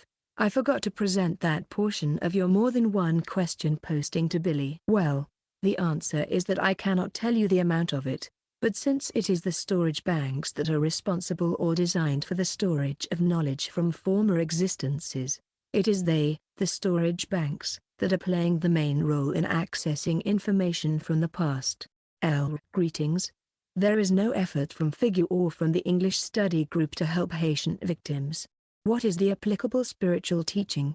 June. Answer: Figu as a small group has no capability or capacity to do anything to help the people in Haiti. The spiritual teachings say that each human being shall help others according to one's abilities, be it conscious-related, freedom-related or money-wise. How should we help in case of 360,000 deaths in Haiti alone, notwithstanding the many hundred thousands of victims in other regions of the world, today and during the next catastrophes that will occur more and more frequently in the future? Posted on Saturday, April 03 2010 to 8:16 p.m. Lipunif. Dear Billy, I hope your health is good. Back to the impossibility to change the past discussion. CF said, if you were capable of traveling back into the past you would know that you cannot change anything and, therefore, you wouldn't even try to change anything because anything to the contrary would be an absolutely silly and illogical action that would fail from the beginning. In my previous example of the bullet aiming at my father, if any attempt to change the past is bound to fail, CF, then a law, force is bound to intervene. Pure logic. Question: so what is the nature of the creation's law intervening to prevent the past events from changing? Physical, psychic or something else? I wouldn't call silly and illogical an action that would fail from the beginning but simply useless. Unfortunately, some silly and illogical actions reach their goal without failing down here. Answer: creation's laws are valid in everything that exists, in the material and also in the non-material realms/dimensions/etc. The law that's involved here is the law of cause and effect. Note by cf. In life there's no undo key where anything that has occurred can be made undone. Get knowledge from the Talmud of Jmuel. Alms, fasting, treasures, and concerns. 30. The eye is the light of your body. 31. When your eye is clear, your entire body will be a light. 32. But if your eye is evil, your whole body will be dark. Whether metaphorically or literally, what does Jmanuel mean? Much appreciation for opening up the universe to us. Answer: the eye is a metaphor, picture for the consciousness, and the state of consciousness or psyche is displayed through a person's eyes. Ramirez. Greetings Billy. Question about the past concerning the time of Jmanuel. What was the occupation of Mary Magdalene before she joined the disciples and what happened to her after the so-called resurrection? Also you might wish to elaborate on whether she was, as indicated in some of the Dead Sea Scrolls, more knowledgeable, intellectually flexible and generally grasping the hidden meaning of Jmanuel's teachings with greater accuracy than the other apostles. Answer: Billy doesn't know. Savio. Dear Billy, there has been efforts spent on extracting ancient Earth history timeline via the information available within the contact notes. Here is one of the achievements. http://futureofmankind.co.uk/billy_mayer/event_timeline, Cianhang. However, the time period mentioned within the contact notes is sometimes vague on the one hand, misunderstanding, mixing up of events and persons involved are quite often on the other. Hence it is difficult to form a clear picture on the Earth's ancient past. My question is, would it be possible that Billy could correct any mistake within the above-mentioned timeline, or, for the better, would Figu produce her own official event timeline? Answer: no, because on the one hand, these figures are not important, and on the other hand we are not interested to do this because we have other priorities. Holland_Escobar. Hello Mr. Mayer, something has been puzzling me in regards to the positives and negatives of life. Creation. I understand that many ills or negative circumstances on this world are the result of our actions because we are guided by our irresponsibility and willful ignorance, but what puzzles me is the many negatives that occur in nature due to inefficiencies of life.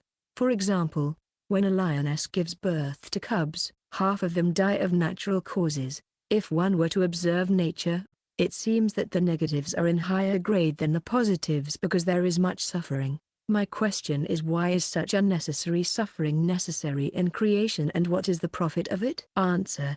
Such inefficiencies as described by you don't exist in nature. Everything has its sense, makes sense. In the course of nature, by the law of cause and effect, nature secures that no species becomes too much in numbers. The human being is an exception with his unchecked population increase. Regarding the positive and negative, both aspects are more or less balanced, but the positive outweighs the negative to a small degree. Otherwise evolution would not be possible. Note by cf. In the animal world there's no unnecessary suffering, at least as long as it is left undisturbed by the human being, and the profit is that nature stays in balance and that evolution is made possible. Smug Hootie. Hello Billy, from Contact 211. In fact, as I've realized, it is such that the female gender, in many aspects of life, humanity, and peacefulness, etc., is remarkably more developed than the male gender. Consequently, the women judge and approach many things more intelligently. Also, their logic seems to me to be more pronounced, as well as their sense of true freedom, love, and harmony. It seems interesting that creation, which is so logical itself, would make one sex in general more logical than other. By making one sex more logical, is creation losing an opportunity to learn through different perspective, strengths and weaknesses, of different sexes placed at the same logic level? Is your observation particular to these times and Earth women only? Answer. It isn't creation which made one sex more logical than the other. It is the human beings themselves who are responsible for their own consciousness-related and psychological makeup. And of course there are women who are thinking and behaving more like men, and men who are thinking and feeling like women. Men also can be, and in many cases are, sensitive and subtle. Feintznig. Creation just created the laws, but development and evolution are depending on the law of cause and effect. If human beings are developing just one side of their potential, like sensitivity or reason or logic, instead of trying to further develop the completeness of their potential, the output, result is according to the efforts. In other words, if some capacities are neglected, they cannot grow. Note by cf. If a man says, "If I'm not sensitive to my wife's needs, it's not my fault because I'm a man," it cannot be accepted as an excuse because each person can improve one's shortages, if there's a will and a motivation. Even if there will be no instant result. Betty W. The same applies for women, too. Bodron. Dear Billy, it has been stated that religion as it exists here on Earth does not exist anywhere else in the universe. We also know through your writings that this type of religion exists in part because a more advanced race arrived on a primitive planet, Earth, and set themselves up as gods as we know them. My question is, has this not happened on other planets, and if so, how did the primitive population avoid becoming mired in false beliefs such as we have here on Earth? Thank you very much and good health to you. Salome. Tony. Answer. Of course religions do also exist on other planets, because some kind of religion is a natural occurrence during the evolution process of a humankind. But what is different here on Earth is the insane occurrence that a human being or objects and figments are turned into a god or gods who, in turn, shall be responsible for creation and supervising the thinking and course of life of the human beings, as it is the case within the Christian, Jewish, Islamic etc. religions. Kingman. Hello Billy, I hope you are well. Previously I asked about feelings. In short, where does love form from? You responded with, apart from the fact that Gefühl cannot be correctly defined in English, Gefühlswelt represents that which results from the world of thoughts as feelings. Feelings and stirrings, which are something entirely different than emotions, do appear, exist in many thousandfold forms. Love is not formed from feelings, but from thoughts only. Usually this is the so-called Gefühlsmassage equals feeling-related love, in contrast to the Gefühlsbindungsmassage love, which is not based on feelings, but on the so-called Empfindungsliebe, a word that cannot be translated into English. I can realize that thinking about creation and how everything is a part of creation would grow one's emotion of what real love is. Do average Earth people have the ability to transmit their feelings, or is it the emotions love/hate, to other living Earth people who are many miles apart and be felt by them? Or is it just the precursor to these, the thoughts that create these effects, that we can send unknowingly, or not? And in line with that question, what contains the most energy/strength/value, feelings or emotions? It seems emotions, being more thought out, would contain greater value, effect. Answer: no, thinking about creation does not let grow emotions, but feelings, and real love is not based on emotions, but on thoughts and feelings. As a rule, emotions are linked with degeneration, and they cannot be controlled and appear suddenly. Emotional love is not real love. Emotions are stronger, in energy, than feelings. Emotions are, for example, hatred, rage, craving for retaliation, etc. Contrary, love is not an emotion, and it also is not pure feeling, but includes knowledge and wisdom. People must learn to develop, and use, their feelings, to be based on thoughts that are not degenerated but in line with creation's laws and recommendations. Note by cf. And yes, it is possible to transmit, receive feelings if the human beings are open to mitgefühl, sympathy. Thomas. Hello Mr. Mayer. I hope you are well. My question is about love. I mean the true and real love that never dies. I have read many of your writings and something is not clear to me. I have understood that, even though our consciousness is not aware of it, the subconscious does have a direct connection to creation through the Gemat. If this is the case, then why must true love be built if the subconscious is already aware that we are all connected as one within creation? I have understood that real love is the certain knowledge that all and everyone is one within creation. Aside from that, would you please pass on my best wishes to Tu and that I am sorry for the loss of his wife recently? Again, thank you. Answer: since our unconsciousness doesn't think, the human being's evolution process is directed/happens/occurs in, through the focus of our consciousness. We have to build up true love through thinking and feeling. Note by cf. Unconsciousness versus consciousness.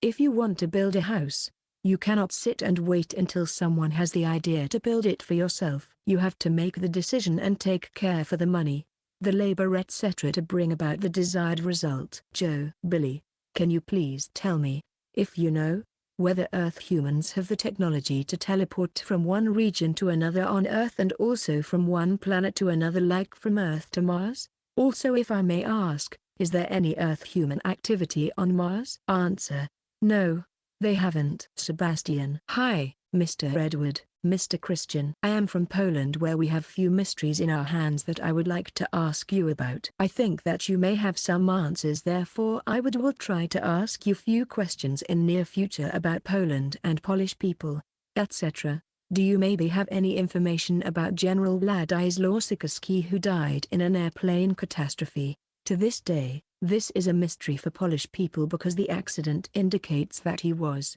let me say, removed by English. Was the airplane he was in sabotaged? Do you maybe know what really happened the 4th of June 1943? Answer: Billy doesn't know. Note by cf. And it doesn't make sense to ask a similar question in the next round. Jacobus. Hi Billy, the sketch done by Sam Jays of Jehovah is incredible. It is in priceless piece. Very good line work and attention to detail. I assume that the pleasurer are all pretty darn good with a pencil or brush in hand. But to get to a point, I was wondering the other day, the short time that the Earth has an intermediary with Pleasuran is probably once again drawing to a close. This will not happen again for a long time. So I'll ask, even though I know the chances are slim, wouldn't it be cool if somehow, the Pleasuran could paint us for the first time, a picture of their planet, daily life, activities, landscapes, etc.? They decide what is appropriate. We could sponsor the paint, canvas and brushes, acrylic or oil. Then you could use your telepathy to arrange an appropriate time for collection, etc. Could you maybe make an exception with this? It would be something fun. Answer: of course it would be cool. But there won't be an exception. We are glad that at least several drawings were possible. Marba: hello Billy and Figu, I hope you are doing good. I hope this don't cause any problems. Can you give my best regards to Tua for me, for he is now going through tough times? For many years, from outside sources of information, it has been said that the Prophet Muhammad married his first cousin. To add more, it also has been said that Jmanuel's adopted Earth father and his real mother are first cousins.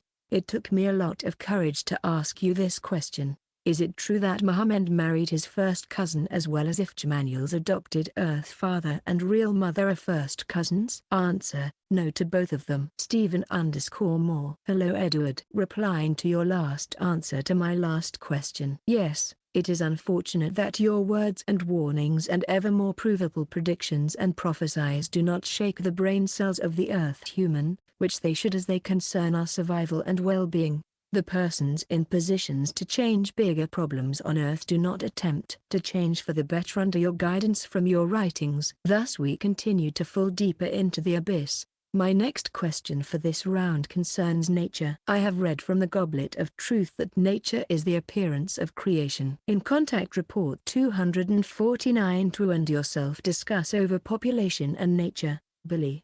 Must this not result in nature and life ultimately raising a counterattack, that is, through epidemics and catastrophes of the elements, so that human beings are eradicated by the hundreds, possibly even billions? I still can remember that Quetzal and Samjays also spoke of something similar that once took place on other planets in former times. That is correct. When humans on a planet proliferate excessively, nature and life autonomously interfere, which leads to the forced curbing of surplus life forms. Such a curbing and elimination of excess life forms, in this case human beings, ensues first and foremost through epidemics. However, the same thing also happens because life forms, human beings, once again, become frail, if not to say incapable of living, due to their bodies, organs and immune system becoming then too weak. Furthermore, nature and life also retaliate against excesses in human beings through catastrophes by way of the elements of nature, and other things. My question is, nature being the appearance of creation and thus being highly intelligent, can nature, through the laws of creation, intelligently act upon and change elements, whether in tectonic movement, on Earth, in order to counter the overpopulation? Or to put my question in a simpler way, can nature create earthquakes and weather storms at its own will to counter overpopulation? I understand that human actions also change weather and earthquakes and so on, due to overpopulation. My question is more about nature being able to change these things by its own will without the influence of human actions. Answer: no, because there's nothing in nature that has a will. Nature is no entity with a consciousness and a decision-making will, etc. It's simple. Everything is subject to the law of cause and effect. If humanity multiplies like rabbits and releases ever more CO2 into the atmosphere, there is a natural result, more and stronger storms, etc., etc., etc. And if oil and gas is hauled up from the ground, and used, burnt faster than it is replaced in a natural way, then there inevitably will come the time when the everything is depleted. It's the human beings who decide whether they want to solve all the great problems at the root, overpopulation, or whether they want to suffer from the effects. It's not nature who decides to wipe humankind from Earth's surface by sending tsunamis. Tsunamis that are triggered by earthquakes, which are, at least many of them, the direct and indirect result of the human beings' activities on our planet. Norm: dear Billy, in Contact 441, you mention a worldwide group branching from governments, the military, industrial groups, secret services, paramilitary and powerful ones of finance. Who are these people? Do they have a name? Answer: yes, of course there are names, but they will not be revealed to you or anybody else. Nico_Sulone: what can you tell me about ancient Finnish kingdom? There isn't any physical evidence, but lots of writings and names indicates that Finnish kings existed in the Viking era. I'm interested in this because I can't find any valid information about this mysterious kingdom. Answer: nothing. Door_knocker. Hello Billy. Thank you for enlightening us about the truth of everything. It seems as if we have all been born on possibly the most unenlightened and most dangerous planet in the universe. I am curious if creation has a reason for placing us in such an undesirable location. I will save this question for next month though. On your 469th contact with TWIT, it was mentioned that the US and other countries' economies were in danger of failing completely in September 2009. Did this collapse happen behind the scenes? If it did not happen, then can you explain what factors caused it not to happen? I am from the US, a country that was founded by rich white slave owners who wanted to be free. I judge people by the intent of their personality. Your personality seems only to want to help people. Answer: didn't you realize that there was a collapse, displayed openly? Real estate crash, many companies that went bankrupt, banks that were closed down, etc. What else is this than some form of collapse? Sitka.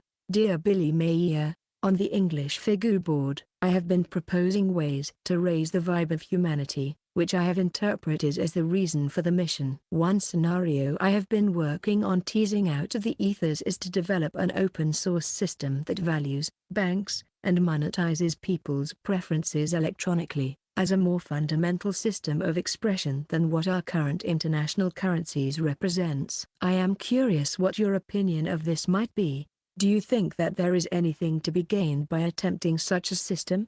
Do you think the system would simply fall back into promoting the same cycles of greed and resultant poverty we now live with, or would such ambitions fall away as people developed some stronger sense of inner guidance and wisdom? Answer: as long as people do not change and improve their thinking and actions, and do not overcome vices like greed, power hunger, cheating, etc., plans like yours will fail. Jamesm. Hi dude, why are the spirit lessons not available to the public without Figu membership, please? From what I read, it is because they are dangerous in the wrong hands. I do not understand how the truth could be dangerous, so this must be incorrect. In my opinion, they should be available online in electronic form, free of charge. Only paper-based books should be chargeable. This is the case with the Goblet of Truth, as you know. Thank you. James. Answer: Billy's decision to publish the Goblet of Truth for free and in electronic form will remain to be an exception. All of our other books will be available in paper form only, be it in German or other languages. If we would publish the spirit lessons freely and in electronic form, too much falsifications and problems would arise. There already exist enough problems with the inaccurate translation of the other texts. Any translation of the spiritual teachings from German is incomplete and open to false assumptions and misunderstandings. BTW, even many persons who speak German as their native language have to learn to understand certain words and meanings, because nowadays many words are used falsely and, therefore, are not understood correctly anymore. And to read information between the lines is also something that is to be learned. Note by CF: the spirit lessons are a series of lectures that must be studied one after another, and to be fruitful, the lectures must be studied and practiced thoroughly. If that great knowledge from the spirit lessons would be open to anybody in the internet, plenty of people would just pick that which seems spectacular to them and distort the information and misuse it. This would lead to effects that we could never take responsibility for. Greetings Billy. As a natural reaction, we massage our temples in the hope of easing headache. What is it that we should know and understand behind the practice of massaging? Physical therapy, laying of hands to ease, eliminate the pain of another human body. June. Answer: each to his own. If someone believes that something may help, it may possibly be effective, helpful. Posted on Monday, May 03th 2010 to 10:36 p.m. Get knowledge. Billy, do you know if the real cause of death of Bruce Lee and his son Brandon was accidental or murder? Thank you. Answer: he doesn't know. Marsla. Dear Billy and Christian, many greetings to you. On a previous question you have told me that the spirit form of the human doesn't communicate with the material conscience, but then we were talking with a friend, and we were wondering that the spirit form sends impulses to the subconscious, from where the material conscience either accepts the impulse or not. So the spirit form doesn't communicate directly, but via impulses to the subconscious? Answer: yes. It is possible though that a human being can tap into the spirit form to draw information, impulses, from it, like for example spiritual laws and recommendations. This, however, requires that the person's evolutionary level, consciousness related, is very high, something all the human beings on Earth will not attain, develop for a long time. Lipunif, dear Billy. Hope you are all right. Well, the answer is still a bit vague. So, I will word it in this way with a concrete saying. Given that my father is still alive today. Suppose I go back in the past and meet my father young. I point a gun to him and draw the trigger. Concretely, what occurred to the bullet? Answer: you cannot change something that has already happened. Note by cf.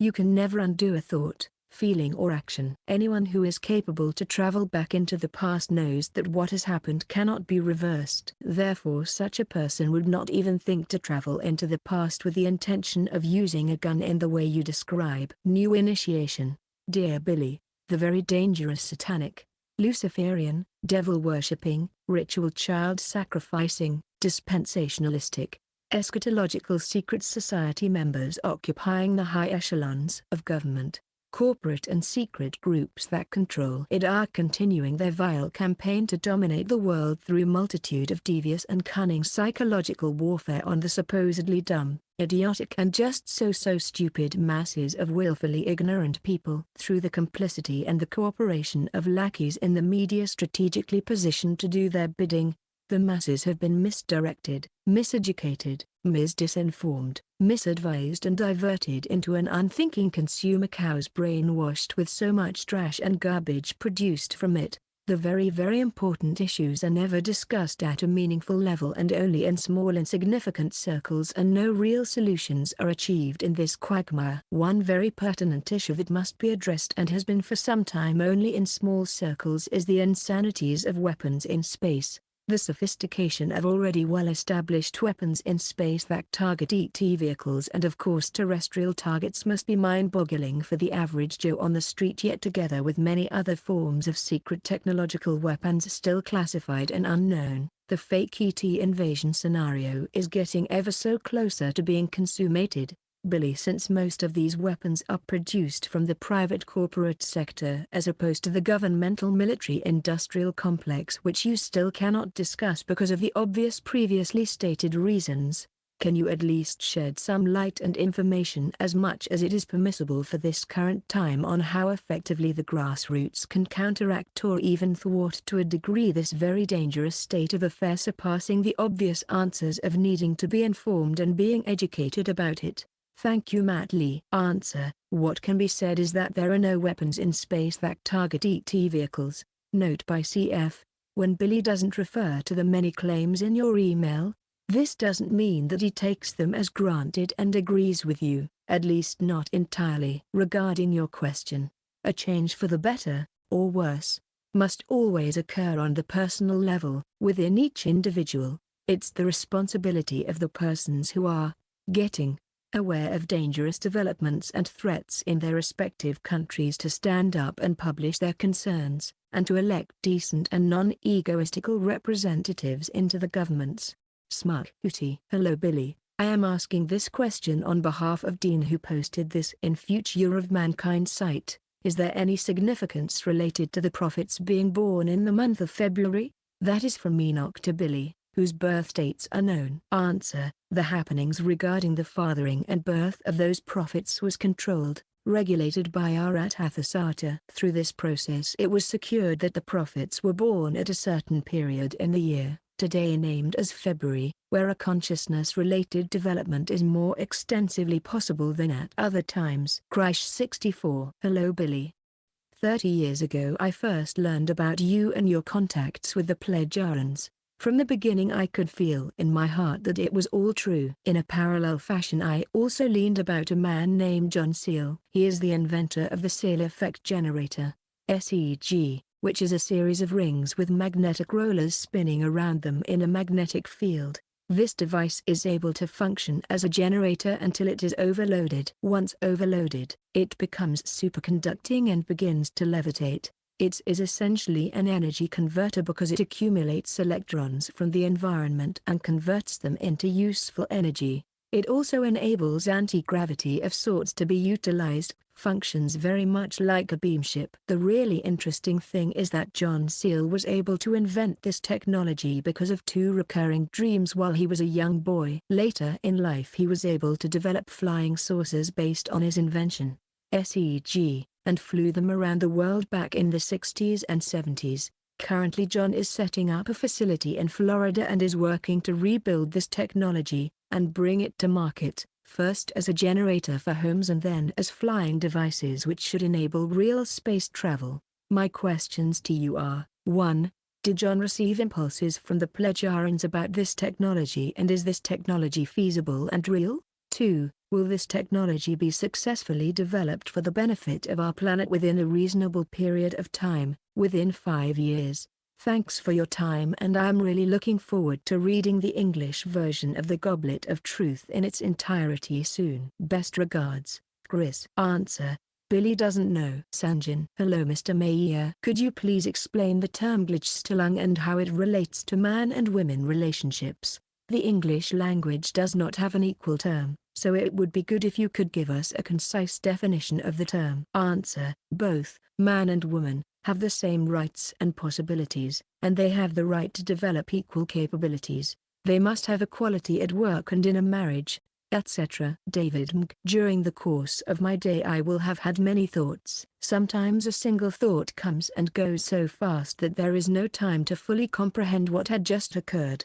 There are however moments in my day when it is not possible for me to stop what I am doing, and allow time for my thought process to swell and give rise to a better understanding of why these particular thoughts are trying to briefly hold my attention. I ask this because I am noticing more thoughts are coming to fruition of which I can no longer deny and cannot ignorantly dismiss as mere coincidence. My most recent was on March 25th. It then took me only a moment to realize as to when I first had this particular thought, which was some 6 days prior to March 25th. I told no one of this particular thought, yet I could not help but laugh with joy at how quickly this event happened, from thought to completion. Many of my other thoughts are just that and do not come to play out. But, when my thoughts do happen and they come to play out, they will fulfill almost to their completeness and contain only minor variances. And although these thoughts are quite surprising, they don't scare me, nor do they disrupt my life. They do however cause me to stop and take notice. For me at least there seems to be something different happening here for which I lack understanding. Which is why I ask you, Mr. Mayer, for your knowledge, trust and clarity. Can you help clarify for my learning how thoughts like these can manifest quickly and not be just mere coincidence? Answer: It is inevitable that thoughts can be realized, fulfilled, sooner or later. They don't have to, but can. Kingman: Hello Edward, greetings to you and all your helpful friends. Your response to my previous question has helped greatly in clearing my understanding of emotions and feelings. Thank you. My question today is fairly simple. Again and again I read, or hear, someone describing a part of the human brain as their reptilian part of the human brain. They usually try and attribute some human fault or reaction to this ancient brain part. It even gets tossed around by those people with letters after their name and important titles. Yawn. Is it true? Were my ancestors scaly reptilian-brained folk? I'm hoping that maybe it came up in conversation with the Pleiadian, as I know you're not an anthropology expert, or maybe you are?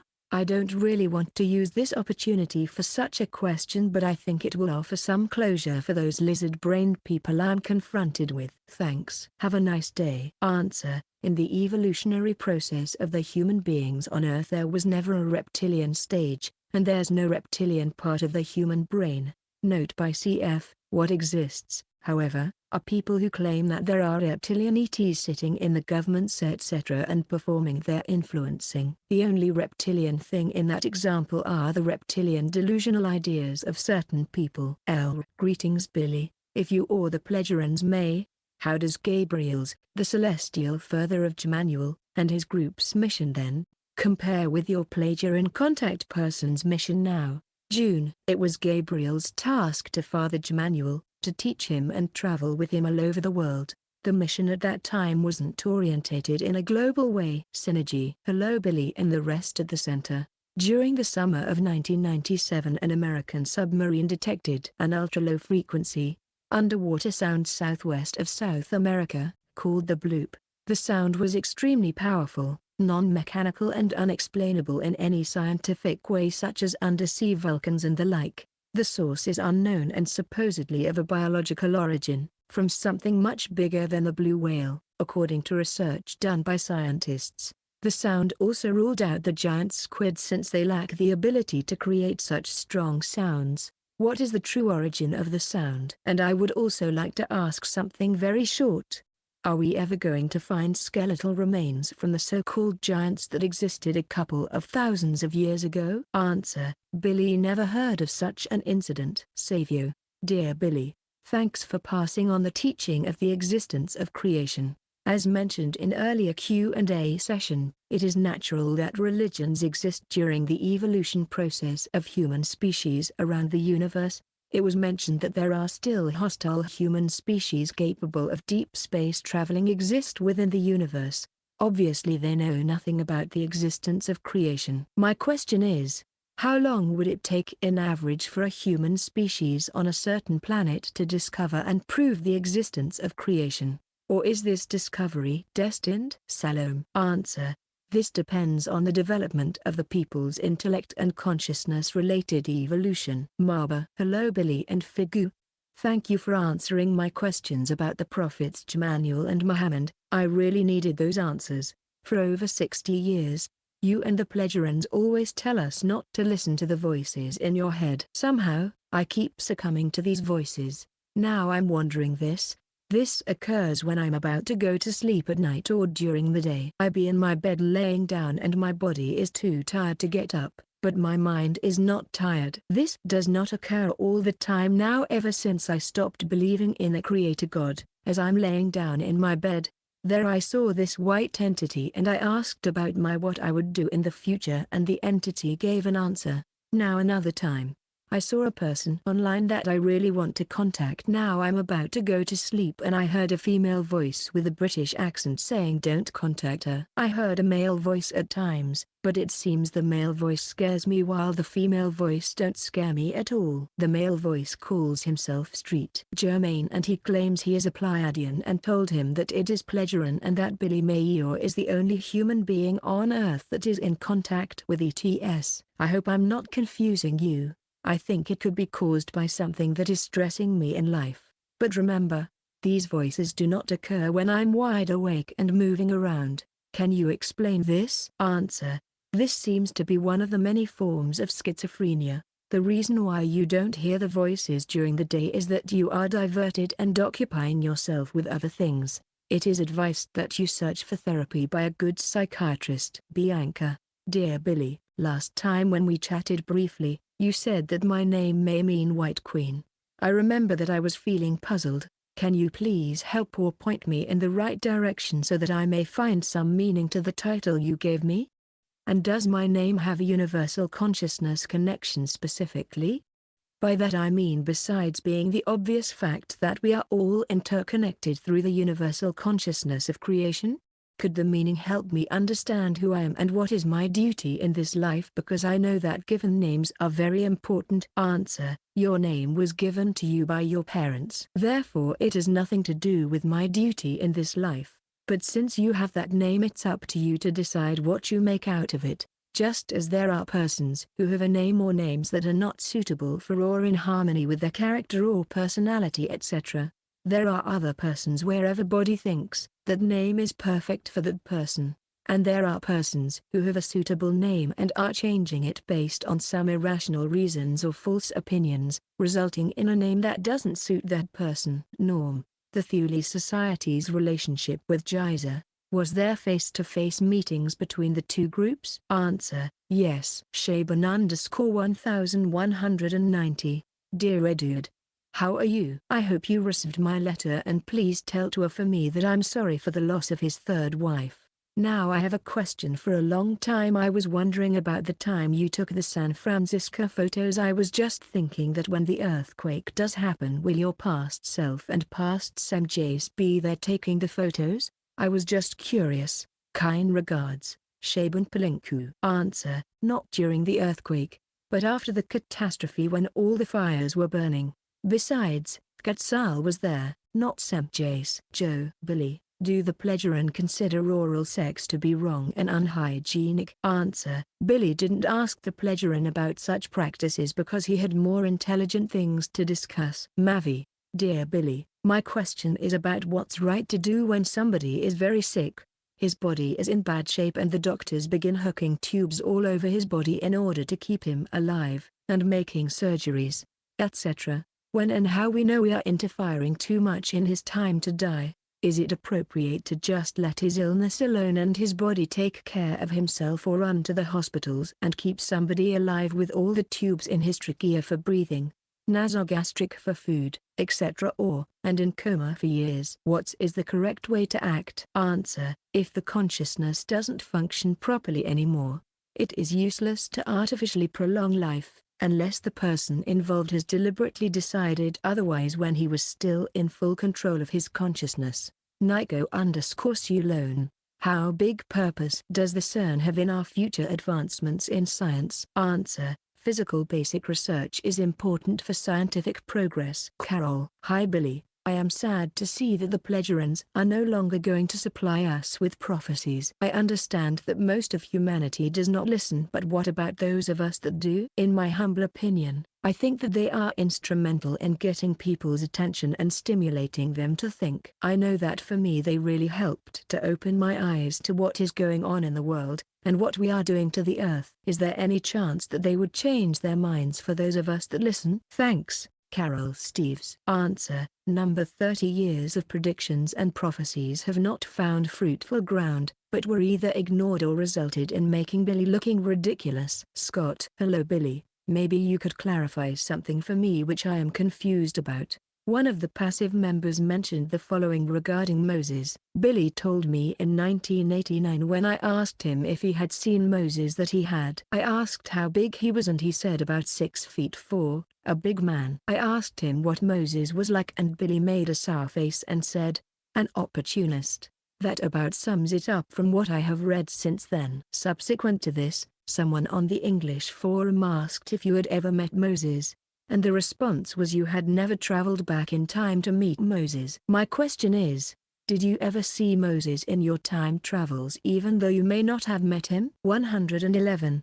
Walich, du hast sehr vieles Geld und Gelent in die einem bisherigen Leben, und du ristest Horchen dies Moses zurück, wo du viel Wochen gefunden hast. 111. Truly, you have seen to, and learnt, very much in your life up to this point. And you have also traveled back into the time of Moses, where you have encountered many truths. Thank you very much. Salome Scott. Answer: Billy didn't meet Moses face to face, but has drawn the information from the storage banks, like for example the information that Moses was a big man, about 1.9 meters high. Edmundo. Recently I've read interview made by Rafael Labro. I don't know if that interview was genuine, but according Rafael Labro you have mentioned Ezekiel as your past reincarnation. Was it truth? If no, was the biblical Ezekiel a man with knowledge of spiritual teachings and one with lesser prophetic mission? Also to his grandfather had name Ezekiel. According CR 469, is the similarity of names only accidental?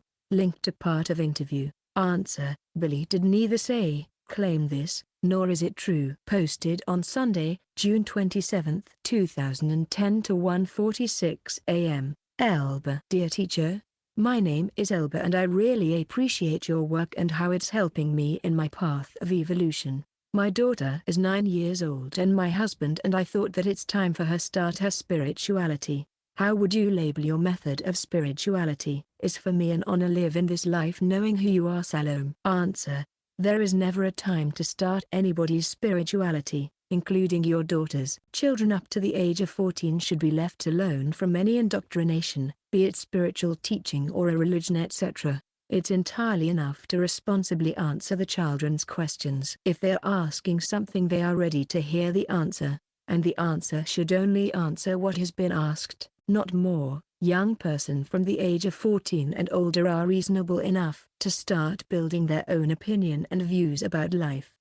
Greetings Billy. Source: http://www.futureofmankind.co.uk/billy_meia/giggies/truestateearth.htm. However, again the people were corrupted and led astray, and the correctional measures apparently failed. It was because of this further non-adherence to the laws and directives of creation that on the instruction of the JHWH, Enoch was produced, through the JHWH's leader Gabriel and an earthly woman Serena, to teach the people anew, and to warn them against allowing such devastation to occur again. Is the Gabriel referred to this excerpt the same Gabriel who was the celestial father of Jemanuel? If so, he lived unnaturally very long, or otherwise may be a correction on the translation. Material may be apropos. June. Answer. This was another man living several 100,000 years earlier. Note by cf. Om 31 to 565. Thomas. Greetings Mr. Meyer. I noticed in a drawing included in one of the figure bulletins, or maybe a special bulletin, there was a drawing that you mentioned being similar to the shape of creation's spiral form. I understand that it was not an exact depiction since creation is more complicated, but I have a question about the shape of creation. I noticed that in the drawing there were 10 different filaments in the spiral form. 7 were different in appearance from the other 3. I imagine that the 7 filaments in the creation spiral are likely the 7 bands including the material band, the push belt, etc. But what are the other 3 filaments representing, please? Even if you are not able to provide many details, any information is appreciated. Smile. Many thanks and have a great day. Thomas Hall. Answer. Professor Sloman's drawing gives one just kind of an idea of the form our universe has. There are time streams, and there's an egg-shaped form, but the real form, shape of the universe can hardly be drawn. Sanjin. Hi Billy. In Contact Report 238, Tua states the following, Tua, 479. My speech is of that and of that which is recorded as a prophecy in the Talmud manual. 480. Very many won't resist the hostility and will succumb to it, so they are falling away from the truth and begin to work against it. Tua, 479. De Vanist may ein read und von dem, was als Prophesung im Talmud manual aufgezeichnet ist.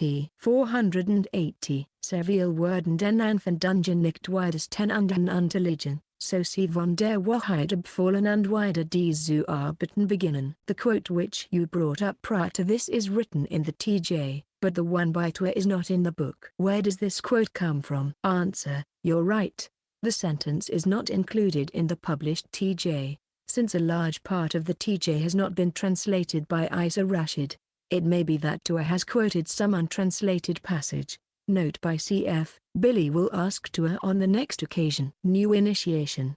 Dear Billy. Billy, in respect to the questions that we ask you, it seems that in a strange way you have already anticipated the kind of questions that you will be asked even before you have received them, as if you have tapped into the storage banks or the individual questioner's consciousness. Another thing that I have noticed, and I hope I am not reading too much into this, but the kind of questions that we ask you at a particular point in time was meant to be, meaning that because what we think about and hold in our heads is a mirror view that reflects the particular time that we live in, which obviously cannot be otherwise, and as the future unfolds with more and more people's consciousness developing higher and higher as time progresses, the quality of those questions will also reflect the level of collective consciousness for that period. I am not sure how useful our questions will be for the future generations and whether they can learn about the current conditions through it, but whether adequate or inadequate, I gather that everything has its purpose and reason and will serve its purpose one way or another. Seeing as the Pledgerans and Federation members are still active with their monitoring of Earth and its diverse people through their unfathomably developed technologies, it would give a person the impression that on a certain level the collective human hyperfrequency thought waves are collected, stored, its origin located, as well as determining the cause and effect relationship of those various thought impulses on the collective consciousness itself. So my question is, what are the conditions and how extensive does a certain revelation of earthly matters, be it political, technological, religious, financial, military etc., become public knowledge on a mass scale before you are allowed to reveal certain contact conversations relating to it? Thank you, Matt Lee. Answer. Actually, quite an amount of information was published long before the public became aware of certain occurrences and problems etc. If you consider the prophecies and predictions. Marba. Hello Billy and Christian. Thank you for your answer. I think it is best for me to do is just ignore the voices and don't do what they tell me to do. I truly think I can get rid of them on my own. You had a dream that saved you from an assassination attempt on your life. All dreams have meanings to them. I understand that the symbols that occurs in people dreams depends on the level of spiritual evolution of the person. I would like to know about the details of the dream. I would like to know what did the dream looked like. How was the message given in the dream? The kind of setting the dream had, the symbols in the dream, the people in the dream, and state if the dream had a daytime or nighttime setting. Can you give out the details of this dream? Answer. Billy had so-called Warum, true dreams. Therefore everything happened at the exact location just as it then happened in reality. Earthling. Dear Billy and Christian, there is a popular riddle that has likely been around for ages. What came first, the chicken or the egg? Would it be that the chicken came first, rather the consciousness of the chicken, which arose in the slime, and through millennia evolved into the present-day chicken, which at some point during its evolution became able to lay eggs? Answer. It's absolutely no riddle. The egg came first. The first egg was a cell. BTW, during Contact 494 of May 11, 2010. Answered Billy's question concerning the first unicellular organism responsible for the first development of life on Earth. With this, your question refers to the stromatolithon, because they basically were the actual link from which all life formed. The time of the stromatolithon was 3.5 billion years ago. Shaban_1190. Dear Edward, thank you for your answer. I hope you're in good health. But you still didn't answer whether you got my second letter that I sent to you on February. I was just hoping for a reply just like last time. I'm sorry if I'm being rude. For a long time now I have had the urge to come over to the SSSC to live, learn and work so that I can correct my thinking, because the longer I stay here in America the more I feel like I'm going to lose my own sanity. There are so many times when I thought about suicide or even worse, committing violent crimes. And that is really not in my nature. I just don't know what to do. Should I come over there so that I can find some peace and work things out within myself? Answer. You are on a wrong track, thinking it's absolutely possible to live in America and keep one's sanity as well as find peace. It's all a matter of one's thinking and attitude etc.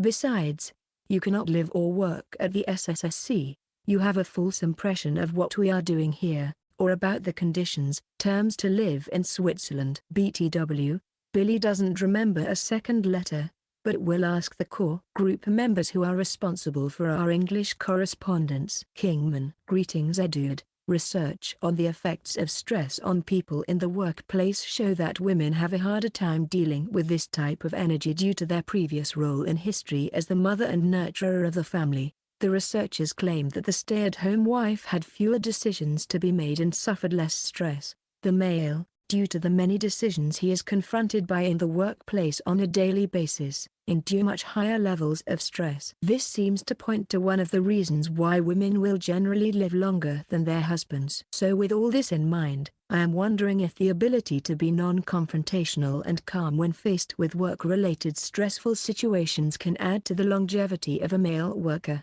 Would this all tie into the benefits of meditating as well? Answer. As a rule, women are less stress-prone than men. And regarding longevity, there are quite a bunch of different responsible factors, like one's view towards life, nourishment, food, work, constitution, etc., which may differ from person to person. There are smokers who live more than 100 years, while other person are dying from the effects of smoking at a young age. Note by cf. Of course it is true that many women may have stress because they have to work for the family when they come home from their job, something a great many men don't do. If men would have to work the same amount as many women do, it's more than doubtful that they would do their task with less stress than women. Ramirez. Greetings dear Billy. Was the scientist Nikola Tesla provided with impulses to assist his research? Answer. No. Joe. Scott. Please editor remove my previous question cause I wasn't clear. Billy. Is it possible to gain knowledge by time traveling to the future when working on something technical? Answer. Yes. Bianca. Hello Billy.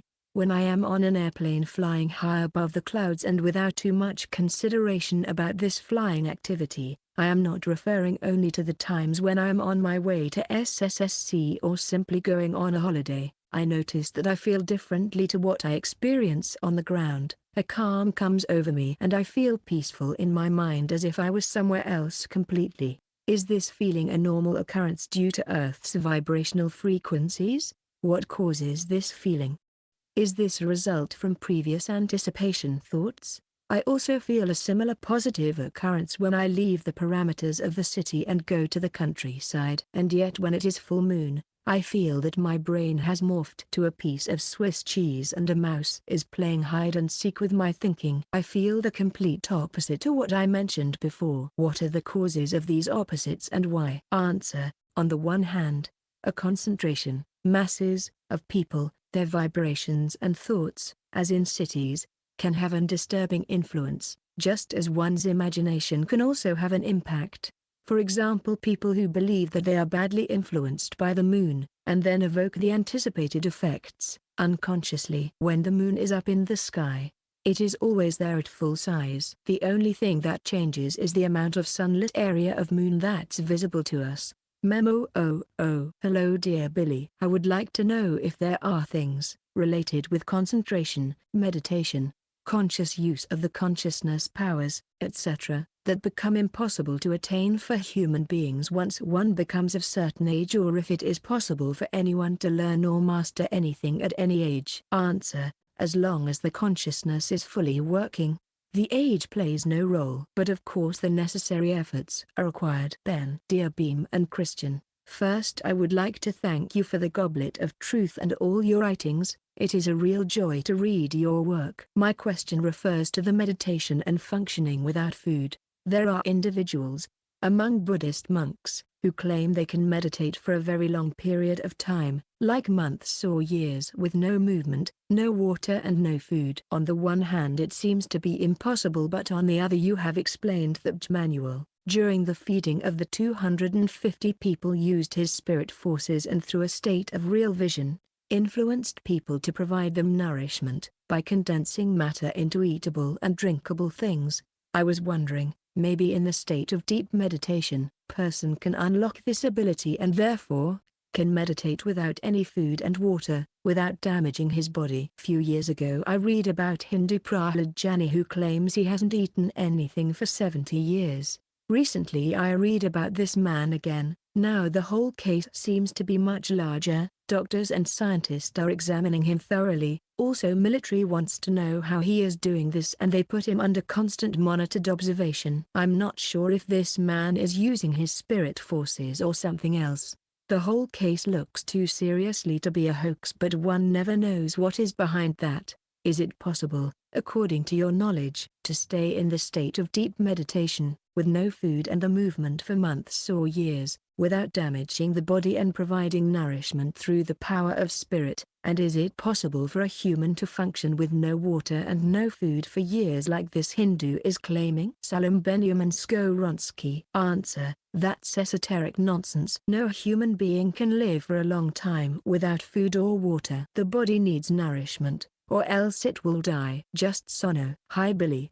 Thank you again for your many words of wisdom. Can you tell me the significance of the October 9, 2009 NASA's cross bombing of the moon? In a recent answer you said that no man was hurt by it. But were the extraterrestrials okay? I was on the NASA website watching the news conference after.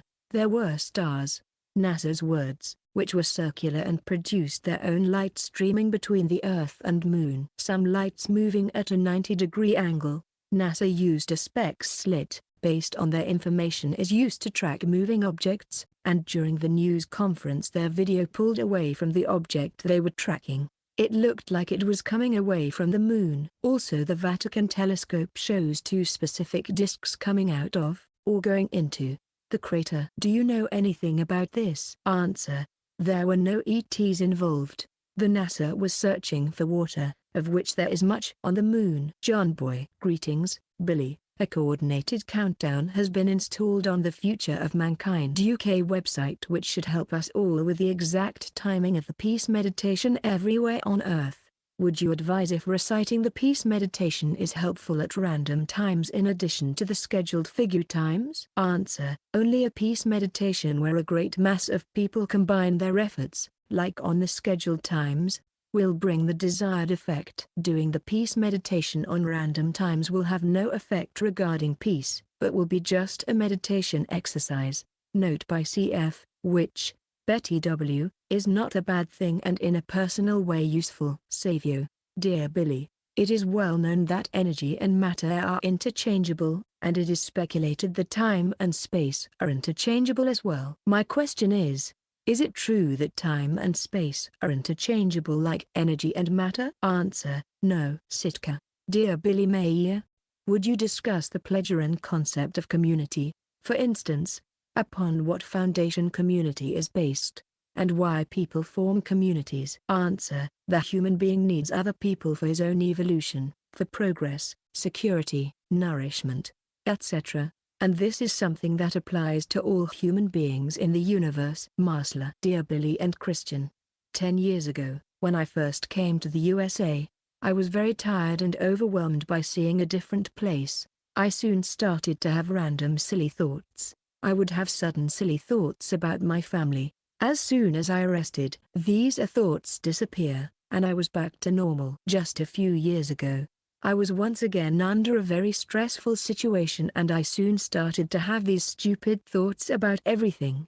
I couldn't control these thoughts until I found the TJ and later Figu. This discovery brought a new meaning to life and amazingly I got a better control of these unintentional negative thoughts. I consider myself a very centered person, who hardly kill flies, but as I am trying to learn how to meditate and learn the spiritual teachings, these random negative thoughts are coming back. I have stopped the meditation and I even stopped reading the teachings until I can get a hold of this situation. But now I really want to continue. Billy, how can I control these random unintentional thoughts that have nothing to do with who I am? Or can you recommend me one of your books that will help me? Answer. You have two choices. 1, you have to chase away the silly thoughts, by saying to them, Horab, beat it, or Verschwind, get away, etc. Or 2, to replace the silly thoughts by doing a slight and simple meditation. For example counting numbers, etc. You must avoid getting into stress. Don't try to force your development, evolution. Have a rest often, and occupy yourself with daily life. It is possible that unconscious religious thoughts and guilty feelings are triggering the stressful effects, the so-called wider sacred antagonistic forces, that you are producing within yourself, but which are sac-framed, note by CF, equals which are not in line with the things you want to do/achieve. Norm. Dear Billy, how many space-time configurations, dimensions are there? Answer. Many. Billy doesn't know the exact number. C_Andre. Dear Mr. Mayer, I tried few times to communicate using telepathy with some persons. How can I know that the message is sent and received? One time after trying to send a message to a girl I saw immediately like blue energy vanishing but she and the next day didn't told me anything. Thanks for your attention, Carlos. Answer. If you are successful, the other person will surely let you know. Note by CF, expecting success after trying a few times is quite a distance away from realistic thinking. VB28. Hi Billy. Thank you for your earlier answer. Now applying pure reason is our purpose to become pure concepts. Therefore pure concepts equals pure spirit form equals Arathasata. Additionally is creation itself a concept? Hence everything is a concept. VB. Answer. It is suggested that you are formulating a clearer question. Lipunif. Dear Billy. My question was neither about the impossibility to change the past, I've understood this for a long, nor was it about somebody's bad intention to go and kill someone else in the past. My question was about what was at stake to prevent the past from changing. To be more precise and complete the bullet discussion, unless you refuse to be precise. If, as CF said skeptical, note by CF, you can never undo a thought, feeling or action. Anyone who is capable to travel back into the past knows that what has happened cannot be reversed. Therefore such a person would not even think to travel into the past with the intention of using a gun in the way you describe. Question. Does it mean that someone being able to time travel knows that a force would deviate the bullet? Answer. Only a person who is thinking illogically is thinking that anything that has happened can be made undone. To answer your question, someone who is able to travel back in time wouldn't even think of using a gun, so any further thought of an imaginary bullet is futile. Since there is no bullet there is no force needed to deviate it. Jamism. Dear Billy. The pleasure and live in a space-time configuration that is a few seconds different to ours. Please explain the meaning of the term space-time configuration, giving a reference to any relationship that may exist between them. I haven't read your German language books yet, sorry. I will get around to it one day of course. Thanks James GT Moore. Answer. The world we are living in is a space-time configuration, a realm, a continuum where space and time exist. The space-time configuration the pleasure and live in is not a few seconds different, but only a fraction of a second. A continuum, BTW, exists either of space and time, or space and duration. Door_knocker. Hello Billy. In 2007 near Houston, Texas, a perfect ring of cloud was clearly visible in the sky for at least 3 days. It did not move or change in shape at all for the entire time it was visible. Do the Ps know what could cause something like this? It filled about 1/6 of sky from horizon to horizon. If it was HARP, why was it pointed near Houston? Thank you. Billy doesn't know. Steve. Billy. I'm 21, have no car, no money, no education, no job, never had a job or a car, never kept up with money, dropped out of school at the age of 16 and people around me just call me a bum and my friends just stopped talking to me now since I did nothing for my life and am 21. At the same time I feel like I don't care about my life, I don't care about life at all, I feel nothing most of the time. I feel lifeless. I feel in love at a young age 15 and since then I stopped caring about my life knowing that I'm heading toward a dead end. I was born a premature child and a good child also, I never bother with anyone yet people just pick on me, why then I feel like doing something bad to get them back, but my thinking/mind tell me to just leave them alone and don't talk to them, just worry about yourself. I did nothing wrong all the time, I feel like dying, like the life have been sucked out of me, like I'm not me no more, until one day I was on the internet and out of nowhere my mind tell me to look up aliens and UFOs, days then weeks then months until I found out about you. Then I learned more and more about the spiritual teachings and the contact notes. The contact notes I liked a lot. I like psych, developed psych, creating universe and mind development. As I listened to all of this it made so much sense to me that before I learned about you and the contact notes and spiritual teachings I already knew it in my thinking, and when I try to explain to other people they don't care. Cause where I'm from people try to deceive, lie, cheat, kill, all kinds of silly things. Sorry for all the reading. My question is, let's say if I did die, I know you said that the I and you won't exist any longer and the other side is like a sleep state. What would be my experience as I'm dying? Would it be like going to sleep, or would it be like me not existing anymore forever? What passes over to the other side? Your feelings and emotions and conscious does that part of you no longer exist. Is there awareness on the other side? Will I be aware of myself, or is it just simply would be the same experience that you had on the other side? Timelessness. Answer: when you are dead, you are dead. Your personality has ceased to exist. There are no thoughts and feelings after death. Sebastian: hi, Mr. Edward and Christian. When it comes to adoption of the children, what is best to do if they are very young? Is it better to tell them early or later that they were adopted, or avoid it, and why? If it's possible, can you share your thoughts about international adoption? Answer: from his own experience, Billy thinks that it is best to inform a child about his heritage at the age of 6 or 7.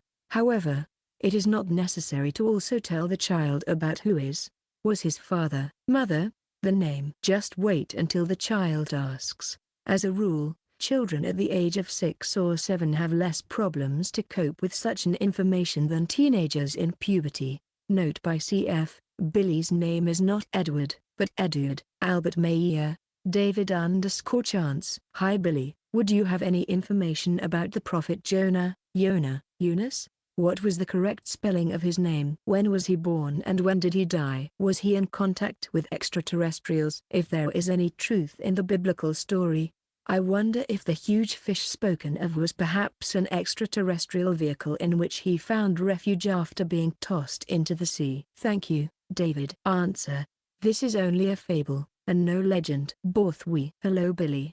The so-called Voynich manuscript is a 240-page book thought to have been written in the 15th or 16th century, which to this day remains a mystery since it has never been deciphered and its language remains unknown. It is accompanied by herbal and astronomical illustrations. Do you know the origin and purpose of this book?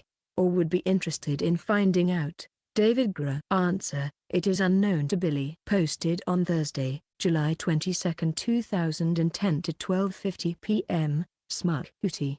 Dear Billy. Was anything more known on this? Quote: Dear Billy, in Contact 207 you discussed with Quetzal about New Testament which contains falsified number of peoples who attended the Sermon on the Mount, i.e. 5,000 instead of 250. Also it was 5 barley loaves and 2 fish that were multiplied by Jemanuel and distributed between men, women and children. Quetzal explained that this falsification was made through John, but in Talmud Jemanuel, chapter 16, the feeding of 5,000, there is also mention of 5,000 people who were fed in 5 barley loaves and 3 fish that were multiplied. How did the wrong number of people and fish got into Talmud Manual? Did Judas got this information from John? Moderator: this may be a translation error made by Isa Rashid. Billy will search for a clarification. Answer: it may be a translation error made by Isa Rashid, but it is also possible that the exaggerated digits were included in the original scrolls due to false information. Note by CF: the number of 12 baskets may possibly also be exaggerated. Billy will check that number. Thomas. Hello Mr. Mayer, I hope you and your family are well. I have a serious difficulty understanding one thing that I have encountered in your writings which I can't seem to figure out for myself. You have said that the spirit levels of Aratathasato and above have evolved past making mistakes. You have also said that higher evolved spirit forms and humans would not lie. You have also mentioned that Aratathasato sees all times, past, present, and future. With all that in mind, I cannot reconcile how that spirit level said in the book Aratathasato that 2 specific people would be alive tens years after the book was released, but those 2 people, Miriam and Anatole, in fact died well before the 10 years passed. The German version of Aratathasato is quite clear and there is no indication of the given statements about Miriam and Anatole being anything but straight facts. Please Mr. Mayer, explain how it is that Aratathasato would either lie or it would make a mistake when it has the capability of seeing the actual future. Even if Aratathasato did not look into the future, I find it difficult to believe that high spirit forms such as that level would make a statement without verifying it to be true when it could easily look into the future. Thank you so much for your help, and if I may ask you to please be as direct and detailed as possible in your answer, it would be greatly appreciated. Thanks again. Thomas Hall. Answer: Arathathasata just cited information from decisions and determinations that were made by a group of people about 13,500 years ago. Arathathasata did not perform a look into the future itself or check the accurateness of the unfolding of the events in our time. When Arathathasata gave the information to Billy, Anatole and Petra Miriam were still alive. Even if Arathathasatu is capable to look into the future, just as well as into the past, the pure spirit level usually doesn't perform predictions or looks into the future, but is occupied with the evolution process in its own spiritual sphere. Arathathasatu neither lies nor has any reason for verifying anything that has been decided by human beings. Stephen_Moore. Hello Edward. I hope all is well for you. I have had some questions arising in my thoughts for some time now, and during discussions with other persons no one has a clear truthful answer. Creation creates new spirit forms and sets them on an evolutionary path, firstly within human bodies. Thus creation must somehow know when a new spirit form is needed to be created. My thinking is creation must somehow know where this new spirit form will start out its evolutionary path, firstly incarnating on a suitable planet. What I am also unsure about is where the new spirit form first comes from. My thinking is the spirit form is created and moves into the material belt from creation belt passing through the transformation belt. As the rules of the forum state that one question is permitted per round of questions, it is impossible for me to ask you all the questions I have on this subject in one round. I may ask you a succession of questions as the months continue. For this round my question on this subject is: how does creation know or calculate when a new spirit form is needed within the material belt, and is there a maximum number of spirit forms creation will ever create within then first 311,040,000,000,000 evolutionary awake time? Thank you for your time, Edward. Salome. Answer: spirit forms were created by creation before any life form existed in the universe, and in such huge numbers that a great portion of those spirit forms will never be used by human beings, or other life forms. A spirit form is an extremely tiny ball of energy that will return into the entity of creation at the end of the expansion-contraction period. Note by cf. You can observe the same principle in human beings. During his life, a male human being produces in his testicles a vast surplus of sperm, most of whom are never used to fertilize an ovum. Shaban_1190. Dear Edward, thank you for answering my question. Regarding my sanity, it is much better now. When I wrote the previous question, that was a time when I was smoking a lot of marijuana, and just a week ago I found your article on cannabis and hashish and realized that most of my consciousness related problems was cannabis related. I am not smoking as much. I have not lit up for about 2 weeks and I already see an improvement. I was kicked out of college just recently because of my stupid thinking and actions. It's the law of causality. I had it coming. But again, thank you for your response. Now my question regarding the Gulf oil spill: what do the Pledgerin have to say about the devastating effects from it? Michael Horn does mention on his radio show what the Pledgerins have stated about all the oil spill in the Gulf. Link. Scott. Answer: yes, see Scott's comment. Additionally, as of 17th of July, 2010, 1,162,000,000 liters of oil have spilled and polluted the Gulf of Mexico, according to investigations done by the Pledgerin. Besides, TWA said on the 19th of June, 2010 that they have looked into the future and saw that something will be undertaken by mid-July to stop the spilling, which looks promising. Marba. Hello Billy and Figu. Thanks for answering my last question. Now, this question is about Barack Obama. Barack Obama have received the Nobel Peace Prize and he has not been President of the United States for a whole year. The Nobel Peace Prize is a lifetime achievement award. I know Barack Obama does not deserve that award. To add more, he was nominated 10 or 12 days after he was inauguration in office. There are other people out there who deserve the Nobel Peace Prize more than Barack Obama. Sometimes, it seems like he gets way too much endorsement. Sometimes, it is very hard to see some of the good he is doing. When Barack Obama received the prize, it made a lot of people angry. A president or any world leader who is in war does not deserve the Nobel Peace Prize. It is not right and it is so wrong on so many levels. Billy. Do you think Barack Obama deserves the Nobel Peace Prize? Answer: anyone who is capable of logical thinking would realize that if anybody should be blamed about Obama's Nobel Peace Prize, then it is the committee who has decided to give Obama the prize.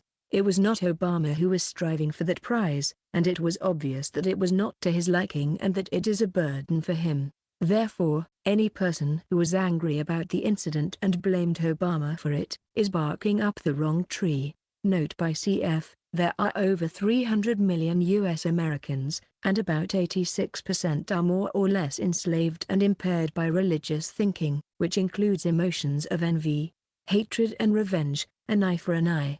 How shall one person, Obama, change and improve all that there is faulty in that country within just 1 or 2 years? Obama's policy of détente regarding nuclear weapons alone is a huge improvement for the benefit of the whole planet. Besides, his thinking and behavior, if compared with the arch-criminal and religious delusionist George W. Bush, is quite different. But of course Barack Obama will also make false decisions but this is human and in no way gives reason for all of the hatred that is directed and built up towards him by ignorant and brainless people who are inhaling false and hate information from mind-dulling TV shows, religious leaders, Tea Party attendees, etc. Hector. Hi Billy, thank you for your tremendous work and extend this gratitude to the whole group. In recent weeks I have been thinking about the so-called storage banks and how they support backup human evolution. If I'm not wrong, there exist universal, galactic and planetary storage banks where all kind of personal and collective knowledge is saved. Quite often has occurred and will continue to occur that space travelers have accidents with their spaceships and from that moment on they shall reincarnate in a different planet or civilization. It comes to my mind the case of the Bardens, Tunguska, 1917. My question is, will those stranded space travelers like the Bardens in Tunguska feel like strange, disoriented, out of place, not integrated in their new planet's first incarnation because their reference system about civilization's habits and rules is completely different? Something similar had to happen to the old Lyrans and Wiegans. But those Lyrans and Wiegans have had so many reincarnations on Earth that they do not feel strange on Earth, but familiar and even consider themselves an Earth human in all aspects. Again, the question, when incarnating for the first time on a different planet, do human beings feel out of place because they have no experiences in that planet? They have not stored a single experience, thought, feeling in their new planetary storage banks. Answer: no. If a rather highly evolved human being dies on another planet, his next consciousness block is adjusted to the level on that planet. In the case of the Bardens or their spirit forms respectively, they will incarnate in the highest possible cultural area on the planet. The consciousness block is always adjusted to the evolutionary level of a population on a planet. A person could not exist if the difference is too large. Sonic_01. Hi Billy. Thank you for answering our questions. I wanted to ask you a question about children. I have an 8-month-old niece and I think she is the cutest thing in the world. When I see her sleeping so soundly, and I always wonder, what do little babies or small children dream about? Do they see images? Or just lights? Do they see things and experience nightmares? Because they're so small, and their brains are still developing, they can't dream about the same things we dream about, I think. Answer: they dream about the things they experience, in a childlike manner. They have to digest, assimilate what they experience when they are awake. BTW, animals and other creatures as well as plants also have dreams. Everything that is kind of a consciousness has Traumvorgange, dream processes, but of course in entirely different forms than human beings. New initiation. Hello Billy. The world has been made more chaotic by the effects of human irrationality despite much good knowledge accessible to many human beings, the likes of satanic pedophile Henry Kissinger, a geyser intelligence-influenced leader responsible for millions of murders of the innocent. Does make real the doctrines contained in the wrongly attributed to the Jews, the protocols of the learned elders of Zion, which we can see the abundant proof of its realized ideas by the external human conditions that we find ourselves in this present era. Not to mention the fact that real conspiracies do exist, such as secret space programs after the end of the Apollo, where man has definitely been back to it to mine precious minerals and have explored ET artifacts and giant spires. Satanism is one real conspiracy the mainstream would find it very hard to accept, just as they would find the truth you have delivered so. These underground cult worship of the devil and the ubiquitous infiltration of its members to high positions of power and authority makes one very despondent at how depraved the human can really be, and if any secret intelligence service personnel monitoring this site should realize, they are essentially working for these monsters rather than for their country. My question is, although you don't normally give out health-related information, I was wondering what your thoughts are regarding psychotropic drugs and vaccines, as there are many reports detailing how dangerous they are and that children should not be vaccinated and people should not danger their lives using medications such as Prozac. Matt Lee. Answer: what are the facts on which you base your claim that Kissinger is a satanic pedophile? Have you really personally observed him performing such acts? Forget about psychotropic drugs. People should avoid using them. Regarding vaccines, you cannot throw all of them into one basket. There are vaccines that are not dangerous, and there are others who may have a lot more side effects. But even with the good ones, you cannot be sure whether or not there are or will be side effects. As with everything, there may be negative effects, depending on the constitution, the metabolism etc. of a person. Another very strong influence is through the so-called nocebo or the placebo effect. C_Andre. Hi Billy and Christian. Hope you are all right. I wanted to ask you about the Antikythera mechanism. Is conjectured to be an ancient mechanical computer designed to calculate astronomical positions. The mechanism is the oldest known complex scientific calculator. Do you know its origin? Thanks, Carlos A. Answer: Billy has never heard about this mechanism. Joe. Billy, is it possible at our present stage of evolution for the Earth human being to live in a money-free society? Answer: no, and not for a very long time, because terrestrial human population is still much too materialism-oriented. Norm. Hi Billy, what can you tell us about Hitler's spirit form? Answer: nothing. VB28. Hello Edward. Hopefully you are doing well. My question: why is creation archetypal? Why can't it just be a big bang with just energy, or matter in a different form? Why is it constructed to meet our needs? Or, why are we constructed to meet creation's needs? Clarification on the last question: is that a yes? VB. Answer: note by CF. I just realized that I overlooked your question during the discussion. I'm sorry. Therefore I will answer it myself.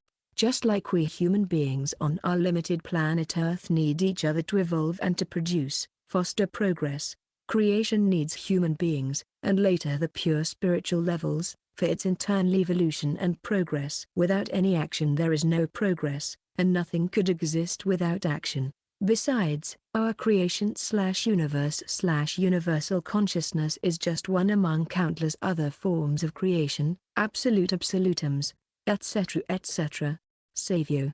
Dear Billy, it was mentioned that the creational law prevents slow spiritually evolved people in achieving hyperspace and time travel capabilities, while Ashtar Shran was able to penetrating into the dull universe. It is logical to assume that they should have acquired hyperspace travel technique. Yet, Ashtar Shran and his people should not be considered as high in spiritual evolution. My question is, what would be the typical status of spiritual evolution of those peoples who can achieve hyperspace and time travel capabilities? Answer: there is no typical status of spiritual evolution which allows human beings to achieve those capabilities. Several factors are playing a role. Along of his path of evolution, a human being is prone for negative thinking and behavior for a long time. For example, the IHWH who produced the IHWH matter, the Eye of God, Ring Nebula, was an IHWH in his scientific field, astrophysics etc. But spiritual-wise he obviously was not an example, because he must have suffered from megalomania and other bad traits. Therefore, an advanced level in certain fields does not guarantee that a person cannot act negatively anymore. Note by CF, in the case of Ashtar Shran and his followers, It's obvious that he fell back into an old negative behavior. Ben. Hi Billy and Christian, thanks for your answer. The whole case with this Hindu Prahlad Jani had place in India's Defence Institute of Physiology and Allied Science. The man was monitored non-stop by 30 cameras for 21 days. The official statement was that he hasn't drank and hasn't ate anything. His room was guarded by armed men. But of course disinformation and manipulation is possible. In the Figu Bulletin number 70 there is excellent article about pineal gland. I was wondering, is there any technology presently on Earth which would be with 100% certainty helpful in the process of developing pineal gland and bringing balance between both hemispheres of the brain? There is method called HemiSync which was developed around 70s by Robert Monroe in Monroe Institute. This method is based on sounds with different frequencies. A person with headphones on his head hears in the left ear a tone with, for example, frequency 200 Hz, while in the same time in the right ear a tone with frequency 220 Hz. According to Robert Monroe's researches, such differential of the tones force both hemispheres of the brain to work coherent and in synchronized way. Occasionally I listen to those sounds and also practice everyday meditation. After few years I see some progress but cannot determine with certainty if this HemiSync play any role or is it the result of systematic meditation. Billy, my question is, what is your opinion about the HemiSync sounds? Could it be helpful for the humans in the process of developing pineal gland and hemispheres synchronization? I'm not sure if the subject of HemiSync was ever in the Figu area of interest, so here is example of such sounds. http://www.youtube.com/watch v=TATSUS71S8K. Thank you and many health. Salam Benjamin Skoronsky. Answer: regarding Prahlad Jani, it can be added that it is possible through meditation to slow down the whole metabolism to a minimum, which makes it possible that a person can survive for weeks and months without drinking and eating. Nevertheless, there is some toll the body has to pay, because, even in a minimal degree, life is nourished by the body's substance. Billy did not hear about Monroe's HemiSync sounds. Lonnie: Dear Billy, of the 40,353,607 different pure human races, with a total of 343 different skin tones that were originally created by creation and began in a naturally evolutionary manner upon many planets within many solar systems of many galaxies throughout the entire universe, how many different races will an individual spirit incarnate into during the course of 60 to 80 billion years of spiritual evolution? Will we have to incarnate into all of these races during this time? If not, then why only some of them or just a few? And how many different races did the spirit of Nokadam incarnate into before reaching the level of Aratathasata? Salom Lonio de Morton. Answer: belonging to any special race or incarnating in as much races as possible is irrelevant for the human being's evolution. What matters is the spiritual and consciousness-related development. In other words, regarding one's evolution, it is not important to what race a person belongs, and to how many. Jamism. Dear Billy, which events cause human spirit forms to be created? Peace. James Moore. Answer: spirit forms were created before the first human being existed. Besides, 21 days after impregnation, a spirit form enters the human embryo and turns it into a fetus. Masla. Dear Billy and Christian, thank you very much for the advice. In this last month I was controlling my negative thoughts in a better way, and with your advice I feel much more optimistic. I think meditation could benefit me, and therefore, I am reading your book. I have a question about this sentence: Die Grobleni des Lebens namlich allen ist vorbestimmt, so namlich der eigentliche Weg, den du zu gehen hast. Nicht vorbestimmt aber ist die ein individuell Handlungsweise und das Drum und Dran, wie du einjäglich Sach bewältigst. Translation: the course line of life is namely predetermined, namely the actual way that you have to go through. It is not predetermined, however, your individual behavior and the bits and pieces like each thing that you have to deal with. I tried to translate this sentence, and from what I understood, the course part of our lives is predetermined, but the many decisions that we make along the way are up to us. Can you please tell me what this sentence means? I probably didn't understand due to my translation. Thank you very much, Marsla. Marsla. Hi Scott. I forgot to include the name of the book and the page for my question. Ein Führung in die Meditation, page 35. Thank you. Answer.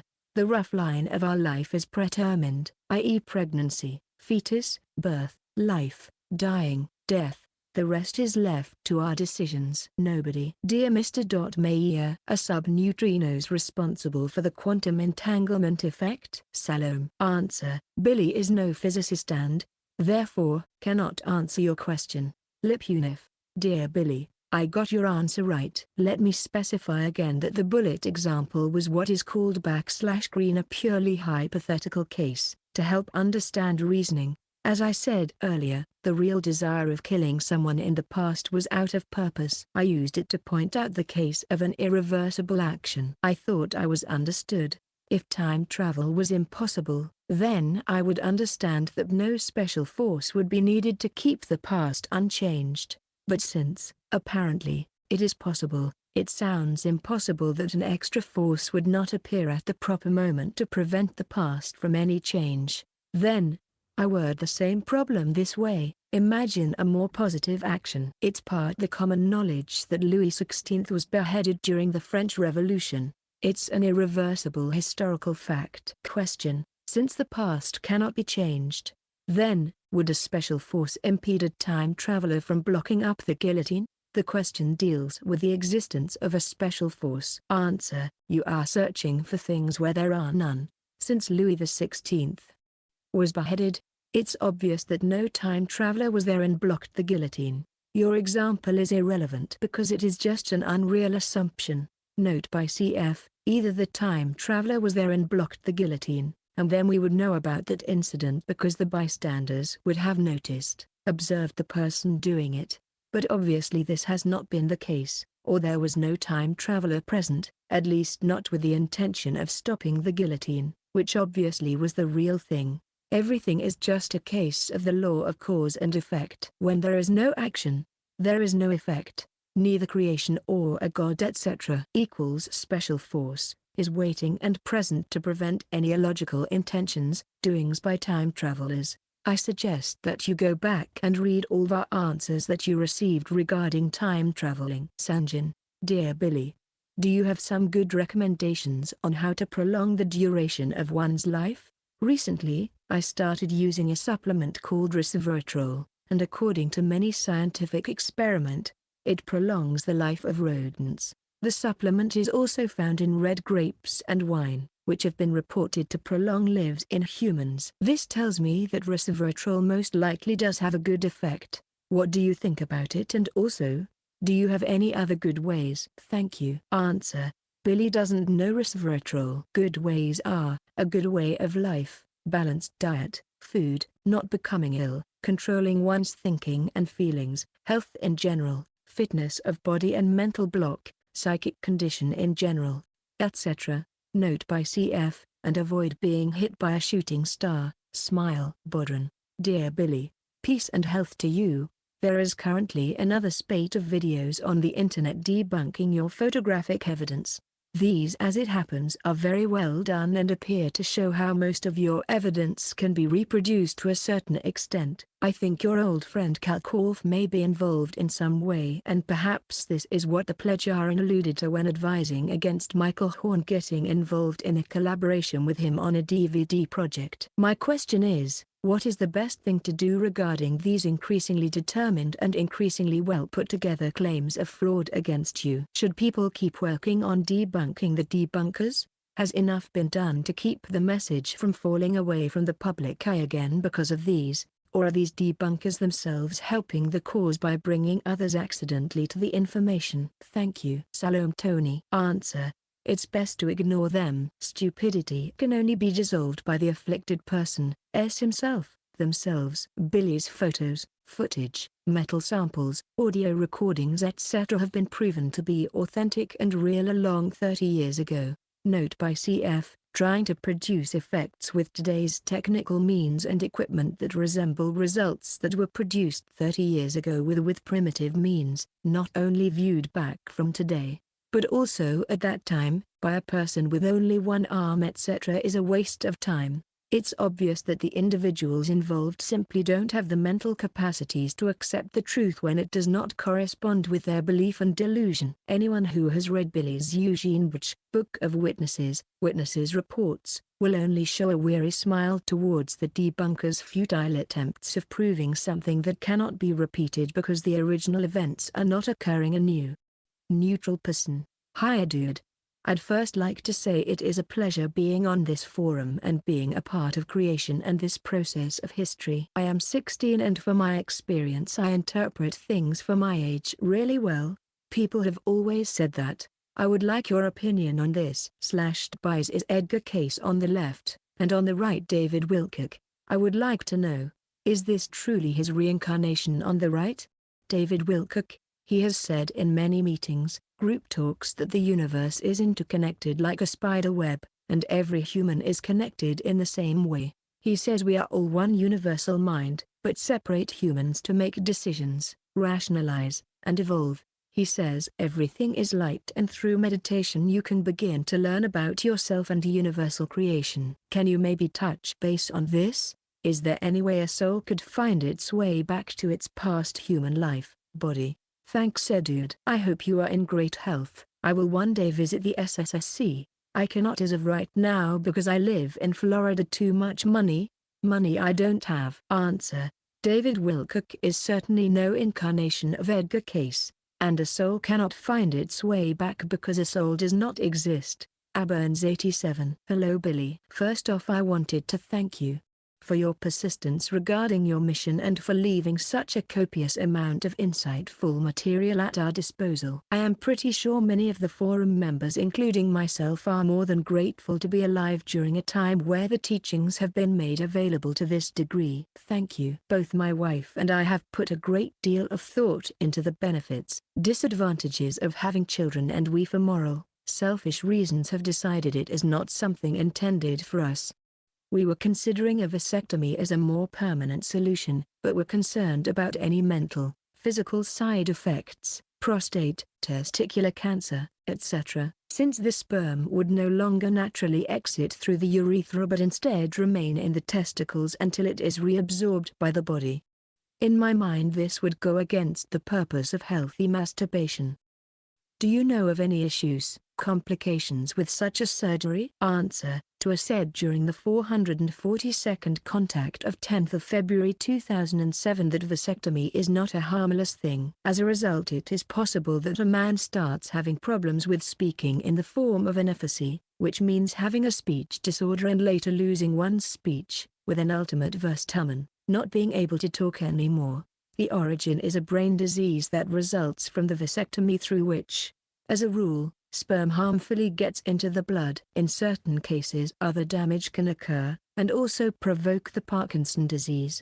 Billy says that such bad effects are not the rule, though. Steve, thank you for answering my last question about the other side. My question is, if I got this right, I only live once and then sister exit forever? No wonder why everyone's scared to die cause they only live once. Am I right about this? Answer. It's the personality equals the material consciousness that lives only once, and the actual consciousness block. But the spirit form and the overall consciousness block continue to exist. There is absolutely no reason why people must be scared to die. If they would accept the reality of incarnation and reincarnation they would know that everything is just a natural process. Actually it's a good thing that one doesn't remember one's past life and personalities because this enables human beings to lead a sound and healthy life. If we, everyone, would remember our past lives there would be chaos everywhere and all people would be crazy and confused, and they would not be fit for life, etc. etc. Note by cf. Nobody who is alive today is suffering from any fear that was experienced during one's former life of only living once, as you may easily confirm when looking at yourself. Perhaps the only ones who feel sorry for the lack of knowledge about one's former existences are the regression delusionists with their foolish and always unreal and ever futile attempts of stirring up, equals inventing, memories of former existences. but those delusional people are making up their delusional memories based on their own delusion and wishful thinking etc. Sitka. Dear Edward Mayer, the people who have apparently manipulated the culture of our Earth and us Earthlings must not have valued lives of other people. I have a hard time understanding how such people could be so intellectually developed and not ascribe value to life, as it is and as it can be. It seems to me that when you know yourself, you know your connection with everyone else. Now it seems that Earth is apparently recovering from the effects of these technologically advanced vapid people.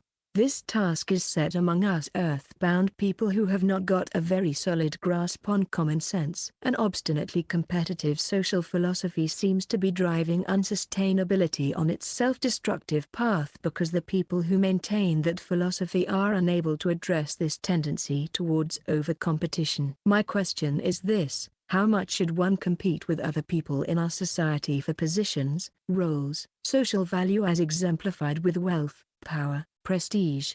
How much competition is healthy for the individual and for greater society as well? What are the guidelines by which we can learn how much competition is appropriate, and how much is ultimately self-destructive? Answer: the human being must set up for himself some boundaries and limits within which he wants to lead his life, and it must be ensured that one doesn't become greedy for power. Simultaneously, one has to develop one's personality and humaneness, whereby regarding the latter there exist no limits. Quite contrary to the materialistic world, note by cf. It's not negative to strive for becoming president. What matters are the motives that are behind such striving or wishes. Posted on Saturday, August 28, 2010 to 7:39 p.m. Greetings Billy. If the Pleiadians can be negatively affected by the vibrations of Earth humans, how did the so-called sons and daughters of heaven got beyond this concern during their mating, coupling with the Earth humans then? June. Answer: in those times the evolutionary level of those extraterrestrials was considerably lower. Steve, thank you for answering my last question.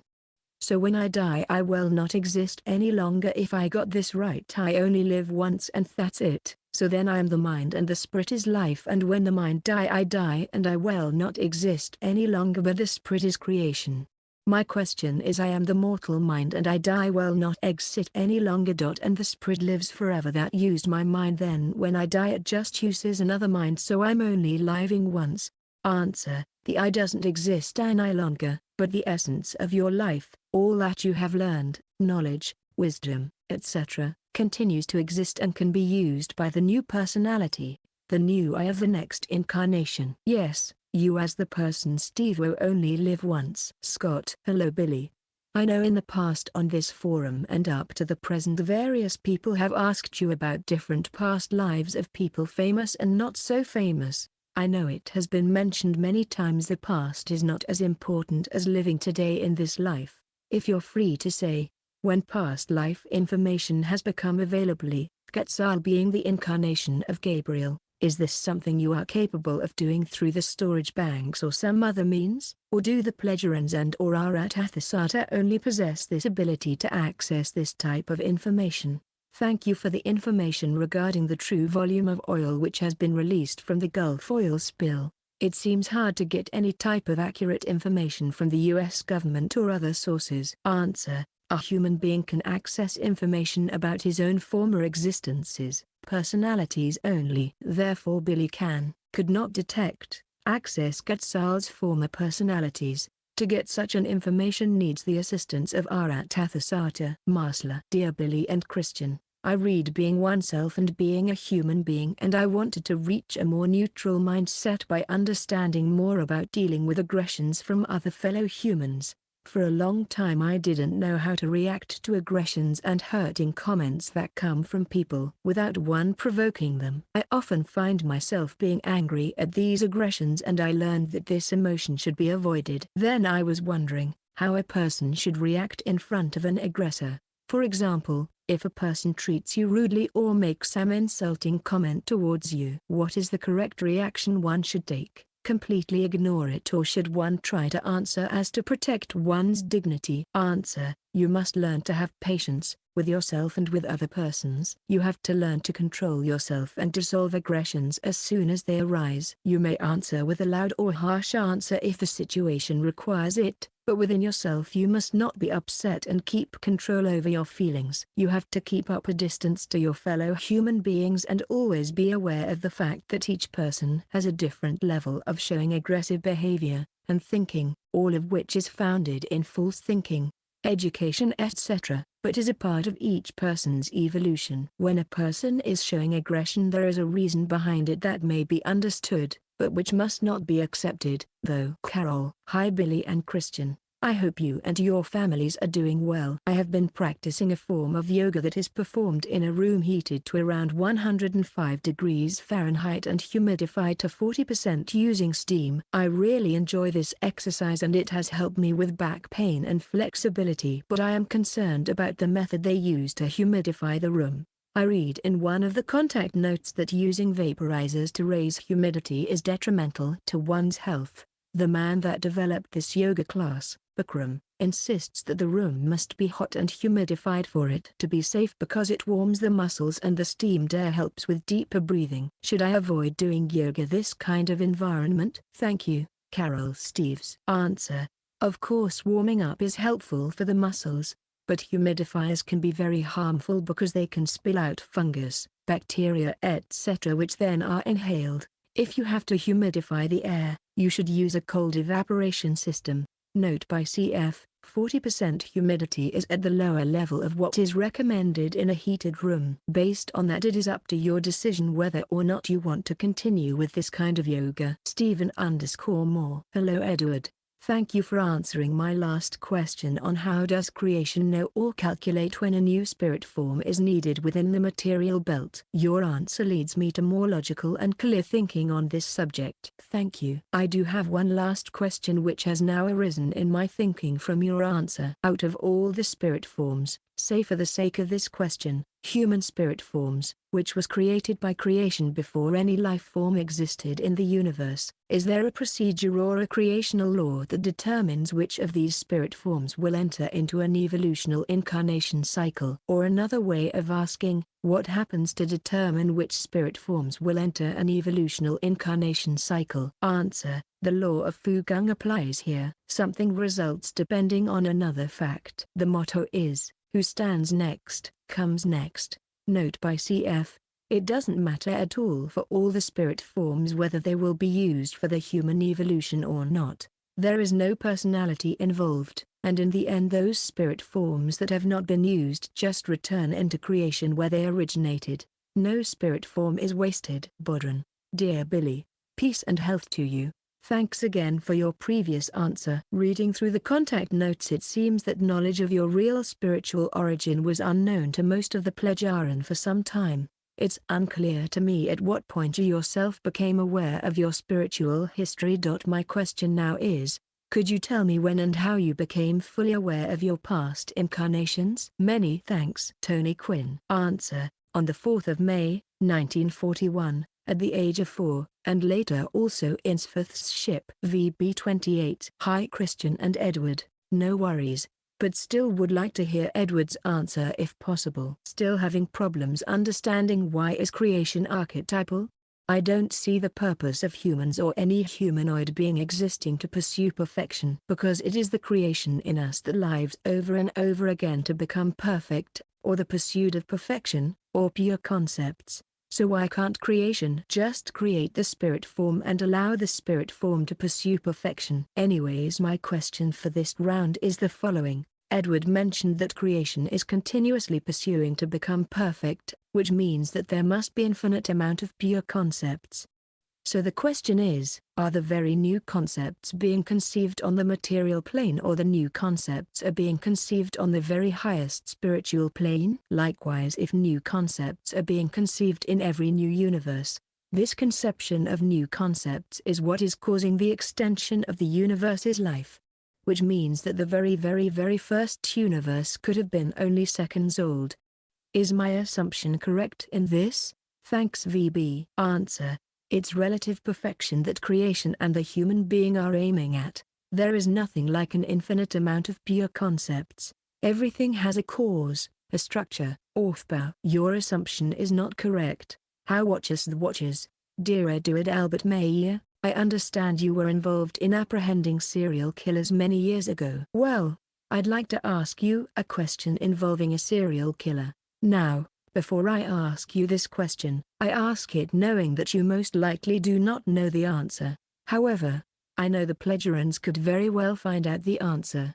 I would very much appreciate it if you could ask the pledgerans in regards to the question I am about to ask you. Before asking you a question about this serial killer, I'd like to give you a brief background on this murderer. Between 1976 to 1986 there was a serial rapist, killer who went by the name of the East Area Rapist. Later on, law enforcement began referring to this killer as the original Night Stalker. This serial rapist, killer raped over 50 women and killed 10 people. He was never apprehended. Sadly, law enforcement will probably never catch this serial rapist, killer. I know you won't tell me the name of this killer, and I'm not asking that. I know you won't tell me where this killer, if he is even still alive, resides, but that's okay, because I'm not asking you to tell me that, either. All I want to know, and I can't see how the answer could in any way be detrimental to anybody, all I want to know is if this evil, sick killer, rapist is still alive. That's all I want to know. I just want to know if he's still alive. Mr. Mayer, is this man still alive? Yes or no? I look forward to your answer. I hope you do answer this question. It would really mean a lot to me. Thank you. Answer. Quite a zigzag way for expressing a simple question. The answer is, Billy never heard about this killer. And, depending on your age, inevitably the question arises, could he be you? Sanjin. Hi Mr. Mayer. English-speaking people usually use the term power where Germans use Macht.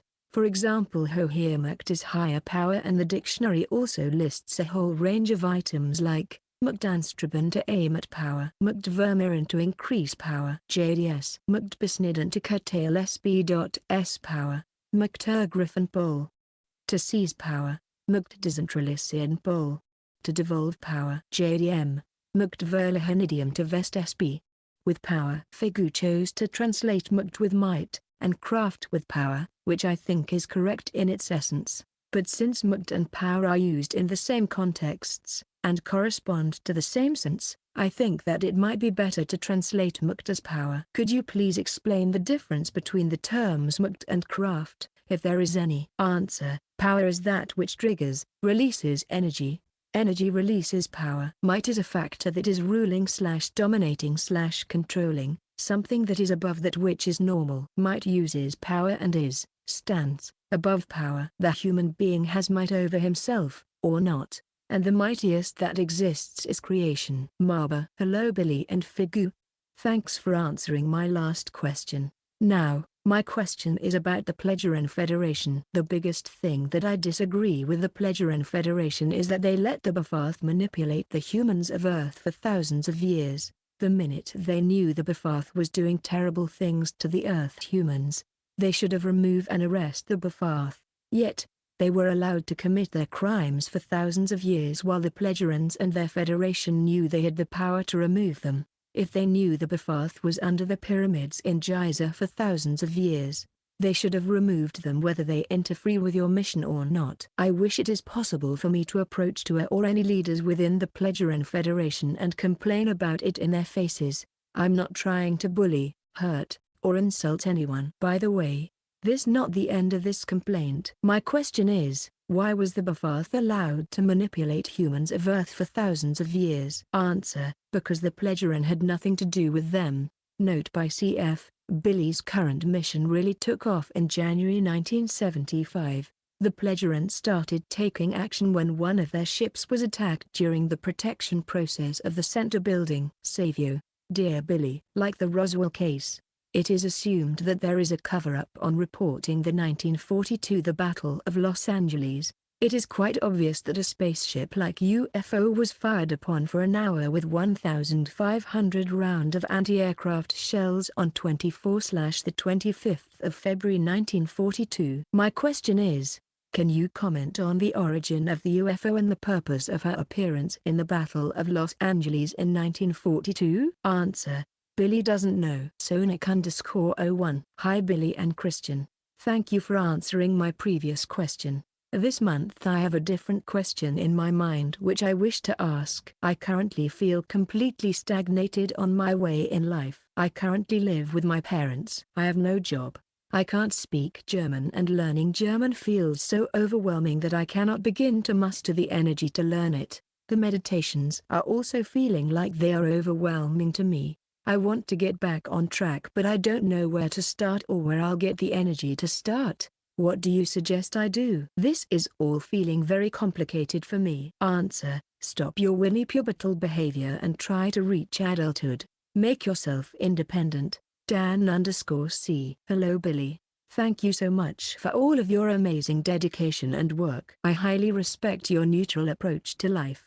I've been wondering lately, if Jemanuel was not crucified for religious reasons.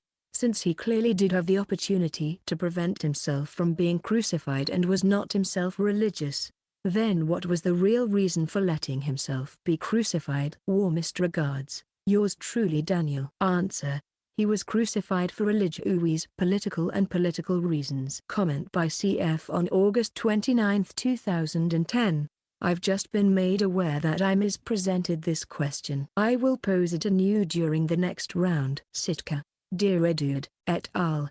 I am not sure if you can add any more to what you have already illuminated regarding this topic, but I am asking just to receive a more direct response. Following the path of Jnana Yoga is a process of leadership, of trail making, of forging one's own way through uncharted territory, in the same way that reason both is sought and then seeps into the psyche. Of course, ye all have been sincerely facilitating this, for which I feel much gratitude. I have thus far learned to better understand love from the perspective of Jnana, or Netai, but my eye is still not so progressed as I would like it to be. My ambitions are not expressed so finely. My relations are still not so easy. My reasoning still muddied by what events have come before, and by the limitations of my own mind. Still, I need to better cast off my previous ways of thinking and relating, to relinquish habits and propensities that no longer serve me, to find a self-perpetuating reasoned reset. However reluctantly, I can allow anything to have happened, and I but endeavor for the best to happen, creatively, relatively malleably and reasonably, altruistically. My question is this: how much deference should I give to my history? How much credence should I give to the storyline through which I has lived? When my past can be viewed through so many perspectives, how shall I move forward? There is my magic reset button to be founded in stone. Thanks for your time and consideration, Michael. Answer. You should occupy yourself with the teaching of life, of reality, and stop acting and thinking from the irreality of yoga teachings. Note by CF, and perhaps switching to a more clear way of saying things could also be helpful. Pattern. Billy, I have taken all the English text, chapters 1 to 20 with introduction from the Goblet of Truth and recorded a automated text reader reading each chapter as an audio file. These audio files, chapters, were added to my iPod, portable audio playback device, which I have been listening to and learning from ever since. This has provided invaluable ease in closing my eyes and taking the wisdom straight to my inner world for processing. Wow! I am looking forward to the English translation of the final 8 chapters and afterward. Currently only available in German. Is there a time frame for this to occur? Patiently waiting and always learning. Answer. We are still waiting for the 2 last chapters from the translator. Get knowledge. Billy.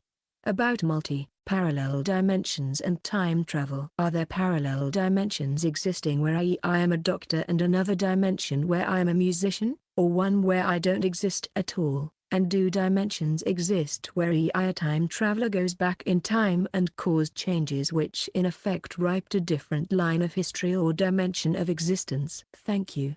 Answer. No, that's impossible. You only exist one time. One spirit form for one person. Lipunif. Were you ever visited by terrestrials from our future? Answer. No. Curly Moses. Your book, Symbol der Geistesra, contains 601 illustrations of ideas, concepts that one transmits and receives telepathically. I understand with much meditation discipline. The symbols possibly enter one's awareness. Millions of these symbols exist. How do humans of Earth most efficiently compile more spiritual teaching symbols for visual study after their correct meaning is verified, translated, and recorded? Answer: since the symbol der Geistesra, symbols of the spiritual teaching, have been created by an academian, terrestrial human beings cannot compile them through any means. This is possible only for the personalities of the academian line. These symbols may not be getting mixed with the symbols that are used in spiritual telepathy. Those symbols cannot be drawn. Ben, dear Beam and Christian, what is your knowledge about the creature called Chupacabra? Is it real creature?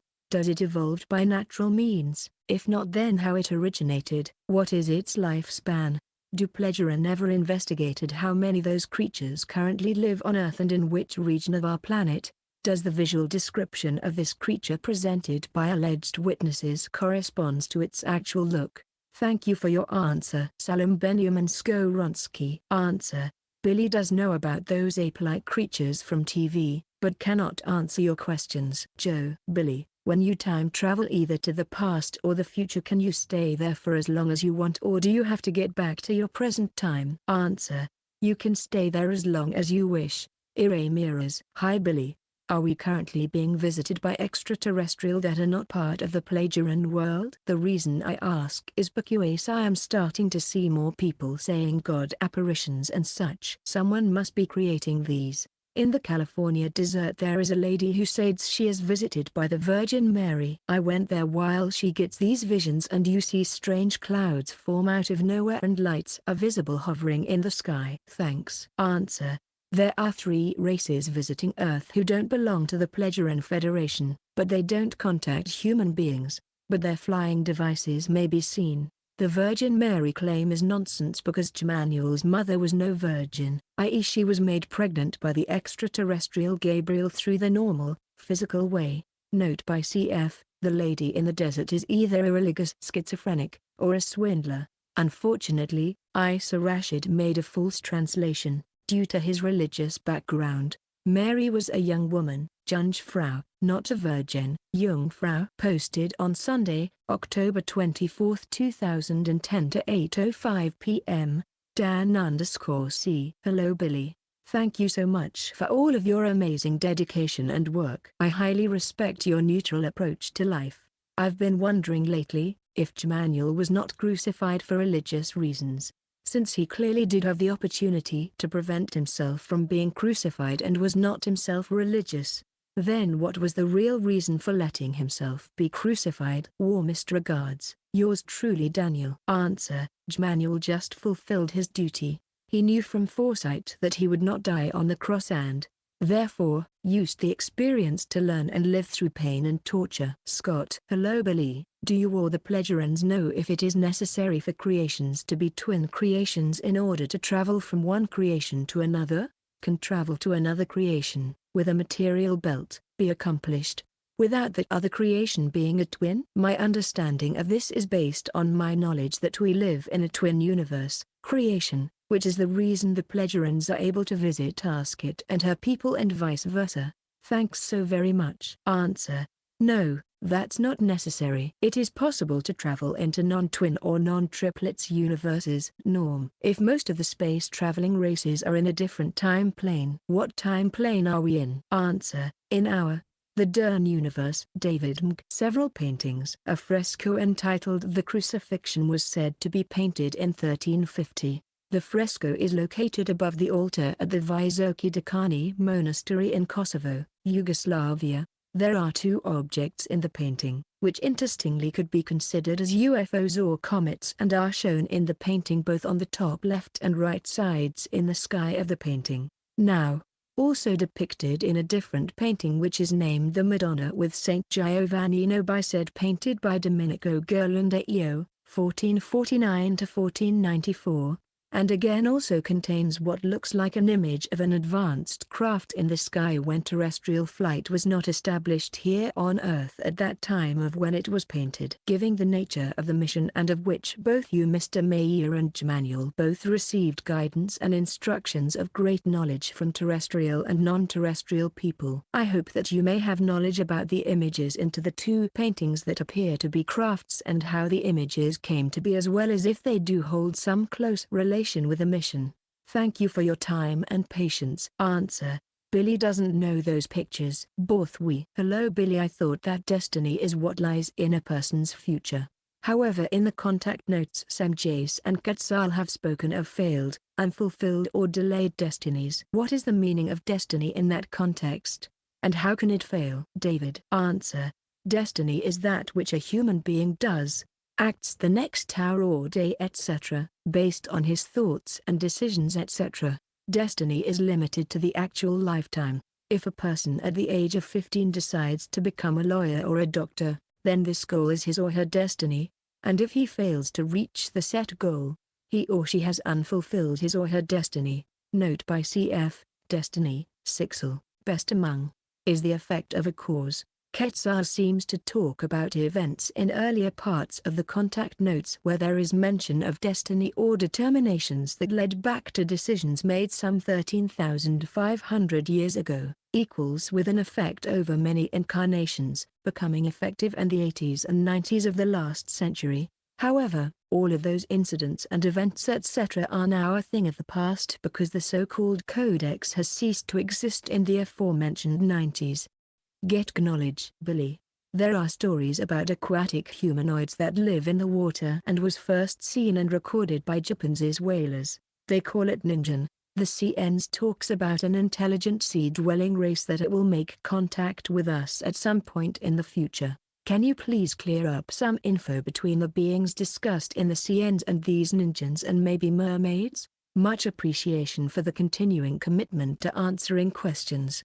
Answer: Billy has no knowledge about the ninjan or the actual status or existence of a sea-dwelling race. VB28. Hi dude, thanks for your answer. Some more clarification if possible. It's relative perfection that creation and the human being are aiming at. Isn't one an eternal concept? Isn't it perfect, so how are we aiming at relative perfection? If we can conceive the concept of one a perfect concept, shouldn't we be aiming at perfection? Or on the other hand, if we reached pure perfection we can't exist? Is this what you are getting at? There is nothing like an infinite amount of pure concepts.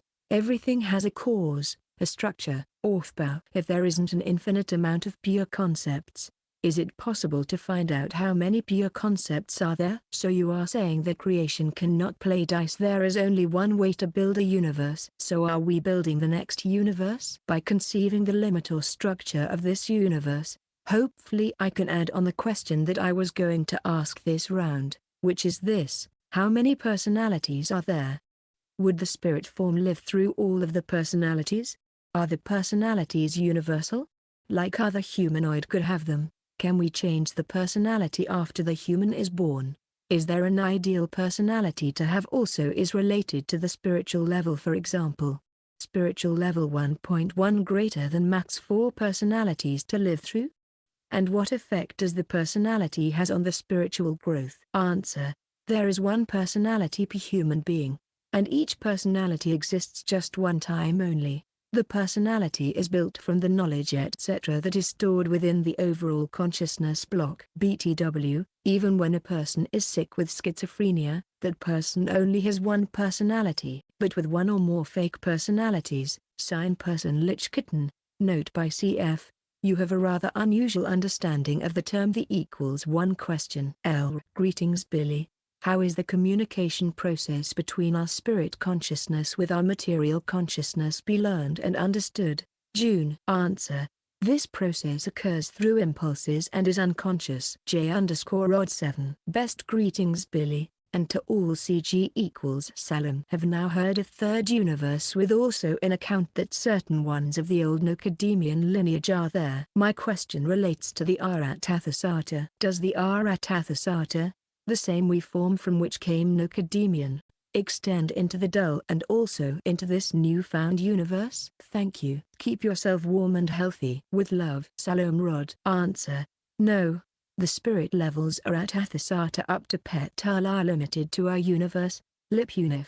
Dear Billy, thanks for your last answer. If we don't know German well and are read Kelch der Wahrheit through a German synthetical voice system, must we listen to the text or can we simply hear it for the woven code to be efficient in us? Answer: you can either listen to it or just hear it, but don't start to imagine things and effects where there are none. The process is unconscious, and the result is kind of an unconscious impulse to learn. Ben. Hi Billy and Christian, I have a question regarding bilocation or multilocation. This term describes occurrence in which an individual is seen or appears to be seen in two or even more different places that are distant from each other at the same time. It sounds rather unbelievable, but I have found some information that Edgar Cayce had this ability. Logically thinking, human has only one body and one spirit, therefore can exist only in one place at the time, from what I understand.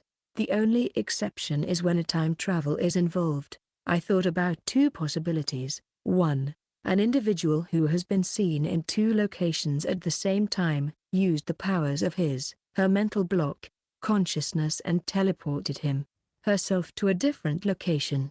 Therefore it is only false impression that the time of her presence was the same. 2. An individual used her consciousness-related abilities and sent very strong thoughts towards people that are in specific location, maybe some form of telepathy. They pick up the thoughts and they have a false impression that they saw her. It puzzles me and I cannot find satisfactory explanation. It is also possible that bilocation has nothing to do with reality and originated from over-exaggerated stories. But either way, I would like to know what is your opinion. Billy, my question is, could you explain bilocation and the processes that are behind this occurrence? How does it works? Salom. Benjamin Skoronsky. Answer: an individual can only live at one location at one time. If a copy can be seen in another place, it is a vision only, but not the real person. How watches the watchers? Hello Mr. Edward Albert Mayer. I earlier asked you about a serial killer named the East Area Rapist. This serial killer also went by the name of the original Night Stalker. You intimated, sir, that my question was simple and zigzagging. First off, any serial killer who rapes over 50 women and kills over 10 people is not a simple matter, nor was my question. Sir, if my question seemed desperate, it's because a lot of people's lives have been devastated by this monster. I thought by talking to you about this serial killer I might get some form of insight from you due to your past experiences with apprehending serial killers. I already knew you probably hadn't heard of this killer. That's why if you go back and read my question, I was asking you to ask the Pledgerans if they knew whether or not this killer was still alive. That is still my question.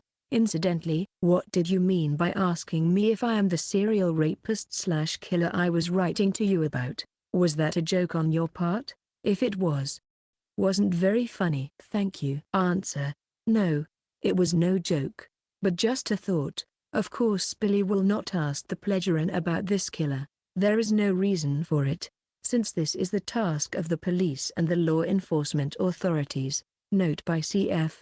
The Pledgeran are not Earth's world police. With regards to the countless undetected killers and murderers living among the human population, the Pledgeran would have quite an amount of work to do.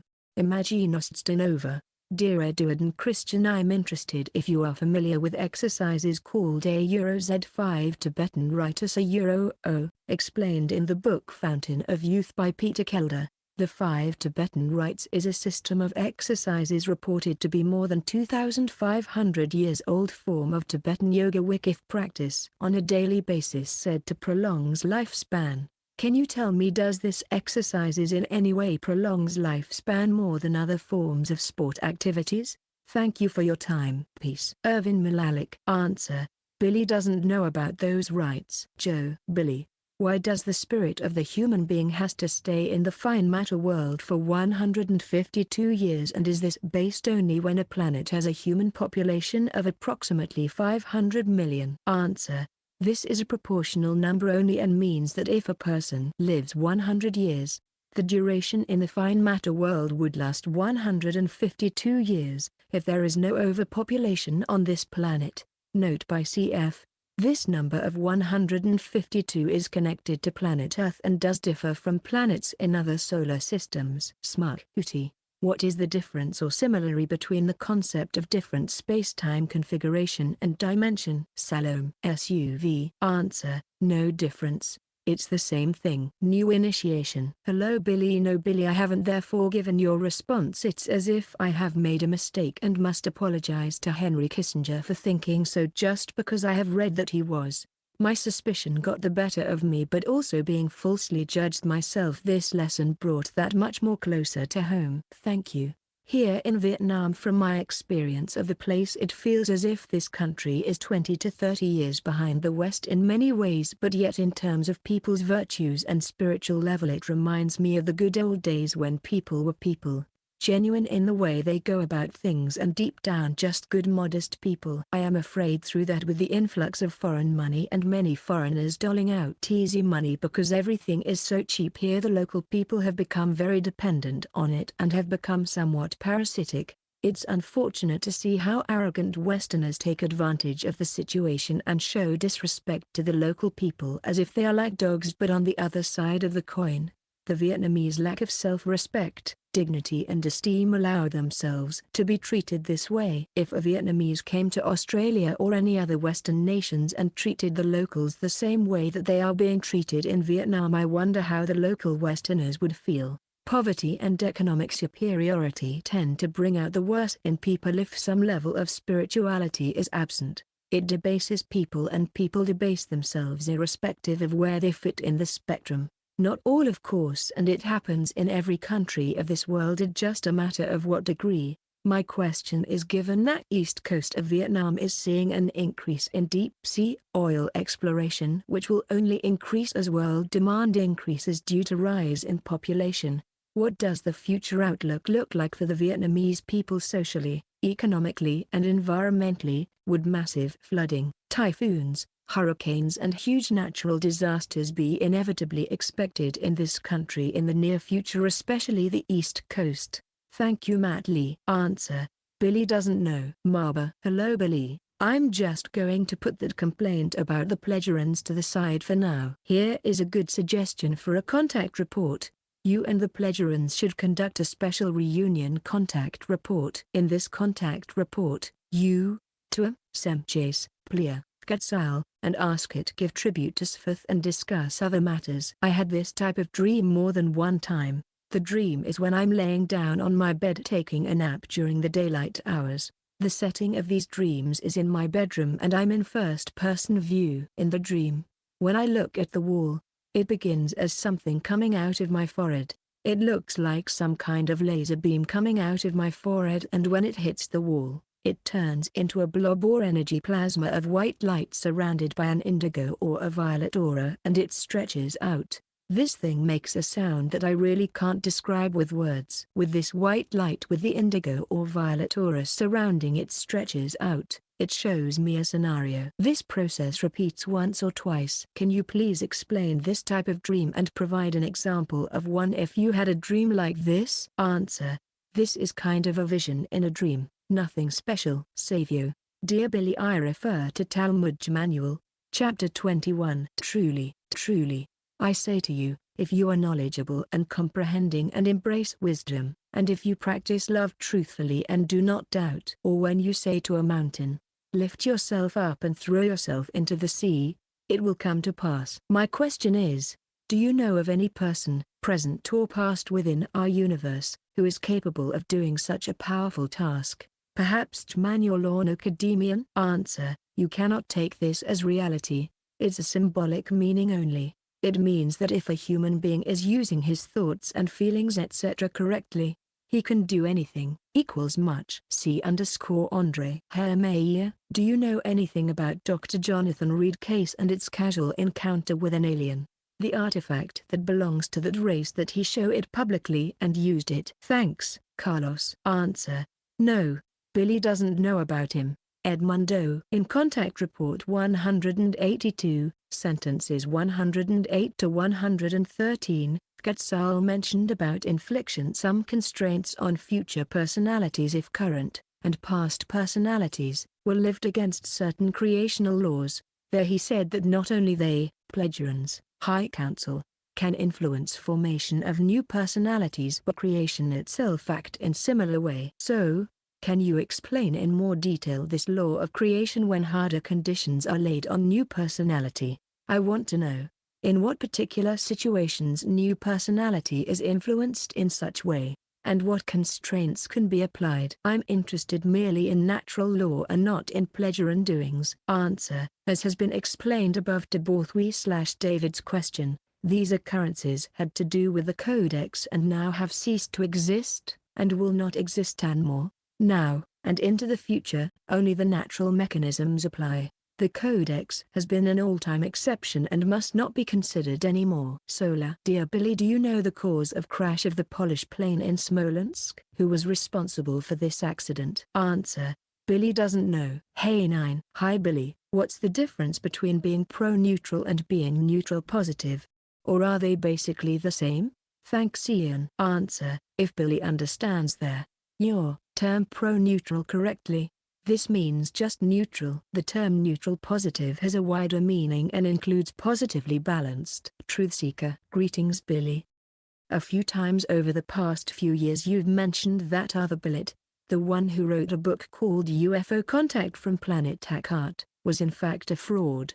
Despite there being similarities from your info to the true Planet Takhart, however, it has more recently been brought to my attention that this statement of your contradicts yet another statement found in Contact number 38, in which this can be found in a list of UFO contactees as follows, where it says, other Billet, Brazil, had real vision contact. Note: this was evidently deleted from the list in the Stevens translations as line number 90.5, and then a short time later your reply back to Sem Jace was, "May you're fantastic." Slowly my head smokes from these matters, but I recognize from your information that neither Raps nor Billet have flown in spaceships, and just have these experiences in the form mentioned by you. My question being, does this real vision still mean other Billet is still a fraud, or have the Pledgerans since made a correction here concerning this matter, or is it because he may have changed his actual story in some way for his book? I'm assuming he may have had changed his story somewhat for his book. Peace in knowing, James Truthseeker. Answer: a real vision contact is no real contact, meaning face to face, which means that he is a fraud when he speaks or writes of real contacts and experiences. Stephen_Moore. Hello Eduard, when I was at the SSSC in May I was told that you could find out about a person, their past, future, where their spirit form originated from and their level of evolution. I understand that you are able to calculate a person's level of evolution and you possess the ability of clairvoyance. I am somewhat confused with the rest. I know that the Pledgeran can help with finding out about a spirit form and past incarnations by ways of the High Council and the Arat Athasata. Would it be possible if you could openly talk here about the following question? If you do not wish to talk about this, then that is fine and not a problem. Question: how is it possible for you to gain information on a person's past lives and also where their spirit form originated? Planet: would this be telepathic communication to the higher spiritual planes and or going through the storage banks? Thanks Eduard. If you do not wish to talk about your abilities here, then it is not a problem. Kind regards. Answer: yes, it is possible. No, neither telepathy or access to storage banks are involved. The process is to let the Arat Athasata level doing the search and then transfer the result to Billy. Since the connection with Arat Athasatu is very strenuous, Billy does not perform such searches anymore.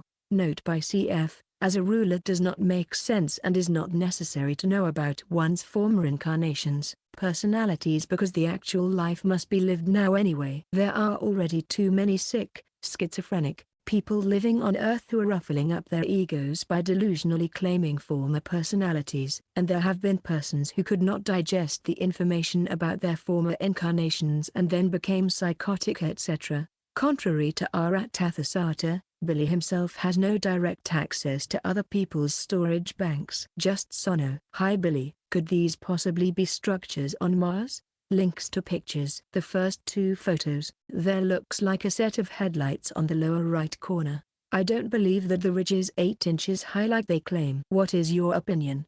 Thank you Sheila. Answer, natural artifacts only, no human-made structures. Mavi, my husband has a question for you.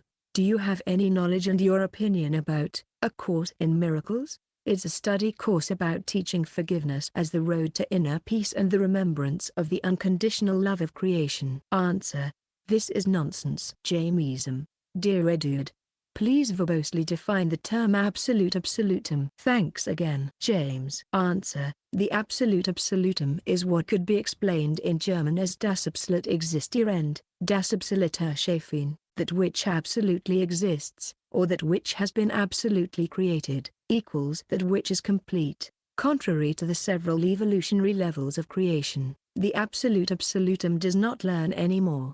It just gathers, collects and transforms everything, and then passes it on. Marsla. Dear Billy and Christian, I have a question about the evolution of the spirit. When a scientist dies in the middle of the jungle, her spirit will travel back to the culture, which is more suited to continue its evolution. Then I was wondering, is the spirit of a human attracted by the vibration of the spirits of their parents or the mother, so that the spirit is born from parents that are evolved as well? Or does the reincarnation of the spirit happen in a complete random way, but within the same culture? Answer, the parents have no influence on the attraction of a spirit form into the embryo. Everything is occurring Fügungsmäßig. The spirit form does incarnate into the region, culture where there is a similar average level of evolution to its own. Posted on Sunday, November 28, 2010 to 9:54 p.m. How watches the watchers, dear Mr. Edward Albert Mayer? Thank you for answering my previous questions. I apologize if I came across as aggressive. That was not my intention. Please forgive me if I came off that way. I remember some time back the Pledgerin investigated the incident of TWA Flight 800 being shot down.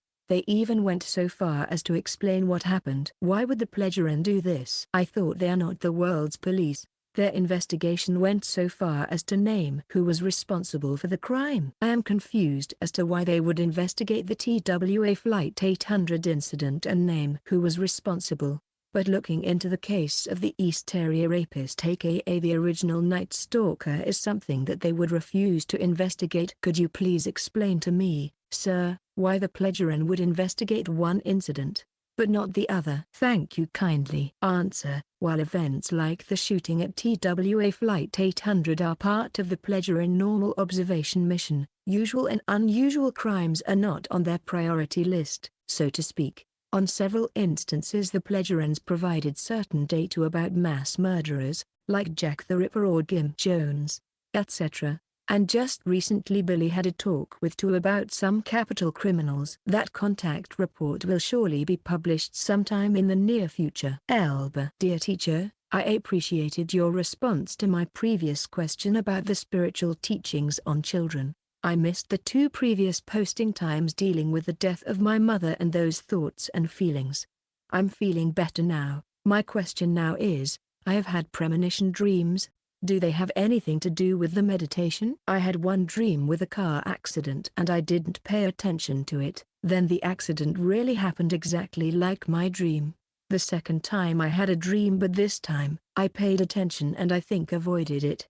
I but continue having dreams that scare me because I don't know if they are premonitions or not. Sometimes they are really bad and I don't want to deal with that. So in consequence I have stopped meditating for now. What should I do? Answer, such vroske and wahrom, foresighted true dreams, must not necessarily have a connection with meditation. Therefore you don't have to stop meditating. You can use such dreams to deliberately avoid negative things to become true. Savio.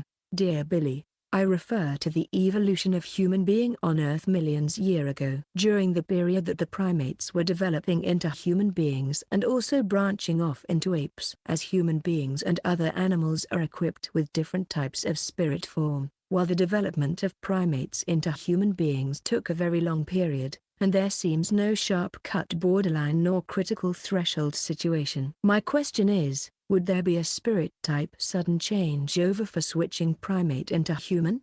Or, the spirit also evolve into a human-type spirit form during these long development period? Answer: from its beginning, the spirit form had two sides, which means that it had the option to branch of as ape, or as a human being.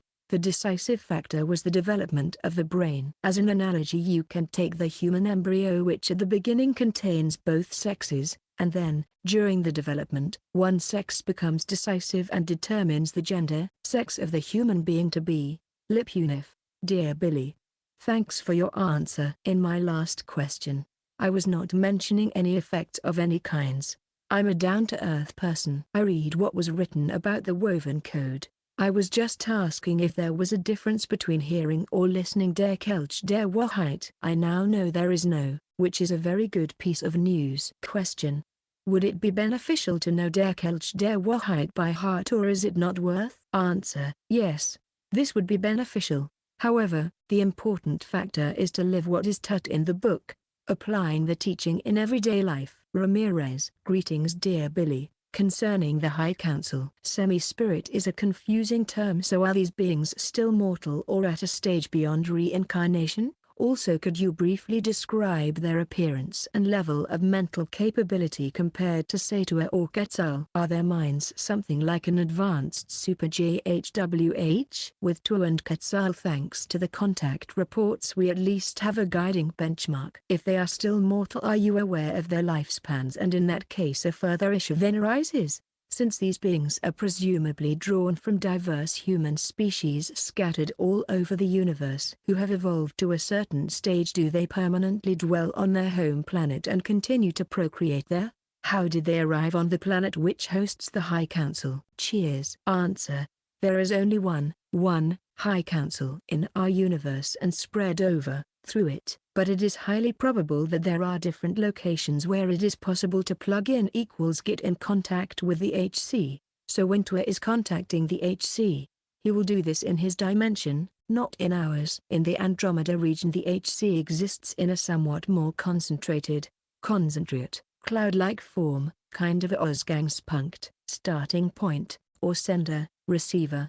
The HC is half material and, therefore, cannot procreate offspring anymore. Joe. Billy, when you were aboard Sfith's steamship at the age of 5, Sfith had placed something on top of your head, and after a short period of time you had gained a lot of knowledge. Could you please tell me if this is common practice amongst the Pleasuran themselves? Answer: no, this is not common practice among the Pleasuran. And besides, such a teaching process is not practicable with all human beings. Bodran. Dear Billy, since visiting the center in September and talking with the core group members, I have been struck by the enormity of the challenge faced by you and the group, tirelessly working away to get the message of the Pleasuran out to the world, which is largely unaware of you or dismisses you. I was shocked at how few passive members there were worldwide, and personally I see constant attacks on the internet against you and your message, which seems to hinder the whole process of getting any spiritual message out, to the point almost of stagnation.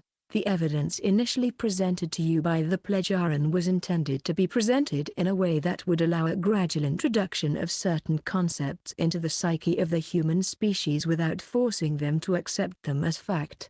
This seems to have worked, as the majority of the human population now accept the possibility of extraterrestrial life. My question is this: if the spiritual message has been largely ignored apparently because the process of plausible deniability has worked too well, are there any plans to counteract this with withheld evidence? Or is the Earth human to naturally gravitate towards real spirituality on his own without coming in contact with your message? Many thanks. Salome Tony. Answer: yes. The Earth human beings would naturally gravitate towards real spirituality, but of course not to such an extent as when there is a prophet around who brought and brings the true teaching. And there is a note to your first question. Each human being must learn at his own pace, and any plan or attempt to speed up the process of accepting the spirit teaching would be an act of coercion and force. It would be equal with missionizing, just as it is the case with religions and sects. New initiation.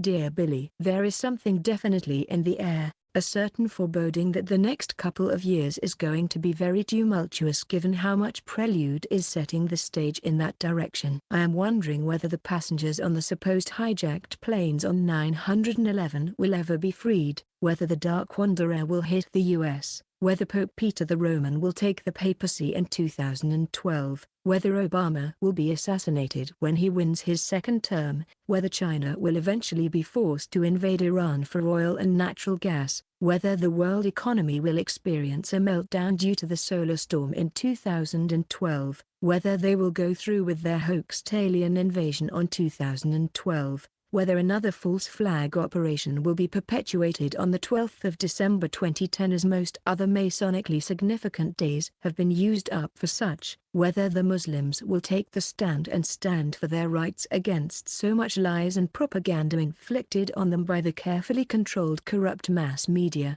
whether the NGOs and Secret Service monitoring this site will ever start leaking classified documents pertaining to UFO matters, whether the descendants of the old gods will migrate to other places from where they are due to the threat of natural disasters etc. etc. My question is, besides you and the Figu core and passive group members, who else on Earth were the Syrian renegades trying to kill before they were captured on Mars? Good health to you, Billy Matley. Answer: they had one aim only: destroying Billy. Earthling. Greetings Billy and Christian.